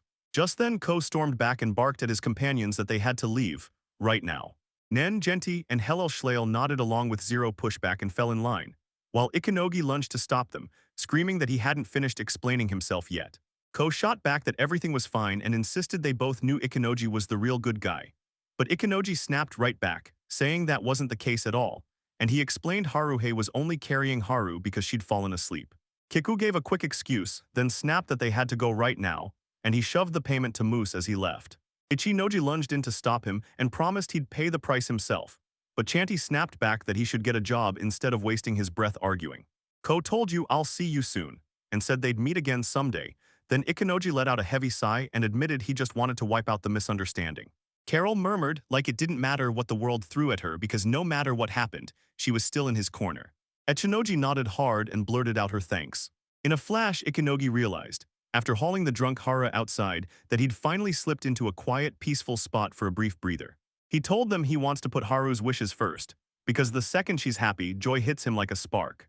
From the way he felt, Haru was absolutely loving it. Next morning, Haru was the first one to pop up and hit him with a bright, good morning. Ichinoji shot back a warm greeting, then asked both girls how they were feeling, and whether they'd slept soundly that night. Carol blurted out that she was sorry the stable was so cramped, then explained why it was packed to the rafters. Everyone in there had been kicked out of the inn by the priest. Then Ikanoji grilled them, making sure both girls actually managed to get enough sleep that night. Haru grinned and said she slept great, then laughed that it was actually fun cuddling up so close together. Carol nodded hard and chimed in, I totally agree. Ichinoji lit up at the sound of those answers, and Haru's cheeks flushed as she admitted she still couldn't stop hoping her master would one day sleep somewhere roomier and way more comfortable. Ikanoji sighed in relief that the girls were totally fine with sleeping in the stable, and Haru cut in right away, loud and confident. She didn't mind at all. Carol backed her up instantly with the same answer. Ikanogi shrugged and said it wasn't even a bad experience. Sometimes you've just gotta live through moments like that, and it actually hits different. Deep down, he admitted the truth. He couldn't get real sleep at all because it was torture just trying to endure it. Then he told the girls to ditch their old clothes, slip into brand new outfits and lace up sneakers, because he swore they'd be perfect for them. Carol and Haru both shot him heartfelt thank yous for worrying about them. He grinned that everything was good, then told them, return the sheets and let's move on. As they stepped into the inn, Ikanoji shot them a grateful look and thanked them for the sheets they'd brought, and the innkeeper immediately bowed his head, apologizing for forcing them to sleep in the stable. Ikanogi said it was a great kind of experience, one you should grab now and then. The host threw them a free breakfast to make up for it, right there as an apology. Ikanoji pressed to find out if the owner truly had the guts to make that call. He nodded and told them straight up that it'd be better if the guests could just dig into their meal and enjoy it. He told him the priest snubbed every cheap dish the inn tried to push on him, refused it outright, and left the food sitting untouched. Ikanoji blinked in shock. Priests were meant to serve God. Carol just grinned, offered to take the treat herself, and told her not to let the food go to waste. In Ikanoga's eyes, a sharp flash of "I'm saving money" showed itself. He spotted that even the others who'd slept in the stable still came to eat here, and that told him there was no choice at all. But then something totally unexpected snagged his attention, and Haru blurted out in a worried voice, "Is everything okay?" Aru glanced over and his stomach dropped, because the board was a wanted notice, stamped with the names of Joffrey, Eliza, and Centaur criminals. Ikanoji stared in shock at what these people were doing, because the description sounded brutally gruesome, and Haru added that the announcement was made with a chilling, dead or alive. Carol figured they'd probably taken the bag, but she couldn't believe it. Someone had actually pinned them on the blackboard with that brutally harsh wording. Ikanogi erupted in outrage, snapped that even a donkey was being dragged into the charges, and Haru immediately clocked that the wanted notice on the board was stamped by the Church of God. The innkeeper told them that a guild messenger showed up before sunrise and ordered the sign be hung somewhere public, right where everyone could spot it. Haru figured it had to be that same priest from yesterday, so he marched up and grilled him about that ad. Ikanogi admitted that this could be true, but the prize they're offering makes one thing crystal clear. The church's real target is the centaur. Carol snapped that maybe the donkey had raided the priest's food or gulped his pricey wine, and that's exactly why the priest was so furious. Ikanogi nodded, because sure, of course it sounded believable, a donkey was right on brand. And there was a real chance she was only annoying the priest for some reason nobody could explain. Right then, the robed boy burst in and shouted, asking if they had any idea what this donkey was all about. Rumislehid's mind snapped to it. This kid was definitely one of the priest's people, and the last thing she needed was for the priests to realize they were siding with the centaur. Ikanogi blurted out that he'd only spotted this donkey a couple of times before, and then, buzzing with excitement, he fired questions at her non-stop. Was she healthy? Was she eating well? And how was life treating her in those foreign lands? Ikanogi blinked at the sudden questions, but before he could even answer, the boy hurriedly apologized and finally introduced himself. Malimia, a deacon tasked with looking after a donkey named Centaur. He told me there's a legend about Alexio, the hero who crushed the demon lord. Only before Alexio ever showed up, the church tried to forge an artificial hero first. The whole scheme was simple. Shove the hero's cells into a willing body and saddle it with the hero's job. But when they started testing on monsters and beasts, most of them couldn't take the power and they crumpled and died. But some creatures had already crushed the tests, and their survival was hidden from everyone. They butchered countless animals for the experiment. And when it finally worked, Alexio's cells got jammed into a human body, boom. The hero Alexio was born, and in time he carved his way through and defeated the demon lord. But in that whole wild place, there was only one creature that never shifted, a slow donkey named Centaur, stuck exactly the same. Melinia finally confessed he was the one who opened the stable door, but the moment his eyes slid away, she vanished, slipping clean out of his sight. Ikanoga's gut told him this sounded deadly serious, like one wrong word could blow everything up, so he turned to Mailme and Mylemia and demanded, "Are you really ready to talk about something this important right here?" The innkeeper hurried over, insisted he couldn't hear a thing, then shoved himself into his work like it was urgent, mumbling that he had errands to run. Mylemia told him everything was set, explained the owner was nothing more than an innkeeper, and then straight up said she'd take any price he wanted, as long as it meant saving a donkey's life. Ikanogi couldn't shake what the deacon really meant, and a chill crawled up his spine when he realized the man might even be ready to kill if that centaur got involved. Ishinoji leaned in and asked if the church was actually trying to look after that centaur, right this second. Malimia shot back that he never truly understood what the church was up to, especially since they stopped talking about the centaur 5 whole years ago. He admitted he should have been demoted and kicked out of the center as punishment, but since there wasn't a clear sentence, he couldn't figure out why it happened. Now that the hunt for the centaur is underway, he can't shake the feeling the high priest is pulling the strings, and he even fears the man plans to kill the donkey. Ikanogi snapped back and said Melimia wasn't chasing any of that. He just wanted the donkey safe, guarded, and protected by him. Ikanogi pressed her for the next answer. What exactly is the deacon planning to do to the people hanging around the centaur? Melimia snapped back that as long as she was safe, he wouldn't touch these people, until the head priest finds out, because then they'll almost certainly get executed. Ikanogi warned that it'd be a nightmare to watch someone they knew get left behind to die, then snapped at Haru to go find Joffrey and the others. Haru straight up admitted that in a packed place like this, there's no way to track anyone, unless she's got that one special scent in her nose to follow. Ikanogi suddenly remembered the bag of catnip they'd swiped, and it felt like the perfect starting clue. Haru said if we've got some catnip we can sniff out who stole that bag, but Ikanogi let out a heavy sigh and realized no sample at all. Marina suddenly jumped into the conversation and told them, if you need catnip I've got some right here. Ikanogi froze at her unexpected presence and blurted, why are you here of all places? Kanan told me she'd heard the church was slapping wanted posters up at the inn, so she came straight here to dig up more info. She added that with catnip in the picture, they might need backup right now, and in Ikanogi's head, everything kept getting more and more twisted. It's not just the priest in on this anymore, and these fresh allies don't exactly make him feel safe. Still, he's got no real choice, and at least he knows a bit about one of them and the past they carry. He shot Melimia a quick apology, then insisted he had to go talk to Marina. The deacon shrugged and said it was no big deal. He just needed to dig up some info on that centaur. Ikanogi told Haru and Carol to stop right where they were, and they insisted Kanan stay put too for now. Marina finally admitted she'd gotten the very same bag of stuff from Daijiro, and Ikanogi smirked, saying that's exactly what he figured would happen. Marina leaned in, voice dripping with mystery, and said she felt like she and Ikanogi were born under the same star, chained to the same kind of fate. He pressed her with a shaky question, did she really play *Tuna B? Then he followed up, asking if she could even count as Japanese. Marina stayed cool and confirmed, plain and simple, that yes she was. Kanan blurted in shock, because that totally means Marina's a traveler too, just like her. Ikanogi froze for a second, then couldn't even find the words. Marina stepped in and said it's totally normal. The canon already knows what's going on, and it knows exactly what kind of situation she's trapped in. Ikanogi demanded they keep it secret for as long as they could, and make sure not a single outsider ever found out.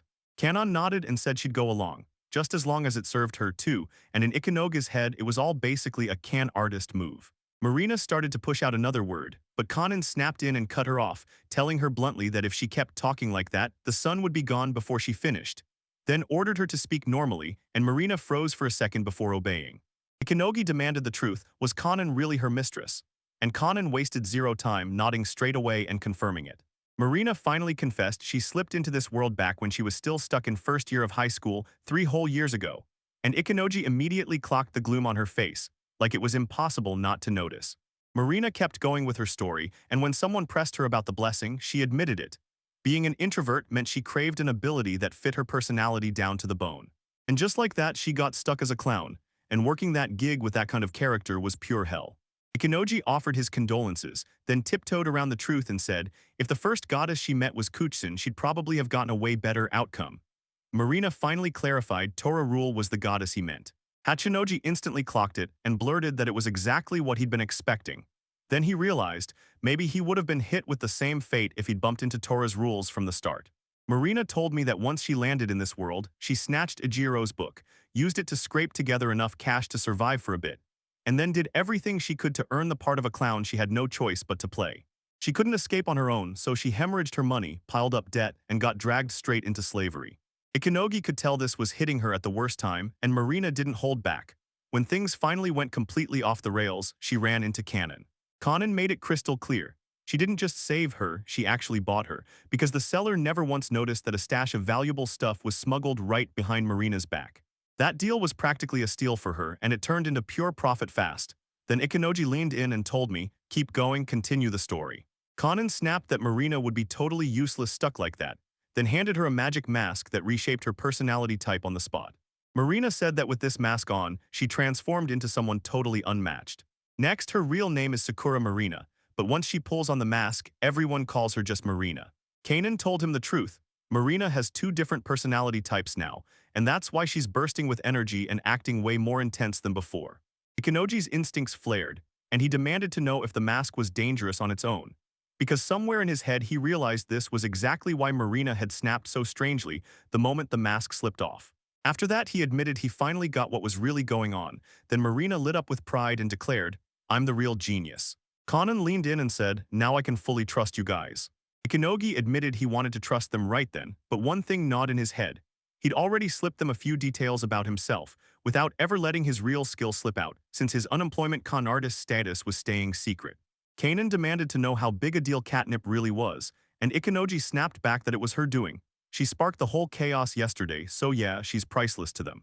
Marina swore the real reason mattered most, because in that bag right beside the catnip was her locket.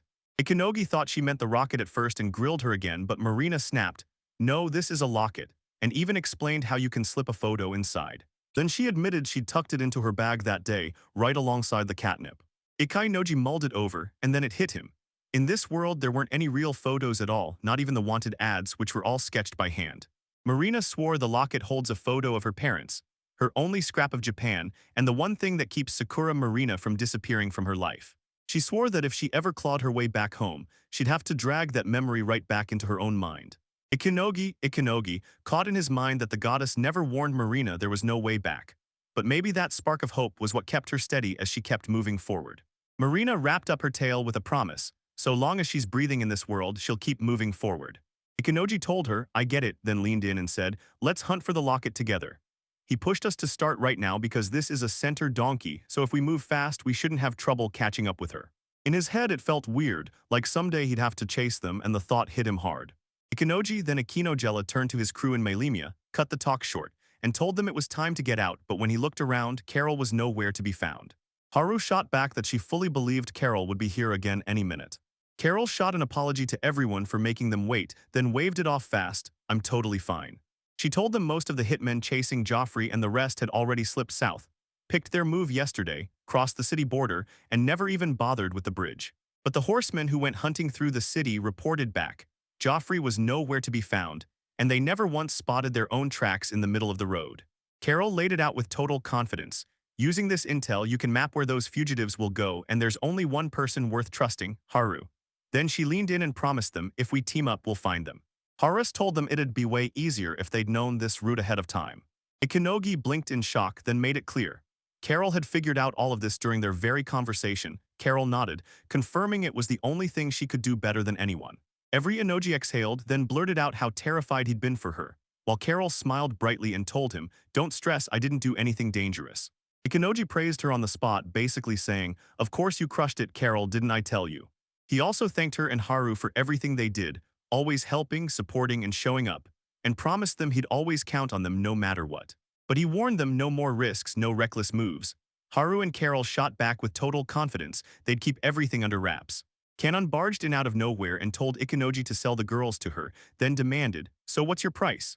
Ikenoji shot back a hard no, then spun around and said he'd go look for it himself. In his head, he clocked that they bolted past the city limits right after breakfast ended.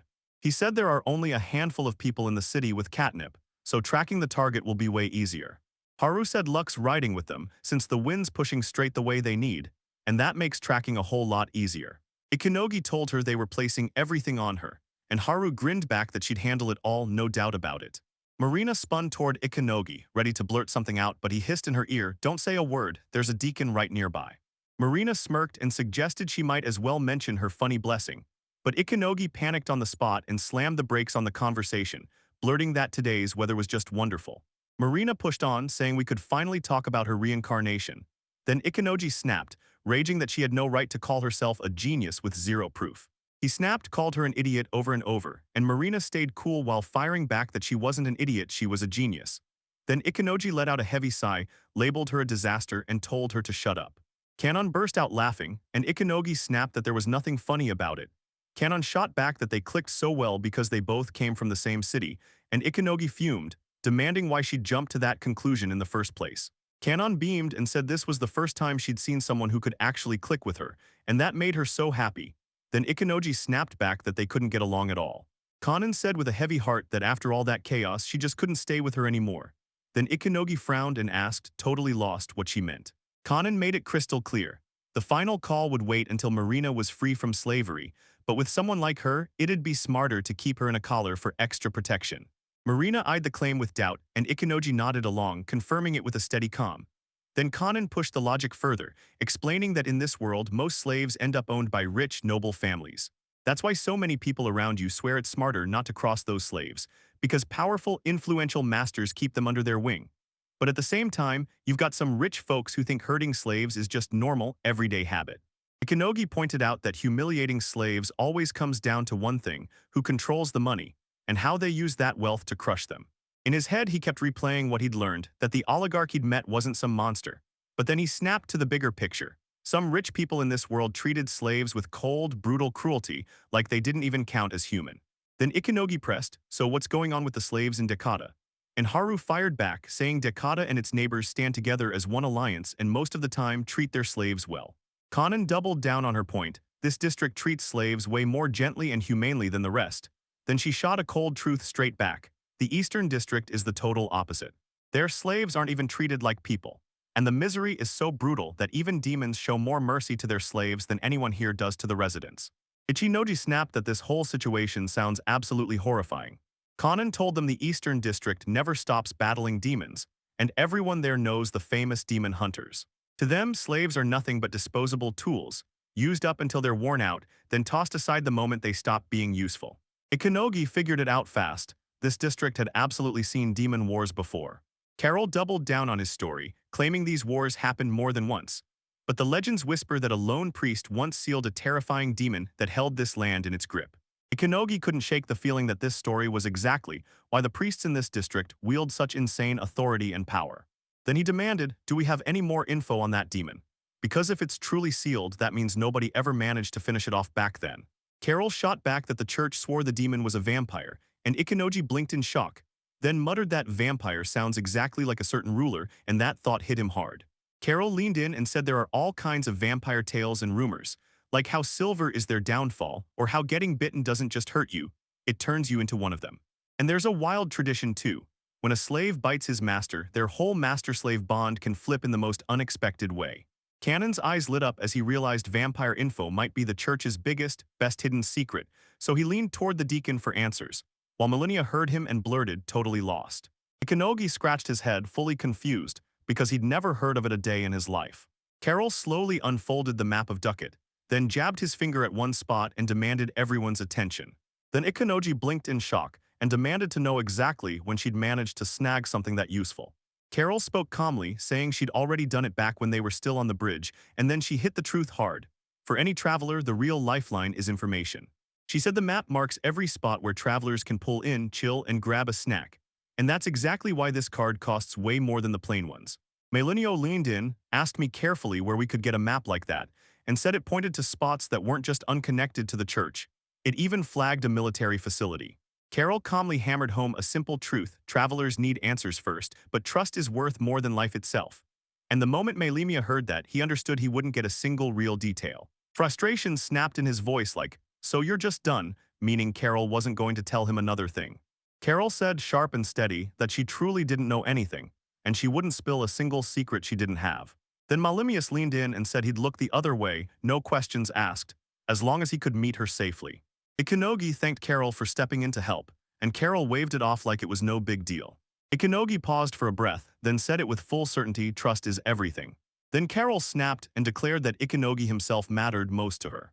Haru finally let it slip. She felt the exact same way about her master. Ikenogi stared at the two girls and told them, "No matter what happens, keep yourselves safe first." Then he still looked them in the eye and thanked them for their loyalty. Marina watched everything unfold and realized the girls were staring at Ikenoji with real respect.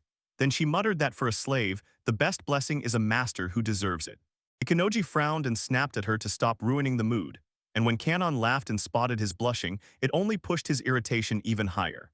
While everyone else was sorting out the plan, Carol raced back to the map and told them that if they headed in the right direction, they'd reach the tower. Then Ikenogi immediately asked what kind of tower it was.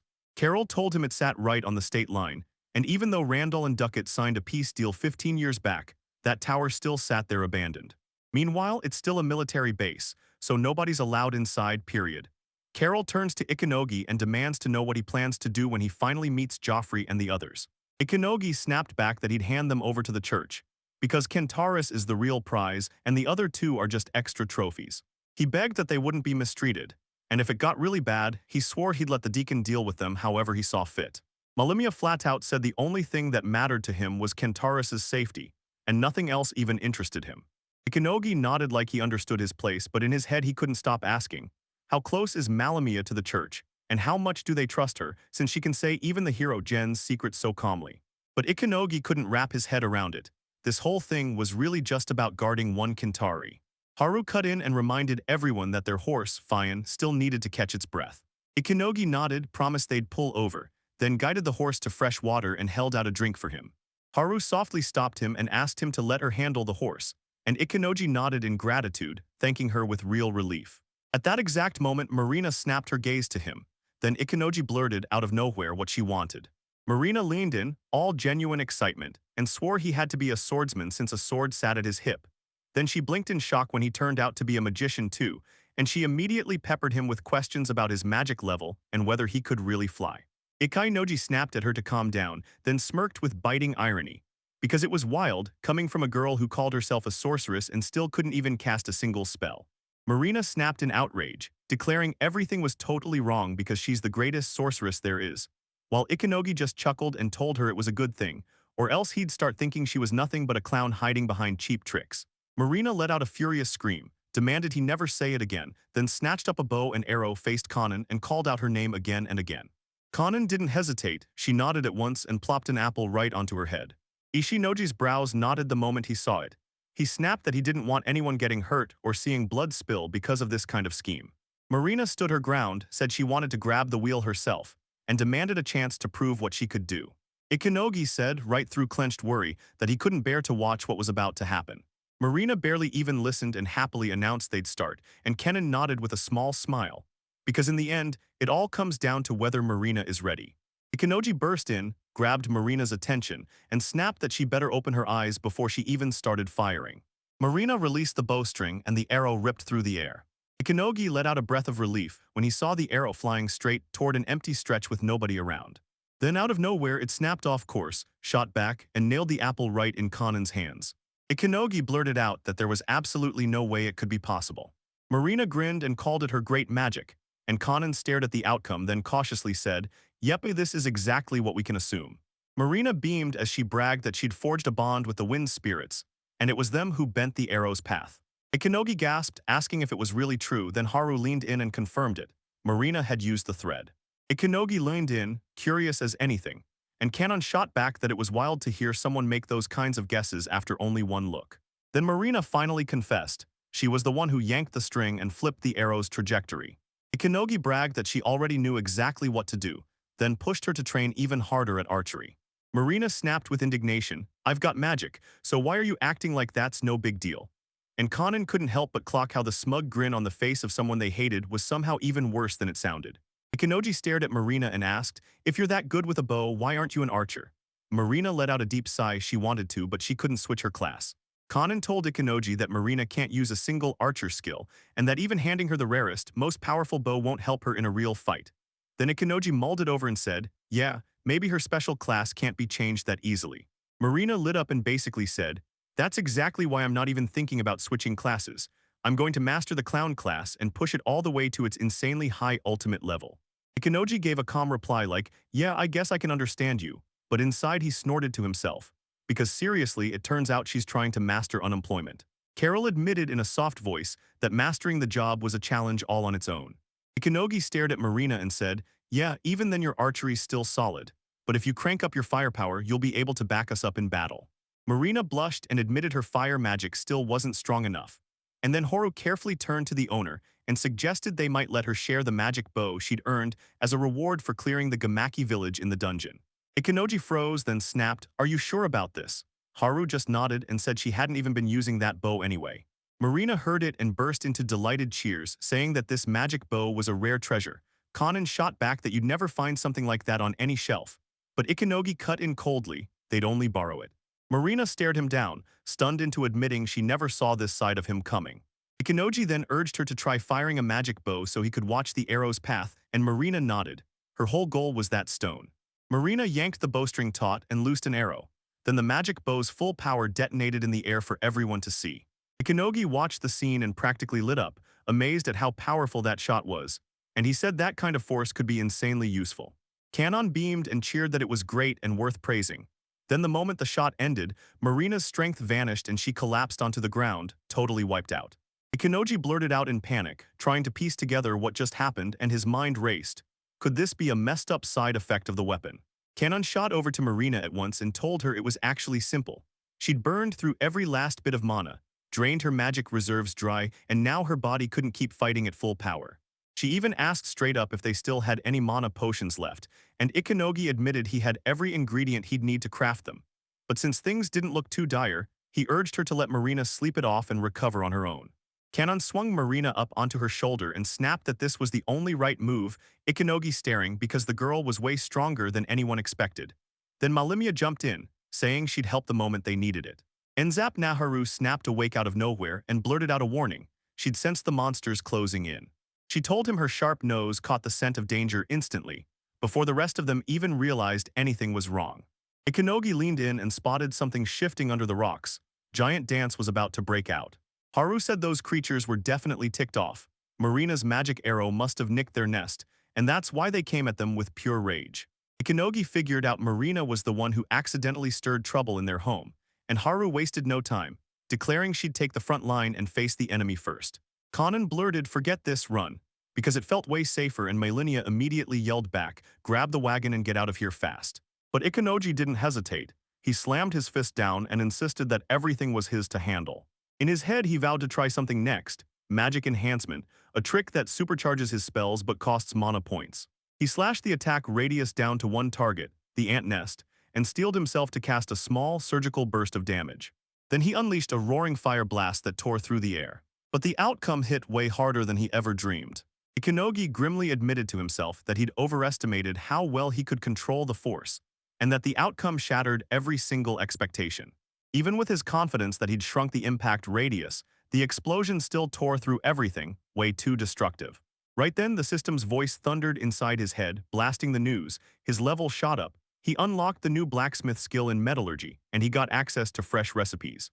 Plus, ice magic got sharper, alchemy skills jumped, analysis leveled up, and a brand new cleric skill barrier showed up. Haru burst out thrilled. This was exactly what she'd hoped her master would deliver. Carol's eyes sparkled as she crowned him majestic, then said her own level jumped too, all thanks to his win. Malimia blurted out that she'd just witnessed an insane power, and Kanon gasped with pure joy. Now she was 100% certain Ikanoji really was a top-tier magician. Ikanogi said it was done, that they'd handled everything.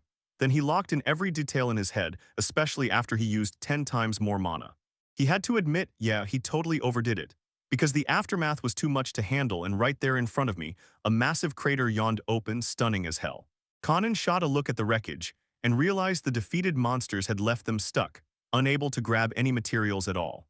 Haru's whole body jolted tight, and she blurted out that someone was coming. She swore it looked like the exact same priests they'd seen yesterday. She said the traffic is barreling straight toward them, and these people are only slowing down because they want to see what happened here. Ikanoji realized they couldn't possibly slip away, especially with that cart rolling behind them, and his mind started racing, begging for the next move. Malimia stepped in and promised she'd back him up. Sunstraja, the priest guards, actually strode right up, saw the massive hole, and started yelling about it. They figured the noise was coming from right here, checked around and found nobody, then turned around fast to report exactly what they'd seen. After they were gone, Ikanoji finally exhaled, sure they'd draw attention, only for the thick fog to swallow them whole. Malimia told them his magic was built to lock everything down, so anyone outside couldn't even glimpse what was hidden on the inside. Ikanogi stared in awe because this wasn't just magic, it was pure stealth, and it was dead-on perfect. Malimia snapped him into place and said, "That spell won't show you what's happening beyond the view, and it won't muffle the noise either, so it's still far from perfect." Ikanogi thanked him, basically saying, "You saved us this time." Malimia brushed it off with a modest, "Don't thank me, it's nothing." Ikanogi pointed ahead and shouted that the tower was right around the corner, then urged everyone to move out now.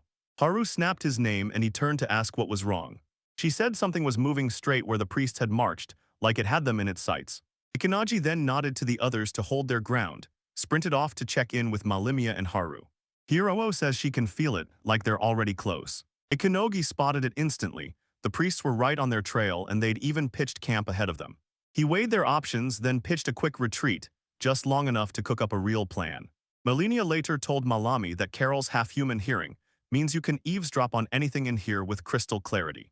Hichinoji caught on that Carol's using her skill to sniff out information too. Right now she's got Milamai tucked in the fog with Malimia, and the danger's low as long as they stay silent and don't draw a sound. Scory Carol hauled herself back in no time and dropped the news. Then Ikanogi pressed her for details, and she spilled exactly what she'd heard. The priests are convinced the centaurs are trapped up in that tower, and they're sure Joffrey and Alice are already dead. Then she says Limestone himself will line up to swarm the top floor with his minions. Haru insisted she still believes Joffrey and the others are alive, because their scent is still lingering in the tower. Ikanoji mulled it over, and still couldn't wrap his head around why those priests would even ponder their own deaths, or what they were doing up on the top floor, which somehow made the whole thing feel even more messed up. Kenon snapped that Malimia's shot missed, and right after that he swore Malami was the real lifesaver, crazy useful.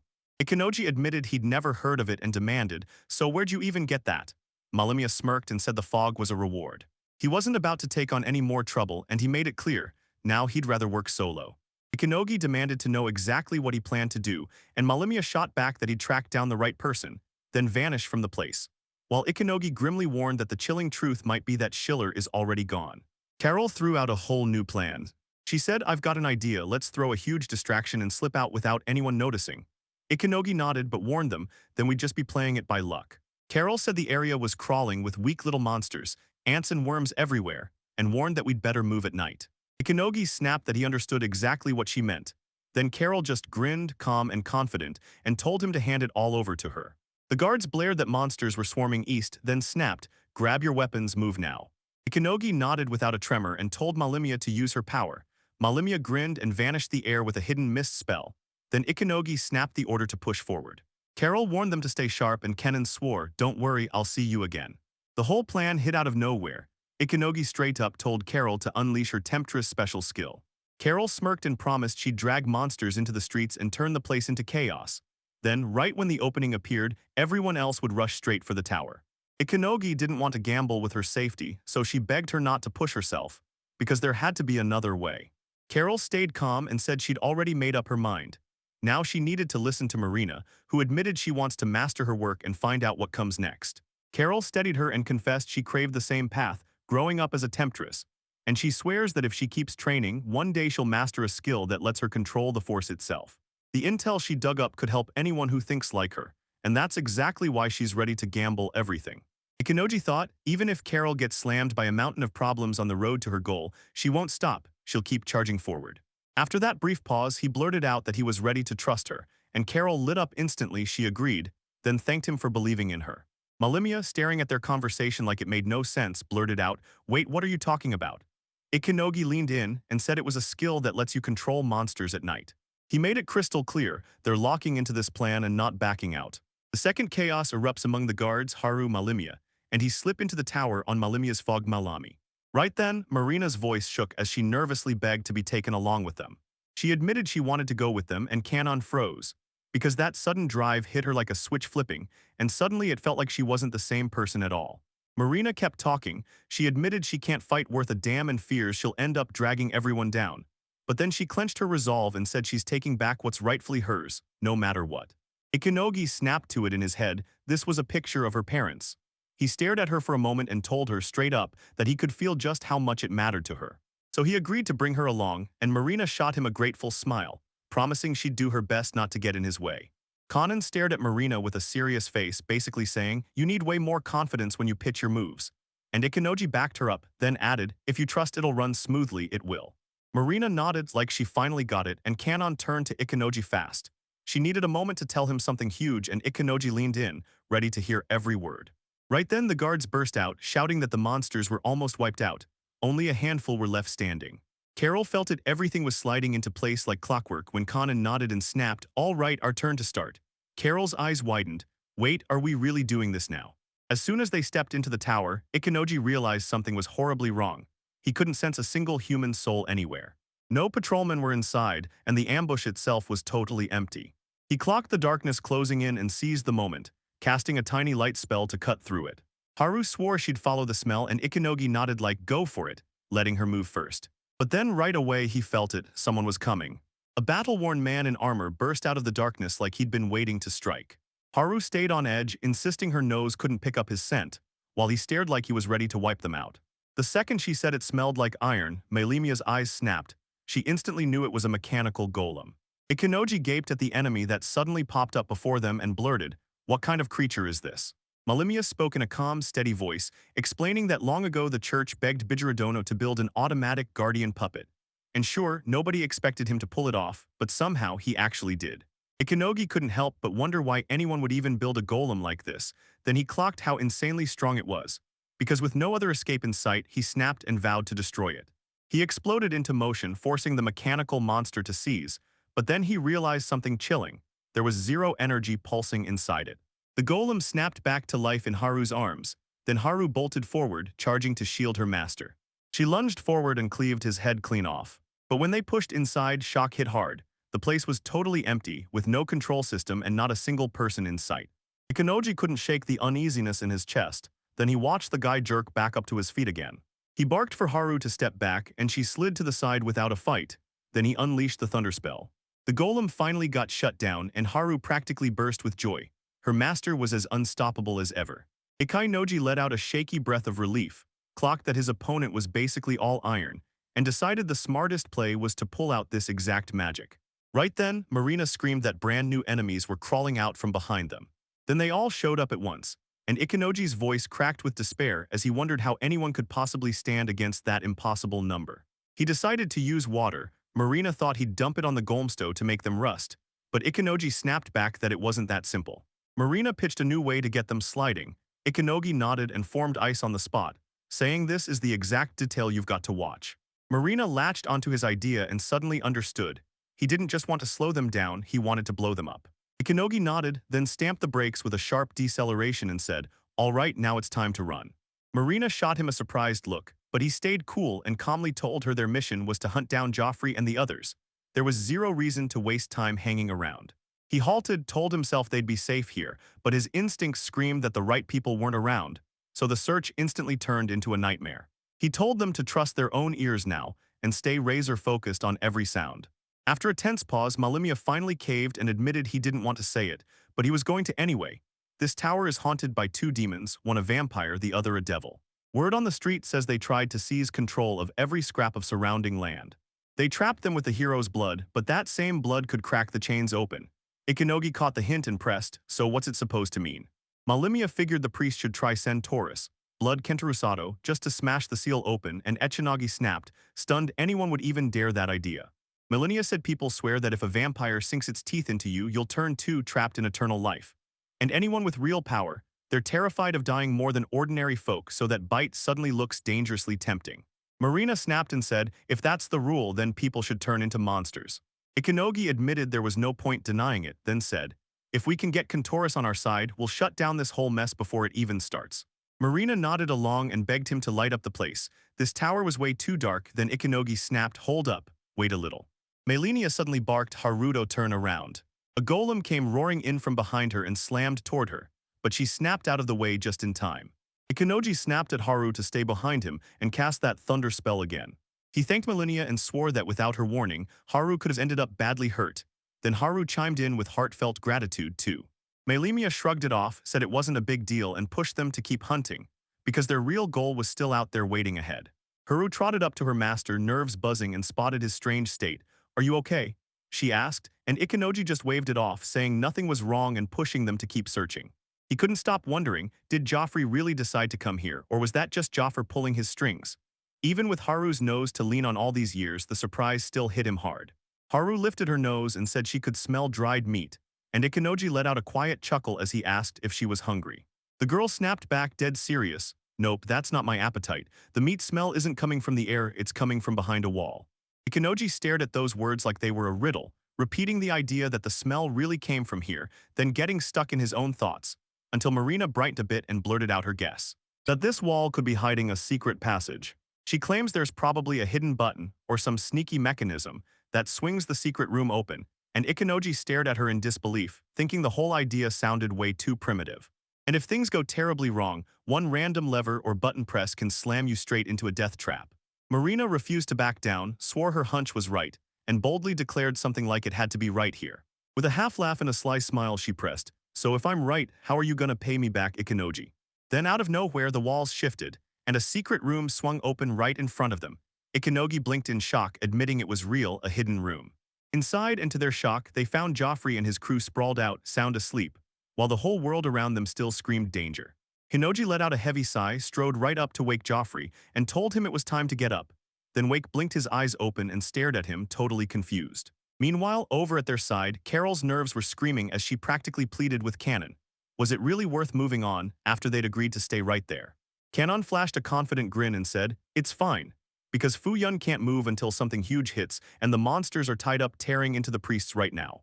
With a small grin, she said Carol was probably freaking out over what was happening to Ikenogi and the others. Carol admitted it was true, but said she never had any hiding magic, and that lack of power was the real reason she couldn't climb any higher. Conan shot back that she didn't know any magic like that either, then pointed out something chilling. No one was even down at the tower's bottom, and told us to ditch that plan and hunt for a different way. Today, Carol edged closer and asked her companion if he planned to climb, but Conan just shook his head and said with total confidence that the entrance had to be right nearby. After scanning the place for a while, she finally spotted what she needed, and it all clicked, because the tower's creator had a wild obsession with hidden and secret passageways. Carol's jaw dropped and she immediately grilled, "So where'd you get this info?" Conan shot Carol a half sneer and said, "You're half human, so you should get this. Your bloodline has always been freakishly good at sniffing out information.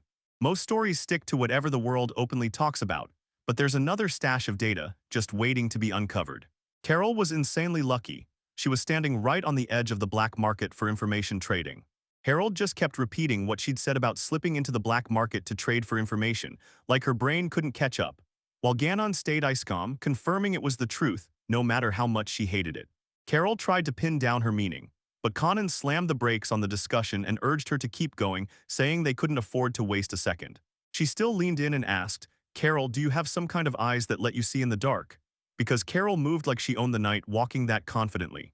Carol shot back that she'd been stuck in gloomy places for ages and had gotten used to it, while Canon crossed her arms, glaring at Ikenogi like, "You're pushing it with Carol way too far." She shot her hands up fast, burst out that it wasn't like that at all, insisted it was just a friendly joke, and reminded him she'd already told him how her life turned out long before she ever met him. Time passed and she told everyone it felt so good being around Ikenogi, like nothing else could possibly top that. Conan stared right at her, nodded like she got it, then dropped the bomb that Ikenogi already had Harusen. Carol's face went blank, and she demanded to know what that meant exactly. Kanan burst into laughter and blurted that Carol couldn't possibly picture something like that. Then, half joking, she said Carol looked like a real lovebird, and it instantly sent her pal flushing with indignation as she snapped, changed the subject, and insisted they should stop staring and pay attention to how thick and suffocating the darkness felt right here. Conan just smiled and said those conditions feel totally normal to her, almost comfortable, because she's confident the moment she's in that kind of space. Then boom, Carol snapped awake, and the second she did, she caught strange, extra noises echoing from deep inside the corridor. Canon leaned in close, eyes sharp, and he guessed that the sound was coming from a mechanical puppet. And just like that, a massive golem actually showed up. Carol freaked out and begged to run, but Conan grabbed the reins, told her to hand the fight over to her and her sister, then whipped out her sword and stepped in. Carol eyed her with doubt and blurted out, asking if Canon was really sure she could take on someone like that. But Canon just smirked like it was nothing and said she'd be fine because she had a weapon she could trust. Carol shot a glaring look at the thing, thinking it screamed cheap fake, meant to fool anyone. But Canon snapped, took her words as an insult, and snapped back that they were downright rude. Meanwhile, Gollum crept nearer by the second, and Carol blurted out a desperate warning. Then Canon shoved her doubts aside, slammed her focus into place, and whispered Excalibur, wrenching the blade's power back to life. Carol stared in pure shock as the sword flashed, then suddenly unveiled its real power, and she couldn't stop herself from blurting, "Wow," because it was seriously, insanely impressive. Ken smirked and snapped that Carol better prove she wasn't lying, right now. Carol's breath caught as she finally had to admit it, this blade wasn't a fake at all. It was the real magic sword. Conan doubled down on her claim, saying she forged it with her own hands, because she's got a rare high-level blacksmith mage class. Carol shot her doubts right into the air, insisting that, at least from what she knew, a blacksmith mage wasn't some easy job at all. It was a brutally complex high-level class that demanded skills in 3 worlds at once. Mage, blacksmith, and alchemist.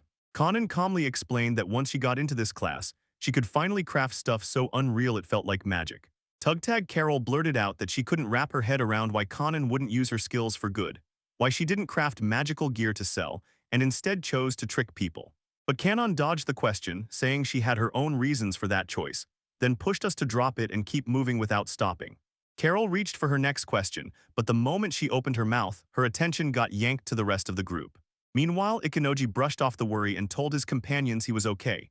And then Haru stepped in right away, wiping his face with fierce care, proving just how loyal she was to her master. Vetavidemia, Joffrey, and Elise, who just woken up, stared in disbelief at what hit their eyes, and Joffrey blurted out that he couldn't fathom Centaurus being a hero, while Elise echoed the word in pure shock. Joffrey snapped in shock, then his mind raced. What if the power he poured into the sword Excalibur somehow slipped into Cantaris instead? Ikenogi stayed cool and suggested they push the serious talk to later, but Joffrey still threw a heartfelt thank you for coming to their rescue, and Eliza admitted she never saw this kind of outcome coming. Ikenogi reminded them they'd already put Joffrey and Eliza on the wanted list, and they all thanked him for the heads up. Right then, Marina snapped her bag shut and demanded Joffrey explain himself. She snapped that he was the one who grabbed her bag while they were replenishing the sword's power, and Joffrey stared back in real shock, saying he'd thought Quintoris had bought it, while she couldn't help but admit the whole thing felt weird. Joffrey tried to soothe Marina by blurting that he'd purposely lashed the bag to the Centauruso so it couldn't vanish. Then boom, the bag vanished, and so did Quintoris included, who had been there moments ago, peacefully passed out like nothing was wrong. Ikenogi froze. Just minutes ago he'd seen it, and now it was gone. Right then, Haru snapped to attention, yelling that Malimia and Malamia were missing too. Ikenoji's face froze when he realized they'd just wiped out two members at once, gone from their group. With annoyance and tension spiking in his voice, he snapped everyone to stay put, then turned to Conan and started talking. With a grim look, the girl told him Hidden Fog wasn't something you could win just for clearing the dungeon. It's one of the most deadly dark spells around, and only a rare few get access to it. And the biggest deal is this: no clergy can touch it or wield it, so you've got to stay sharp and watch your back.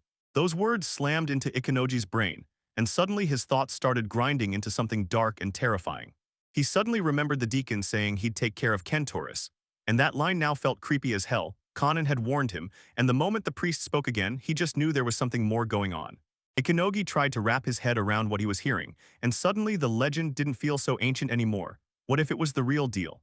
If that's true, then just how old is this guy, and how much of the church's secrets does he actually know? And Ikenogi knew vampire info had to be locked down tight, yet that deacon seemed to know way too much. The idea that this man could pull it off, and still somehow let Kento Yurusa Quintoris slip away, even with a chunk of the hero's power, lit a fire of fury in him and left him on edge. Ichunoji started to realize Malimia's words had never really made sense at all. And then, boom, everything suddenly clicked into place. Right then, Haru snapped his gaze to him and realized the owner was marching off somewhere. Ikenogi said, dead serious, that they had to chase the trail of Malimia and the contourists. Right away, he realized he couldn't catch a single trace of their scent, so he knew they'd slipped away with spatial magic, turning the whole chase into a nightmare and making it damn near impossible to get ahead of Doug and Kel. He clenched his fists in rage and snapped that you can't just rush. First, you've got to understand what's going on and head to the limestone. Haru said she could smell it and that it was coming from above, and Ikenoji instantly snapped that he'd go alone while Haru stayed right here. But the girl fought back and insisted, let me go with you, I'll lead you the shortest way. It's an outright OG refusal. She makes it clear they don't know what's waiting out there and it's too dangerous, so she should just stay put. But Haru wouldn't take no for an answer. She swore she'd show up and stand by him no matter what. Ikenoji lunged to stop her again, warning that it was dangerous, and Haru shot back that's exactly why she had a solid reason to be with him. Ikenoji demanded she obey, but Haru refused to back down. She told him, if my master commands me to come back, then it means I'm free, I'm no longer his slave. Ikenogi froze at her words and blurted out in shock, not even understanding what she'd just said. With a serious face, Haru swore her collar was her pride, and she'd obey her owner no matter what. But if she ever ran off and he got hurt, she knew she'd never forgive herself. She grabbed his hand and begged him to remember she was his shield and sword, then demanded he take her with him, no matter how brutal the danger got. Haru snapped that no matter how terrifying this ordeal got, she was going to be there for him, period. Those words hit Ikenoji's heart like lightning, and he couldn't shake the feeling. He pulled Haru into a tight hug and told her, you can always find a new shield and sword, but you can't replace me or anyone like you because you're one of a kind. He leaned in and asked if she'd come with him, and Haru shot back with iron certainty that she'd stay by his side until the very end. Ikenogi handed the reins to Ikenogi and told her to lead the way, and Haru marched forward with total confidence. After a while, they finally stumbled onto the spot where they found Melimia, still in the enemy's grip. The priest spotted them and instantly fired off the same question: who were these people? One of the guards snapped, reminding them they were the exact travelers they'd run into at the tavern. The priest thanked them and told them straight up, "You're here because you spotted that wanted poster." He blurted out the truth: this whole scheme was a trap built just to reel them in. The priest leaned in and said maybe fate brought us here to finally watch the vampire be the end of the mistake it started. Ikanogi froze in shock and blurted, completely stunned, that Melimia was a vampire. With a cold, mean grin, the priest nodded and confirmed Melimia's body was sealed by a lesser vampire. But he spat the words like poison, saying it wasn't even worth calling him one, just a pathetic scrap of trash. Mislik, Ikanogi had no idea the only thing strong enough to split the sea was the hero's blood. He knew the truth cold: the priest wasn't the one who ever mentioned breaking the seal. Melimia was. Only she dared say that. The priest shouted the command to start, and the guards instantly drove their spears straight into Melimia's throat. Then he burst into laughter despite the blood pouring out of him, and he declared that the people had finally done exactly what he'd been waiting for. He burst in saying the seal was finally broken, then admitted he'd quietly snagged some blood from that immortal donkey everyone swore couldn't be touched. And now he's calling it the moment Wolf's been waiting for. His king is finally set to be resurrected, and Melimia's blood is the spark that'll bring him back to life. A seal flared in the air for a split second, then it vanished like it never existed. The priest burst into laughter, praised everything as excellent, and admitted he never thought it would be this simple. He stared at Melimia with ice in his eyes and snapped that he was a fool. So Melimia blinked, totally confused, and asked what on earth he meant. Then the priest spoke in a steady voice and basically shut down Melimia's idea that the donkey was a hero, because it turns out Melimia was the only one who actually believed it. Yeah, they'd even planted a report claiming the donkey never ages, but it was a custom-made trap built to snare guys like him, the ones who believe anything. Now Melimia threw himself into the fight, risking everything to chase that donkey down. The priest snapped that everyone had known for years. The demons trapped in this tower were gone, so Melimia's desperate attempts to resurrect someone who doesn't even exist anymore were nothing but a pitiful, doomed joke. He realized Melimia might be the vampire race's last scraps, but his body and blood were still worth something, and they could be put to good use. And just like that, the priest snapped, reminding him he'd hidden as a deacon for far too long. Now Melimia would have to pay for her sins, and she was ordered to behead him. Melinius erupted in rage, shouted that it was all fake, and slammed the truth down like it was impossible. He snapped into action and started controlling his own blood like a weapon. The priest snapped up a protective barrier, roaring that even trash like them didn't go down without a fight. Meanwhile, Ikanogi and Haru rushed to help a badly wounded guard after the battle with Malami. Ikanogi shouted, "You holding up?" and Haru told him the warrior was still breathing. Then Ikanogi sprang into action and applied treatment to keep the wounded man alive. Melimia kept swinging at the priest, but every punch slammed into a barrier and shattered into nothing. The priest laughed and said it couldn't be shattered, because the pendant he wears lets him split the magic power and forge a flawless, impenetrable shield. He clocked it instantly. Melimia was running on fumes, her blood loss was brutal, and she wouldn't make it much farther. He said it with a grin: everything the vampire tried was totally pointless. But in the very next second, he got hit with an injury he never saw coming. With a sharp gasp, the priest felt dread slam into him when he realized the blows had slipped right under the barrier. Still rattled, he demanded to know how everything spiraled into this nightmare. In a last-ditch panic, the priest grabbed Ikanogi and begged him to heal, screaming that he didn't care what happened to anyone else, as long as Ikanogi saved him. Ikanogi refused. If he stopped tending the wounded guard, he knew he'd die. Then the priest, barely holding it together, swore he'd grant every wish the Najev asked, starting with healing it. But Melimia drove the weapon straight into his throat, and just like that, he was gone. The priest crumpled to the ground, lifeless. Melimia snatched the priest's pendant out of his hand. Ikanogi shot back at him, tried to block his way, and reminded him that he'd just saved Haru, then insisted he didn't want to fight him. Then he snapped at Haru to haul the wounded down to the lower floor. Melimia slammed the moment shut, refusing to let that name be spoken again, then told him she'd waited her entire life for the Valve's resurrection, Valfa. He swore today was the day the wolf finally handed him a real name, because up until now he'd been nothing but a pathetic fake, stuck without the proper one. If he didn't bring that wolf back to life, regret would haunt him for the rest of his life. Ichino fired off an insult and yanked him back to the truth. This priest had already said that tower had been empty for ages. Melimia flat out refused to buy the idea that the valve vanished, and swore that if the seal wouldn't come undone with the hero's blood, he'd smash the entire tower where his lord was trapped. Ikanogi tried to talk him down, but she could tell this wasn't going to be that simple. But Melinia, eyes blazing with pure madness, snapped back that no normal method could work. Until now, because he finally had a pendant that would let him pull off his plan. Ikanogi snapped to the truth in his head. The pendant was packed with terrifying magic power, and it had to be destroyed right now. He hurled a fire spell, but it sputtered and died. Then Melimia grinned and dropped the terrifying truth. Right there, Ikanogi had drained every last bit of magic out of himself, siphoned it away from the start of their journey. And yeah, it was all thanks to his vampire skill.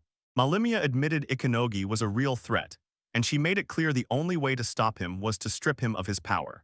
Now he invited Ikanogi to savor the wolf's resurrection with him, saying that if Ikanogi didn't mind, they'd get to witness this incredible event side by side. Marina, Joffrey, and Alice got chased by this massive suit of armor, clanking right behind them. He didn't move at all until they realized it wasn't a poltergeist and Alice snapped, "Let's banish him." Marina leaned in and asked, "Isn't this the moment to prove how strong we really are?" Out of nowhere, they screeched to a halt and bragged that they were the strongest. Joffrey pulled out the exorcism bottle of holy water, then flicked it straight onto the armor. Marina figured it had no chance because it wasn't even a person. The armor suddenly stopped raging, then crumbled to dust in an instant. He swore holy water is the ultimate cure. Pour it on and evil spirits don't stand a chance.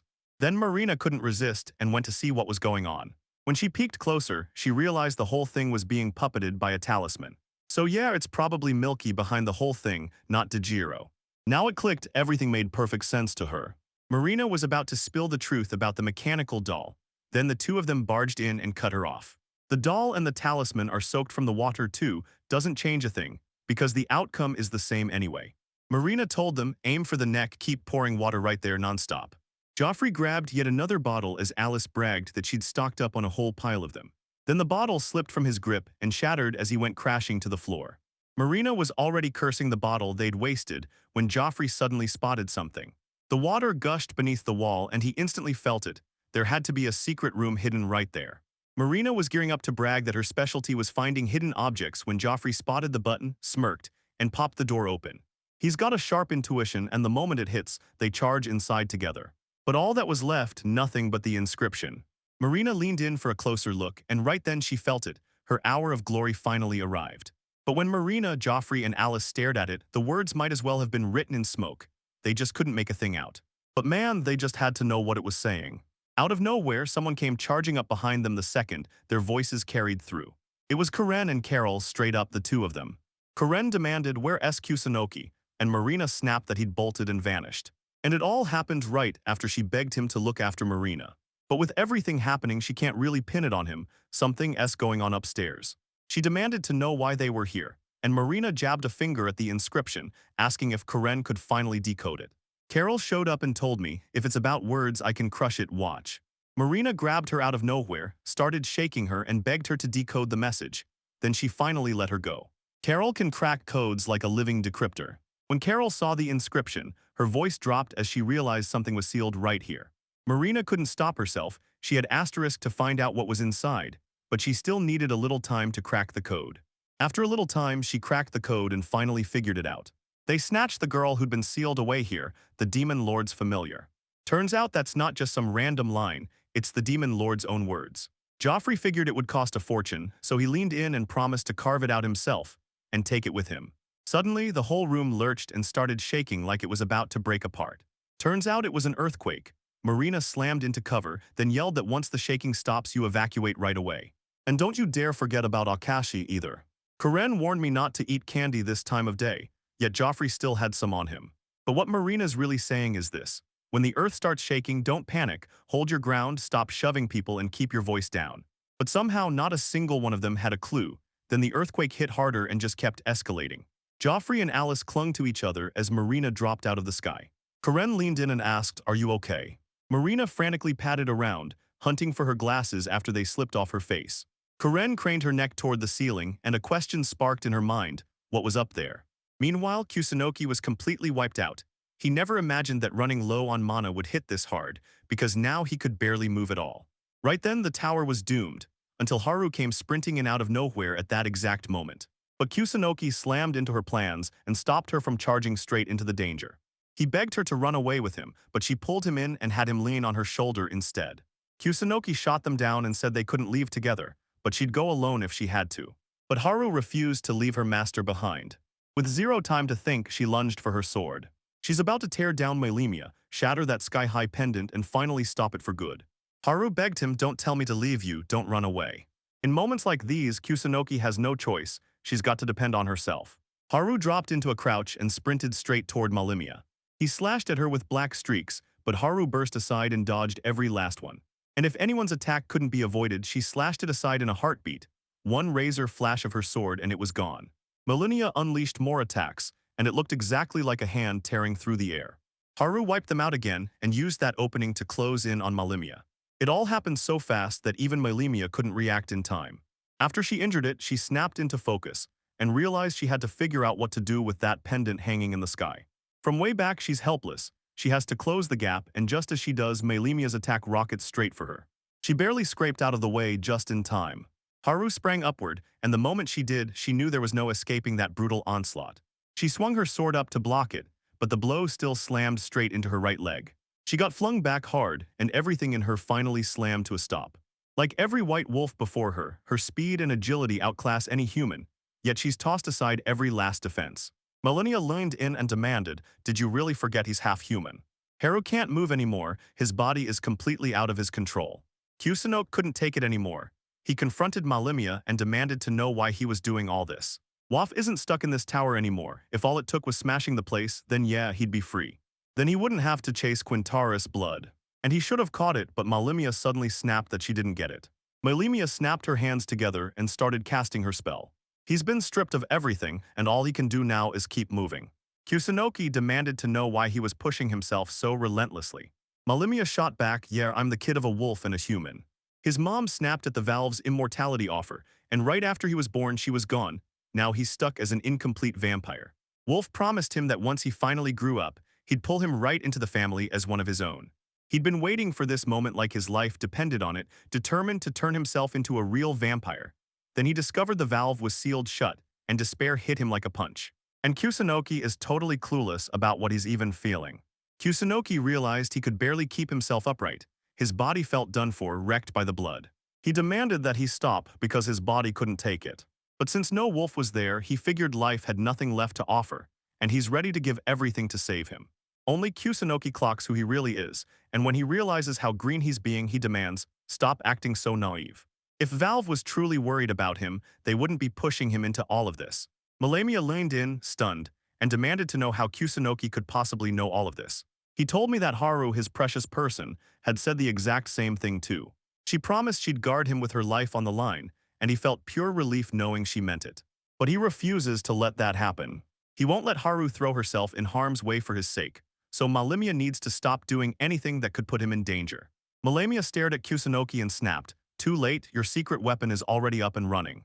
They had to kill him to stop what was coming, but if they did, the pendant would explode with all its magic and wipe out the entire tower. Kusunoki's mind started racing, scrambling for the next move. Kanan burst in from behind, sword gripped tight in her hands. Heroes always show up at the very end. Yeah, it's that famous stereotype like she just said. But after she told him to just watch, she snapped the sword in her hands awake. Then he slashed the pendant with the excisor, pushing scorching energy from his sword up into it. But this attack just spun around the pendant, vanished in the blink, and the magic flow was simply too powerful. Their mission is a single opening, and they're desperate for one more shot, until one brutal problem crashes the plan. She has to catch her breath before she lines up another shot. After that jaw-dropping display, she hands the whole spotlight to him and shifts everything his way. Mylemia refused to let that interruption slide.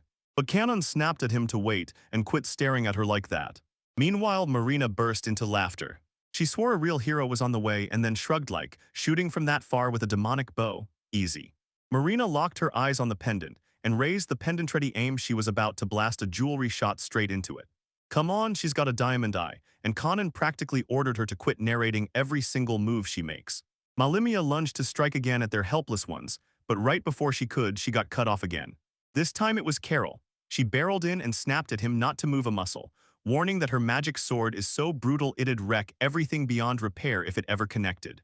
Mylemia was convinced she was bluffing, but what if he really was exactly what she'd just described, and this time ignoring it wasn't an option? Kusunoki snapped, asking if Kanan was the one who handed her that weapon, but Kanan swore she had never done anything like that. "She's totally bluffing, there's no way that sword is heavy enough to make her sweat." Carol begged her for a sword to stay safe, and Kanan handed over a plain, ordinary one. Even here, in the middle of all this chaos, she's brave as hell. If he'd ever witnessed a magic sword tearing through the battlefield before, he never would have drifted around cluelessly again. Haru couldn't budge at all, but she squeezed Malimea with just enough force to hit back. Malamea immediately felt Haru's pressure crash down, and then watched her spring to her feet. He cleared his throat, felt the truth hit, and realized he couldn't stay quiet a second longer. The only target he needs to take out is the one hunting to destroy that pendant. He lunged at Marina, and Kanon tried to twist the blow away, only to get slammed down by the sheer force of that sword strike.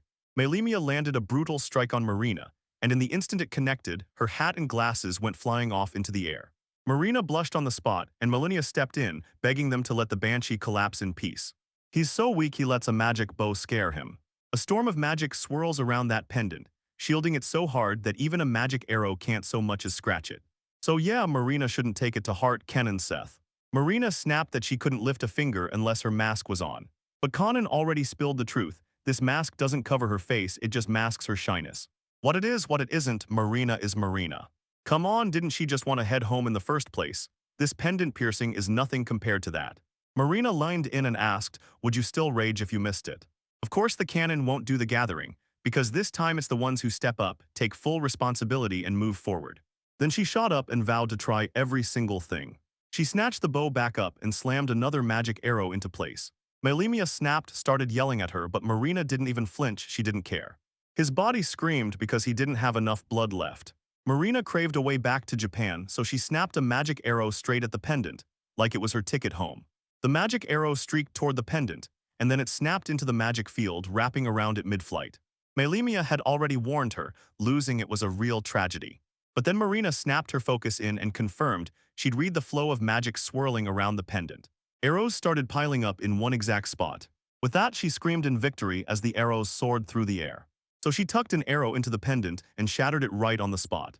She pulled it off, but the moment she did, all her strength vanished, and luckily Kanon swooped in just in time to catch her. She lit up and praised Marina, then told her to finally get some rest. Malimea couldn't even process it. The pendant was shattered, but every attempt to fix it failed because its magic power is still blazing inside him. As long as he's still alive, they'll finish the secret weapon, and once it's done, it's game over. Suddenly, Kusunoki snapped that it was time to end this, then turned to Marina and thanked her for what she pulled off. It was his turn, and he slowly rose to his feet. Malimea demanded to know how he could still stand when he had 0 mana potions left. But Kusunoki had a ridiculous pile of grass, no joke. It tastes awful, poison fogs his vision, and he can't even feel his mouth. Yet somehow he's got enough mana left to take down Malimea. He unleashed a magic boost just as Malimea struck, and then don't let him move. But even with a battered, injured leg, Haru slammed the attack away and blocked it cold. Kusunoki snapped him back to reality. He wasn't alone, she was right there with him. Haru declared, I'm Master's shield, stay away because you're not getting to touch him. Kusunoki's not alone. He's got friends who will stand shoulder to shoulder with him no matter what. After saying goodbye to Malimea, he snapped a thunderclap forward and slammed it into the ground, cratering it and finishing the fight. He had no clue what Malimea felt like fighting them, but he wouldn't take their lives and he'd rather call himself a half-baked vampire. But to Kusunoki, he was still human. Once that hit him, everything went dark and he blacked out. After what felt like forever, Kusunoki finally snapped his eyes open. Haru snapped to action the second he saw he was lying on top of her, then demanded to know how bad her wound was. She told him, the priest saved me and I'm totally fine now. Kanon also snapped that Kusunoki better thank her too, she'd loaned the mana potion, then handed it straight to him. Kusunoki snapped, asking what the hell happened after he blacked out. The churchmen hauled themselves up to the roof to inspect it, then rushed in with first aid, gathered up the dead, and finally headed back down. Carol admitted they'd forgotten Kent Harris and the rest, because all of it was Priest Linestone's doing. He was trying to bait people like Malimea to steal the hero's blood. She's sure it's the demons ramping up lately, and he's hunting them to boost his clout with the other clerics. Also, the real priest Malimea is already gone. He died of old age 3 years ago. And to this day, nobody has any clue how he ever got that info on him or how he even became one. Kusunoki shot them a question, so you're really going to punish us for this? They kept quiet about it because he saved the priest. He tore through the fake deacon who murdered the priest and brought him down for good. They should push for a reward right now, Kanon said. At that exact moment, Marina jolted awake with a blood-curdling scream. After she scanned everyone, embarrassment hit her like a wave, and she immediately snapped her hands up to cover her face. K9 got what she meant and handed her the mask like it was fate. The moment she slipped on the mask, her whole demeanor snapped into place, and she burst out, yelling that she was back and hunting for her bag. Kanan kept it from Marina, and the second she stepped in, Marina started clawing through everything, searching like panic had taken over. When she finally spotted it, relief hit her so hard she let out a shaky sigh. Kusunoki urged her to keep it close, but Marina didn't care at all. She was just done with the idea of losing it again. She has to save every single memory Marina has, or she'll lose her forever. Kusunoki shot a question: where were Joffrey and Alice? He hadn't laid eyes on them in ages. Haru said follow their scent, there's no doubt they're still trapped in the tower. When the cart came up, Kanan bolted on the spot, fretting whether Fayan was actually obedient, or if he was just waiting to mess everything up. Then he grabbed Haru and Carol and ordered them to spread the word, while he stormed off to catch up to them. After he finally stormed out of that dungeon, he just admitted it. Living without mana was brutal. After locking eyes with Marina, he leaned in and asked if her alter ego wanted to fly back to Japan. Even though her homeland is packed with bad memories, her parents still love her with all their hearts. Saying goodbye to Kanan is going to rip my heart in two. Kusunoki leaned in and asked, can I talk to you? Then Marina yanked off her mask, cheeks burning, and shyly thanked Kusunoki. When he asked if the photo was okay, she nodded a few times like, yeah, it's perfect. And that was exactly what he needed. He figures Haru and the others are worried too, so he decides to pull her aside and talk to her one-on-one. Kusunoki told everyone he'd go meet Dejiro after that whole incident, swearing he's the top master around, so good he can make any magic device work. And Kanon chimed in that he's hunting for a way back to Japan ASAP. So he pushed Marina to come with them to Meili Gyullery, and Kanon's words rang in his head. If Marina wanted it, the choice was hers to make. And when she lands back in Japan, Kusunoki is begging Marina to hand-deliver a message to his sister. Even with all those girls in the group, they're rolling with a traveling cart. So yeah, it should be fine, that's all he was trying to convince everyone of. If she can't make up her mind, then let Marina hand it off to someone else. Kanan told him she wasn't about to leave this continent, she had her reasons, and it was crushing her too. Marina's convinced that if she tells Kanan just how badly she wants to stay with her, Kanan still won't end up happy. Truth is, she'd always dreamed of Maligulary, but nothing ever lit that fire in her like this did. It was Kanan alone who dared her to do it, and while they were trapped in that tower, she never once let doubt creep into her head about Marina. Kanan tossed her an incentive, and now she's determined to hold on to it for as long as she possibly can. That's just who she is, she's a street magician, and every time she shows up, trouble explodes. But she caught Kusunoki's attention and begged to be allowed to join their journey. Kusunoki only opens the door for her crew on this journey. Marina hesitated, then clutched his awkward handshake as he thrust his hand out. Then they decided to drop down, and Marina slid right into their group. Joffrey leaned in and asked Alice if she'd found anything.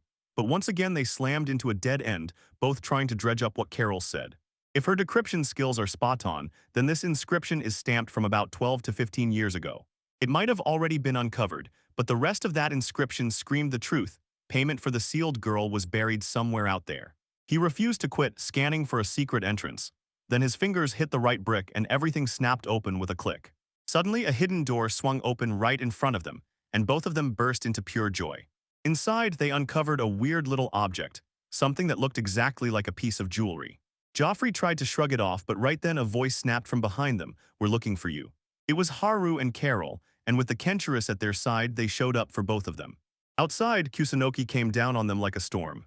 When he realized Joffrey and Alice were gone too, he snapped, "Where did they go?" Horace said that when they tried to reach the exit, they stumbled into a whole new passage. Then everyone started mumbling about some wind thing and immediately turned around, heading the other way. Kusunoki waved them away and let them run wild, but the sun suddenly blasted his eyes until he couldn't see. He tilted his head to the sky, and when he checked the light, he realized it was already past noon. So they'd been trapped inside all night, not stepping a single foot out.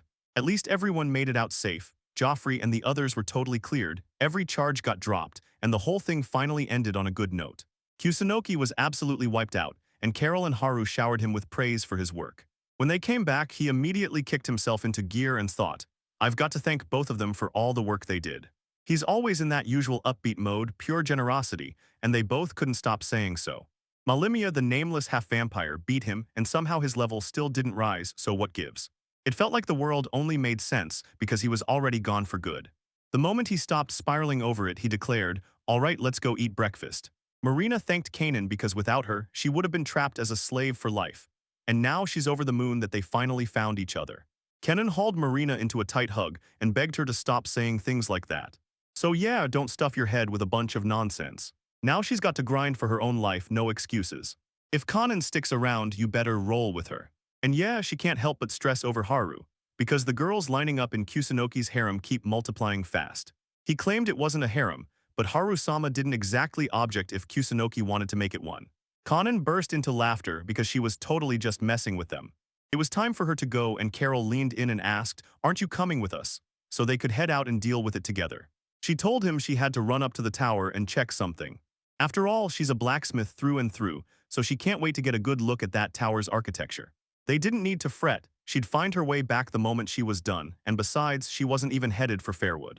And that bag Marina's carrying, Kanan gave it to her as a gift. Then all of a sudden, Marina ripped off her mask and shouted Kanan's name. She thanked her one more time, and you could tell she was genuinely thrilled she'd crossed paths with her. Kanan shot one last wave and bolted for the tower. Kusanoki's jaw drops. She can't believe Marina didn't spin back, because Marina suddenly locks eyes on all of them.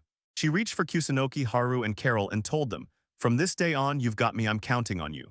She stepped into the team and everyone greeted her with open arms, then Carol snapped, "Stop treating me like I'm your kid," because the two of them are the same age. Kusanoki froze in shock, and then they burst into laughter together. They took off, then the horse shoved him right in the head. Next, they tear into the capital of Farout. Their last stop is Mailguiluri, the magical city where Dejiro lives, and the moment they roll in, Marina slips back to Japan. Their journey finally kicks off again, and he has to message his sister about it. He popped a bottle out of thin air, and Marina nearly choked on her surprise when she saw Kusanoki pull off alchemy like it was nothing. By the time Carol's trinkets finally rolled into Furwith, he'd already melted that iron ore down and turned it into a pile of iron balls. Suddenly his level shot up, but their journey through Decat had only just begun. Inside the tower, Kanan crouched by the floor and checked the cracks between the stone slabs. The priest warned, "No one gets sealed here." And yeah, she proved it fast because there wasn't a single trace of magic in the air. She'd already convinced herself this valve was totally dead.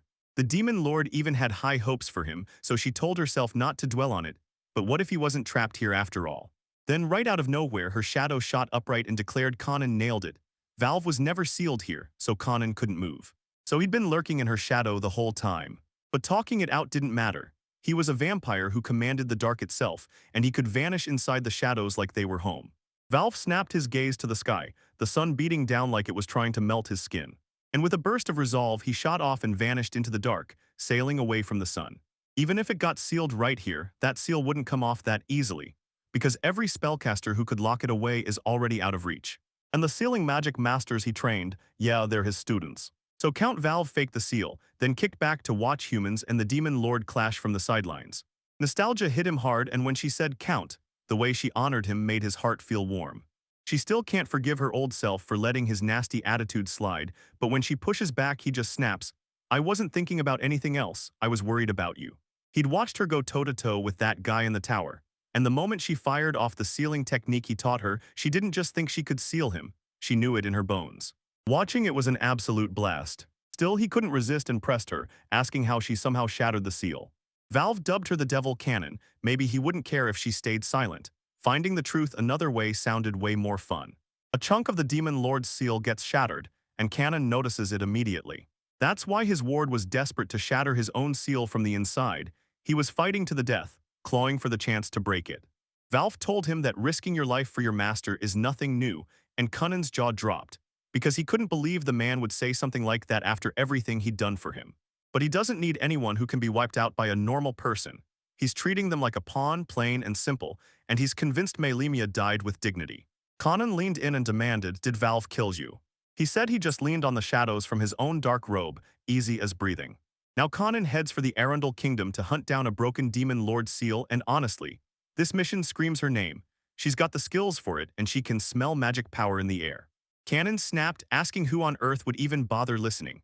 Because the demon lord's army was crumbling, with no commanders and no loyal subordinates left, and there was no way she'd back a leader who could cut down their own people without blinking.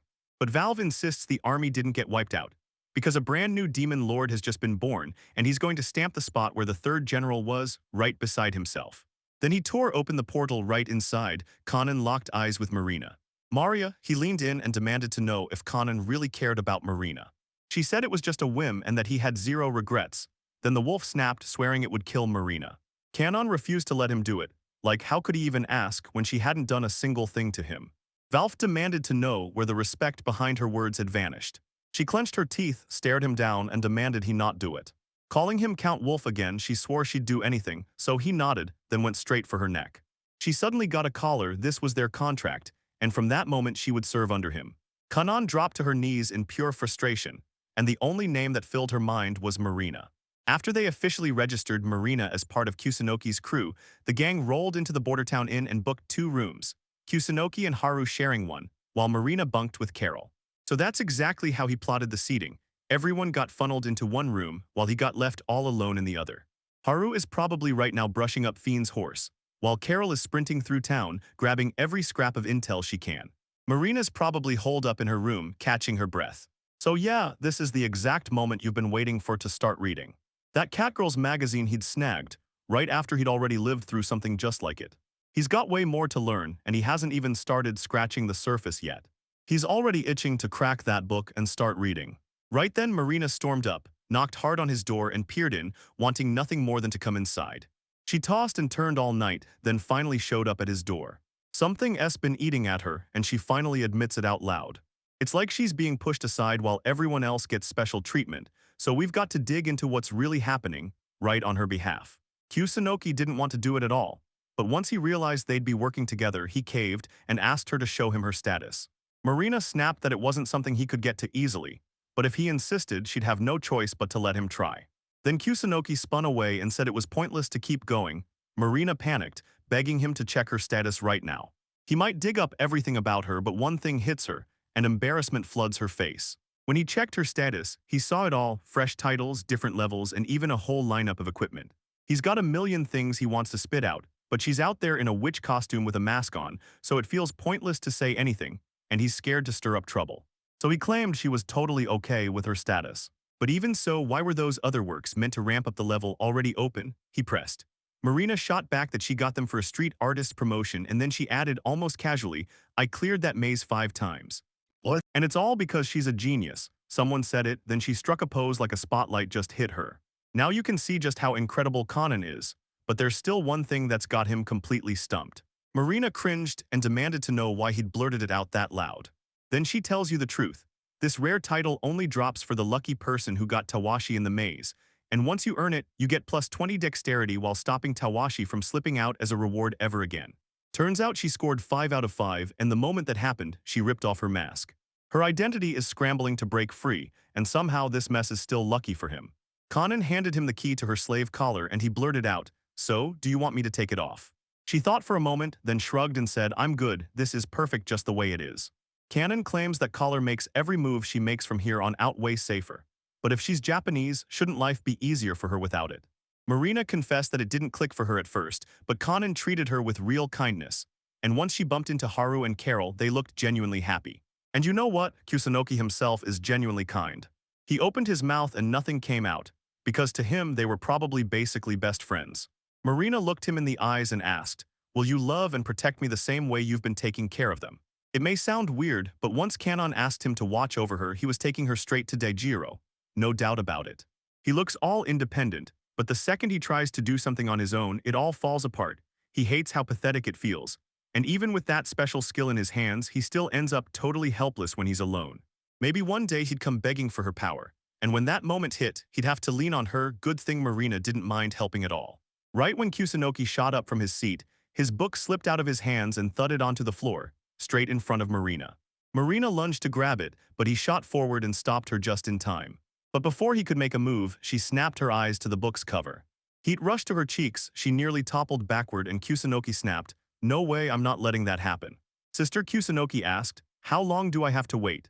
And the goddess snapped back that moving people isn't some quick errand, she'd be stuck here for a few days until the whole transfer was finally finished. So she just has to hold steady and wait it out. She finally worked up the courage to ask about that message they sent almost 3 years ago, the one in Sakura Marina's name. She watched her neighbors vanish from her apartment with their cat, and when she went to check, all she found was the cat, no trace of them, and the others acted like they'd never even met her. Then the exact same nightmare hit her brother. Right then, the other goddess who had sent her finally showed up. Marina was drowning in shyness, so she leaned into it and somehow found the perfect skill to hide it. This almost never happens, But in her case, it hit 2 people right in her orbit. She swears it looked premeditated, and she's not about to hear anything like that about Sakura Marina. People who end up here, are they really dead? She blurted. The goddesses told her the truth, she died on Earth, so she can't come back, and they hit the same words to her brother too. But it's all a lie, her brother isn't dead, he just vanished. They didn't die at all, they got yanked through space, because a brutal accident stole their lives and left them stranded here. That's exactly why the goddesses call it displacement instead of reincarnation. Then the goddess lined in and demanded, so what are you planning to do? She wasn't planning to lift a finger for fun, she just figured it'd seriously help Dejira's research. And besides, she still owed him one favor. If she's calling it a debt of gratitude, then she'd better be thankful she didn't end up killing her own brother. She was about to beg Tora Will for help, but Tora Will was already gone. The goddess let out a heavy sigh and snapped that everyone was running wild, doing whatever the heck they pleased. Lord Laridi's demon familiar, inside Kusunoki Miri's transfer body, keeps everything locked down. She dodges the goddess's prying eyes, hides her memories and that terrifying power, and somehow spends almost 10 years living with Kusunoki like a real sister. After she got betrayed and murdered in Japan, what flipped the switch in her head and made her decide to stop going back to her homeland? The whole point is that even an unknown, jobless nobody could pull off real skills. If the goddess can actually predict the worst case, but she can't, and she refuses to let the two of them meet until she's done with her investigation. She can only stay 2 or 3 days at most. She has no real choice now, because she's got to spill everything to the goddess of order and balance, Libra. Kusunoki Ikanogi just snagged the impossible unemployed skill, and Kusunoki Miri, whose body is the key to drag the current demon lord into the world of Aza, has become the crucial piece. Libra got a message about Kashemel and instantly knew this was something they had to crush. No delays. If that unemployed person's skills blew past every expectation, and if the demon lord could even analyze them and share them with the whole world, the balance of everything would collapse. Then when the goddess finally descended into the human realm, the end result would be the exact same. We've got to come up with something fast, because if we don't, Kusunoki Miri is going to have to cross paths with Kashemel. If you're trying to break through to someone's heart, trust me, go connect with Kusunoki Ikanogi. The goddesses started to weigh their next move, and the suspense thickened fast. They push on toward Furut. Life's been a roller coaster for them. But now he's finally got 3 friends by his side. Haru of the White Wolf clan, plus Carol Halfman and Japan's Sakura Marina. These 3 are exactly like him. Marina's a total wildcard, take off that mask, and her whole personality flips on a dime. She was built to survive in this world, but when her alter ego kicks in, everything flips. She turns carefree instead of serious. And even though she works as a street artist, changing that life is exactly easy. Kusunoki leaned in and asked her, if you could rewrite your job, what would you do? Of course, Marina is going to slam the door and refuse to do it. Carol blurted out, why won't you change jobs? And it's all because she's chasing the absolute best she can pull off as a street performer. She said it already.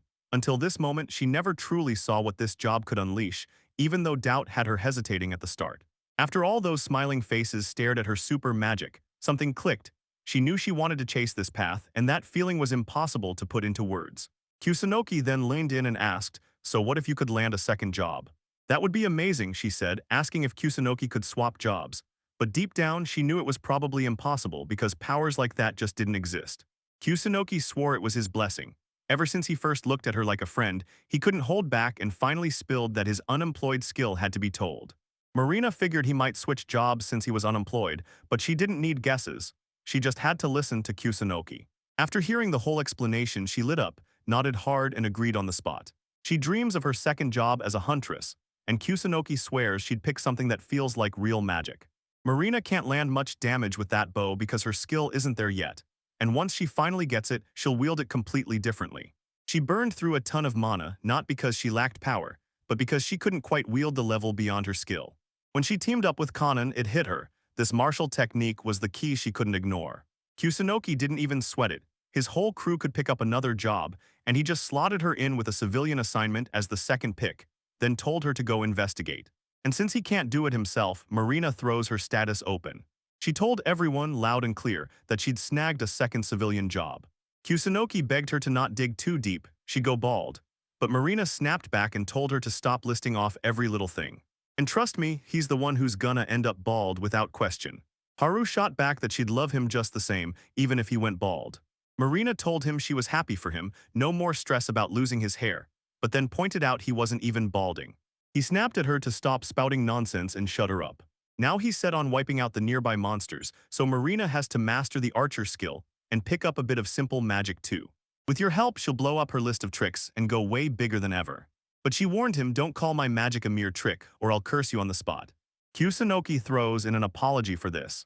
Suddenly, their carts jolted and started rattling like something big was coming. Haru yanked her horse to a halt and snapped, the monsters are coming. When he peeked out the carriage window, nobody was there. Then Haru cut in and said, they're upstairs. Kusunoki snapped his gaze upward and spotted a whole flock of vegetarian birds circling overhead. At first glance, he couldn't see a threat in them at all. Carol snapped that those vicious monsters could devour entire vegetable fields in one go. Then, once a bunch gathered, they'd swarm and crush an entire country. So with numbers like that, the guild wasted no time and handed them a mission to wipe them out. This was brutal news, but those birds were flying way too high for them to do anything about it. Marina offered to grab her bow, but Kusunoki cut her off, saying that bow belonged to Haru, not her. He told them, hang back right here. Burning through all your mana and dropping from nothing would be a disaster. And if anyone else manages to beat them, they won't get that 20x experience boost from his blessing. He made his choice, then he fired up magic, and lightning started sparking in the fist of his hand. He slammed a lightning bolt right down onto the spot where they were flying. Not a single trace of ash remained, and the girls burst into joy over how strong he was. Marina laughed it off and said it wasn't bad at all, but it still couldn't hold a candle to her strength. Right on cue, just like Kusunoki wanted, their level shot up, and they picked up 2 fresh skills plus a brand new recipe. He leaned in and asked Haru if her level had gotten better too. Her sword skills shot up to level 10, and then boom, she unlocked a brand new skill too. And they call it the blood of the beast. If she unleashes it, her physical hits and speed explode for the next 10 minutes. But right after that, she's locked in place and can't move for a full exact minute. And now that her second gig as a woodcutter has really taken off, she's ready to swap it for fighting. And Kusunoki made the switch with zero trouble. Carol's hustle as a collector and merchant kept snowballing, and his work kept growing bigger and louder.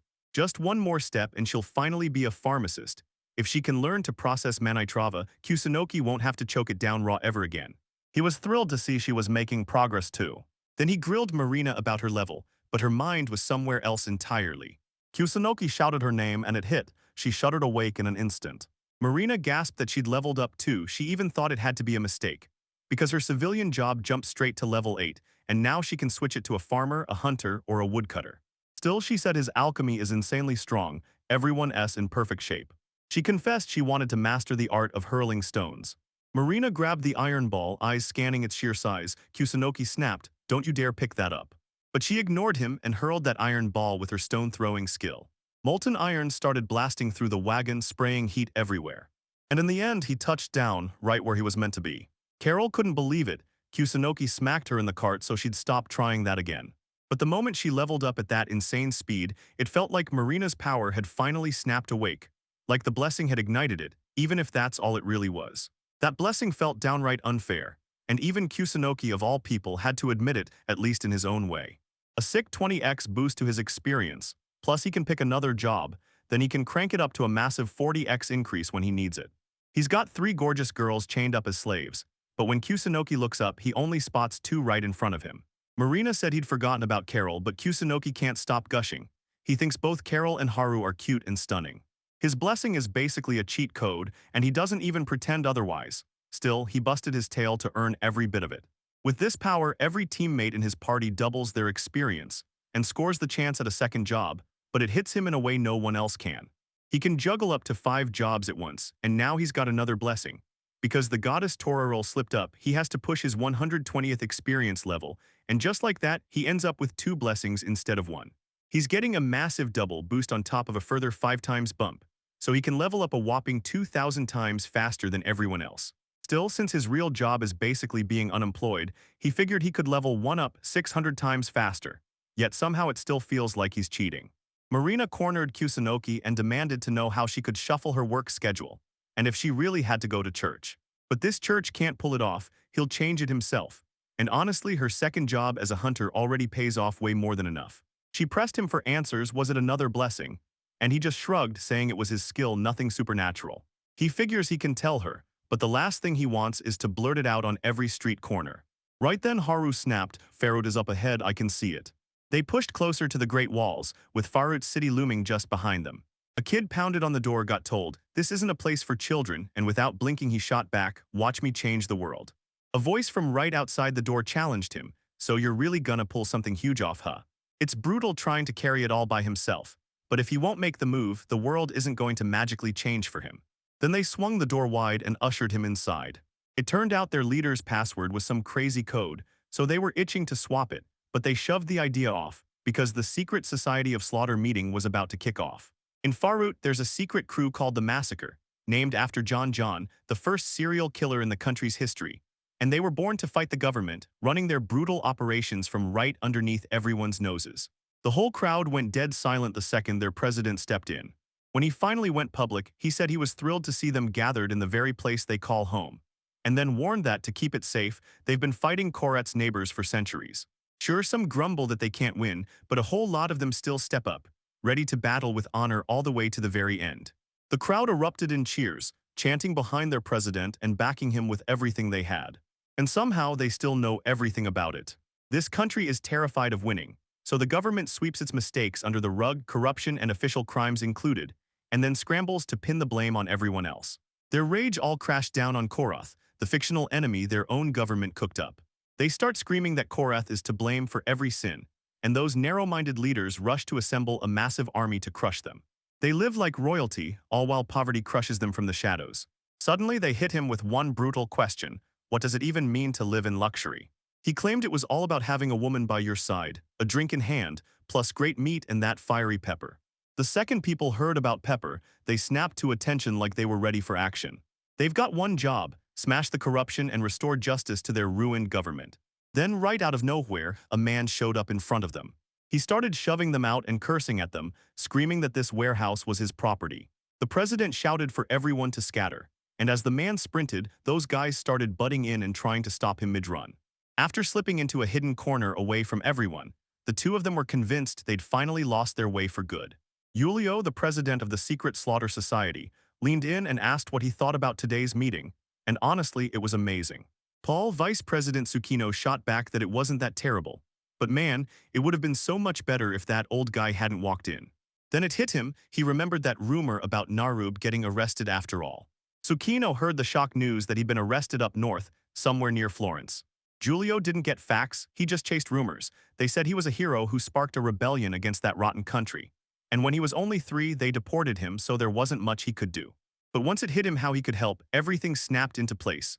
Tsukino also heard that Ikenogi had caught him, along with a girl named Haru. Julio couldn't stomach forgiving them after they crushed the very person he idolized. Narub is still alive, so Tsukino wasted no time and started backing out. But Julio couldn't stop thinking about sliding in and asking him out for a drink.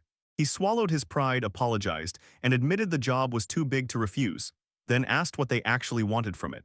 If Julio wants to grab a drink with him, you'd better not step foot at his father's place, because if you do, you'll get scolded later. Julio had to do it, there was no other way. Maze is hiding just outside the town of Balasra.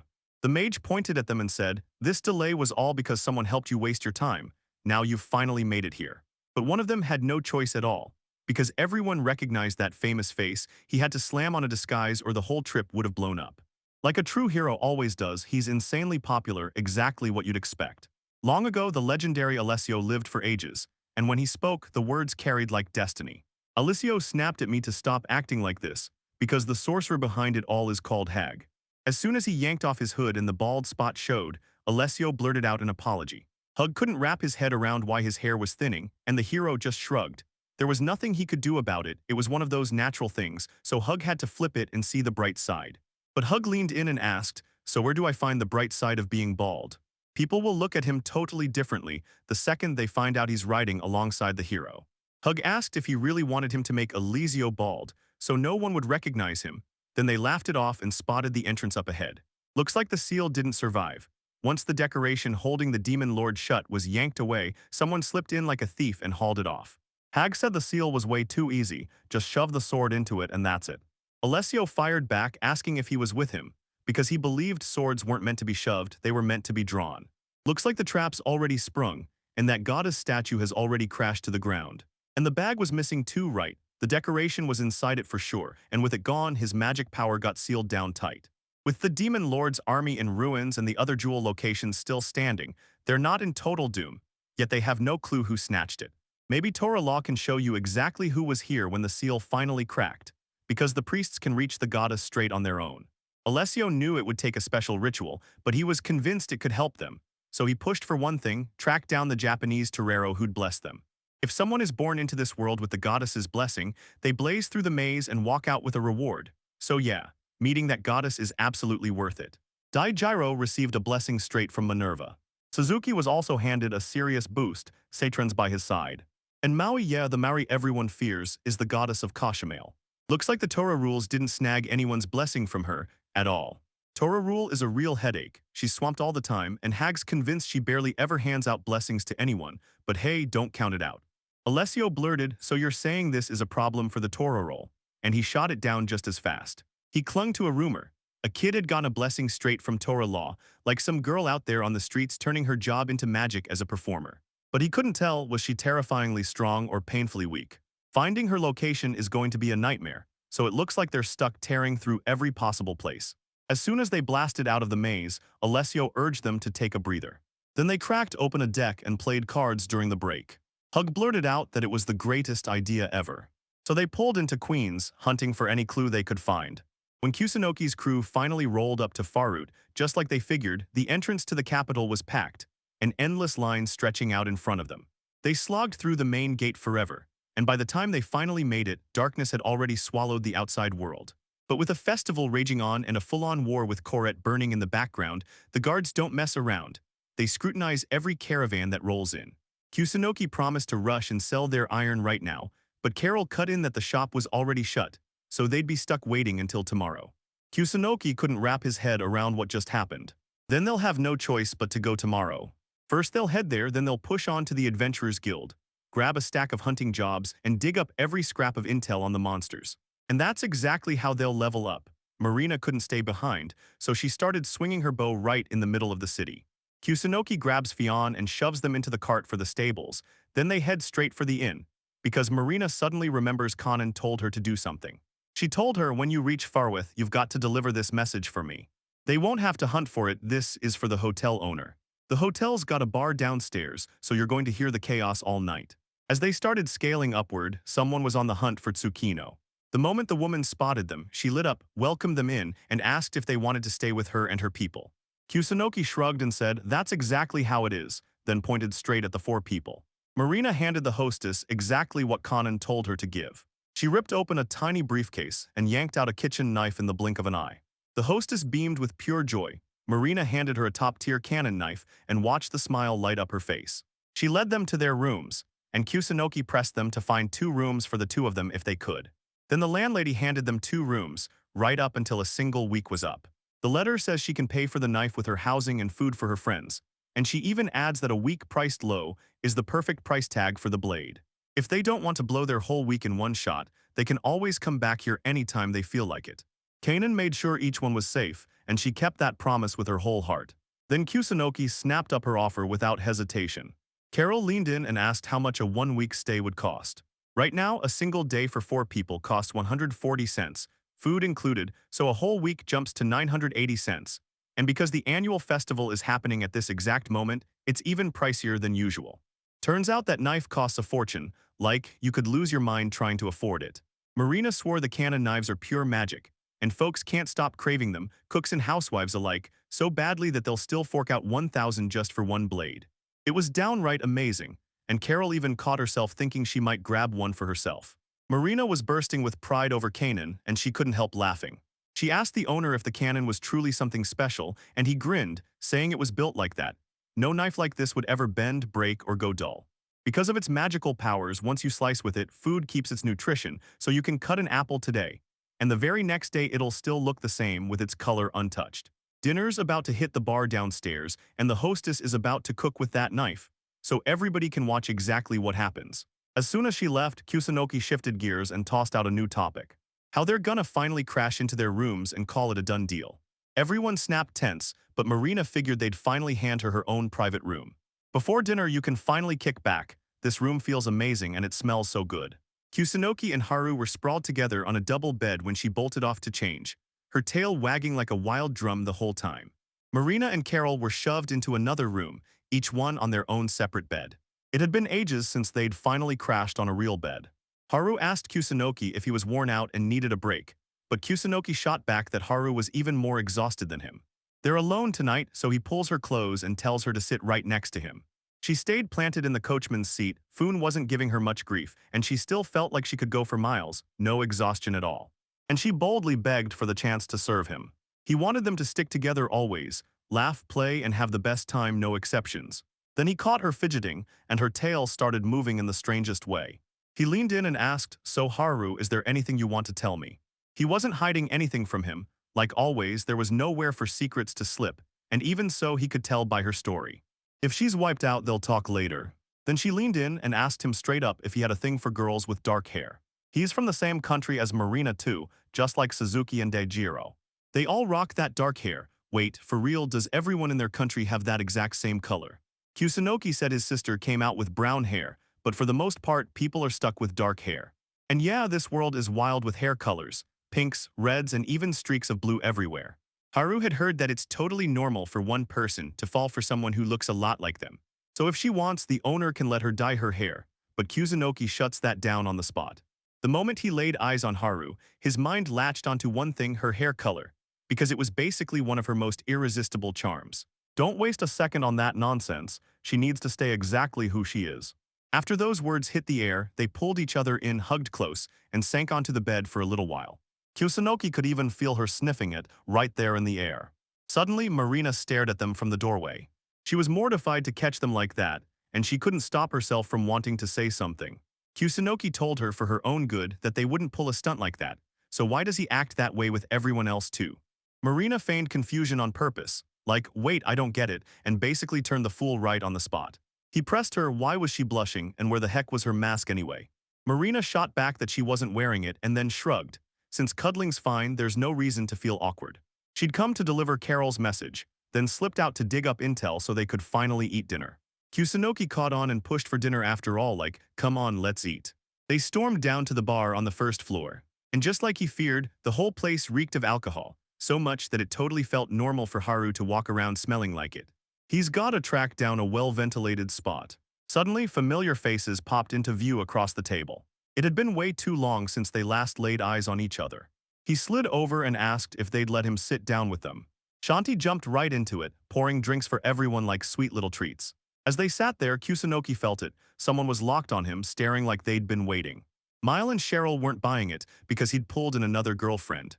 Marina leaned in and asked, "Do you know them?" Kusunoki snapped back that their master's name was Suzuki. Just like them, he was a traveler. She totally got it and stepped right up, smiling as she introduced herself, Kusunoki's slave. And she hails from the very same country as Kusunoki and Suzuki. Shanti handed him a drink, then slammed the glass onto the table, because owning a girl from the same country felt straight up creepy. But Kusunoki snapped that everything was wrong, demanded answers, and pushed Marina to break it down. She shot up out of nowhere and insisted they leave for somewhere miles away. And of course, that was a terrible idea. When he stopped her, she jolted back and blurted an apology, and Kusunoki panicked, insisting he wasn't mad at her at all. If she goes and does that, then yeah, everything's gonna spiral into a full-on misunderstanding. This story is a wild roller coaster, massive, tangled, and somehow still impossible to look away from. Cheryl grilled him where was his third girlfriend, and he blurts that he was talking about Carol. Right then, she burst in. Carol tracked down some crucial intel for Kusunoki. He leaned in and praised her for the grit she poured into everything she did. Kusunoki spotted the surprise run-in and Carol nodded like, "I grabbed everything you asked for." Then out of nowhere, he sensed it. Those two men were furious, shooting ugly faces like they'd lost their manners because he'd left the girl alone just to stuff his own face at dinner. Even after he swore he cherished them, Shanti clocked the truth. Even if he talks his way out of it, they're still going to demand apologies. And no matter how hard he struggles to escape the mess, they'll judge him anyway. Still, he couldn't resist. He went straight up and demanded where Suzuki was. The girls shot back that he'd already finished dinner and headed straight to the Adventurers Guild to train the newbies, so they could go with him. He said coming in would be tough because newcomers can't keep their focus with girls around, so they decided to stay right here. One guy trains fresh adventurers and stays unstoppable, while the other does nothing but stays unemployed, forcing the girl to work while he kicks back and eats. He still has that cold, sinister villain vibe in their eyes. Kusunoki wants them to quit staring, even though he's broke and jobless. He's busting his ass to prove himself in the guild, but the truth won't change. He's unemployed and there's nothing he can do to get in. Out of nowhere, Haru slammed her glass onto the table like a thunderclap. She rose to her feet in a slow, deliberate breath and told him, "My master is grinding nonstop. Her master is the absolute best. He sweeps in, takes care of everyone, and makes sure nothing's ever left to chance." Her words made him feel amazing. Then a weird dread hit him, because out of nowhere he noticed her squinting toward the side like she'd just spotted something off. Her cheeks burned red too, and he leaned in, staring straight through the glass. The glass was totally empty. He leaned in and sniffed it anyway, like the truth might be hiding in the air. He finally tasted it. There was cider in there, though Shanti insisted it couldn't be that strong.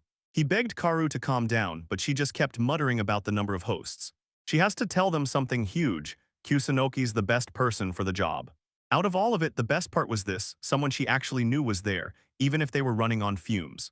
He leaned in and told her they were about to do something wild tonight, and the second those words hit, everyone practically exploded with excitement.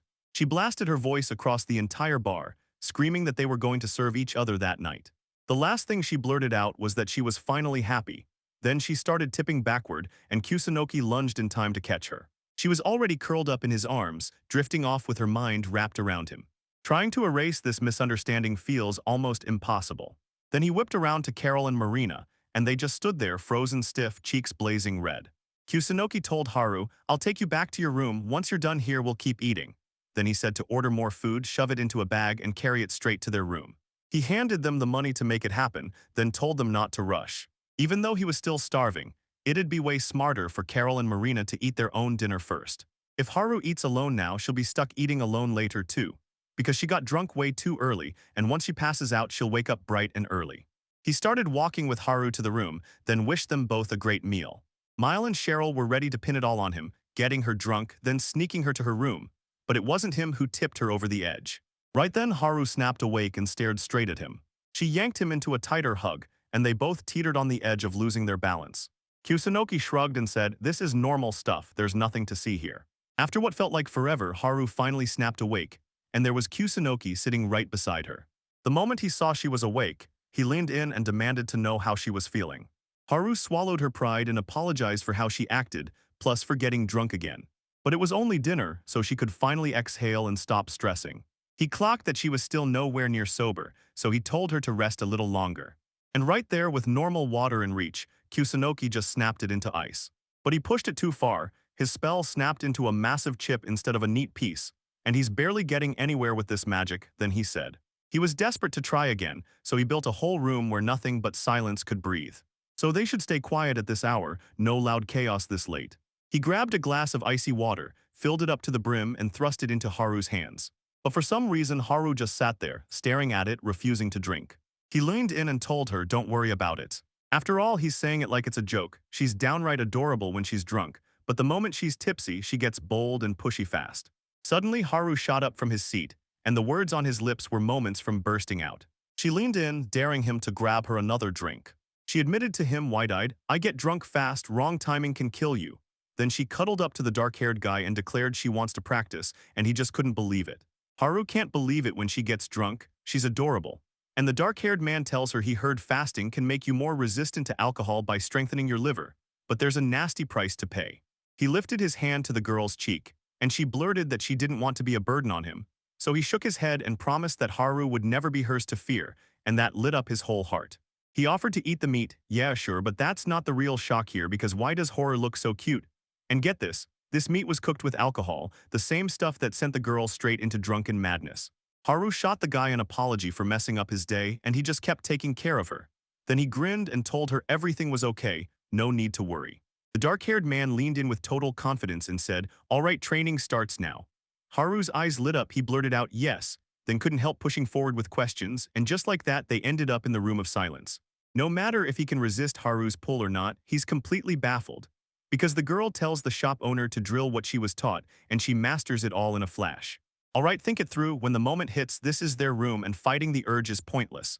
The dark-haired man made his move, and Haru pleaded, "Take care of me." He ditched his second job to become a real playboy, because dark-haired was the kind of person who simply couldn't resist. So the girl tried to talk him out of it, but now he's calling Haru in a downright menacing way. If the girl starts to feel tired or dizzy, you better shout it to the dark-haired man right away. Because if you don't, they won't be able to keep up their training later, and that's exactly what he said, as much as you just heard. Haru dove into the meat laced with alcohol, looked at her, and thanked her for the food, pure joy lighting up her face, while they both smiled hard as the girl started chewing. The dark-haired man's nerves spiked, something felt off like she was okay, but Haru shot back saying it wasn't anything serious. She insisted it was just getting suddenly hot, that she was fine, and she asked for permission to undress. Embarrassment hit him hard, his face burned red, not good at all, so he fumbled, squeezed out a nervous whisper to himself, calm down, grabbed a glass, poured water, and handed it to Haru while asking, how do you feel? Haru's trying to lure him in right now, but no, she's not getting anything until night because it's training time and the guy's already said it's fine if she wants him. And that it's actually a good thing. Good thing the meat's low in alcohol, because watching her get drunk on it for the first time was wild. And looks like Haru's totally fine now, she's laughing and having the time of her life. He started slapping his own cheeks, blasting away the disappointment and every ugly thought, because now the dark-haired man can finally press his hand to Haru's stomach anytime he wants. He blurted out, wait, does she seriously want to strip down to nothing? Haru froze, dying to tell her master, hey, what's going on? Is this some kind of signal? The rope's knotted tight and she can't break it free no matter what, so the girl begged the owner to help. And drunk Haru, that's a whole other disaster because undressing a girl is a man's job. Suddenly something snapped into place, and fear surged through him. Then the dark-haired man who hadn't heard or felt a thing still turned around like he knew. Then two girls burst in from nowhere, blushing like crazy the moment they spotted Haru with no outerwear. So the dark-haired man just calmly said hello, and the girl shut her eyes. They weren't doing anything like that, he just fought to find the right words. This wasn't obscene, it was just the tension kept climbing and he stared at Haru. Then he leaned in and told me they'd set up a training session to build immunity to alcohol. He turned to Haru and just nodded. But he looked totally shocked. Did Haru already fall asleep when she managed to?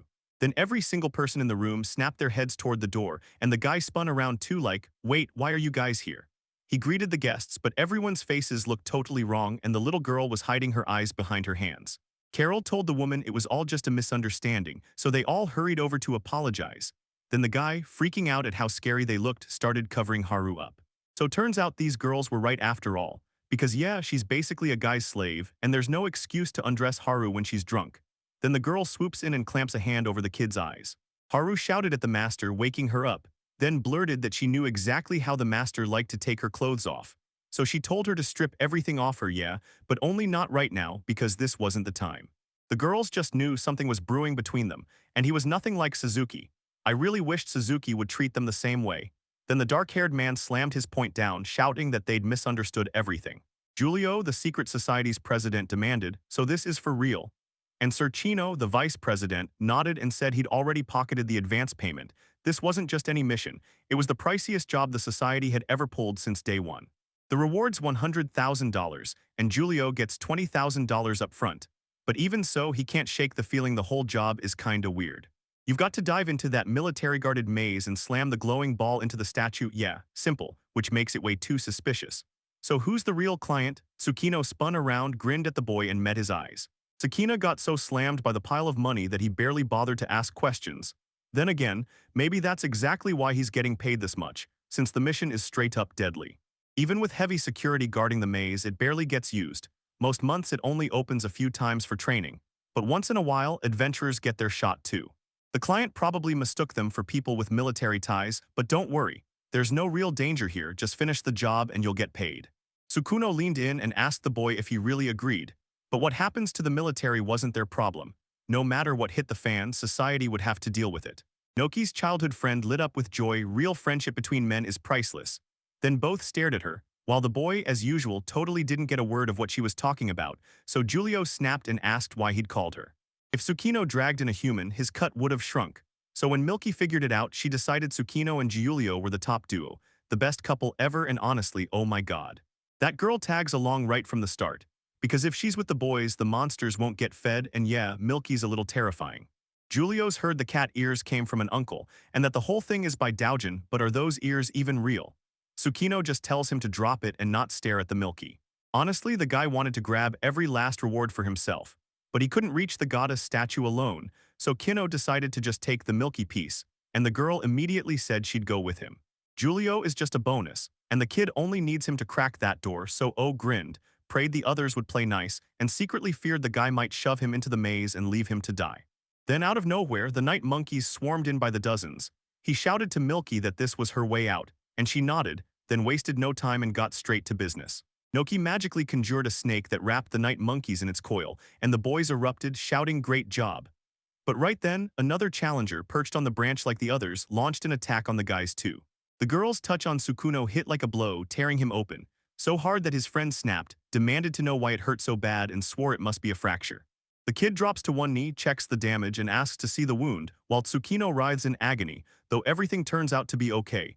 Then they head straight to the hospital once they're back. Sukuno clutched his own wounded hand, limped along holding it to his chest, then asked for a treatment allowance, before breaking into a shaky chuckle. Julio slapped back the handshake, and the boys locked hands like it was all fine, no flinching, no weirdness. Kino still caught the act because Julio only pretended to be hurting, so Kino thanked him anyway. The girl crumpled on the ground, and the guys burst over to ask if she was okay. Then they told Milky to hang on while she said brush, explaining they were taking it back because she could already summon ink and needed that brush to paint it. Hurry up and hand over the paper. Noki can't waste a drop, but it's not ink spilling out. It's that girl's blood gushing straight from her nose, and it's disgusting beyond belief. More night monkeys showed up, and Tsukino rubbed the back of his head, giggling like, guess they're mad again. Because if they came at the boys, they'd use Julio as bait, snag him to the side from behind. Then two men on horseback thundered in and slammed straight into a chaotic swarm of wild monkeys, the rider barely hanging onto the reins as everything went wild. The defeated beast lay crumpled on the ground, and those two were still sitting on the horse parked right beside it. Julio couldn't believe it. No way, wow. Right then and there they were on a horse. Right after the boy let out a loud shout, totally stunned by what was happening. Then the guys started scrambling onto it too, like hey, at least it's a good horse. After the rescue, the guys thanked them. Julio stepped up to the heroes and introduced himself, then brought his friends into the mix. It has to be those legendary adventurers. Man, the saviors are proud as they clock it, and the kids can actually see that crushing aura bearing down on them. Joffrey is the guy, yeah, the hero, and Alice is the girl, a monster tamer. And you can tell they're thrilled and glowing from all the attention they're getting as the boys stare at them. Turns out these two aren't just random workers. Uncle's got them under his thumb because they're insanely strong, and yeah, they're the man's right-hand men. Yeah, they owe it to the old man because he's got a point, and he straight up asks Alice what she thinks. That's how these guys roll, noble thieves looking righteous while they steal. Julia couldn't believe it, she was over the moon, while Zucchino sat there stone-faced, because the guy never once talked to him, not even when they ran into each other. He was out cold. Being a hero is cool, Julio's all about that. Only problem, he knows his uncle is a thief, yet he swears the guy's noble, so what kind of thief is he really? Sukuno leaned in and said he remembered something. The boy spun around and demanded to know what he wanted. Meanwhile, Julia was locked in on those wild stories, cutting off his friends before they could keep blaming the hero. And now Kino feels like he's already seen them somewhere. And the boy remembered he was stamped on a poster with a reward, one that only stayed up for a single day, so he pushed forward, even though the whole thing was a mess to explain, and the girl finally nodded, but neither of them truly understood. It's wild, but it's nowhere near that, and still, something about this guy won't let go. Alice says she never expected everyone to find out, because he's already done enough damage. And Joffrey's got noble friends, and yeah, he smirks like he's proud of it, because one time long ago he saved one of them in the maze. That fat man wasn't just some brute. He was a nobleman, and Joffrey had totally saved his butler for sure, but the boy had completely blanked on it, and you could practically see him grinning. He can use them to his advantage. If one day the guys grow up and somehow cross paths with the military, he'll use that to wipe every last bit of suspicion clean off his name. Julio said, by the way, we're doing one task on a hike through the maze right now. If you want to join, of course the guys will pay. And the boy grabbed his friend by the shoulder. Don't sweat it, Joffrey's got them covered, free of charge since they're still that old man's nephews. And come on, those guys wander around with nothing to do anyway, so helping the kids is barely work. As an apology, the church handed them bread after they got blamed for something they never did, so why did the guys shut down the money? The boy yanked Julio's arm and told him to stop. Everything was already settled. These guys are desperate for cash because they've got something that dropped straight from the Demon Lord. That's right, Julio blurted, grinning, we've got something from the Demon Lord. Yeah, but they got it in that same tower, whoa. The guy froze for a second, then Milky jerked up, gripping the horse beside her. The girl stared at them and joked about a love triangle between guys.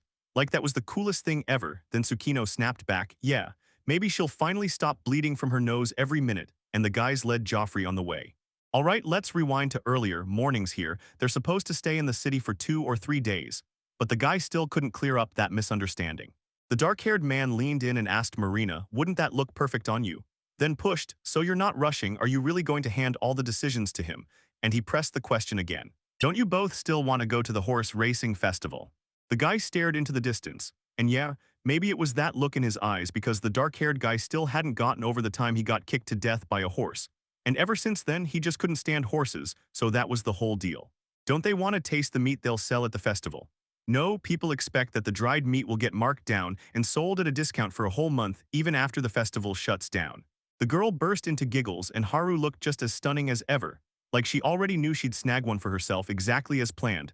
First it's off to the iron shop, then straight to the guild.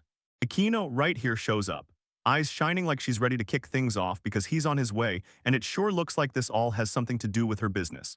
At the shop, Marina and Haru got shoved out the door, go to the guild yourselves, with orders to grab any task that caught their eye. Since he's unemployed, he's got nothing better to do, so he just hangs around there. Then they greet them right at the entrance and say welcome. They call him a merchant, but they want to see his certificate, and nope, it turns out he's not a merchant at all. That girl wanted to talk about something big, and Carol looked straight up thrilled. Meanwhile, that guy had the face of someone who'd never budge on how he treats other people. The man shrugged and said it wasn't bad at all, like some skilled alchemist crafted it right. He kept praising the design too, saying the details were dead on, and then the dark-haired guy slapped the back of his head and giggled. At first, it was pure control. 7 boxes went straight on the line. Then the girl packed them back up once they were done upgrading, though the very last box, it was barely half full. The man let out a chuckle, planted his hand on the box, and asked the guys for salt. Sure enough, they apologized, but shook their heads and admitted they didn't have any. And then he stared at them like that was the end of the world. He made the call, and yeah, salt just wasn't paying off right now, but pepper and chili saved the day. He thanked the guys. The dark-haired man praised the girl, saying she was doing great and totally dependable, and she shot back her thanks. She was Akino's slave after all, and Akino couldn't help but feel mortified. The man told them to sign right there, then he tapped the page and promised he'd leave it all in her hands. She got it instantly. 35,000 cents just for pepper and chili, and 85,000 for iron. Pretty wild, right? The guy didn't see that coming at all because the alchemist's skill is top-notch, so yeah, this was bound to happen. He couldn't even look up. Turns out those shell brooches the guys splurged $800 on are now floating up to $1,500, and the girl's standing there gripping a sheet of paper, swearing every detail is written on it. So did it really happen, or is this just too good to be true? They paid 495,000 cents for it, and boom, Carol ripped off the original price tag of 54,000. But wait, why only one level? The merchant's experience doesn't come from thin air. It spikes based on how much they sell and how long they're traveling, like when they cross into a nearby country. So yeah, that's the truth. Buying and selling is how you stack real experience. And the faster you trade, the quicker it turns into results, no matter how far you go, since you can lock in a contract with the store and watch your experience pile up. So wait, this world even has taxes. The guy's mind spun, then he turned around and praised Carol, and she smiled like she meant it, saying, "Thank you so much for the praise." Taxes? Come on, those are only a thing in a handful of countries, even here in Decat. Merchants don't pay taxes, just customs duty, and yet stores still end up charging merchants anyway. Even if Akino could farm experience from any distance, it still wouldn't be easy, so he shut that idea down fast. Then he noticed it. Something big was going down in the guild. Wait, what's going on here? Even she's stuck wondering if they're different tiers of merchants, like level 33, 21, or 28. Each one rubs his cheek with his hand, so tell me, how many merchants are actually out there? A crowd surged in front of them. Akino spun the dial, scanning for girls, while he wondered where Haru and Marina had vanished. Carol snapped out that something was wrong. It all hit so fast, like what the heck happened? The northern cliff is obliterated, and it's clearly choked off the main road to the port. So now the merchants crowd here in panic, begging to hire guards to escort them through nasty detours. Security? Dude, that wood sounds like a monster buffet. Akino's not wrong. And yeah, a few merchants are itching to gamble their lives just to reach the port, because once that happens, Furut gets cut off from the rest of the world. Fairweed weapons and armor are flying off the shelves, and now it's crystal clear why those guys were right to cash in their iron. Because once the Fairweed stuff hits the market, the price of iron's about to crash, and he can't stop wondering why. And yeah, armor and weapons are flying off the shelves, because even merchants who know they could die still crawl through the forest to reach the port, no matter what. Still, their storage space is tight, unlike Akino, the special guy. Because once iron isn't needed anymore, its price tanks and luck just rides in at the perfect moment. Tam said these people know everything about the landslides, so they showed up here hunting for guards. No wonder their levels are sky high. Rue called her master, and H.I. didn't even notice her presence. Maybe the girls snagged something perfect. Yeah, for once it worked out, because there were tons of orders to guard the caravan, so everything else got left exactly as it was, just like they expected.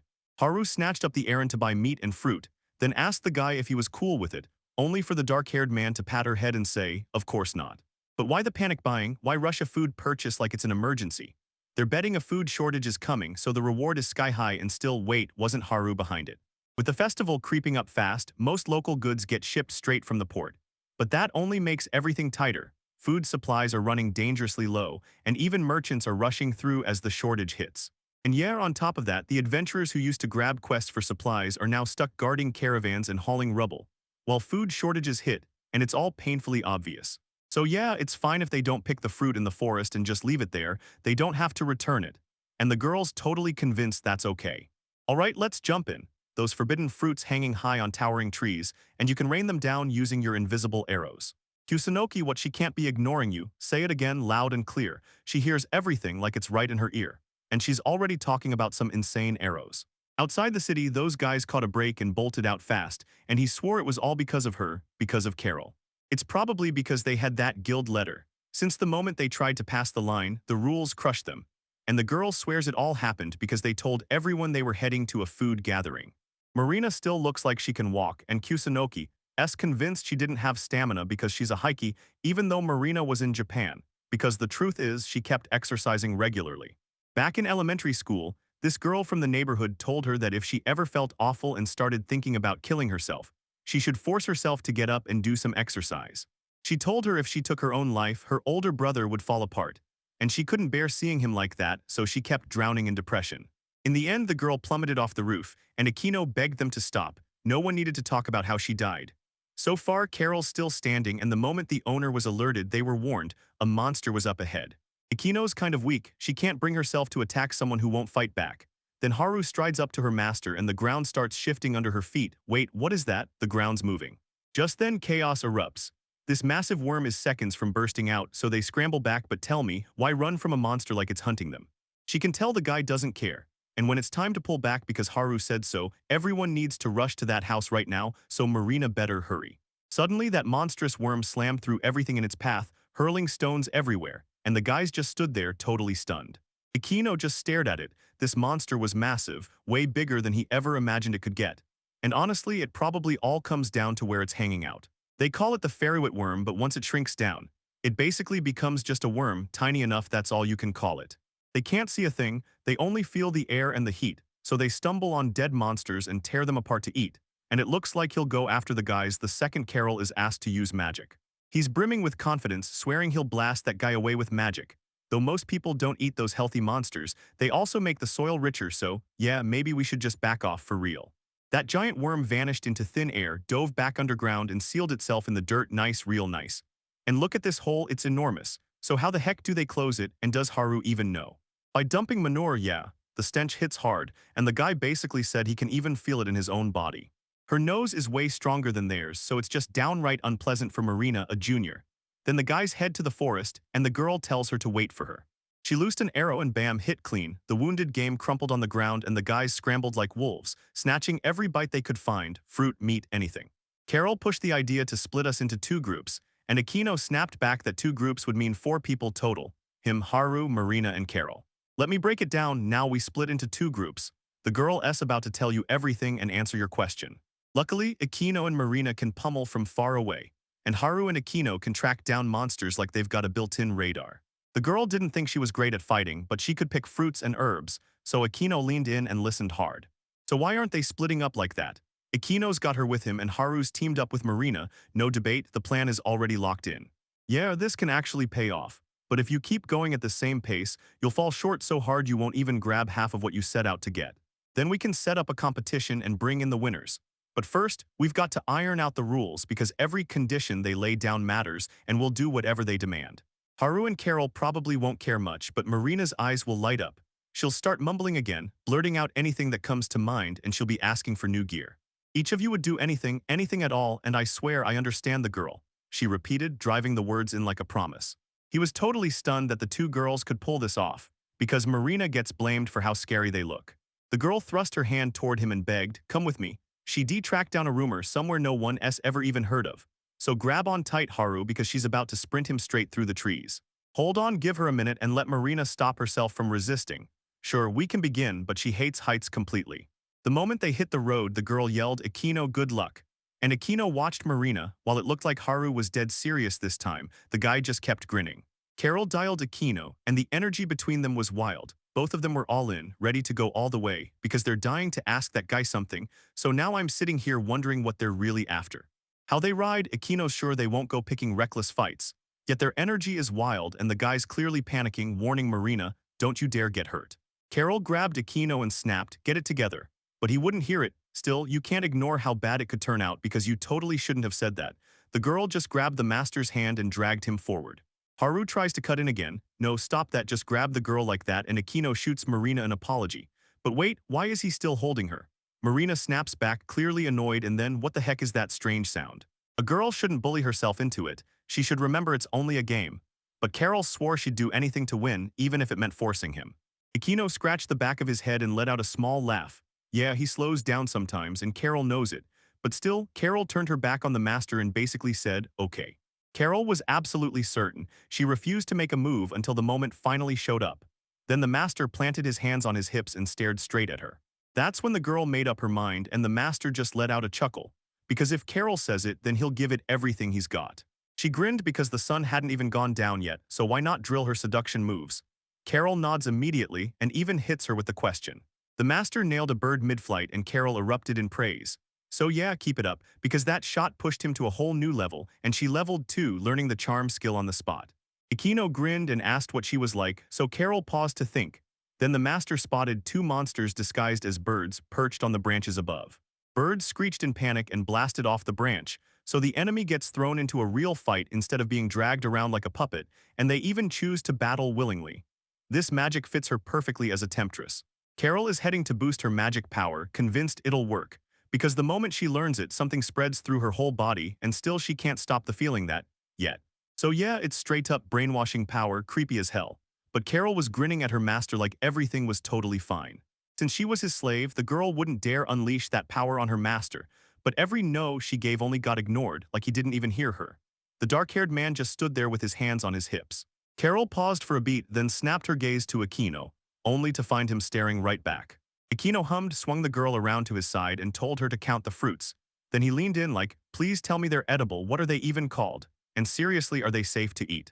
It's called papaya, sweet, tasty, and seriously delicious. And Aquino clocks that the girl knows everything under the sun, but that fruit's way too high. So the master offers to hoist himself up so she can sit on his shoulders. Aquino confirmed they can grab them, especially since Carol's the one who's supposed to collect them and rack up even more experience. Aquino dropped into a squat and told her to climb onto his neck. She blushed hard, but she followed his lead and scrambled right up. Aquino grabbed her by the shoulders and told her, stay with the master, while she fought to cling on. Then he pushed himself up, and the guy immediately snapped at Carol, asking her not to yank her hair or ears. The girl blurted out an apology, begging forgiveness. The girl wobbled, fighting not to topple, and Aquino snapped his head up, checking if she was really okay. The boys marched to the tree for a papaya, and Carol snatched the fruit and slammed it into place, perfect fit, no mistakes. The girl told the master that's exactly it. And when Carol locked it right, she froze, then gasped and flew back. They slammed to the ground, Carol sprawled on top of master, and Aquino blurted out, is the girl hurt? She hummed in response and asked, is it okay if we stay like this for a bit? Aquino leaned in and asked if she was scared. And when the master apologized for pushing her into something this dangerous, they stayed frozen in the same position. She said she was 17, and the girl pressed both hands against the dark-haired man's chest. So the master snapped an apology and told him, don't treat Carol like a kid, I can't do a thing about it. The master froze. Wait, wasn't that girl saying just days ago that Carol was only 16? Because Carol's birthday was 3 days ago. The girl should have told him sooner, because the master never once bothered to ask Haru, Carol, or Marina when their birthdays were. Aquino apologized for not celebrating it, and the girl snapped, stop that, treat me like an adult. When the girl was told to climb onto the master's shoulders, a shy Carol yanked the guy into a tight hug. She wasn't prepared for just how close this would get. Soon as the guys hit Peru, she stopped calling herself by her first name like that was the whole message. Right on cue, Aquino kept insisting it all came down to one thing, calming down. The master caught it at once, and the girl locked eyes with him. Yeah, they're always together. Aquino clenched his teeth and forced himself not to spiral into anything unnecessary. This couldn't just slide by. Carol kept pulling him in for hugs, and somehow the guy actually liked the old lady. Wait, what? Aquino told her, if you want Carol to stay exactly who she is, then get it through your head. And I'm sorry I treated her like some kid. Next time he treats Carol to juice, the master pats her on the head, and Carol snaps, furious that he still sees her as some little kid. Akino apologizes again, even though her fingers stroking her feels honestly nice. Even though Carol insists she's not a kid, the master still treats her like his sister, and Akino can only hope she's really safe. Then the girl turned to Akino and asked what he'd do. He promised he'd do anything, and once the master confirmed it was her turn, she blurted her request, and the dark-haired man got knocked flat. Carol stood on top and demanded love from the master, and he froze, completely baffled. Because he said the guy values her too, just like Haru, the dark-haired man who can't stop thinking about them all the time. The girl wants the master to kiss her, and they're still tangled up in that position. Carol is on top, Akino grins that cheap grin, and honestly this offer hits like a total curveball. Akino jumped up and barked, "Get the girl off me, put her on the ground, first thing she needs to calm down."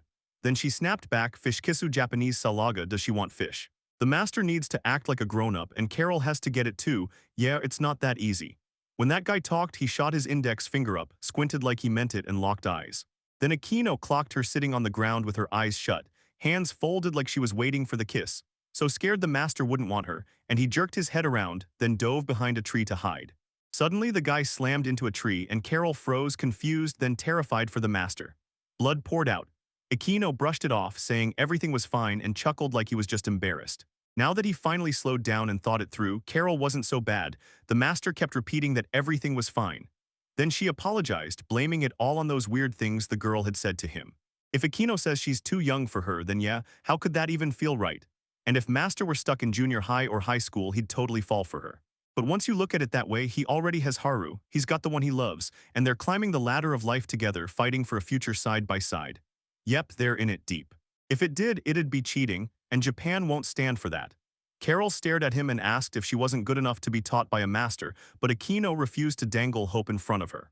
He's thrilled that Carol finally feels something for him, then he blurts out he already got that part, and before he even finishes his sentence, the girl jumps to the only conclusion. So she means Haru, right? So yeah, she already claimed that a girl can afford to be loved by Akino, and once she said it, the master finally got it. What exactly did he realize? Totally fair for Haru to say that, but then the master was hit with pure shock.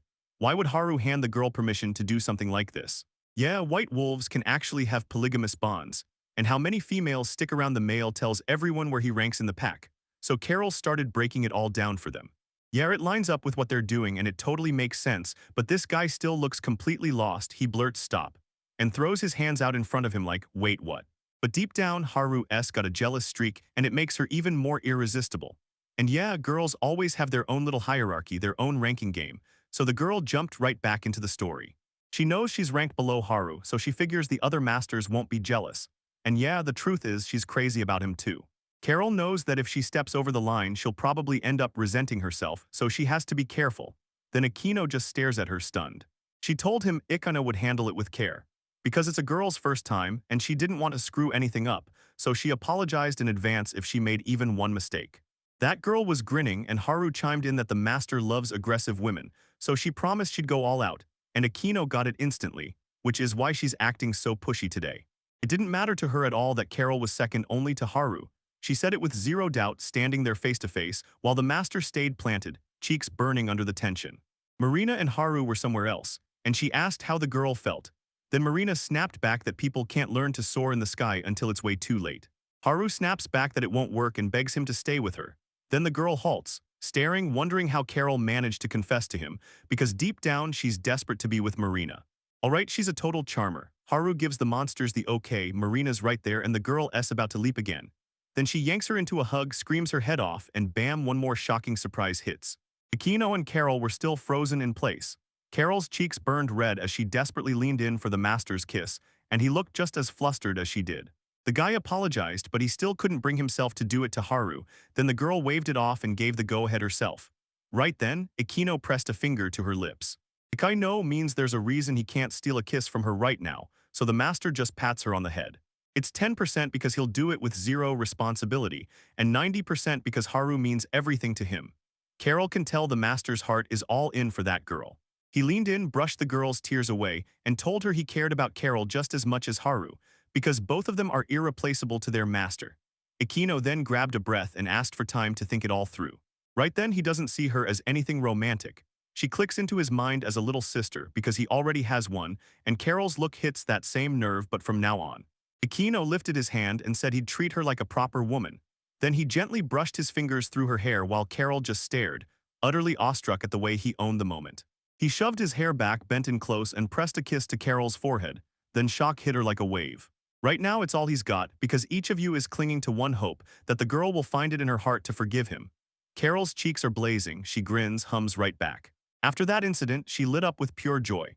Because with him having to rethink how Aquino really feels about her and then keep pushing forward, it suddenly feels like the master is the true protagonist.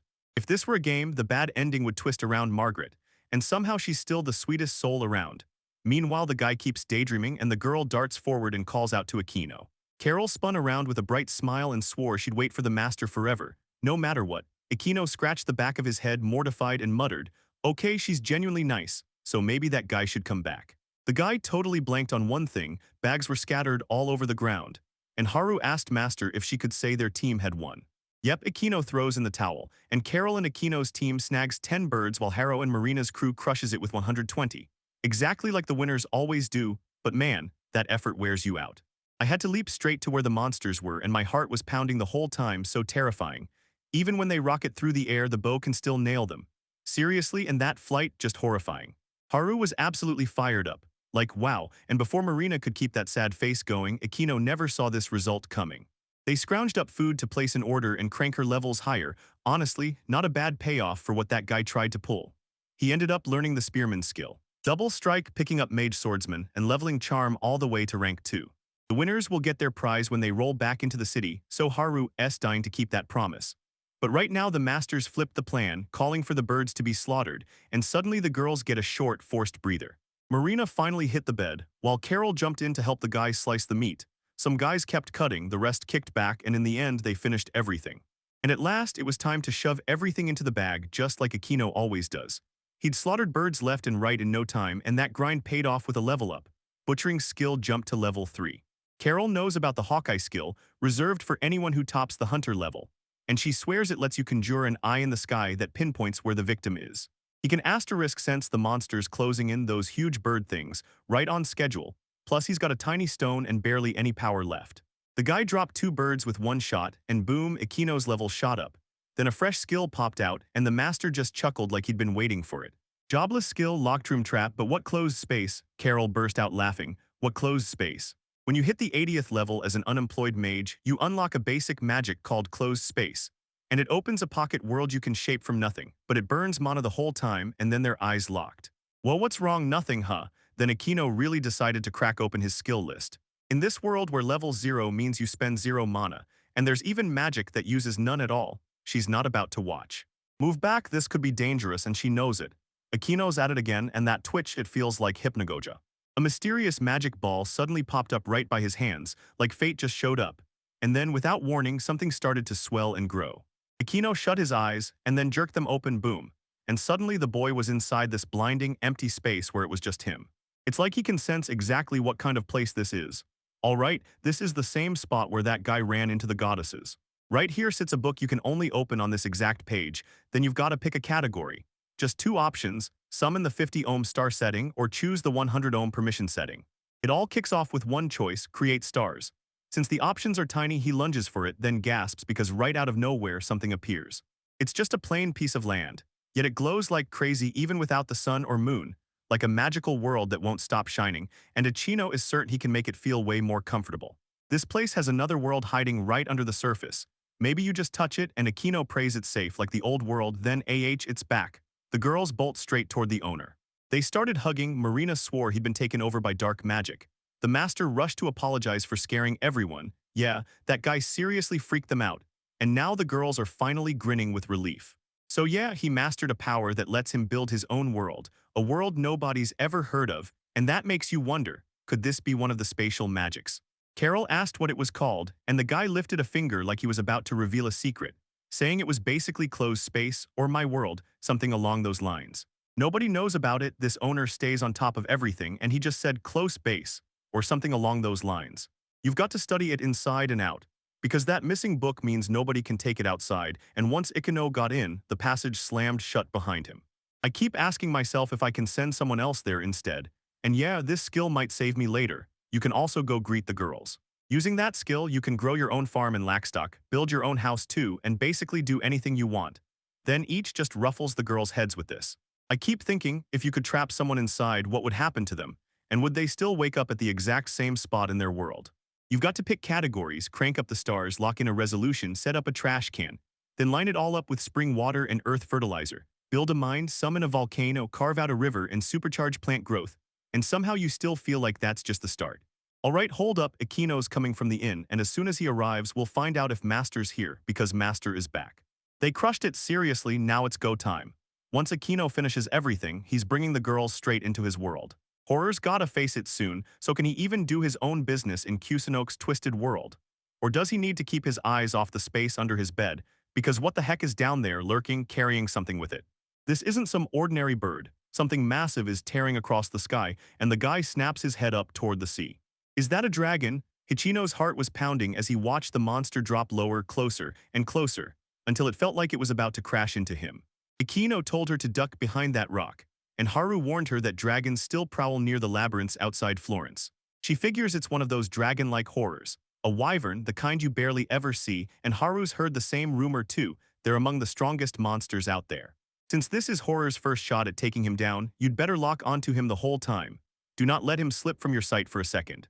Haru gets asked for help and immediately says yes, then Marina pushes to have it delivered to her. The deal is simple. Haru has to take her place in the rear guard while the master marches out front. Aquino snapped into position and declared he'd start with magic. Then someone blurted, "Whoa, wait a second, the dragon is talking." Turns out the dragon wasn't empty at all. A boy was riding it, and when he spoke up he told Kusunoki, "It's me." They hadn't crossed paths in ages, but the way the master reacted still made Suzuki's surprise feel brand new. He got the scoop from Millie on where the guys were, then whipped his head to Marina and demanded, "So who is it?" The master hooked Sakura up with Marina, she's just like them. Japanese, living here for about 3 years, so yeah, that's Suzuki. And the girl Kusunoki told Sakura about, this is her. The girl burst into giggles, and at last the heroes, backed by the 3 goddesses, finally huddled together in safety. They snatched Marina's mask from her and made her earn it back, and the moment she tried to step out without it, you could tell she got painfully shy. The girls stand far off in the distance and Suzuki blurts out, "Yeah, I used to be like that." The guy grins, totally soaked in nostalgia like he's praising the past, still calling himself a hero even now. So now Suzuki's got a paladin title and is a full-on dragon rider, hell. So where did he even dig up this wyvern?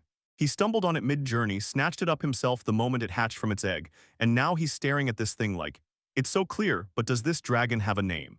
Suzuki flashed a sweet smile, so friendly, so curious, and totally obsessed with lettuce leaves. Just look how adorable she is. But the master snapped that she shouldn't dodge the topic and had to answer the question. Seeing that kind of reaction, you already know it's that classic 8th grader syndrome. And Marina can't help wondering what her name even is, so the guy just pleads, "Please don't laugh." And she learns her name is Pache, but why did nothing follow after that? Suzuki couldn't believe how adorable she was the moment she hatched, pure puppy energy. And it honestly felt like she was the reincarnation of someone's dog, then boom, she grew up, and now she's all grown. Haru's like, "My name's cute." Carol's chiming in the same way, and Millie and the others back it up, so nobody lets her swap it out because Master straight up says it fits her perfectly. Suzuki leaned in and asked the dark-haired man if he knew what just happened here. Then the guy went stone still, saying nothing. Is he talking about the landslides up north? Aquino has no clue. This guy swears he knows, but it's obvious he's just guessing. All anyone's saying is that a pack of monsters is lurking to the west. Nobody knows the exact count of the monsters in this crew, but there are way too many Furui people are losing their minds, while caravans and tourists scramble to flee the cities. So that's true. What's Suzuki even planning to do? He said he wanted to scout the western side of the city, but all he ended up with was running into some random guys here. Are those guys actually from Suzuki's group? Because he's up in the sky watching, the guy decides to cut them some slack so Pache doesn't push herself again. And the master's convinced he told them something completely different. Suzuki let out a laugh and said that straight to their faces. Then they snapped at him like, "How dare you, girls aren't heavy." The hero cut in and warned them. Especially when the Adventurers Guild was short-staffed, they praised him for warning them. He nodded, they said their goodbyes, and just like that, we were free to head back to the city.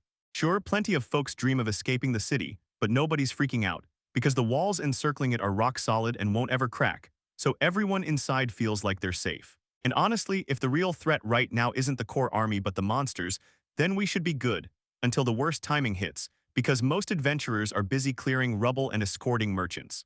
Wait, doesn't Kusunoki notice this too? It feels like I'm hearing someone's secret conversation and I can't shake the feeling it's real. A coincidence is out of the question. Yet this girl pleads with Kusunoki, begging him not to take off her mask. And you can see the embarrassment start to burn in her as the master's behavior keeps getting worse. He snaps at the guy to shut up and stop the nonsense. Finally, 4 people stride down the street toward the city, right on the heels of the adventurers they're about to find dead. Haru stepped up to the reception and greeted the employee, and the girl shot back. She'd like to hand over the order. The other 3 just don't cut it for adventuring. The master clearly thinks Haru is a sweetheart, and I can't help wondering what kind of payday they're getting, because patience is the real superpower. If it's happened twice, the third time won't show up. Then a man barged over to the team and snapped at them like he owned the place. Why's that guy still running those chores at this hour when he straight up ignored what the master told him? Like Haru didn't forget it. It's a good thing they can hand over the monsters they've already killed, because the employee makes it clear. You've got to lay every last monster on the table right next to her. On the table sat 10 pieces. Then the guy nearby blinked and suddenly said, "Not bad, now it's 40 bags." He shrugged it off like it was nothing, but when he counted what was inside, his face turned to pure shock at just how many there really were. He swore it was just 10 bags. There was no way it was triple what that man pulled in over half a year, and Akino even tossed in fruit. That's all from the east side of the city, pure chaos and variety out there, and he just barely scraped it over the line. They've nailed it so hard there's nothing to complain about. This guy's butchering is straight up better than most of the local hunters, and that's saying something because there are a ton of them. But with so many showing up, it could rattle the whole ecosystem, so maybe the hunt has to pause for a bit. The girls moved like it was an emergency, and now there are simply too many of them here. Ikana said he got it, then spun toward the old man and shouted at him. He's about to spit out the truth, then he stops. Maybe it's better this way. The city stays safe as long as a hunter like this old man keeps standing watch. This upstart has everyone's attention, and the man is insanely fast.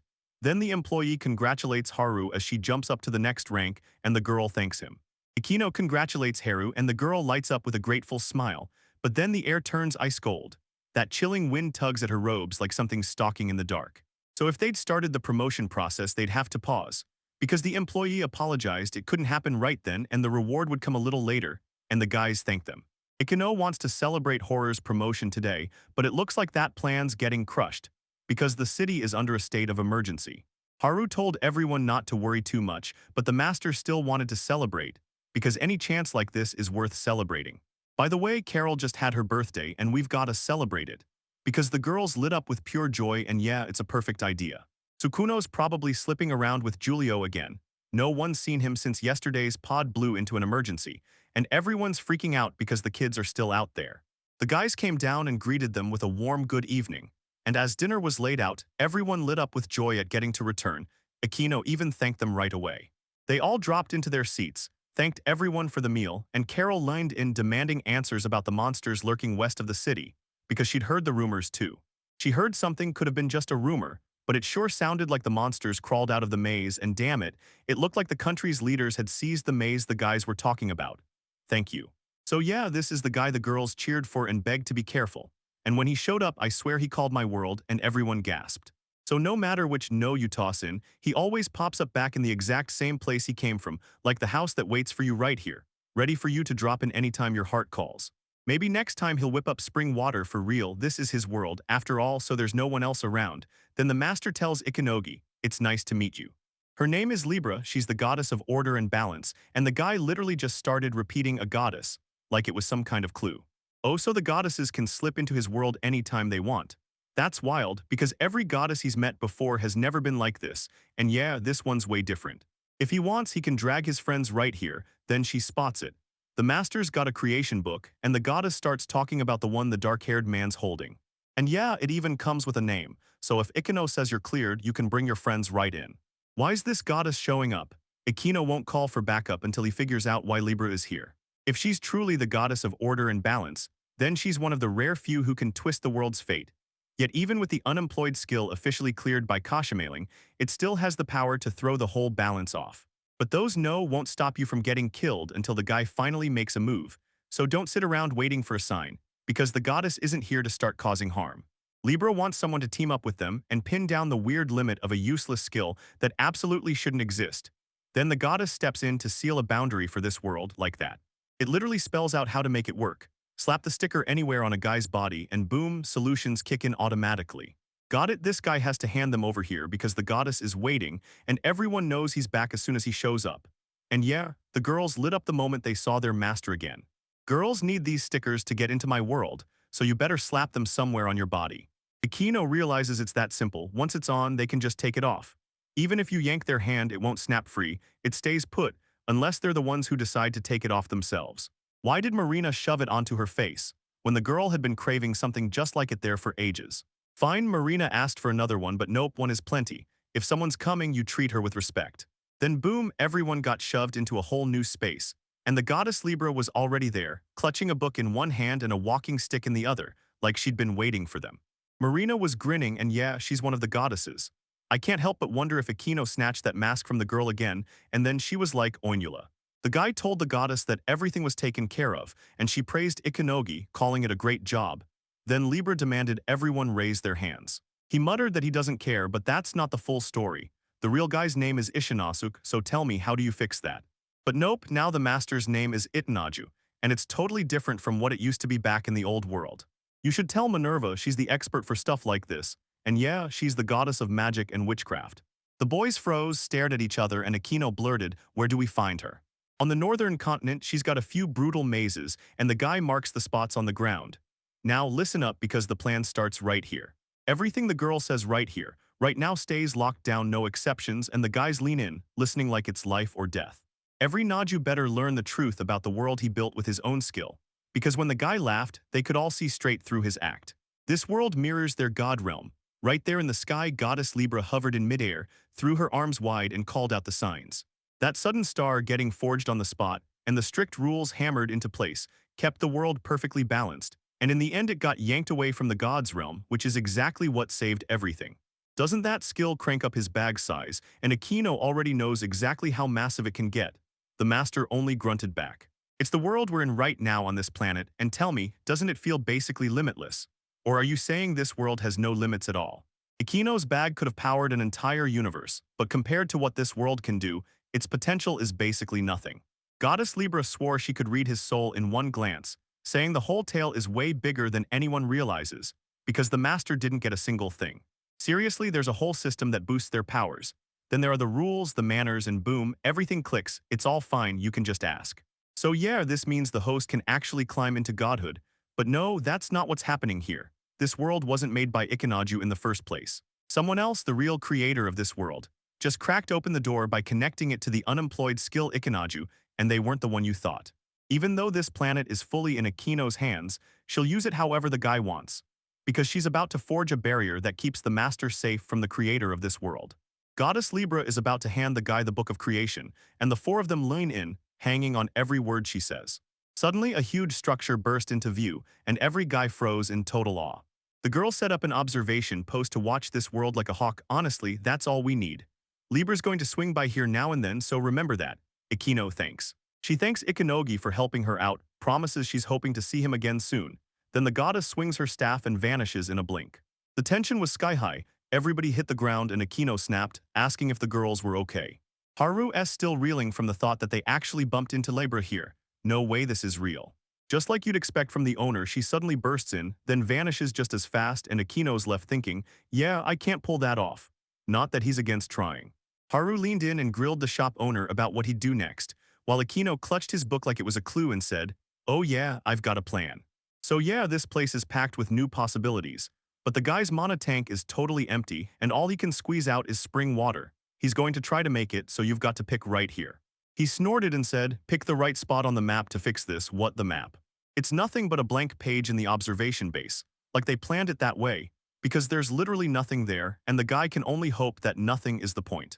The guy gasped. Mana was pouring out of him, but nothing happened. Then, out of nowhere, something finally snapped into place. While Marina's jaw dropped so hard by the time she saw how far it was, she stumbled backward and hit the floor. Totally looks like a pond, but nah, check the ground. The soil's soaked, so it's just swallowing all that water. So that's it, the master's power. Akino never falls behind, and wow, it's terrifyingly impressive. It's not even really his power, he's just borrowing it from Libra. And Haru's tail is wagging like crazy, like he's paying the mana points up front as a polite little courtesy. Carol leaned in and promised she'd show you which plants sell the fastest, and the girl grinned as she answered, of course.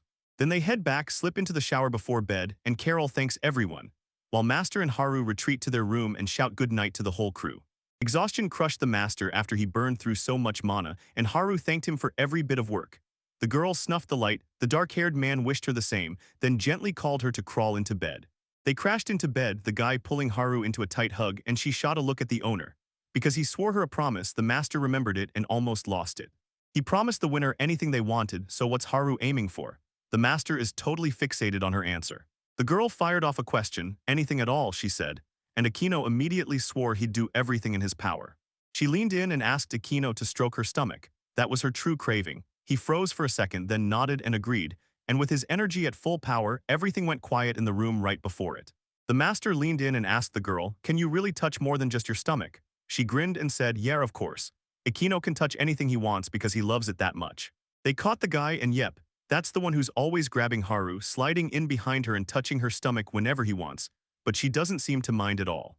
If you hug the girl tight and keep carrying out Haru's wish, she just might stop holding back. Seriously, why are Marina and Carol sharing one bed under the same blanket, while the other bed just sits empty? The night before the city snapped into a state of emergency, the guys slipped in unnoticed, so deep they could have made a little noise and still stayed hidden. He spotted the monster charging at the front and threw himself in front of the boy, yelling back that he'd handle it. Because yeah, this is what heroes do. He let out a heavy sigh because only one monster stood there, and then he got praised on the spot like, "Wow, great job." Even better, they handed him a beginner-friendly maze like he was some kind of miracle. But then was he stretching himself too thin? Milky, meanwhile, took a shine to that jealous boy. Joffrey charges in as a slime slayer and she tears through goblins too. Seriously, it's wild. And the hero yells at you to stop because this fight isn't worth it, not in a situation this easy. Seriously, this place is starving for monsters. Didn't the military exercise happen 4 days ago, so why do we only get 3 monsters, and they're already supposed to be at least 3 times as many? Even better, if there are barely any monsters around, this mission should be a cakewalk away easier than Tsukino ever expected. But there's one catch, it's going to cost too much money, so we've got to dig up something on Giulio. Milky couldn't stop daydreaming about Giulio and Joffrey, and Tsukino's gorgeous jealousy. That's the spark that's about to turn this into one wild, unforgettable story. At the maze's farthest end, right before the boss room, Joffrey has to take it down immediately, so yeah, that's all we need. When the guys closed in, they stared at the wreckage everywhere, unless that boss chamber door was getting smashed by some run-of-the-mill monsters. Giulio nearly couldn't believe what he was seeing. She dusts on an invisibility talisman, *Milky shush*, and clamps a hand over Giulio's mouth, telling him to keep quiet since people are right ahead. It only makes them invisible, not gone, so no noise at all, so he hurries and hides. Who the heck are these people? They're messing with the goddess's relic, so they must have shoved it out that door, right in front of her, so carelessly that the girl swears they're agents of Koret. She asks Joffrey what they're doing next, and he immediately wonders if their past moves were nothing but sabotage. But then the real question slammed down, why would those people do something like that? Joffrey desperately wanted answers, but he just didn't have them. They're racing to shut the maze down by smashing the goddess's statue, pumping power into their army, because that's the country's main job. If the maze ever stops working, it won't siphon miasma anymore, and the monsters will erupt with even more fury. If they smash this maze, the miasma will surge straight into Koreth's. Then his army will power up and get stronger fast, so yeah, taking out the maze is the smart move. That's the whole point. But even with all that force, tearing down the door to the boss's chambers still isn't some simple job. If they've got tech to just blow a way out the door, then why are they trashing the whole maze? The girl shot Giulio a look, sure they could handle this way more efficiently. So what the guys do with it? They only had to stash it in the goddess statue, then everything went sideways fast and somehow Zucchino didn't even roll a tour. If they busted down the door, those agents could have wiped him out. And Giulio's a genius, so yeah, you should do it. As Tsukino rolled him, the job would be overdone, but the boy's move totally baffled her. Why was he doing that? The agents whipped around toward the boys, panic blazing in their eyes, and Noki launched magic at once to shield everyone. The boy didn't get it at all, he called Milky anyway, and Milky just knew the guys weren't strong enough, not even Sukuno or Giulio, because it was finally her turn. So she snapped into action and called the monster. The girl shouted for everyone to run and then flashed that fearless smile, "Don't worry." Because with her wild imagination, she could spin whole worlds of stories, even when their faces were hidden behind a mask. Milky grinned and said she could still weave what she had, and Tsukino smiled back, waved her off and went, "All right, leave it all on you. Let's go." The boy grabbed his friend's hand to stop him, but Tsukino ripped free and barked, "Let go, Noki's determination can't be wasted and we've got to get out of here." Don't worry. They've also got Joffrey with them, meanwhile the guys haven't lost a single match. But seriously, is he blind? If Tsukino were here, would he really call her a burden? Does he actually believe that? The heroes burst out shouting, "Leave it to us." And the moment those people spotted them, they rushed to report to the captain that someone was closing in. He told his agents to stop panicking. Now was the moment. And when Tsukino looked up, he saw crowds swarming in the distance around something they couldn't even make sense of. Then out of nowhere, this unknown monster crashed into the scene, all jagged teeth and a body shape that just didn't make sense. The heroes spotted the chaos and bolted to help. Noki threw out her summoned monster to hold them off while the rest sprinted with everything they had.